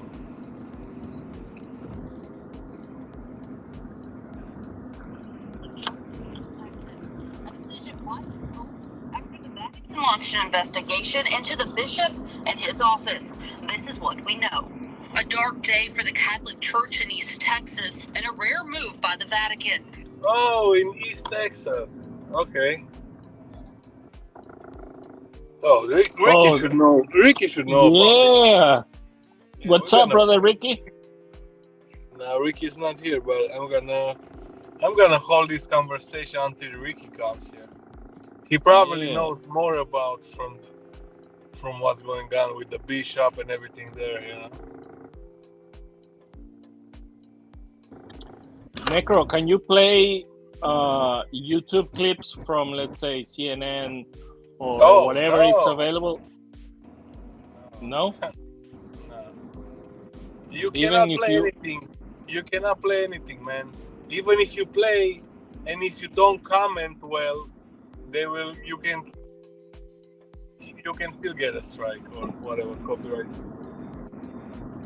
You know how people but if you're playing a video comment. and we're all watching it, aren't we criticizing the video basically? No, I don't need to play those bullshit videos. We have enough to talk that we can make content. No. I'm not asking you to do it. I'm just saying hypothetically. You can read it. I mean,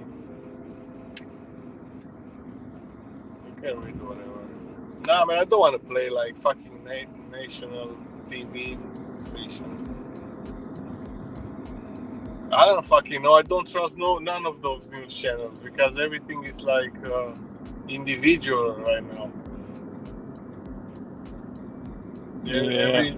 There's like a bunch of them, you know. It's like there are YouTube channels right now. They're not really TV news anymore. It's exactly what Robert Rees is. Yeah. You know, even ABC, even the big ones are, you know.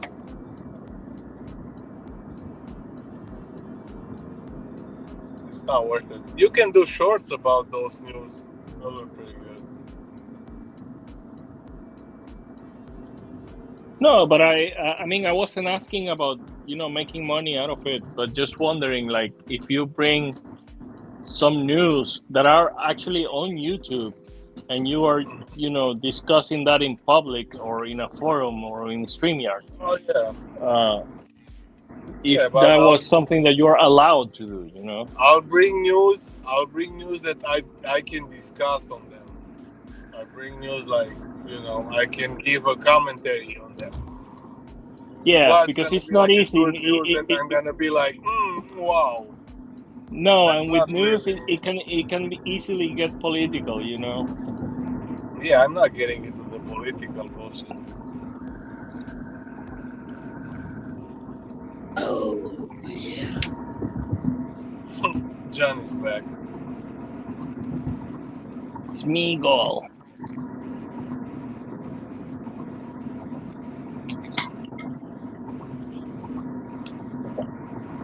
No, man, we're here to make content, not to play the news on a live. And I'm not gonna even play videos. If there are people over here on the panel, I'm not gonna play like long videos or something like that anymore. I recommend you put Gordon Ramsay on doing some cooking shows during the day. That way you ain't got to do all the work on there. Yeah, I should do a live to the day 12 hours for cooking and 12 hours for gigwood. And I'll be working and be up 24. I think that sounds good.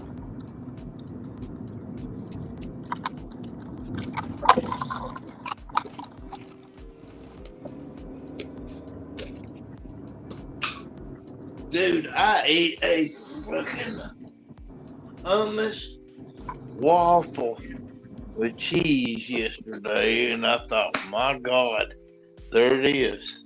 I'll have a hummus waffle with cheese, and I'll just open me a hummus waffle and cheese store, and I'll be fucking rich. But that shit was good as hell in the air fryer. Hummus, waffle, and cheese. And I said it first right here. The end. This is the end. This is the end, my friend. This is the end again.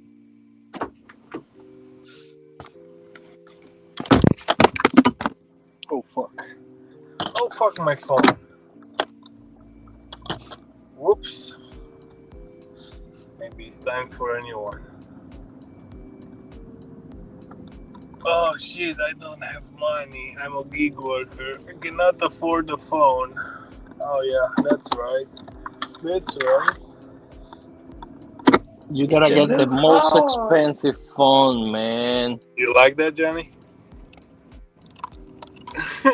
Wah, goddamn wah. Fuck, either you know how to manage your fucking money or you don't. Is all I'm saying. That's all I'm saying. You know, it's just do I want to eat with these motherfuckers, or do I want to eat by myself? You know, do I need fucking premium gas in my fucking car, or don't I? You know. Do I need the expensive tire? No. It's not a trick.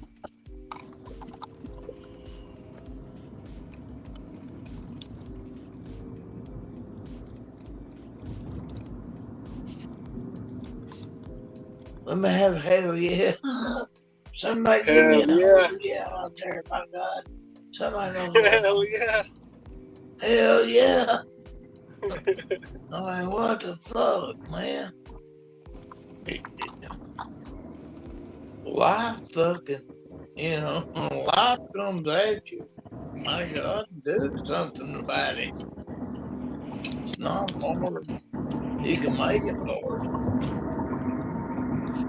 You can make it hard.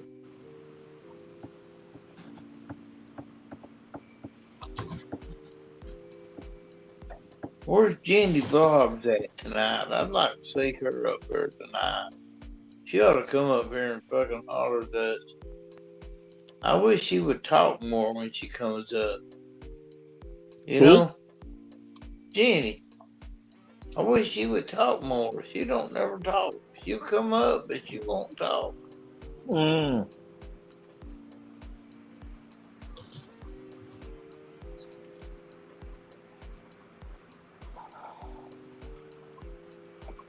I think she prefers to type.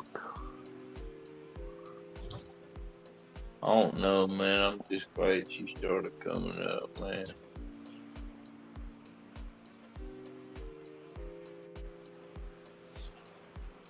How's the weather up there, man? It ain't rained in like freaking 2 months, dude. So I can't burn, and I got a fucking maple tree that I cut down 2 years ago that I can't fucking burn. I keep getting burning permits and paying to do it, but I don't never get to burn because it don't never fucking rain.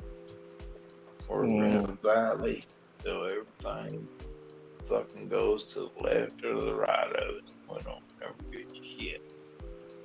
So we're kind of fucked.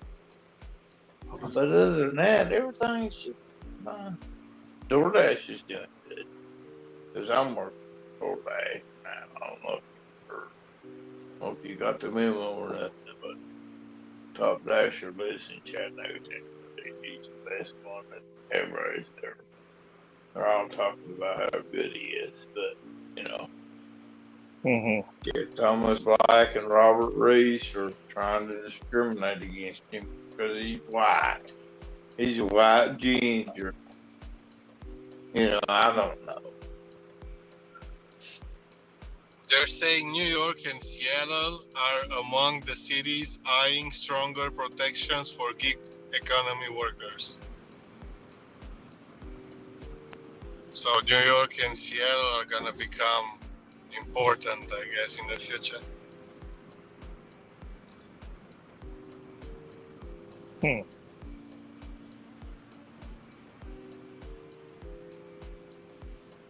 Well, I wasn't really declared important until I was 52. Then I was full out important.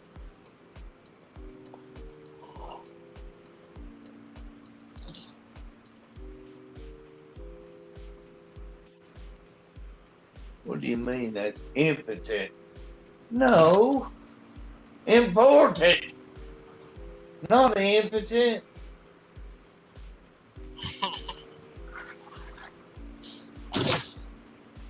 Dang it. Never mind, guys. Never mind. Never mind. Hold What on. the fuck? Hold on. Son of a bitch. When Are you're you tripping? 52, you're not really as important as you thought you was. Yeah, JP, did you watch the short with Tommy and Hey Ho? Yeah.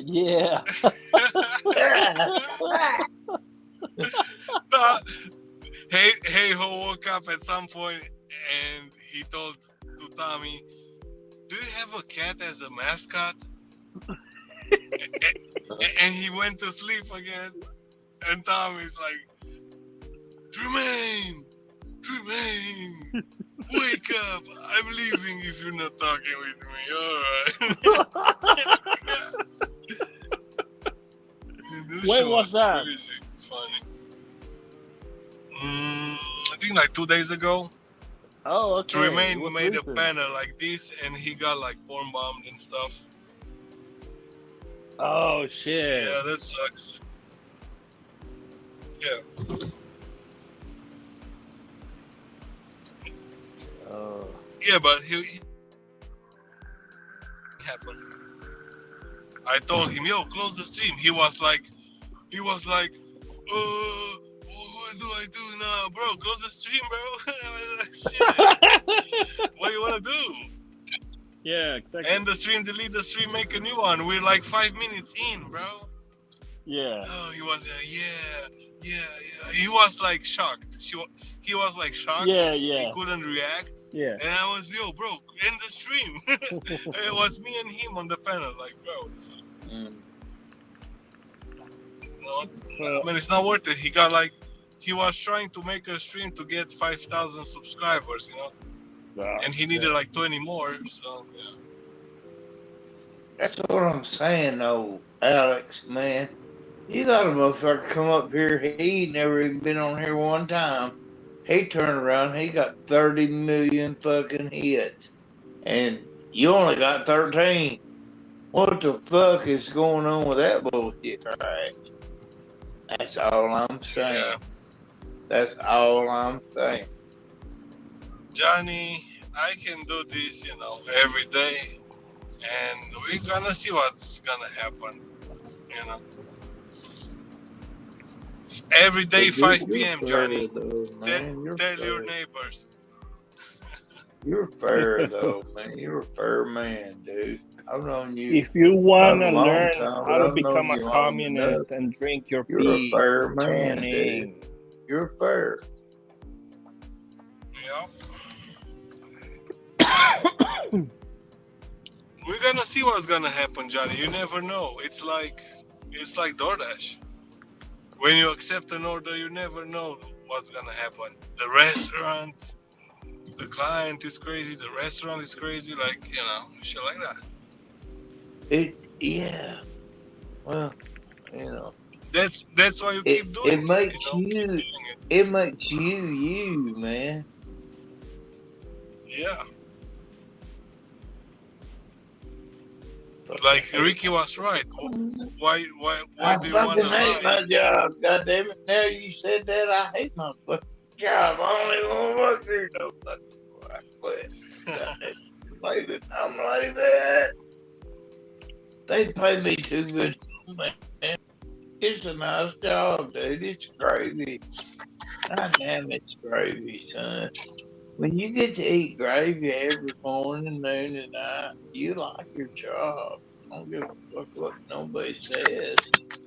Look, if it's good and it pays the bills and you can get good toilet paper to wipe your butt, then you're fucking gravy. And it's nice, fucking, it's a nice job. So fuck them, man. Fuck them all. Fuck them all. I sure do Just like you, man. Thanks for having me up here tonight, man. anytime, bro. You know, that Just trying. shit's important, man.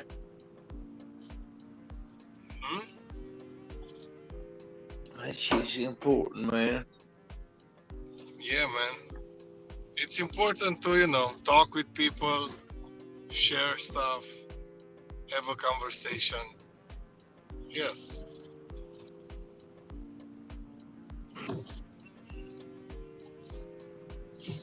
But not conversation with Sam Lee where he's gonna say to you, "Oh, I drink my peace. Oh, I like being I a can drink communist." my own tea. I just wipe my own. Yeah, but I love Sam Lee, man. He's got like 1,000,000 miles, dude. Can't bust Sam Lee, man, because he's my road dog, man.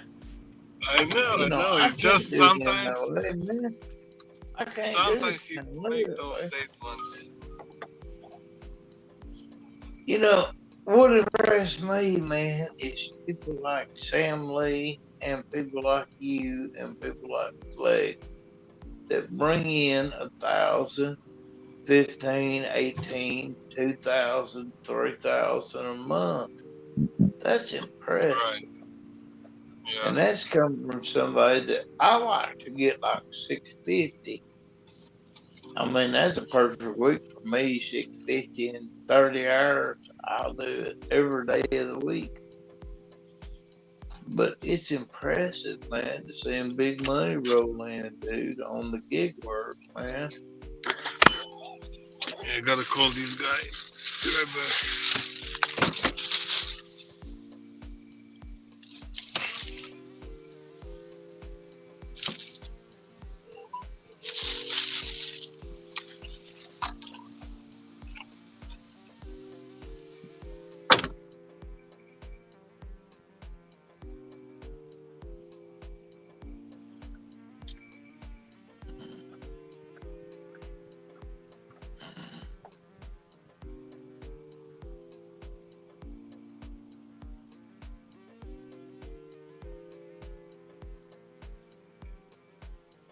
That's right.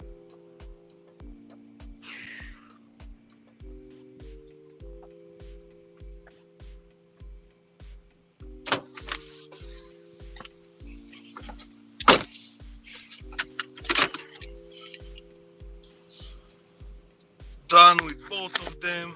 Nice. Let's get more. Let's get more. Dude, I made so much fucking money on this. This fucking. Dude, it's nice, man. I have made so much fucking money. It's just so nice. I'm not gonna lie, man. But everything I do is good, man. So when I'm down, it's good. It's good money. Makes money. I get to go home, and all my bills are magically paid by this fucking magical company. Oh, that isn't doing anybody good. They're fucking terrible, and they don't want to fucking provide for you. But yet, I come out of the woodwork. It's been like a fucking road. Woohoo! Got my money, got my damn. You do not smoke dope in the car, guys. As a Doordash top dasher, Do not smoke dope in the car because it's not a good thing. Smoke it when you take a break, but don't do it in the car. And if you do, wash your hands when you go into the building. Say, hey, I'll be right back. I had to wash my hands. And then don't clog up the fucking commode while you're in there, you fucking dog dasher. Don't do that bullshit. Put the fucking toilet paper in the fucking thing. Stop the fucker up. Fuck everybody up. You little bastard. We're not looking for a guy like you. We're looking for real top dashers that can really run a damn store. Go in and get the fries. Top dasher. They ought to make a top dasher bill. Go in and get the fries. Get the shake. Make the shake and the fries. Dropping everything for the fries. And he's still out of there 3 minutes ahead of you because you ain't doing shit. You're sitting around talking about Pam second period. Hey, where Time for does that shit. I gotta go. Time to get in, get out. Where does Ricky live? Like nearby Tyler, Texas? Yeah. Oh, okay. Well, he the bishop that you were talking about is precisely from there. I know. Yeah. It's a new news. That's why it's happening. Yeah. I'm reading about it. Quit fucking reading, JP. Goddamn. I want to hear from Ricky. You're gonna be an American. Don't read as much as you think. I bet he knows the guy.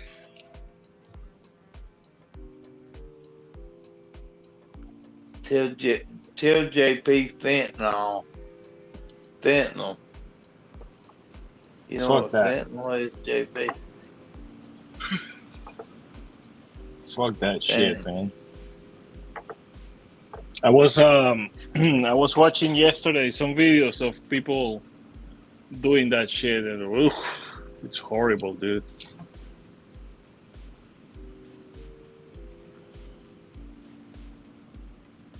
Do the math.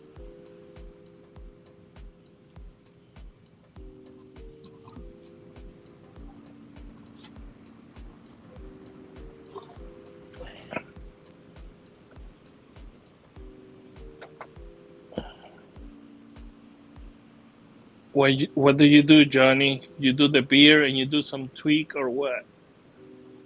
Man, I ain't done tweaked so 5 days.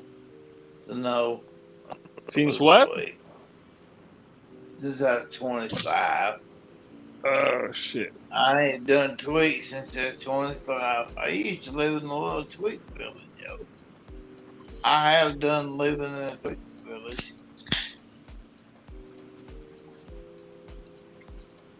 Johnny just ripped another one.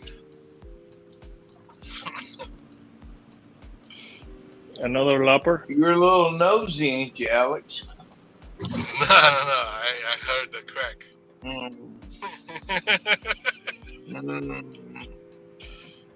I thought JP will hear that crack of the beer, like. No, he's non-alcoholic now. He'd never hear crack. He's a He don't know what a crack is. He don't know what a crack is no more. That's funny, bro. I love you guys, man. I really mean that, man. From the bottom of JP, fucking heart. I'm glad you're here, JP. So that's what, beer number 5? Drink number 5? You're not even close. You're not. Oh my God. This is funny. No, but you wasn't even close, JP. Try again. You wasn't 13. even close, though. I'll give that's your first fucking clue. You wasn't even close. Number 13. 37. Nah, Well, you're you're getting a bullshit. little warm. You're getting a little warmer. Nah, number 37. For real? Nah, you're bullshitting. Oh no. Look. Let me see.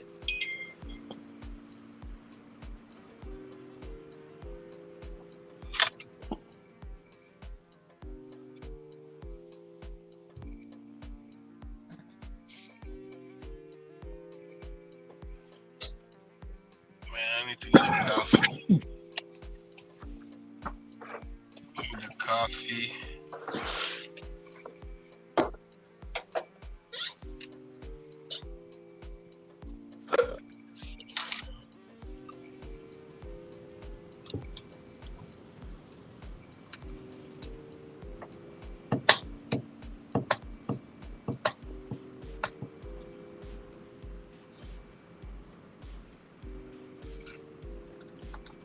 So, what do you feel like when, let's say, 50 cents a mile is all you're ever going to get from doing this fucking job? As hard as you work, as much as you do, 50 cents a mile, would you still be doing this fucking job? And I'll yield to the congressman from Iowa.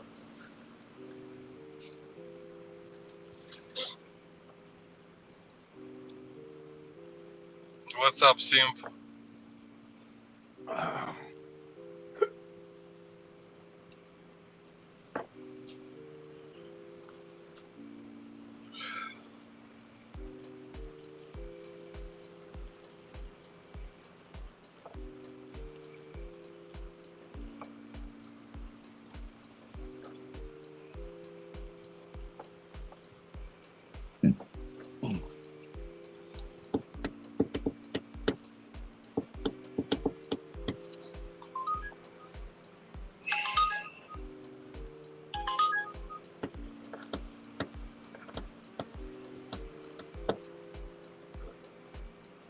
Motherfucker's playing the video game in the background. I can hear that motherfucker.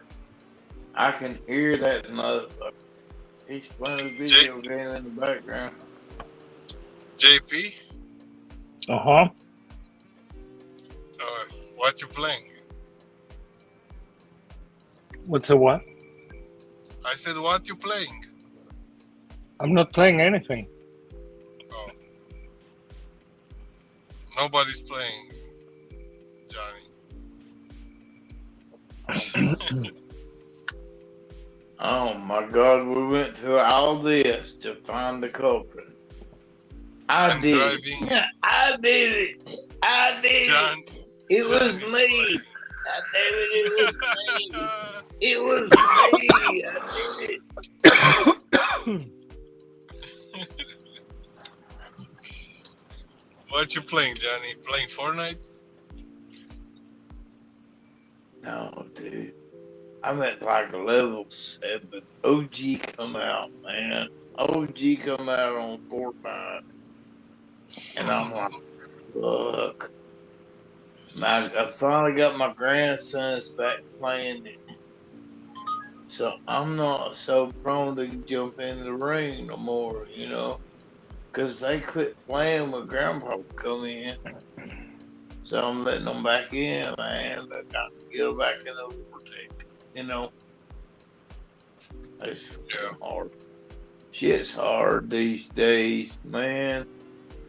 They being a Grandpa top dasher running the show. Millions and millions and millions and millions of miles away. You know? I gotta slow play people now. Now it's time for the top dasher to slow play a little bit. You know. Isn't it funny though, man? God, let's talk about characters. There's so many characters up here, man. It's so fucking funny. Oh my God.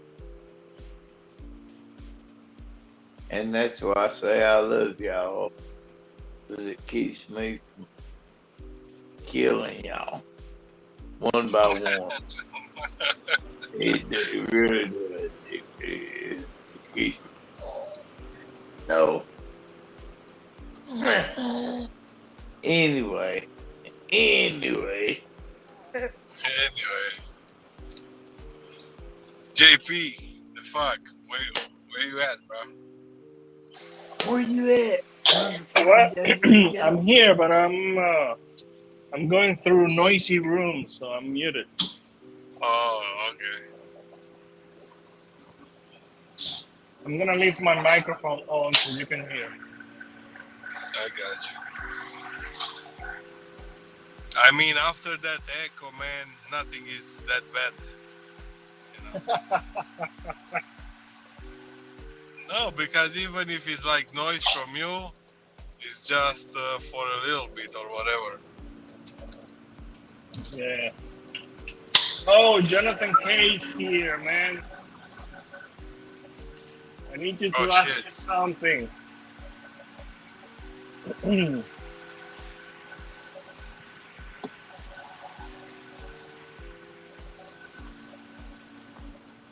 What do you mean, JK, for some sanity, man? No, the thing is that I wanted to investigate a little bit about the medical courier thing, and somebody told me that Jonathan K does that. So I wanted to just, to have his input about it. Like, how is it? Yo, JK, how is it?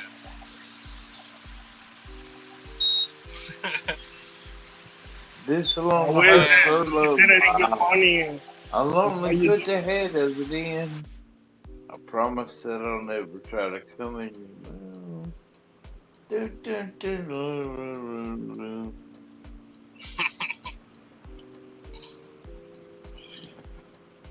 Yo, JK, come up here, bro. Come up here. Don't come when I gotta wrap it up in like 15 minutes. Get your ass up here. Yeah, I have seen that. Sometimes when I'm working here, you're about to wrap it up, and then Jonathan K is like, "Hey, man, I just got here." Yo, where you going? Yo, where you going? Where you going, bro? Somebody give him a break, though, man. He needs a break, man. Give JK a break, dude. He's my hero, man. Not me. I'm tired. Oh, you're just another victim like Pedro.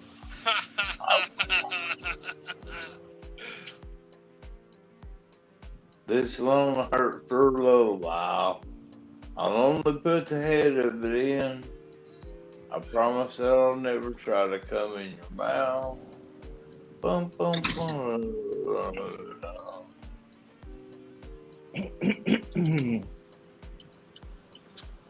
But Jonathan K, have you worked with the medical courier shit or not?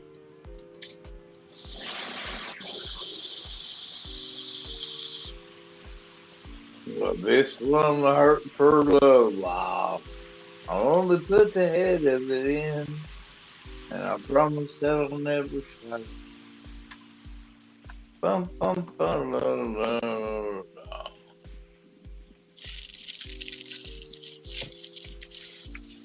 This one hurt for a little while. I'll only put the head of it in. Dun, dun, dun, dun, dun, dun. Let me get a pack of 6.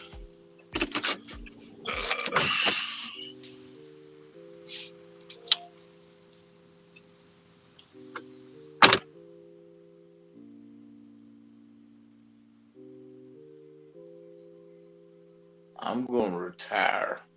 I'm retiring tonight on national television. I'm just going to fucking retire and just put in my straps and say I'm done.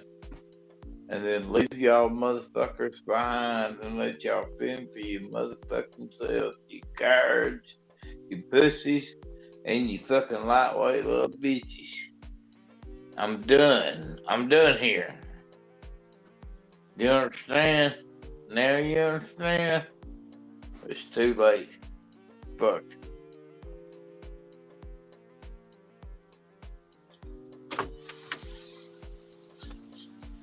Man, this stupid motherfucker, man, from the gas station doesn't want to work. Fucking bitch, man. I Why? hate fucking bitches, man.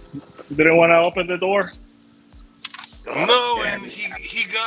he got the fucking Dead though, cardboard I on the just keep window. fucking doing I'm it. serving I'm done. only I'm cigarettes done. and fuel.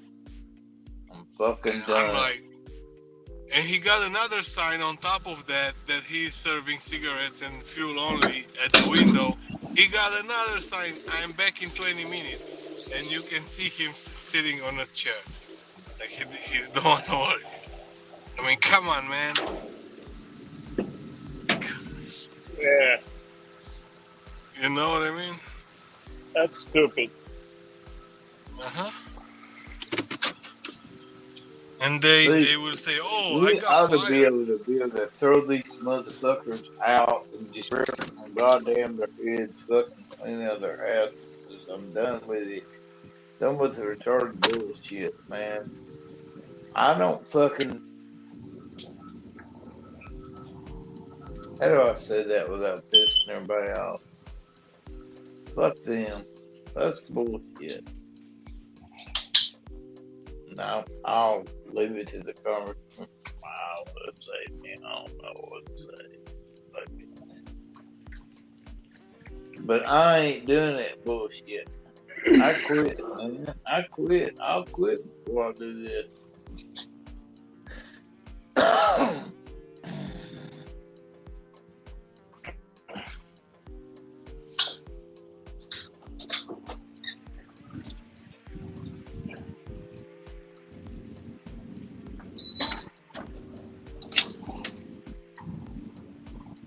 Get fucked up at my house. I don't know about y'all, but I'm getting fucked up at my house.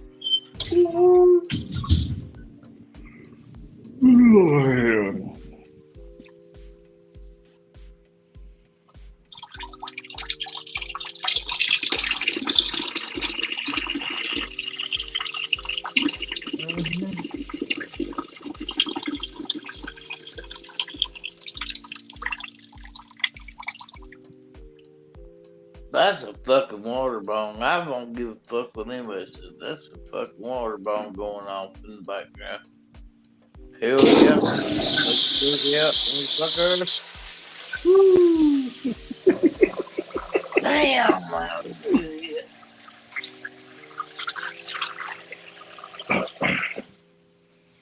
Fucking, I can hear water bomb from like 30 fucking miles away, dude. Dude, I'm gonna talk that here. I know where water bomb is fucking live. I got it. Hey, Johnny, do you do Uber too or not? No, I can't afford it, man. I can't afford it. You gotta have like a 2014 to do a fucking Uber. Same goddamn job. Never mind. But I cuss for too much. but for food delivery, you don't. But So for no, food I delivery, can't do Uber too without a brand new car. no. But you just use somebody else's registration and use your car for food delivery, bro. And I could smack you in the mouth for telling me to be a crook too, but I won't. Not tonight. This is a fucking gospel channel. So no. Let's forbid that. Let's forbid me from kicking the shit out of you tonight. You could lie, cheat. That's my fucking.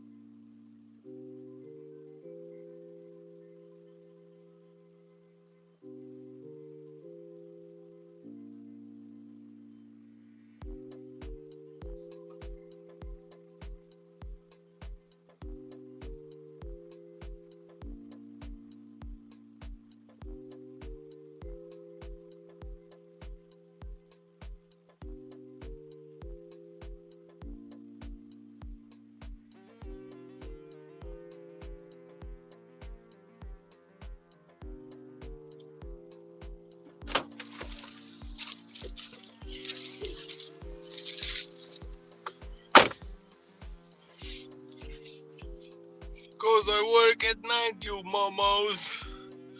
You have no excuse, bro. We're starting at 5 p.m., JK. We're starting at 5 p.m. every fucking day, bro. What's that? That's like fucking 2 p.m. your time? Come on, man. Come on, bro. Come early if you cannot come late. Shit.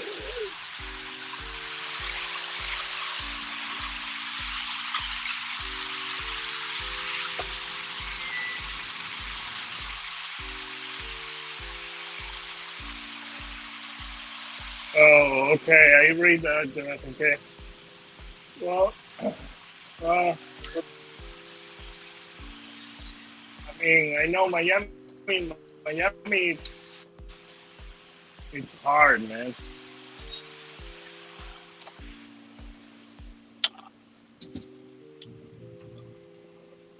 Miami, it's the lion's den.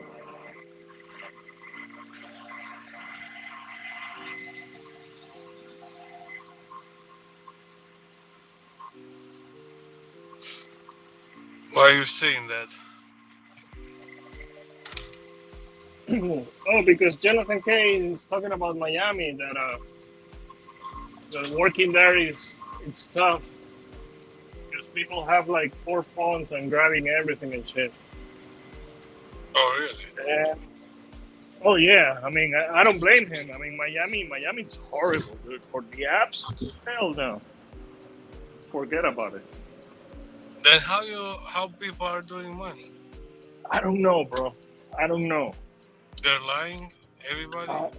I think Miami it's one of those markets that take advantage of new drivers constantly, because in Miami you don't only deal with the competition, but also you deal with a lot of people from Latin American countries that don't usually tip, or they tip $1 or $2 maybe. That's it. And they live in a 50th floor in Miami, you know? So, nah. And then on the other side, you have to pay a fucking $2,000 rent for a 1-bedroom. You know?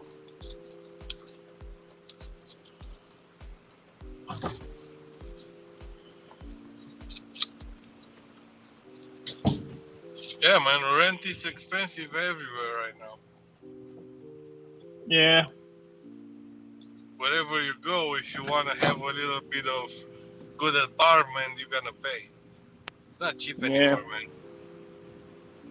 Especially if you're like close to like a good market, you know? Yeah. Or to the beach. Yeah, like I said, I wouldn't I'll be okay if I have to drive like 40 minutes or 45 minutes to get to a big spot and I don't have to be right there, so I'm good with that. Mm-hmm.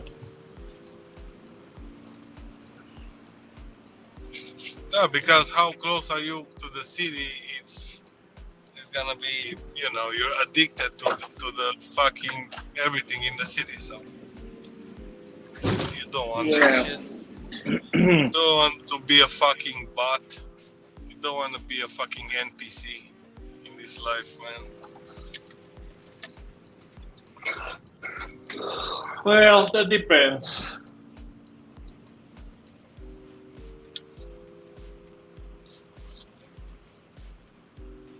You see those guys that work at Taco Bell and they go crazy NPC after a while?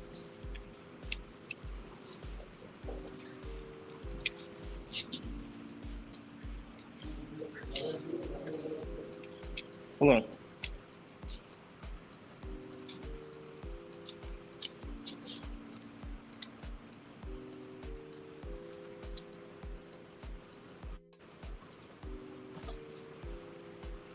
Thursday fuckers with 4 phones. Yeah, that's crazy. Yo, guys, join our YouTube crew when you guys get have time. Shit. I'm a happy fucking night, but it's working.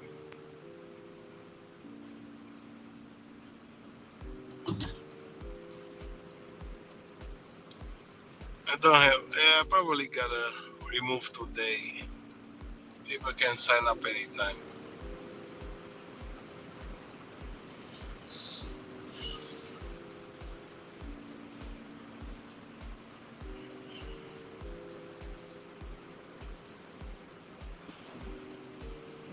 Okay, I'm back. Welcome back.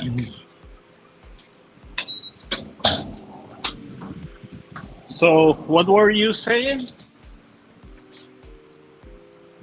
No, I was saying the fucking night, but it's working. Oh no, you were saying about that I should not be a slave and live in the cities. Oh yeah.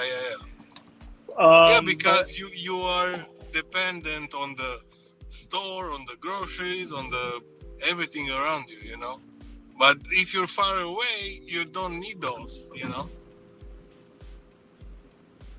Well, that's the thing, that what you call a city in United States, it's what, I mean, every suburb will have a freaking shopping center, will have a Walmart, a Target, an Olive Garden, and so.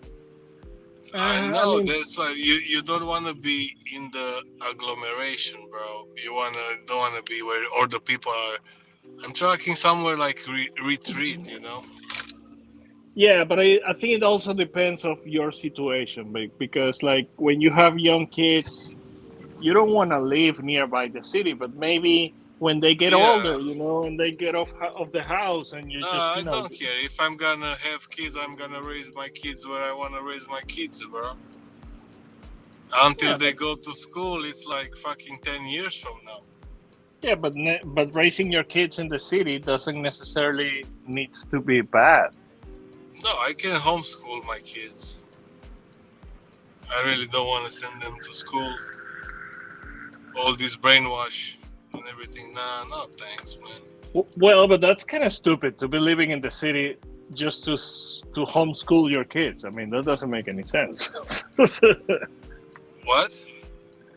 Like living in the city but homeschooling your kids? Oh, yeah, I don't know. No, I'm not talking about it. No, man, I don't know, man. I don't like those schools' policies and stuff like that, and how they can make kids to wear those masks and stuff like that. Come on, man. It's ridiculous. Yeah.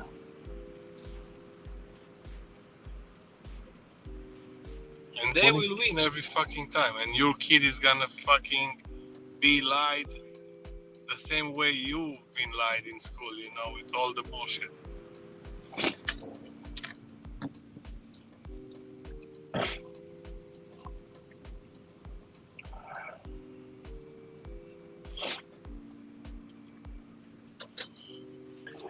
Yeah.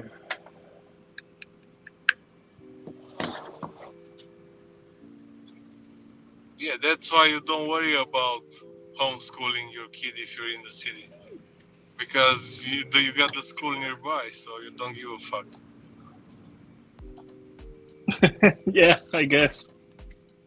It's a convenience, bro. The same thing like you have the store across the street to get your fucking salami and make your breakfast. Yeah. But if you don't have those, you're gonna adapt. You're gonna work. You're gonna, do whatever it takes to be good. Yeah. If you're spoiled, and the city it makes you like weaker and softer and stuff like that, and yeah, it's not worth it, man. You can come and work here or whatever where you are, and you're doing the same shit, but it's the peace of the peace of my mind, you know. Yeah. This is the fucking concrete fucking jungle, man. You know, all these fucking shootings, all these people, like, you don't know them and they're like fucking serial killers overnight.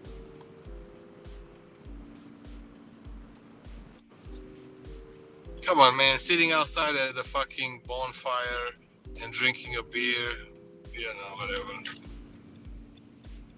You cannot do those things. Like, if you are in the city, you cannot do those things, like to rent a house, because it's fucking expensive, right? So you're not saving nothing. So And if you want an apartment with a balcony, that's, you know, almost $1 million. yeah. Anyway, yeah. So, yeah, I want like 2 acres to like 10 acres. Depends on what I'm gonna find.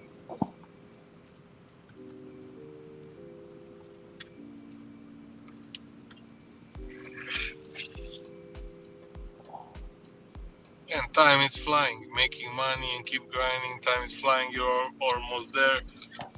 And boom, that day it's happening. Yeah. But it's always because of you. Only because of you. Because, you know, nobody can help you. You are with yourself into some battle sometimes. To get out of the hole, I guess. I mean, like 2 minutes.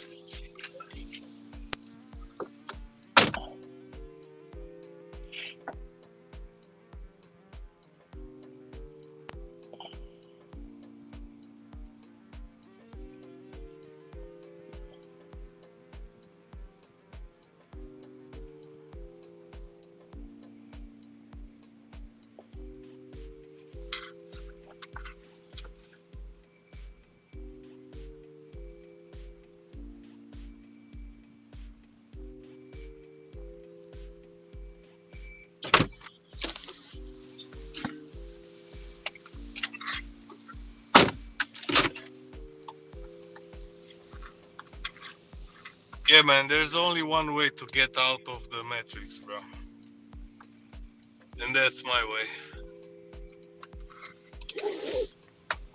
Because they want to control you, bro. If you're staying here with all the population, they want to control you. They're controlling you with the bank account, with your insurance, with everything, you know. They know exactly how much you made. They have all the info. They just have to pay you exactly the same shit to never get rich. You know what I mean? Yeah.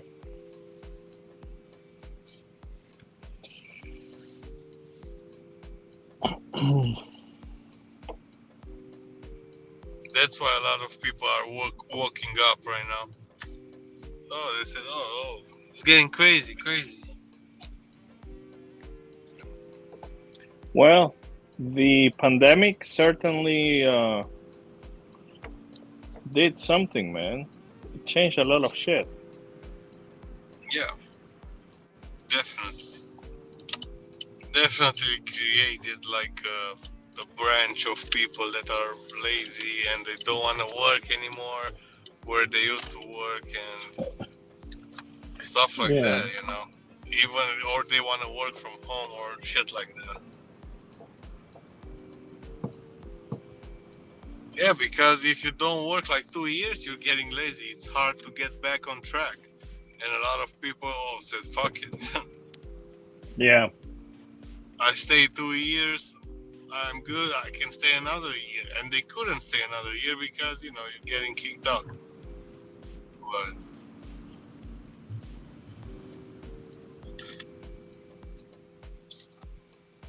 hey, did you see that shit that Uber now is gonna be offering other services? yeah, I saw Gigwise live. Yeah, but it's not out yet. Nobody knows. No, yeah, we'll see. It's interesting, man. Yeah, they're saying it's like a TaskRabbit.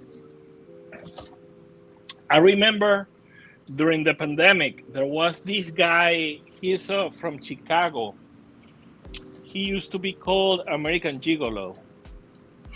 And and he was like this, you know, big, good-looking guy, kind of Italian-looking style, and he was banking with Lyft and Uber.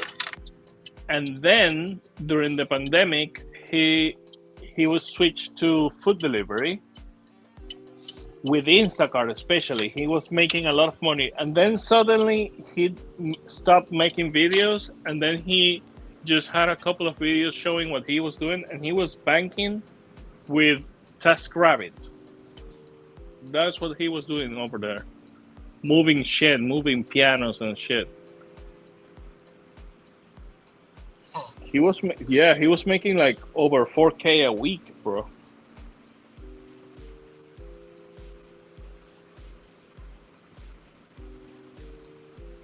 The problem with that is your health.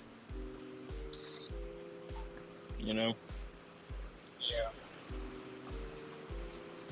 If you fucking mess your back, that's most probably a permanent damage.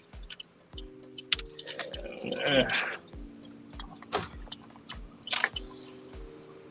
I like what I'm doing. I think I can do this anywhere.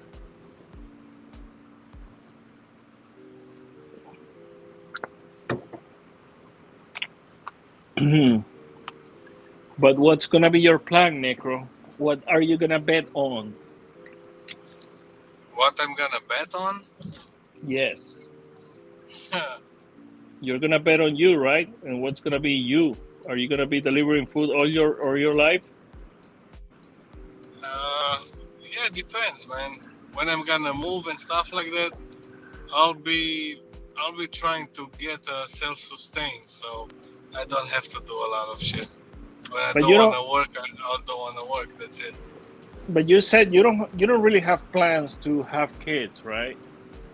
Oh, I have all the plans, but I have to move first and do whatever I have to do. Yeah. I don't want to have kids here in the city. No way, man. What about girlfriends, Necro? What about girlfriends? You don't have any girlfriends there?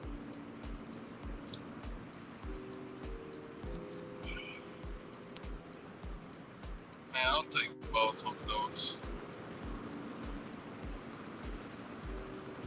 What does it even matter, man?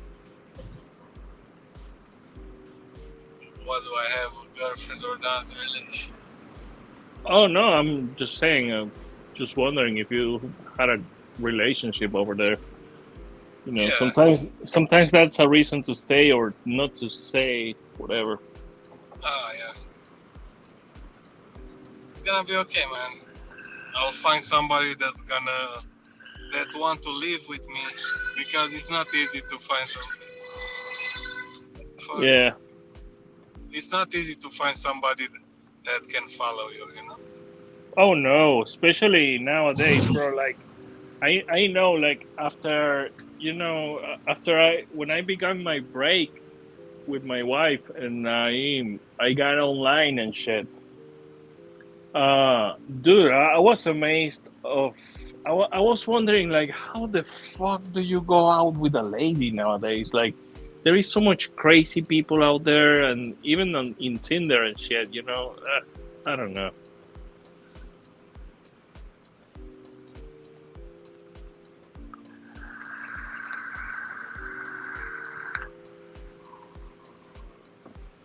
Plus, meeting someone online is not the same. What do you mean it's not the same? I mean, it's not the same to talk to someone, you know, online only, just to meet that person later on, instead of doing it the other way, you know, meeting someone and having physical contact and seeing that person and nobody smelling want the to person. meet anymore in person right now, because you have like bad experience when you're meeting now people in person, because they're freaks and they're fucked up. So it's better to speak online first to get a little bit like more information, if it's worth it even to do the fucking date. Yeah, maybe. I don't know. Man, yeah, there's so many fucking freaks right now on those dating apps. Come on, man.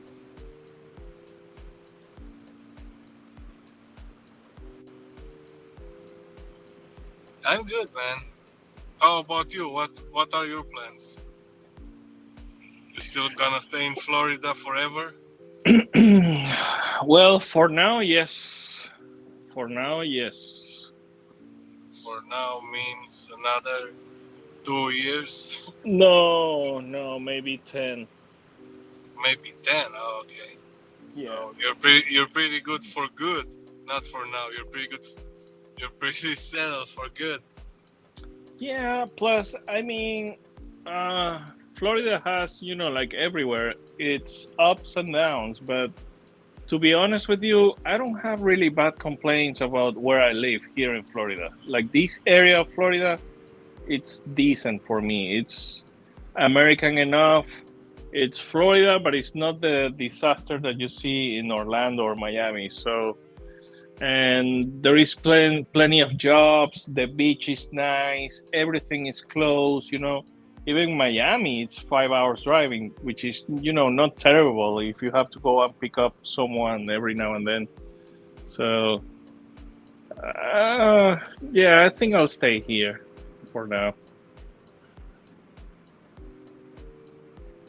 Unless I get a very juicy job offer somewhere else. I got you. Yeah. Makes sense. Makes sense, man.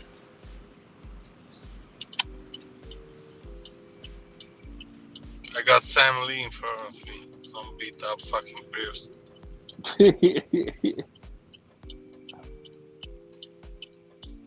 Tell him, fuck communism. Man, when he gets like, oh, I'm gonna drink my pee, oh, makes me like fucking, what the fuck? Yeah, I know. Oh, by the way, Necro, I have a complaint, man. What the fuck, bro? This is not an open panel anymore, man.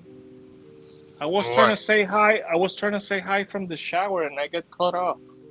The heck?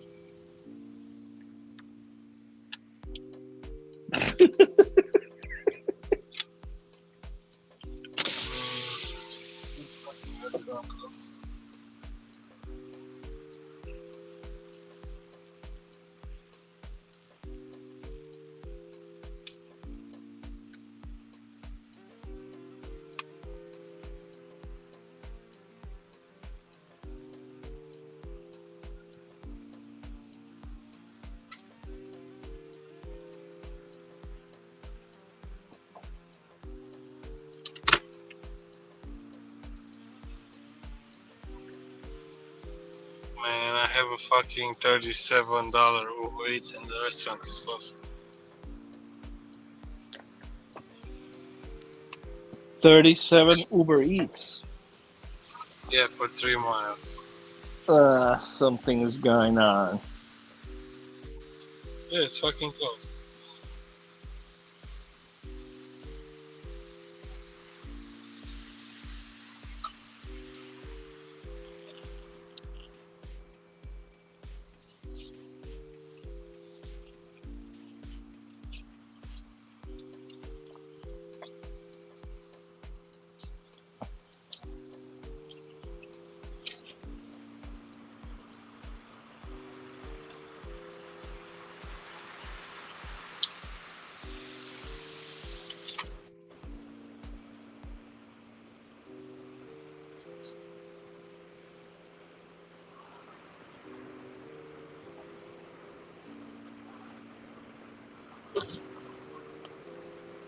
Oh, I got $8 cancellation. I got an Uber and a McDonald's. Okay. Yeah, I probably want to make the fucking $36, but obviously I can't.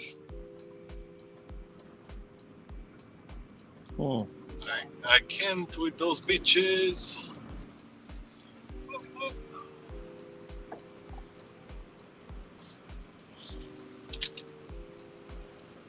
How many hours are you still going? What hour is there? Like 12? I'm doing 10 hours, so it's gonna be until 8 a.m. Oh shit! 4.5 more hours. Yeah. It's crazy.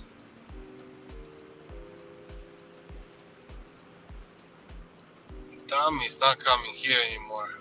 Tommy doesn't like family, that's why he doesn't come. That motherfucker! I don't. I can't stand it, Negro. I can't.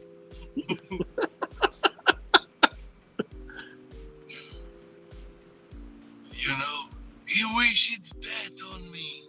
He was wishing that on me. Yeah, Tommy is still stuck on that shit. Yeah, and that was happened like fucking 5 months ago. Yeah. I Come mean, on now.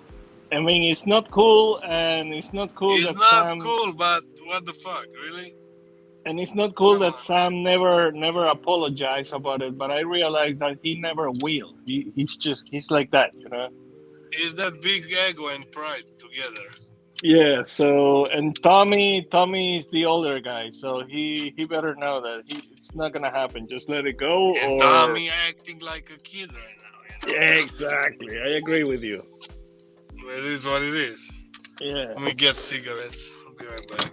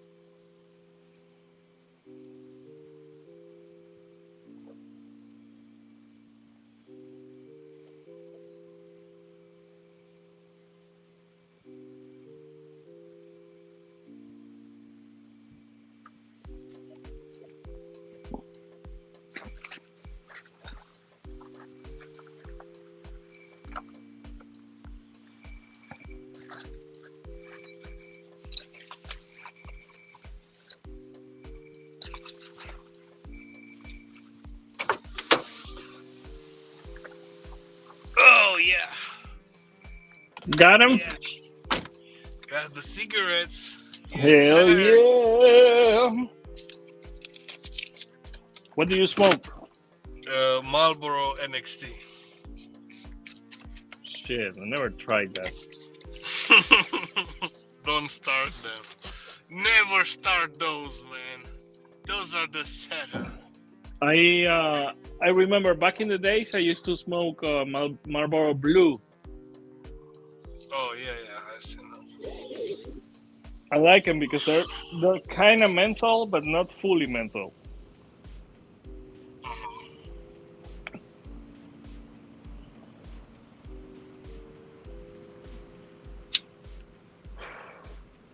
Hey, and I saw that there was some issue going on with I think it was Newports. That I never had Newports. They were being sold in some markets, you know, targeting African American communities and shit. And apparently, I don't know if it is like something related to menthol and cancer or what, but Yeah. they have been removing that from those areas. Yeah, the one I smoked, they have the bubble. You can break it and make it menthol. Uh-huh. But yeah, just if you want, you know. And do you do it? Yeah, sometimes. Okay. It's just another thing, right? Yeah. I had some. They used to be called Lucky Strikes. Oh yeah, Lucky Strikes. Yeah, they have Camel Crush, the same thing. Uh-huh. Yeah, Lucky Strike, man. Yeah. Lucky Strike had something. It was called like Lucky One, something like that, I think. When I used to smoke them. But yeah, thank God I stopped. Thank God I- you're vaping now. Yeah. You should try it, man. Vaping, it's a little more healthy. A little more. It's not completely healthy, but you know, Yeah, I know. something. It's not. Yeah, I tried. I like it. I mean, you know, I still like smoking over. The thing with vaping is that it's not easy to start with some of those disposable shit, and then the most expensive professional ones. It's not easy to find the proper liquid that fits your nicotine level and your taste. You know what JK is saying? There's nowhere to drive. Oh, yeah. JK keeps saying, "Oh, there's nowhere to drive. I'm stuck in Miami. I have the ocean and the Everglades and everything in my ass." You drinking, JK?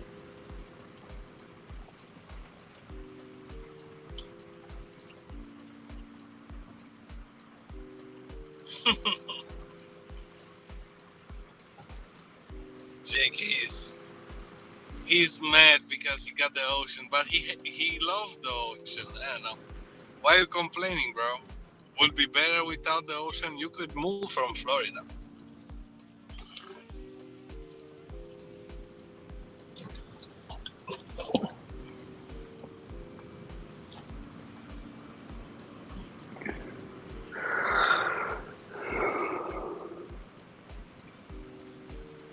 Made 190 on Uber and 120 something on Doordash. All right.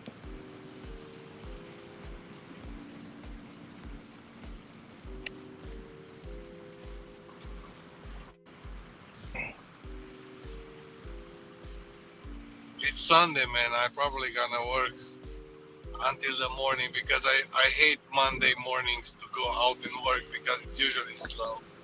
Yeah, so it's better for you to just have your weekend tomorrow. No, yeah, I mean, I'll probably go out, but I'll go out like 5 p.m. anyways. Uh-huh. I'm not gonna bother with the fucking daytime slowness and shit like that. I'll work until like probably it's gonna be busy until breakfast or something. And when do you get off? When do you take a day off? I don't know. I had days that I work like just like few hours. Just like 3 hours or something. Yeah, I think that's like a fucking day off, to be honest. Don't you ever feel like not working one day and just driving the fuck out of your place somewhere, 20 miles south or something like that? No. I got no reason. I can sleep an hour more. I know. You know what I mean? I don't know. I'm crazy like that. I'm weird. When I am like that, if I was in your situation, I will be like sleeping in fucking hotels, traveling around, or some crazy shit like that. Like having that freedom of not having kids. Oh.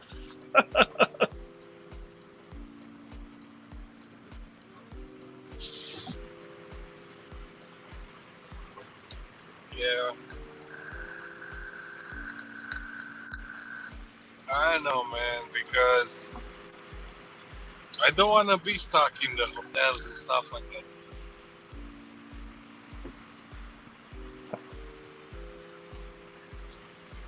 You want to keep getting those bags. Yeah, man, I'm getting the money. I gotta get the land. I gotta get the fucking, make the foundation. Get like 2 or 3 containers, and build my shit, man. It's gonna take some time.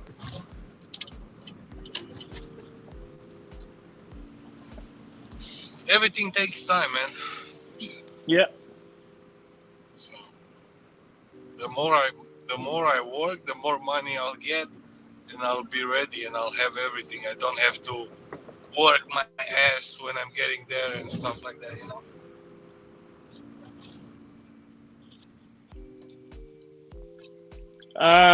Yeah. We'll see. I don't know. You sound like a lady can turn your world upside down. No, because I have to work, and I know it's all work. I have like fucking 8 months. In 8 months, I can make good money.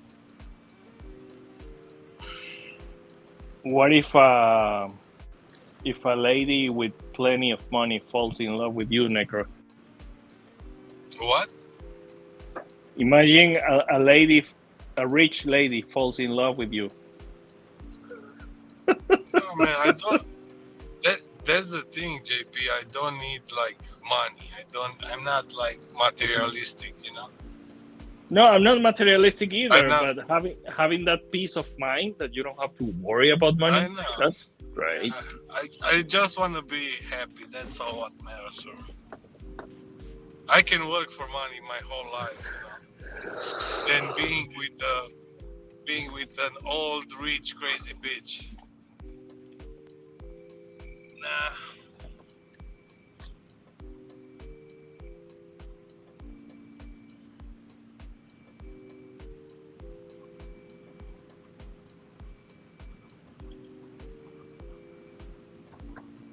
It doesn't have to be an old crazy bitch, man.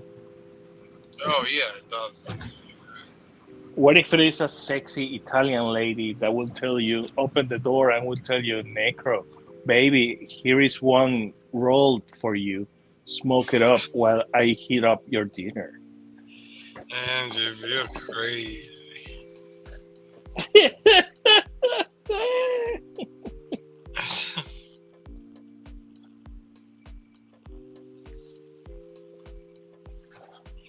Sam's going to be Necro's ladyboy. What the fuck?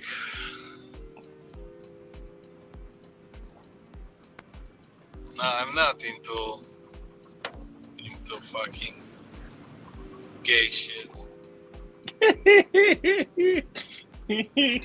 Tell the truth, Necro. You like young Asian boys. Even if there's no other women on this fucking planet, I wouldn't like go that way.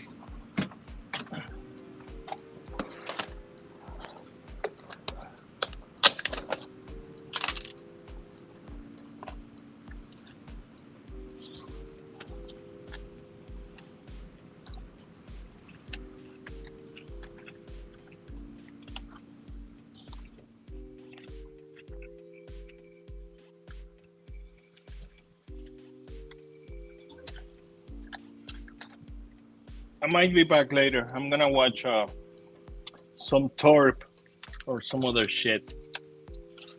Alright, cool.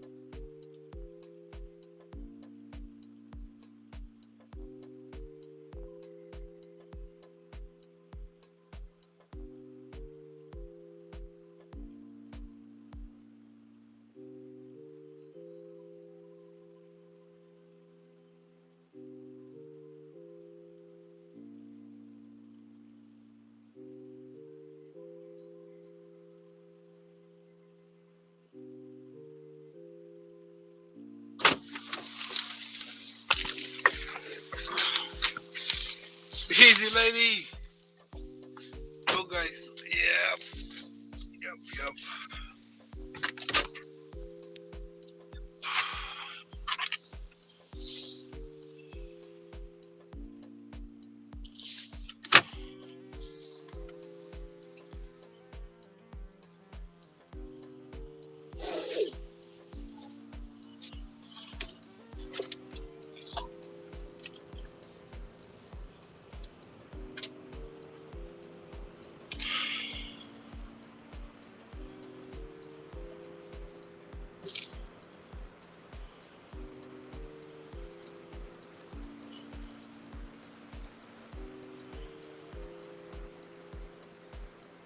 What the fuck?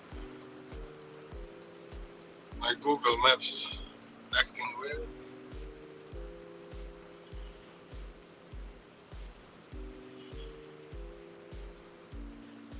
What you doing, busy lady? How's your day? How's your night? What's going on?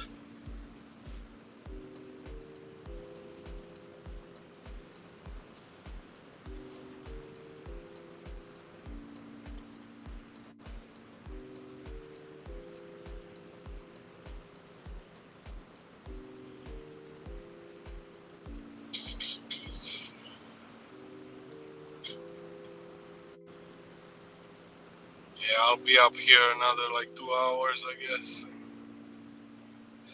2 more hours.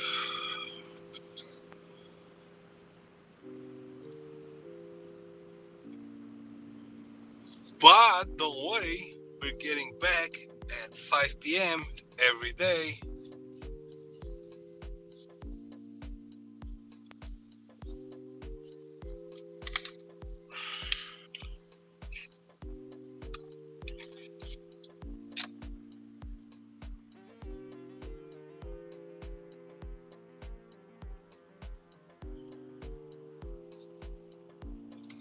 Man, I had a guy on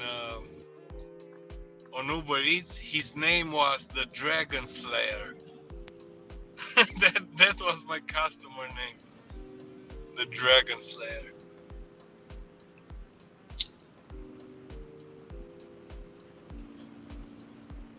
I was like, what?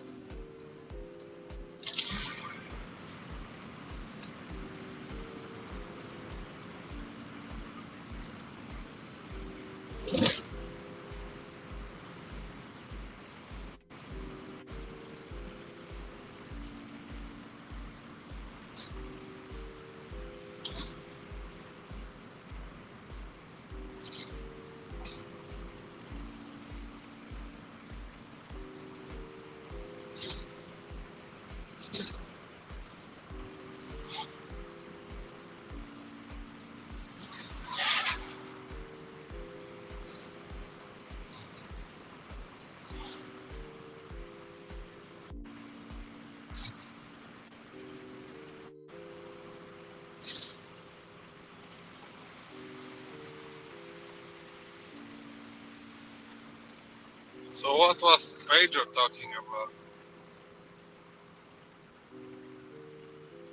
Did I miss anything important? I think I'm pretty close to the door. Listen to the door. I played the hand.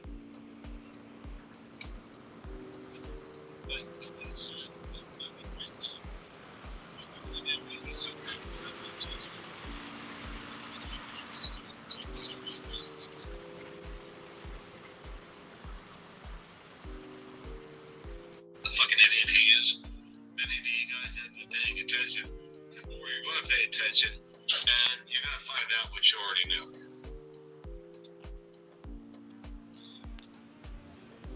Okay, Darb.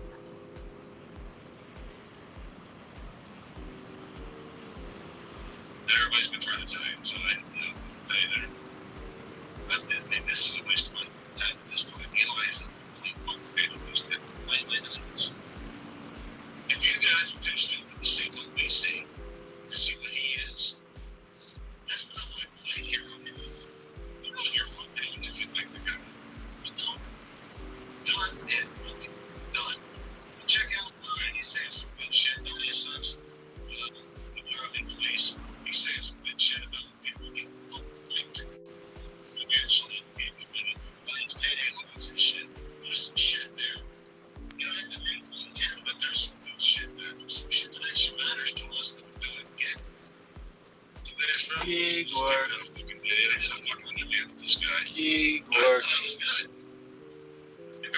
us.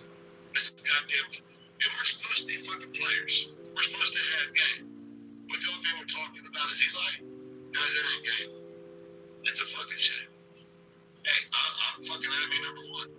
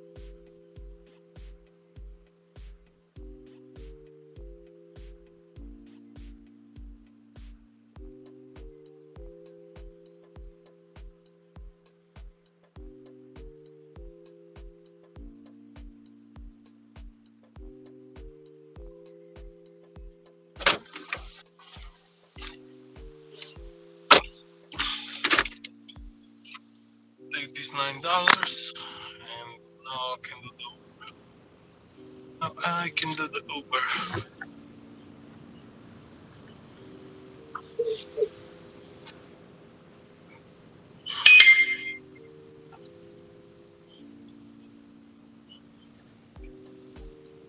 And they're sending me Subway for $4.25.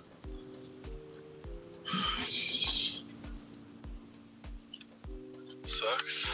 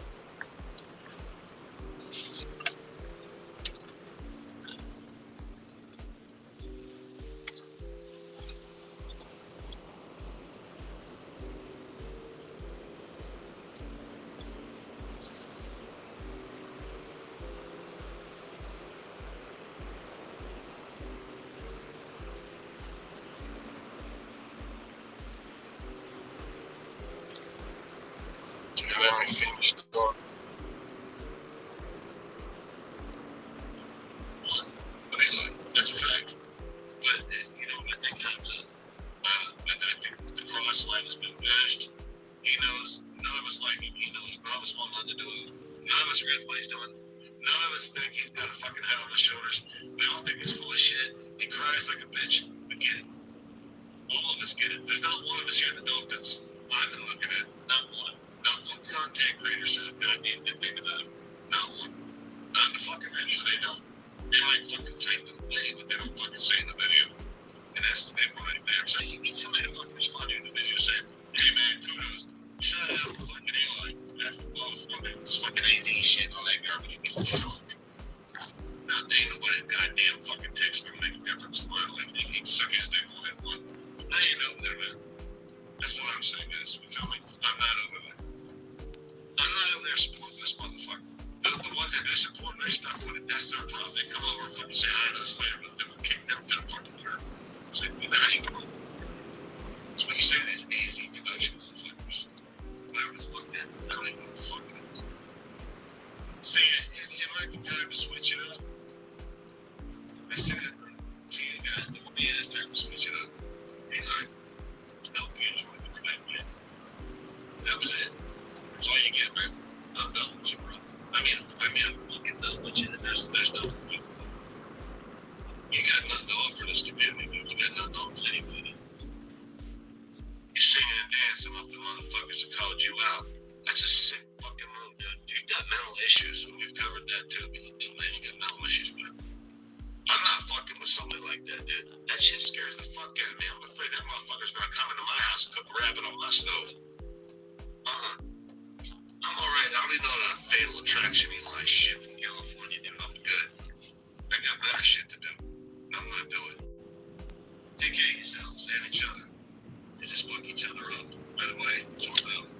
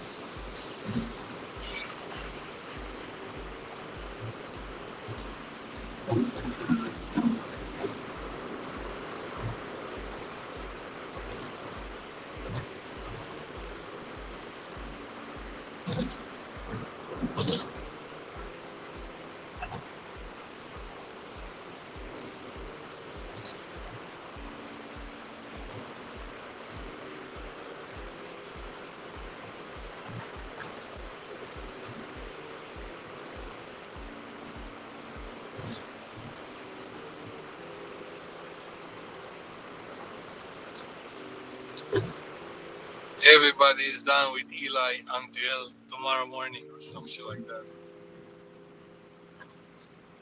Even Thorpe is done with him. Poor Thorpe.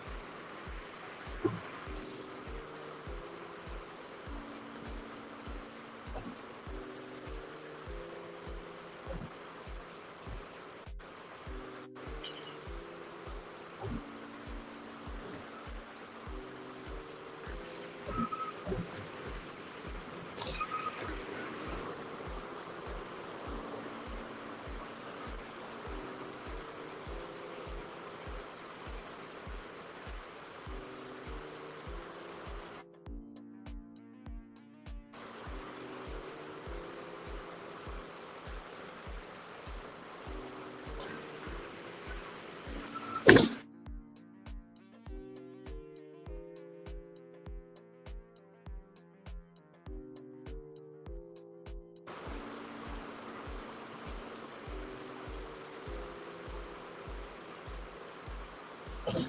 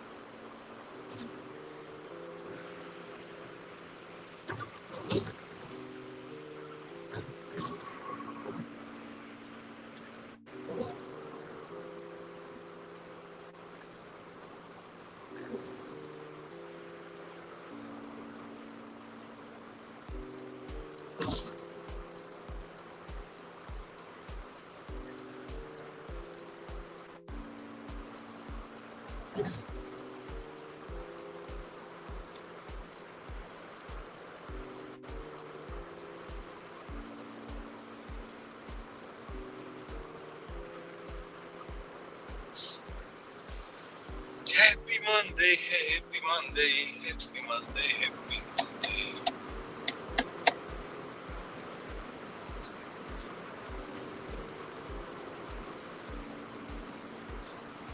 Who said first the Monday suck? Who was the ball?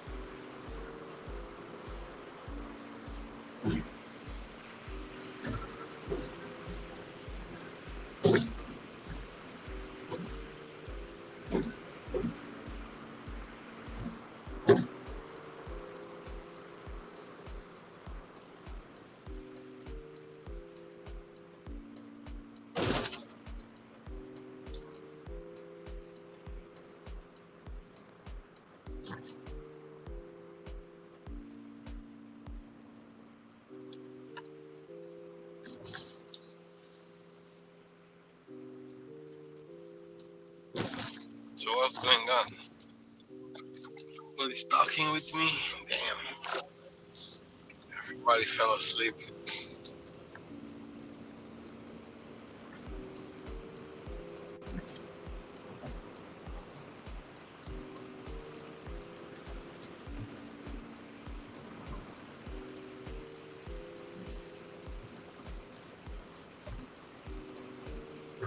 Click the link.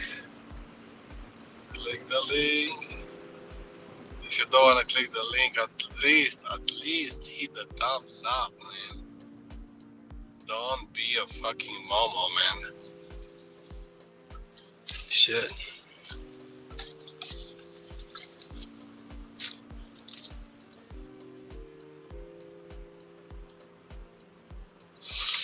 The gas 338. Finally going down.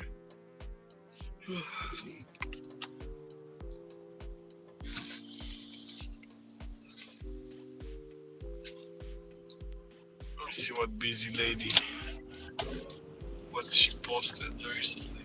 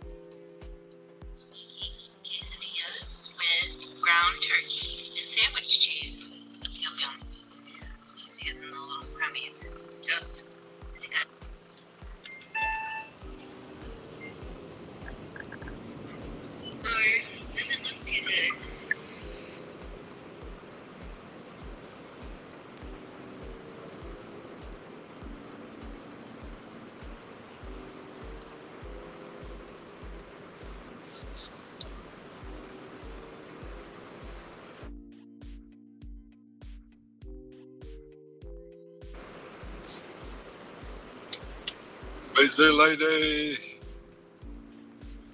think busy lady fell asleep.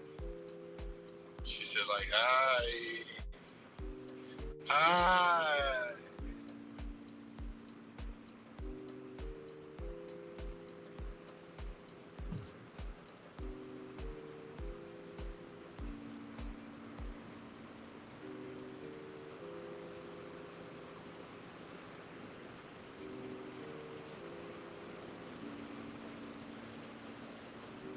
Mr. Ricky.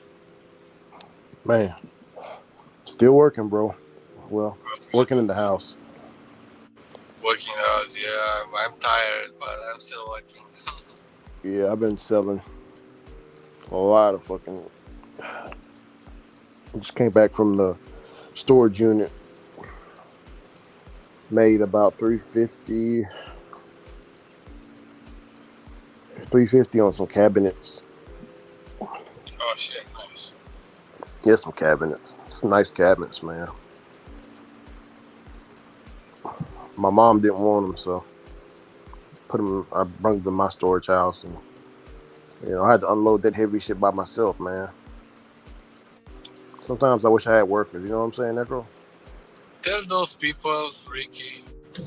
Tell those people how easy it is to like sell stuff, to put stuff for sale on the internet and stuff like that, and Bro, make those money. Yeah, this is it's crazy, bro. The internet. I mean, I was gonna ask Jeff Thomas Black about it because he's like AI and stuff like this. So this is kind of related to AI. How well, I mean, the technology keeps on advancing itself. A little bit, yeah.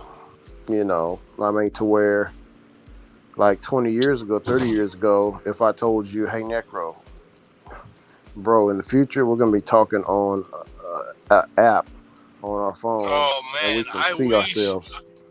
If you would tell me that when I was like 5 years old, I would fucking invest in everything, like Apple, and I'll be like back in the future.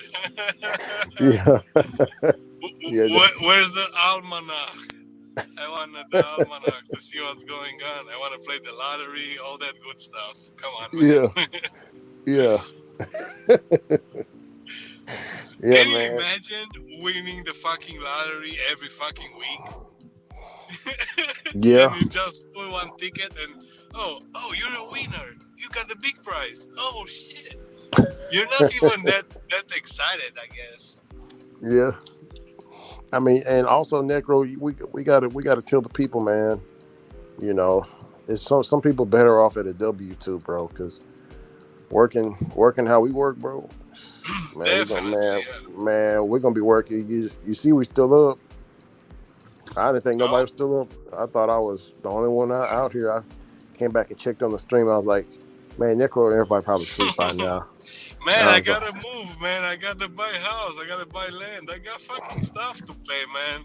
How those things do you think are gonna be paid? Shit. Exactly, man. Exactly. Sitting in the bed and sleeping and man. Yeah, my cousin, he's late about 3 months on his mortgage. About 3 months on his mortgage. So I'm trying to. I think it's about 4 months, 4 or 5 months. It goes into foreclosure. You got to pay like $10,000 because of lawyer fees, and then you got to pay the total cost of the house. But you do have help, like financial help. The mortgage companies, they do offer you assistance or payment plans or stuff like that. Remember, Ricky, when the COVID hit? And they were helping the gig workers with CARES or CARES, something like money, at the beginning, yeah. Oh, no, I didn't know that. Yeah, they had like a safety net or something like that. That's why a lot of people sign up for the gig economy. Oh yeah, of course, man. Now it's all drying up. Now they got to work the hours. Back then you used to be able to work 6 hours or 5 hours to make $200 and go home before dinner is made. You know what I'm saying? Yep. 1 second, dropping this bag. Yeah, go ahead, man. It's all good. Yeah. Oh yeah. Oh yes, blessings to you, busy lady. How you doing today? Yeah, we're still at it like we never left. I just got home. Currently, right now, I'm packing up some candy. Candy. What else I got here? I got some candy. I got candy. I got shoes. Some t-shirts. I'm packing up. Getting ready for the next shipment, bro. I got to drive to Dallas in the morning. Drop this shit off at the packing and shipping Ford company in Little Vietnam. How long it takes to get there? It takes about a week. Oh, okay. About a week, sometimes a week and a half. It all depends. Like if I include electronics with it, electronics have to be flown by the air. You know what I'm saying? Yeah. For some reason, electronics have to be packed separately. They jumped on my ass for that. It's like, man, you making my job harder, man. Please keep the electronics, the iPads, the tablets with the electronic stuff. Yeah. Oh yeah, man. They love the Apple iPhones. The iPhones over there in the Asian countries go crazy, bro. Go freaking crazy. Speaking Yeah, of, because they have a lot of replicas.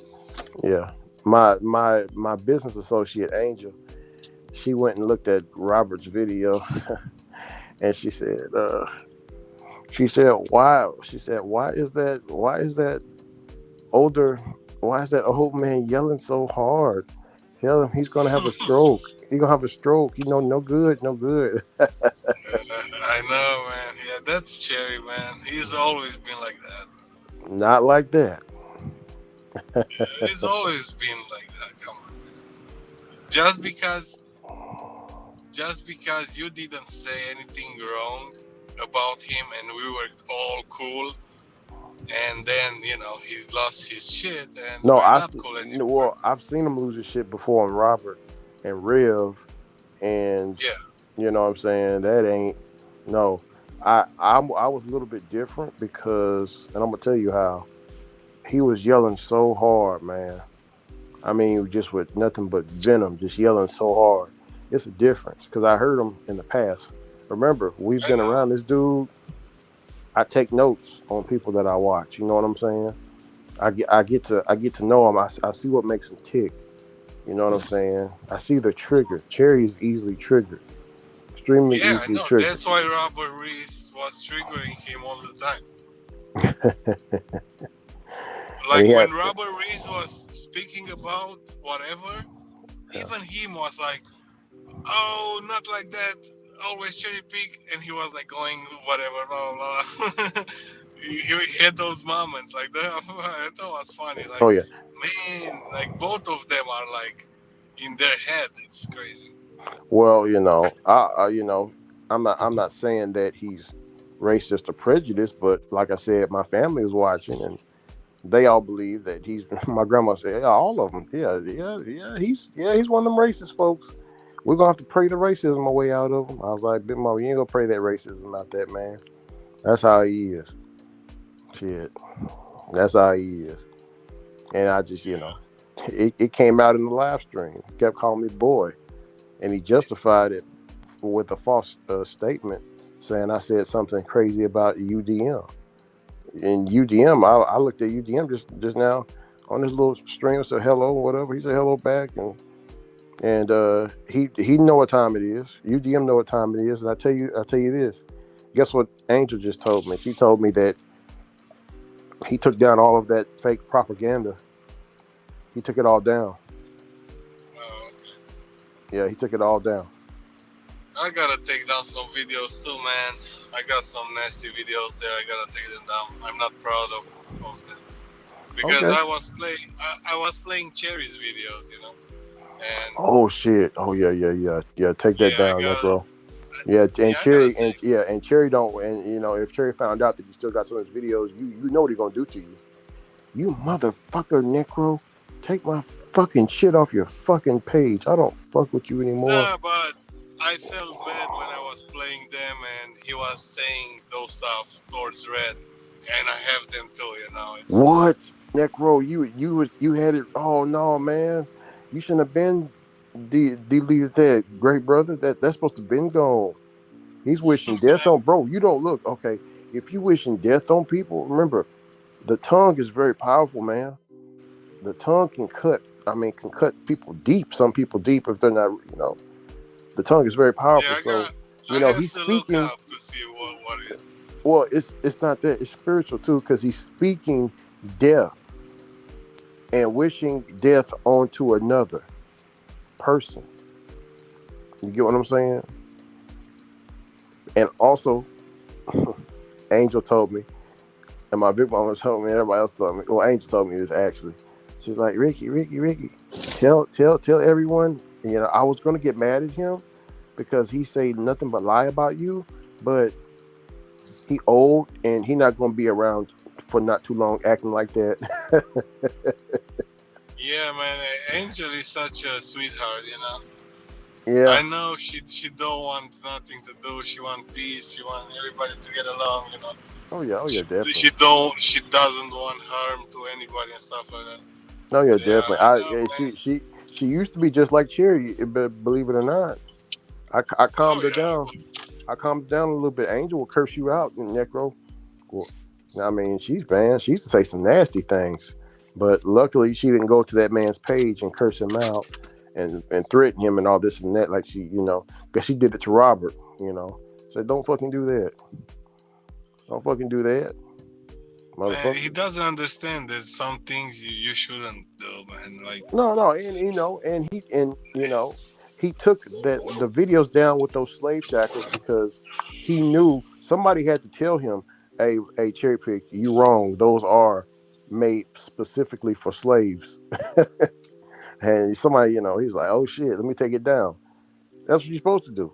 He did the right thing. He shouldn't take it down. You should just change the fucking shit, bro. Come on, man. Well, okay. Like when I first showed my family. Yeah, because that's the thing. They knew. That's the first thing you see when you're gonna watch a video. You see the thumbnail. It's informative. Well, when I seen it, Robert seen it, whoever seen it, they kind of had a feeling, but they didn't really too much touch on it. See, I do research, Necro. I remember, I don't know if you heard me earlier, but when I was in the conscious community, my job was to research for debates. You know what I'm saying? Yeah. Research and study the person who I'm going to be going up against. Right. Yeah. So I kind of sort of used that tactic on him. But it's so easy because he spews his hate everywhere he goes. So it's easy for me to build up a quick timeline. So I got a bunch of videos that I clipped, and I got a timeline of all the racist shit that he done. So yeah, hi. I have this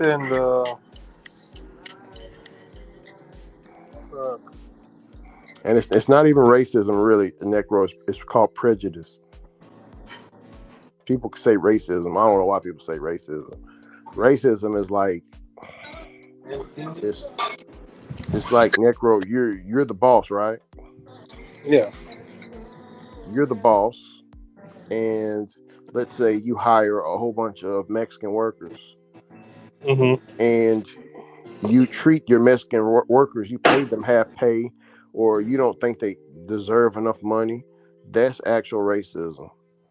When you can control a person's when manipulation when you can control how a person lives, his financial situation, that's actual racism.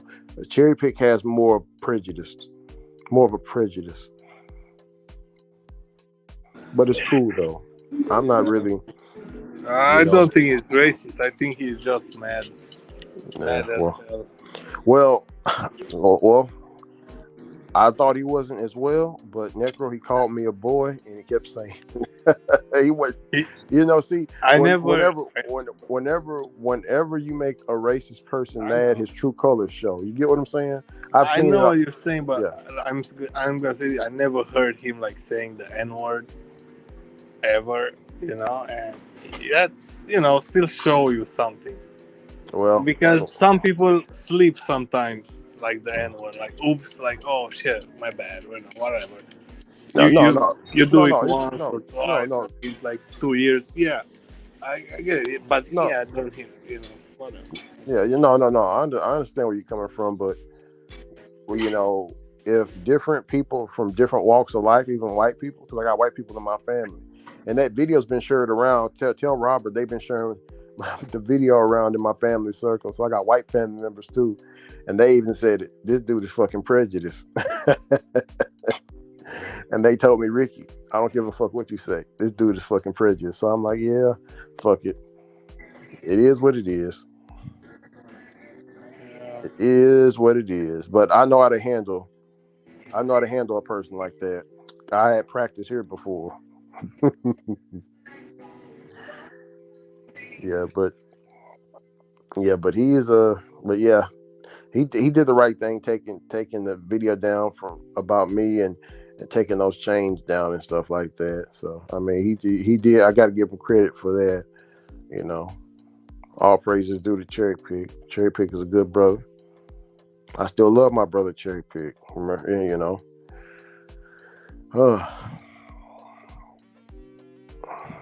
I understand a lot of people was like, man, Ricky, how can you forgive so easy, man? It was, Necro, are you there? Yeah, I'm here. But it was boggling Roy's mind. Roy was like, damn, I can't. Yeah, I saw Roy like oh fuck, yeah. Damn. Yeah, I don't see how you do it, Rick. I can't forgive. And then JP came up here and said, I don't see how you were so calm up under so much pressure. I'm like, bro, I don't do all that yelling and screaming. That's not how I was raised, man. Men don't yell and scream and all this and that. A man talks, not yell and scream.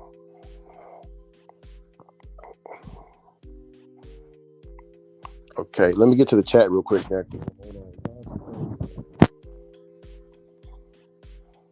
Ricky needs to watch the monetized channel.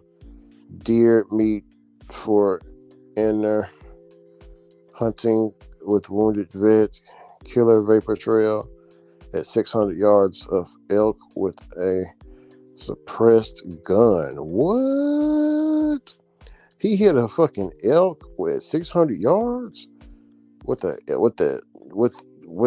slick suppressed gun. Hold on. Oh yeah, you just caught my attention, Jonathan K. Let me check that out. Most definitely. Let me get on that real quick. Leave that up so I can type it in on this phone. Hold on. We're gonna be all right. Let's get it. Oh, deep in the heart of Texas.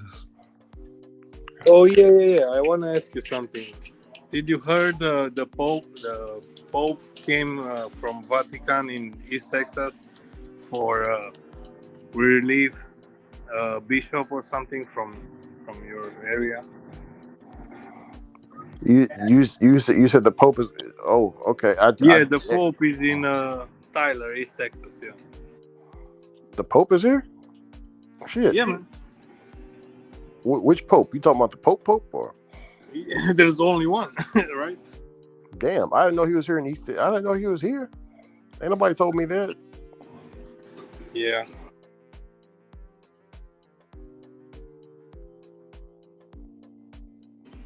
Pope Francis removes Tyler's Bishop Strickland.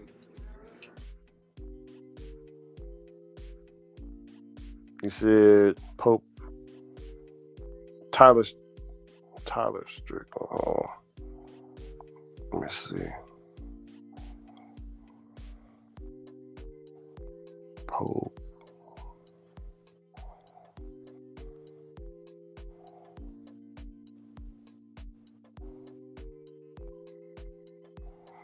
Bishop Strickland? Yeah.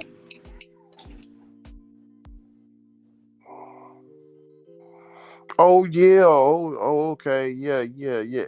At the cathedral. I didn't tell you, Necro, here in East Texas where I'm at, it's so religious. I'm in the Bible Belt. That's why I speak so religious. You can kind of see where I'm at now. You know what I'm saying? We got Yeah, I churches was like, oh my everywhere in god, Necro. this news is like close to Ricky. I'm gonna ask Ricky, who the fuck is this bishop, right? Yeah. I've talked to him a couple of times. He's a good guy. You know, he's a very good guy. You know, I talked to him a few times because we, you know, like I said, we travel to all churches. What we do, or what we used to do. My big mama, she's more older now, so she's more focused on her health. And she reads the Bible at home now. You know what I'm saying? She does more home teaching and, you know, reading online. Like I showed her all the King James versions of the Bibles and everything that she used to have. They actually have it online. So, you know, she orders it off Amazon. You know what I'm saying? Orders lots of books off the Amazon. Oh yeah. I mean, I didn't know what's going on. That fucking Pope came there. So Yeah.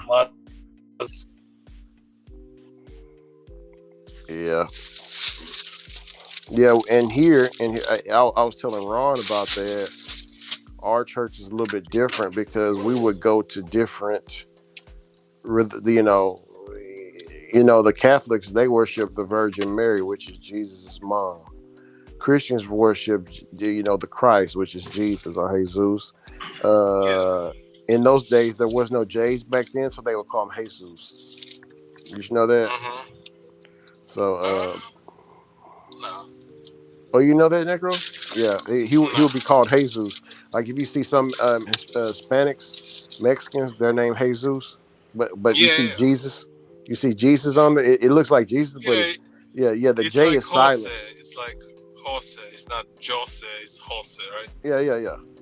Yeah. Because back then, when Jesus was around, there was no such the J's in the alphabet wasn't invented, so the J is silent. But yeah, man. Yeah, it's very, very, very religious over here. So, you know, that's another reason why I'm able to keep my cool, calm and collective. You know what I'm saying? Because I've watched Cherry Pick yell and scream at other people, and guess what they do? They give Cherry Pick that same energy. I remember him and Roy going at it. Yeah. Him and Robert going at it. The only person that didn't give him that energy was Rev. He was going at Rev pretty strong, but it wasn't too strong. It wasn't too strong, but it was, you know, he was going at him, and Rev kept his composure, and Rev couldn't talk. He was trying to talk while he was talking. I remember when he was going after Thor. I mean, that was pretty like crazy with his wife and everything. What the fuck his wife had to do with all this? Like, no, that's how he's a hurt individual, man. He's a hurt individual. So what does a hurt individual do? He makes you feel the pain that he feels. I see it all. So when you come to me, Ricky, and try this shit on me, it won't work, and it's gonna make you look much worse because you're a white man yelling at a black man. The outside world seeing that, they already categorize you into something just for even doing that. So it's a lose-lose situation dealing with me, and I don't have a channel, and like you said, I'm not shit. I'm not all this and that. So it's a lose-lose situation. Jonathan K, you still there? Where you go? My buddies got a couple of similar guns, about 10K for the setup. And you know, Eli's going to try to, Eli's going to come at him. Because remember, Eli, he's here to clean up the mess. You get what I'm saying? Clean up the junk. And I don't wish Cherry Pick's channel to go down, but,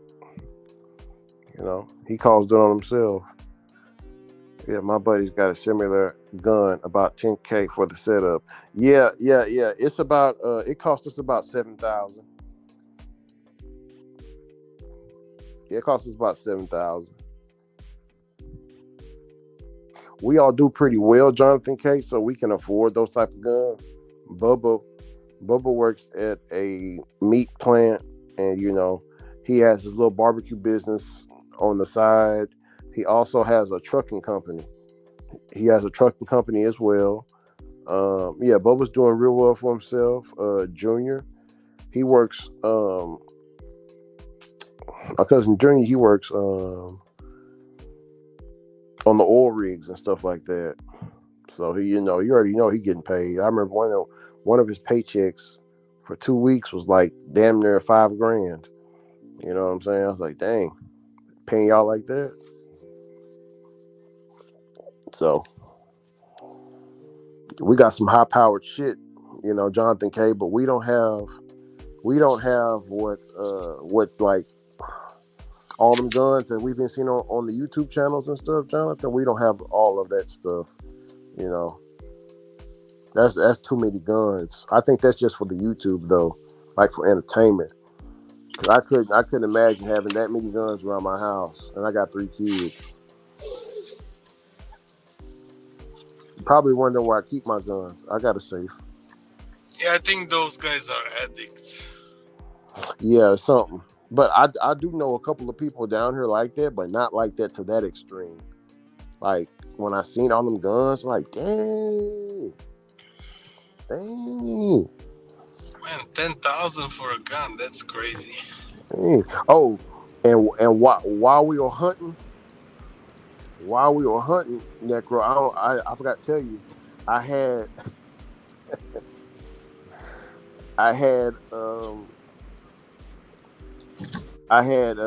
whenever cherry pick came up, I was gonna tell you that I went outside, and set on my sniper, and I got like a little speaker, right? I got a little speaker, so I was talking to y'all through the speaker. Was the speaker good? Could you hear me good on the speaker? Yeah. Okay, cool. Yeah, but I was talking to y'all through the speaker to where all my Bubba and Junior and his friends can hear it. Junior said, "Is that motherfucker talking about you, Rick?" I was like, "Yeah, man." He was like, "He sounds like an older man, huh?" I was like, "Yeah, man. He's an older man. He's about in his 60s." He's like, "Damn, he got a lot of energy, don't he?" I was like, "Yeah." And my other buddy was like, "Man, hey, Rick, you gonna make that man have a heart attack laughing at that man. You better take him seriously, like he taking you seriously." I said, "No, I ain't gonna take that man seriously, man." Oh, they were laughing, bro. Oh, I got about 10 text messages on that shit, man. Like they're resharing Robert shit right now. And it's like, Ricky, you made that man look like a fool. I was like, well, he is one, so he's definitely a fool, but bless his heart. And they all said it, Necro, because we live in the Bible community, so everybody's down here is praying for that man. We're all praying for him. Even though he act and show his ass, we gonna pray for him. He might not like for us to pray for him, but we don't need your fucking prayer. We're praying for you anyway. Hot Facts mentioned me in some video right now.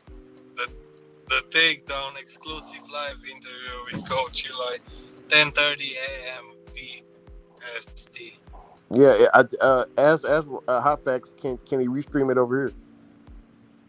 No, I'm not gonna restream it. No. Okay, it's all good. We'll just head over there and watch then. Yeah. We'll just head over there and watch. It's gonna be interesting because he's gonna be talking about a lot of people that he took down. It's 10:30 in the morning. I'll probably be sleeping. Fuck, man, 10:30 in the morning. You know what? I'll do it.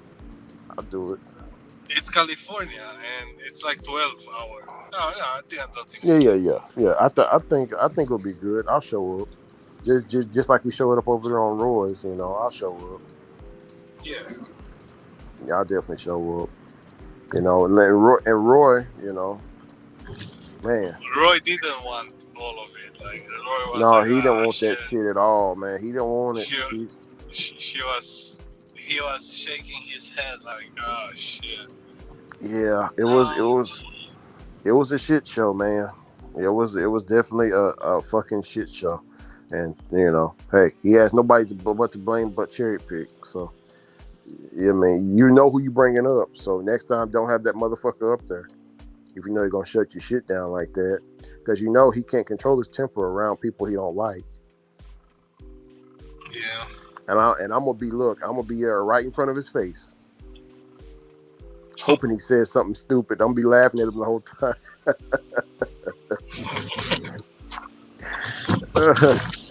Oh shit! You're always gonna say something stupid. Yeah, he's gonna keep burying himself, so it's best he stay away from me. Cause I'm gonna show up. I don't give a damn if you're a channel member on Roy's channel. He bought him a channel membership to make up for the bullshit that he did. Yeah. Yeah, motherfucker. We see the game. You ain't fooling nobody, good sir. You're not fooling nobody. He's like, fuck. I fucked up Roy's stream. God damn it. What should I do? You know what? I think man. I mean, shit. He got his channel. Everybody got their channels and stuff like that. Like, you're there for Roy. You're gonna support Roy. You're gonna, you know. Yeah, and it got worse because Robert clipped it, and I ain't gonna lie, Necro. I ain't gonna lie to you. I did record when Cherry got it. I turned the recording off after Cherry left, but when Cherry came on, I kept the recording up. Remember, I document stuff. I tried to document because I know I had a feeling Roy's going to take that video down, but Hot Facts already kind of had the same idea as well, so he went on ahead and started screen recording and got what he could get, and all those videos were circulating everywhere. So Cherry Pick looking real fucking bad. You know what I'm saying? Boy, yeah, he looking real fucking bad, really, really bad. Like over here, we're just laughing at him though. You know what I'm saying? We ain't gonna report him to no YouTube police or whatever. But when Robert put him out, you know Robert got a lot of clout. You know what I'm saying? His shit goes every fucking where. And Jeff said the right thing. He got a good voice, and he's using the voice to fucking talk shit. It's not funny. Yeah. Well, you know, his mouth got him in trouble again. He just came back from all the heat that he was getting for what he said about Miss Red. Miss Red came up on your panel crying, Necro. She wasn't playing. She was hurt. I know, Ricky. I know. Oh, yeah, she was hurt bad. Yeah, she was hurting bad, but it's all good, you know. And Miss Red ain't gonna show up over here. Flex, anybody that has, you know, and that's cool because that's what she told us. Remember? Yeah. So I can't knock that. You know, we say Necro, we gonna win some or we're gonna lose some, right? Yeah, man, it is what it is. Yeah. It is what it is, baby. Let's keep it going because so far so good. To be honest, we're growing. I told you I'm losing subs at some point, and we're growing now. I don't know, shit. Yeah, man, we had Pedro and Dash and Trader to come through. Yeah, finally. Yeah, you know. I mean, I told you I like Trader. You know, whatever. Yeah, man. Yeah. That's the thing. I like everybody, so whatever. If people got like issue with somebody else on the panel and stuff, that's between them, really. You know. No, yeah, and it's cool. You know what I'm saying? Like we here, and you know, bro, Necro, you know, I was just like you. Well, I still am, but I subscribed to Pedro. I was subscribed to Pedro first, and then Pedro brought up Robert, and then I subscribe to Robert, and I subscribe to Rev. All these different people. I subscribe to Flex. All these different people, right? Yeah. And you know, they would call me a fence rider, me and Bobby or whatever, fence rider, but I'm actually here for the knowledge and information that each individual has, and I will support any one of you guys because y'all are giving out some good shit. And I'm not gonna sit here and lie to you. Cherry Pick, I'm gonna talk back Cherry Pick real quick. I appreciate you, Cherry Pick, for giving out that good game on the car rentals. Cherry Pick told me about the car rentals, Necro. Yeah, he got a good knowledge, man. He got, Of course, But he's an older gentleman. He's an older gentleman, and I have nothing but respect for him. Nothing but respect for him. Because he can teach me something. As soon as you get off his anger, when he calms down, I would love for Cherry Pick to come up here and talk just calm. Just keep it calm. You know what I'm saying? Like how we are talking. But it's never gonna happen though, Necro. That's just wishful thinking. You get what I'm saying? Yeah. Very much wishful thinking. But it's cool. What you say? One day we'll have everybody up here, man. One day. Yeah. All right, everybody. You like Starbucks? Why? I have a $50 gift card. I'd do it for 40 or 35. I'm just No, I'm good. Money. I'm good. We that easy. Yeah, I'm not good. into Starbucks. Right. We good, man. We just delivery people. Tell them we just delivery people, man. Necro, you need to wear a safety vest, bro, late at night. Well, good. How you doing? I got a delivery for 2128. 2128. All right, cool. Thank you. Hear me, Necro. You need to wear a safety vest late at night, man.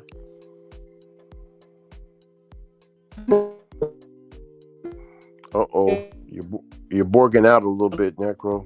You're cutting out. Yeah. Come on back home so we can get the service right. I think Jonathan K. I think that was his last type, and he just fell right to sleep. Shit, Jonathan K. If you was live, we probably heard you snoring, man. No, I'm just joking. You probably not a snoring type of a person. But I can go scroll up to the old comment and see what we got here. Okay, so we got Jonathan K.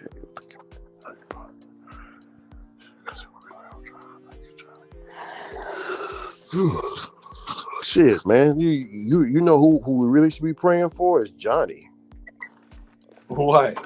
Shit, he didn't had you heard what he said? I said, nah, he said 99 bottles of beer on the ball, 99 bottles of beer. I said, Johnny, you had 99 bottles of beer? Well, bro, he's good, man. Shit, he's retired, so I remember he doesn't give a fuck too much. Necro, you know, okay. I got white uncles, right? Or, relatives. What we call them uncles, because they related to my Irish grandfather. My Irish grandfather had brothers. He had they had their own little family and stuff. So, one of them, his name is Jimmy, and he stays drunk. He live out there in I think Palestine, Texas. Yeah, he stayed out there in Palestine. I remember when we were kids and he was babysitting us, and he ended up so drunk, Necro, he ended up falling asleep in his front yard, laying on the ground on the grass. So somebody driving by called the ambulance. So the ambulance came and they unloaded the truck and got ready to pick him up. When they picked him up, he started yelling at him, talking about, "Motherfucker, I'm asleep. I'm asleep, motherfucker. Don't you take me no damn where. You shouldn't have y'all let me lay here So the ambulance called us about him, and he was like, "No, he's good. He's good." Like they was about to carry him off, and they was like, "Okay." So they set him there. They walked him to the porch and set him down, and then they drove off, and we came to see about him.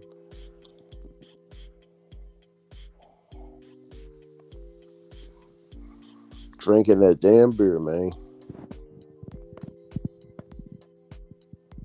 Yeah, definitely. We got 12 people in there. Hit the like button. It don't cost nothing to hit that like button.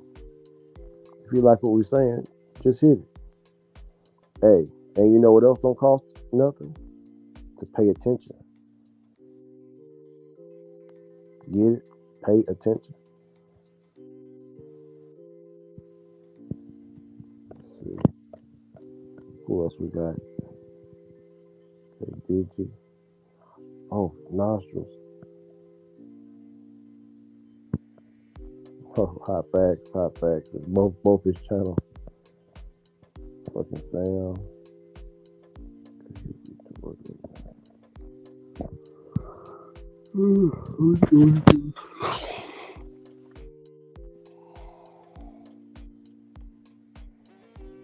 Let's see. Oops.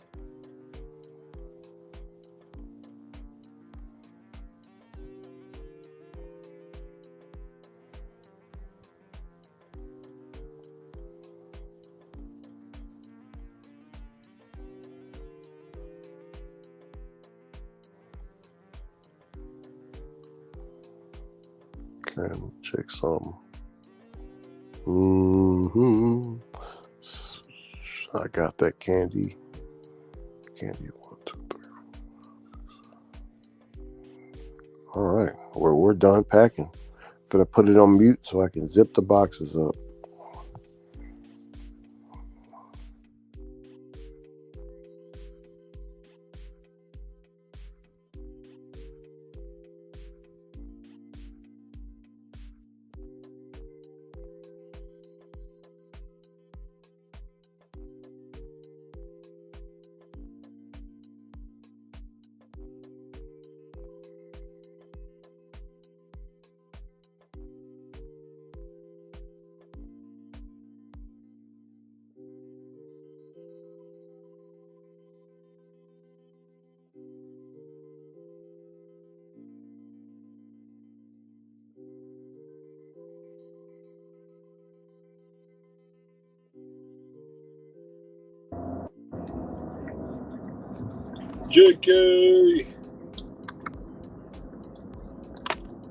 JK likes to come up here when it's like fucking 20 minutes left. And then we go into like 2-hour stories. Like, shit. Where's he at? I don't know. He's getting late home, I guess. I was just about to zip up the boxes. You know what? I'm gonna zip up those boxes in the morning. Fuck, I'm gonna leave them bitches sitting out, man. Look what?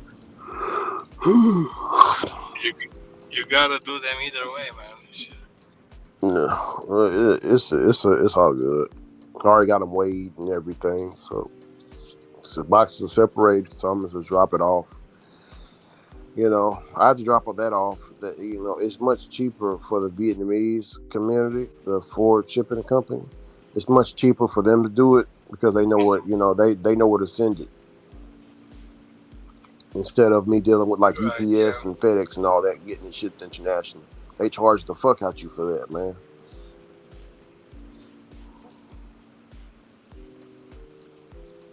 Yeah, you gotta find a cheap shipper. That's for sure.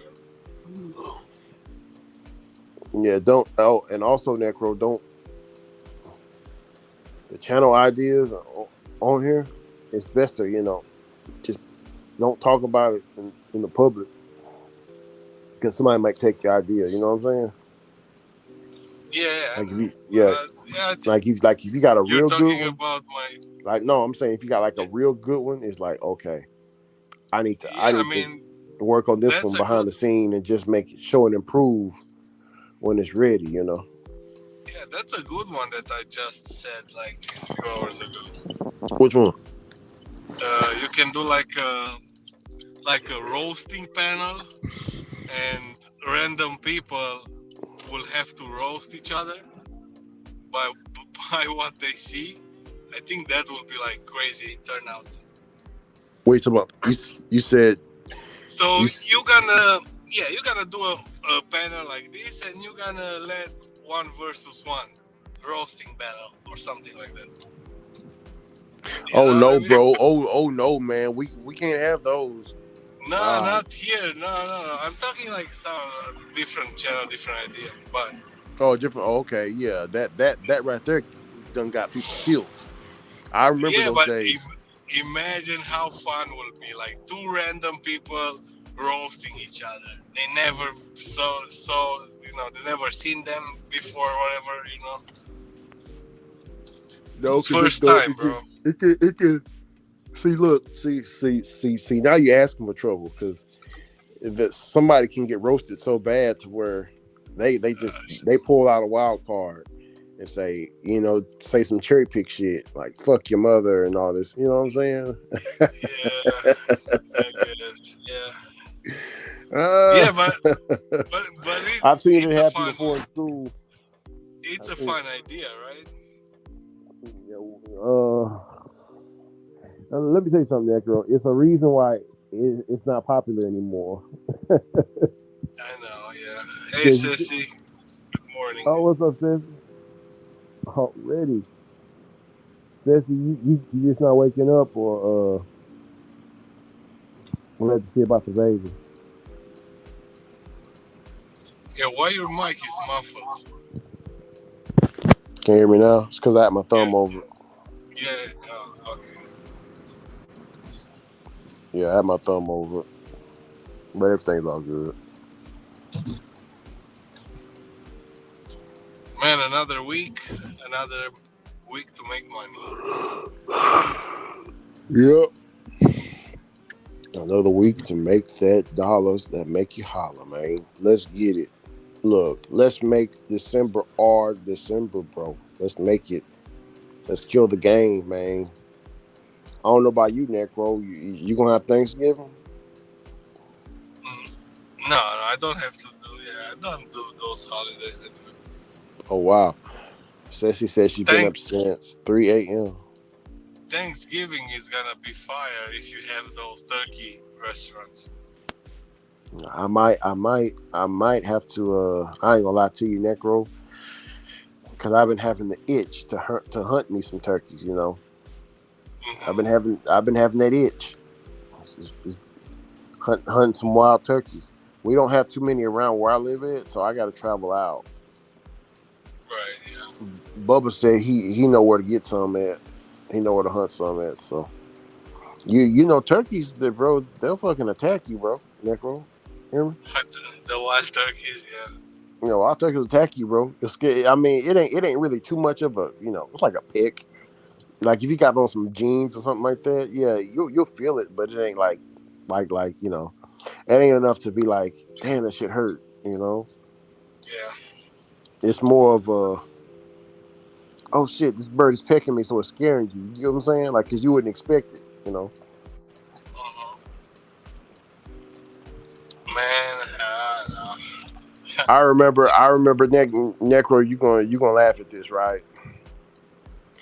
I don't know why Junior did it. Junior's scared of those fucking birds, right? He's a little scared about them, but so Junior got bored.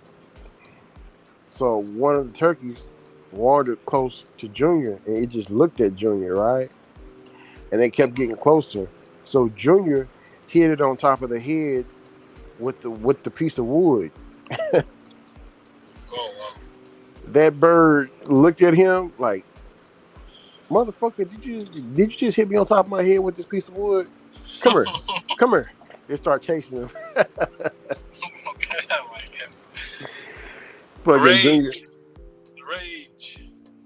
Junior started screaming, help, somebody help. Fucking bird just chasing him in a fucking circle. I know there is a bird that looks like an ostrich, but it's not an ostrich. You talking about You talking about a fucking vulture or a buzzard?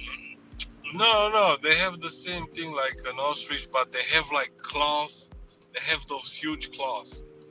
That's an ostrich. Yeah. I think that's an ostrich. Because I'm thinking of what you're thinking of as a buzzard. Because we see them motherfuckers, man. The buzzard's wingspan is very wide. Shit.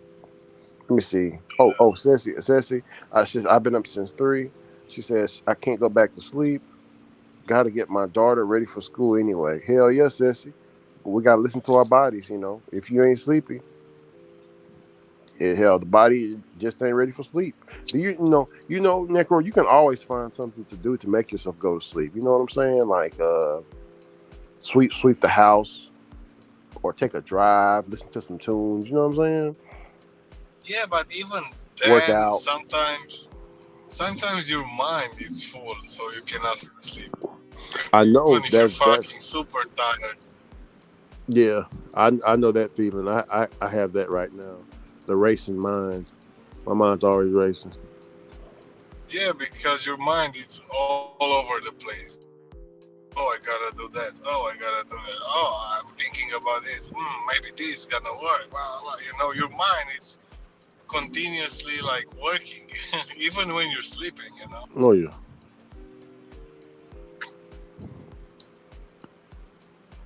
Says he ready to drop the kiddos and then make the money, I guess. Yeah. Yeah, if I had kids, I would like start in the morning too, you know, drop them off and then work. Oh yeah. And pick them up.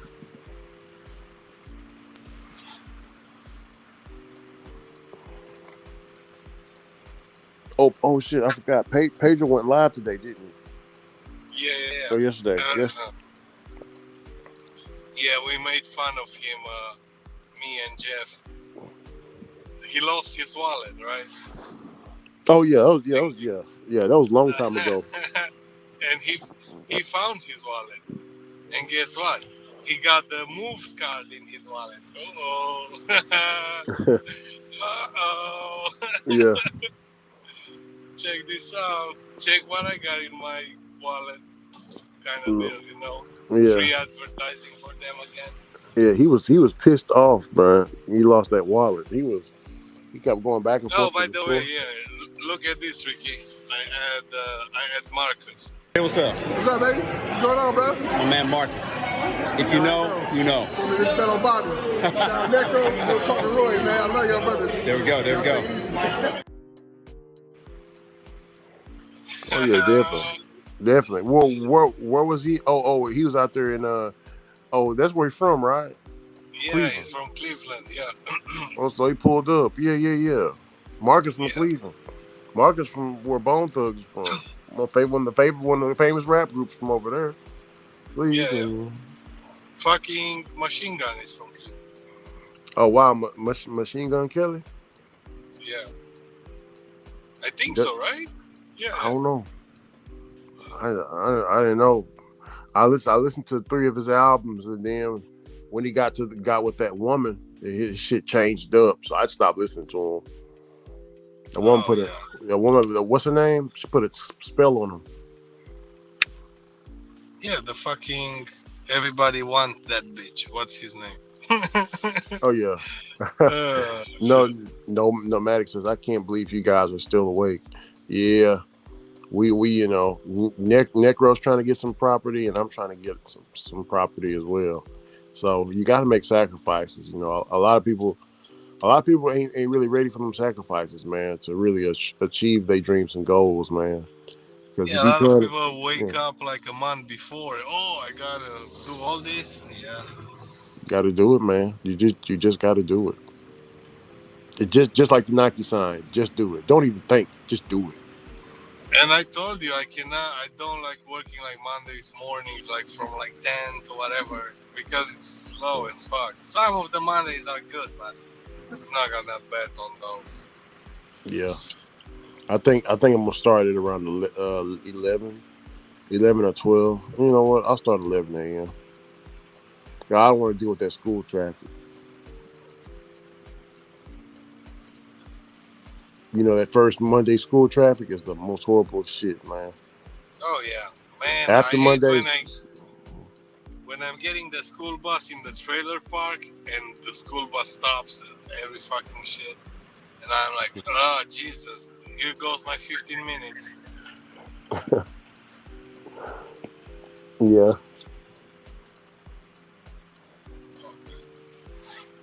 Give me just one moment. Check something real quick. Okay, let's check this out. Okay, let's exit that.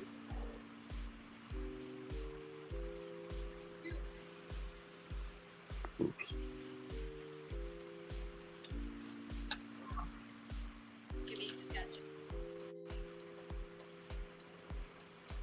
Yeah, man, a lot of rappers from Cleveland, Yeah, Cleveland got some of the best rappers. Quiet as kept, most definitely. Yeah, his last fucking video of Machine Gun Kelly, he was the only white guy from his gang, Oh, I know plenty of them. We call them white mics. They, believe it or not, those are the most dangerous ones. Yeah. Those are the most dangerous ones, Negro. Man, yeah. It's all good, man. I think he got respect from every side, that's why.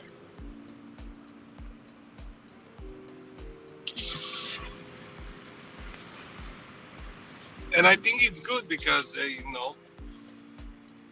he's including like black folks in his video and stuff like that. It's like promoting that. Oh yeah.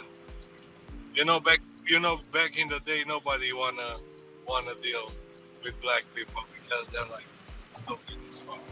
I know. Who was it? Eminem. Eminem was one. See, we got one down here in Texas called Paul Wall.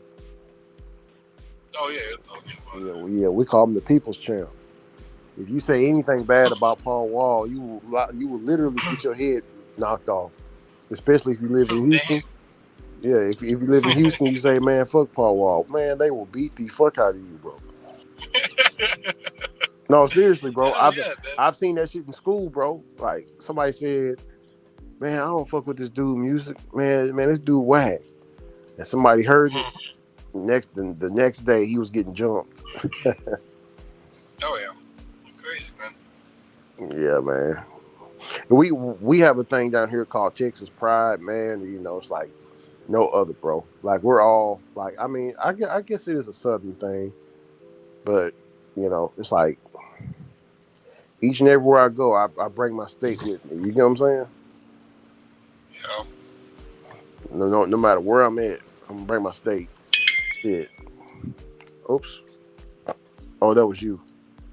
750, 4 miles. Yes, sir. It's too fucking late to be taking some bullshit like that, man. It's all good. It's not gonna be nothing crazy. It's 4 o'clock, to be honest. Yeah. I'll just take it because it's gonna be easy. $7 in my pocket.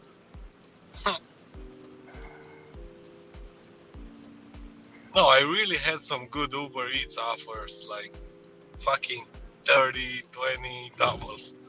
Like, easy money, fucking. I like it. It's gonna be busier, hopefully, now until the end of the month. So I gotta be grinding.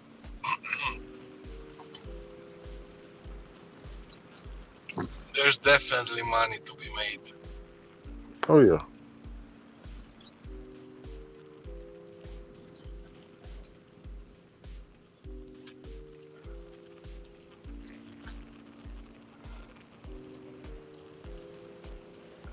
You go to any festivals like that in Texas? They have something like that. I know they have here. They have here Lollapalooza and a couple of more festivals during the summer. We got the biggest state fair out here. That's Okay. yeah, it's like a state fair. We got Six Flags. Uh, Yeah, we got Six Flags too. yeah. No, I'm saying like during the summer, what you guys doing? Like you have like a big barbecue day or Oh something like that. yeah, you talking about? Yeah, we have a thing called trail rides. You can look it up, but it's called trail rides where we just ride horses. We all get together. Like it's Oh like yeah, I know what trails are. Yeah, I've seen here people riding horses, but they're not that many, you know. yeah, here it's pretty huge. Like because all the black people, like I told you, we're mostly all related here.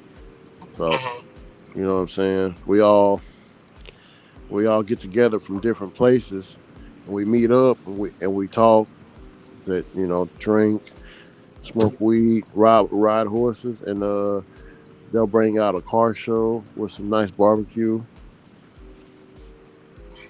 Nice, yeah. And we just be riding horses down the trail. Horses, ATVs, mudding, just country boy shit, I don't know what they do in the city, like Dallas and stuff, but down here, that's what we do. A lot of car shows. We like Necro. We like old school cars. Yeah, they're doing here the same thing on the Sundays. Mm-hmm. They have here like there is like a train tracks, right? And along the train tracks, they have those parking for the people from the train. And in those places, people are coming with their old cars and just like brag, just like show off, kind of. Oh But yeah. those cars, bro, they're like super crazy, like tuning and all of it. It's like and old cars too. And people stop, usually people that are coming from the train, they're just walking and staring at the cars. Yeah, it's pretty cool.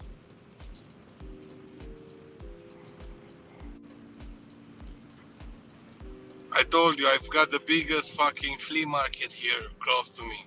And I've been there, and man, everything is fucking. I'm getting an Uber Eats too. Alright.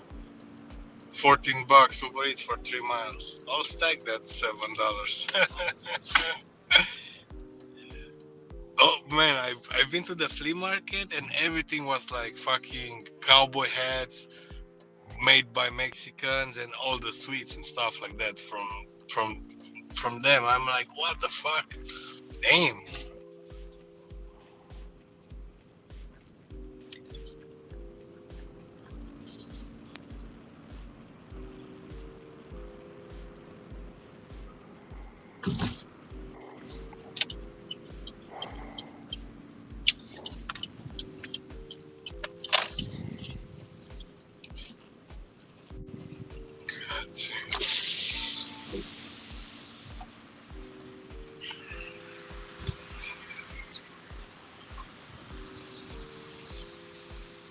Welcome to McDonald's. Will you be using your app to earn rewards today? What can I have here? I have a Doordash. Leva de seco, no, please.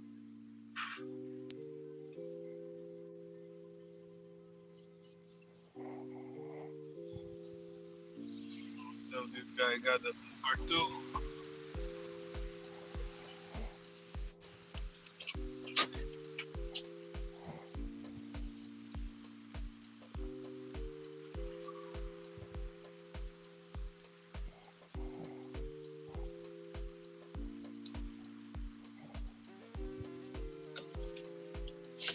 I'll wait for both of them.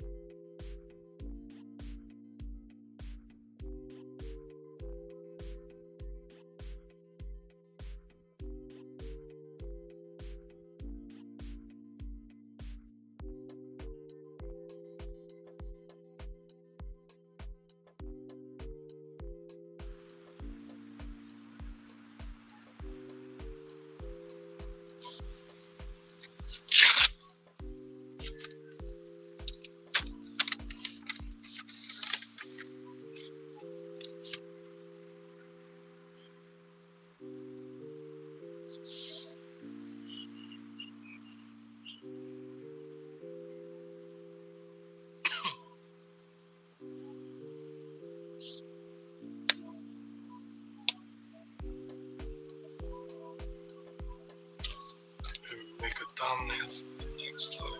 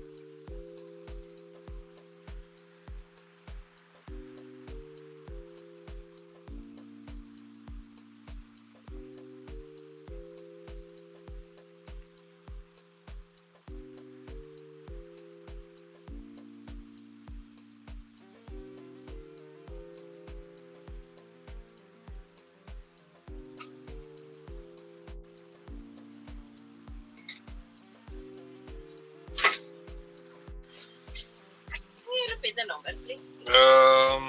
FC9. I'll take you. Have a nice day. You too.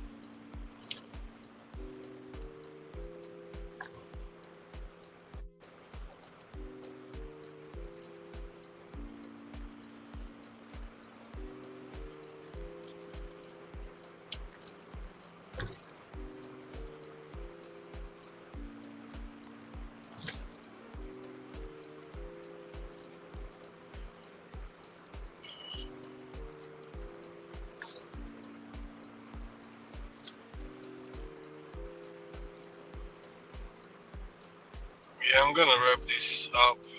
Yo, guys, see you later. 5 o'clock p.m. Central Time every day on this channel. Peace.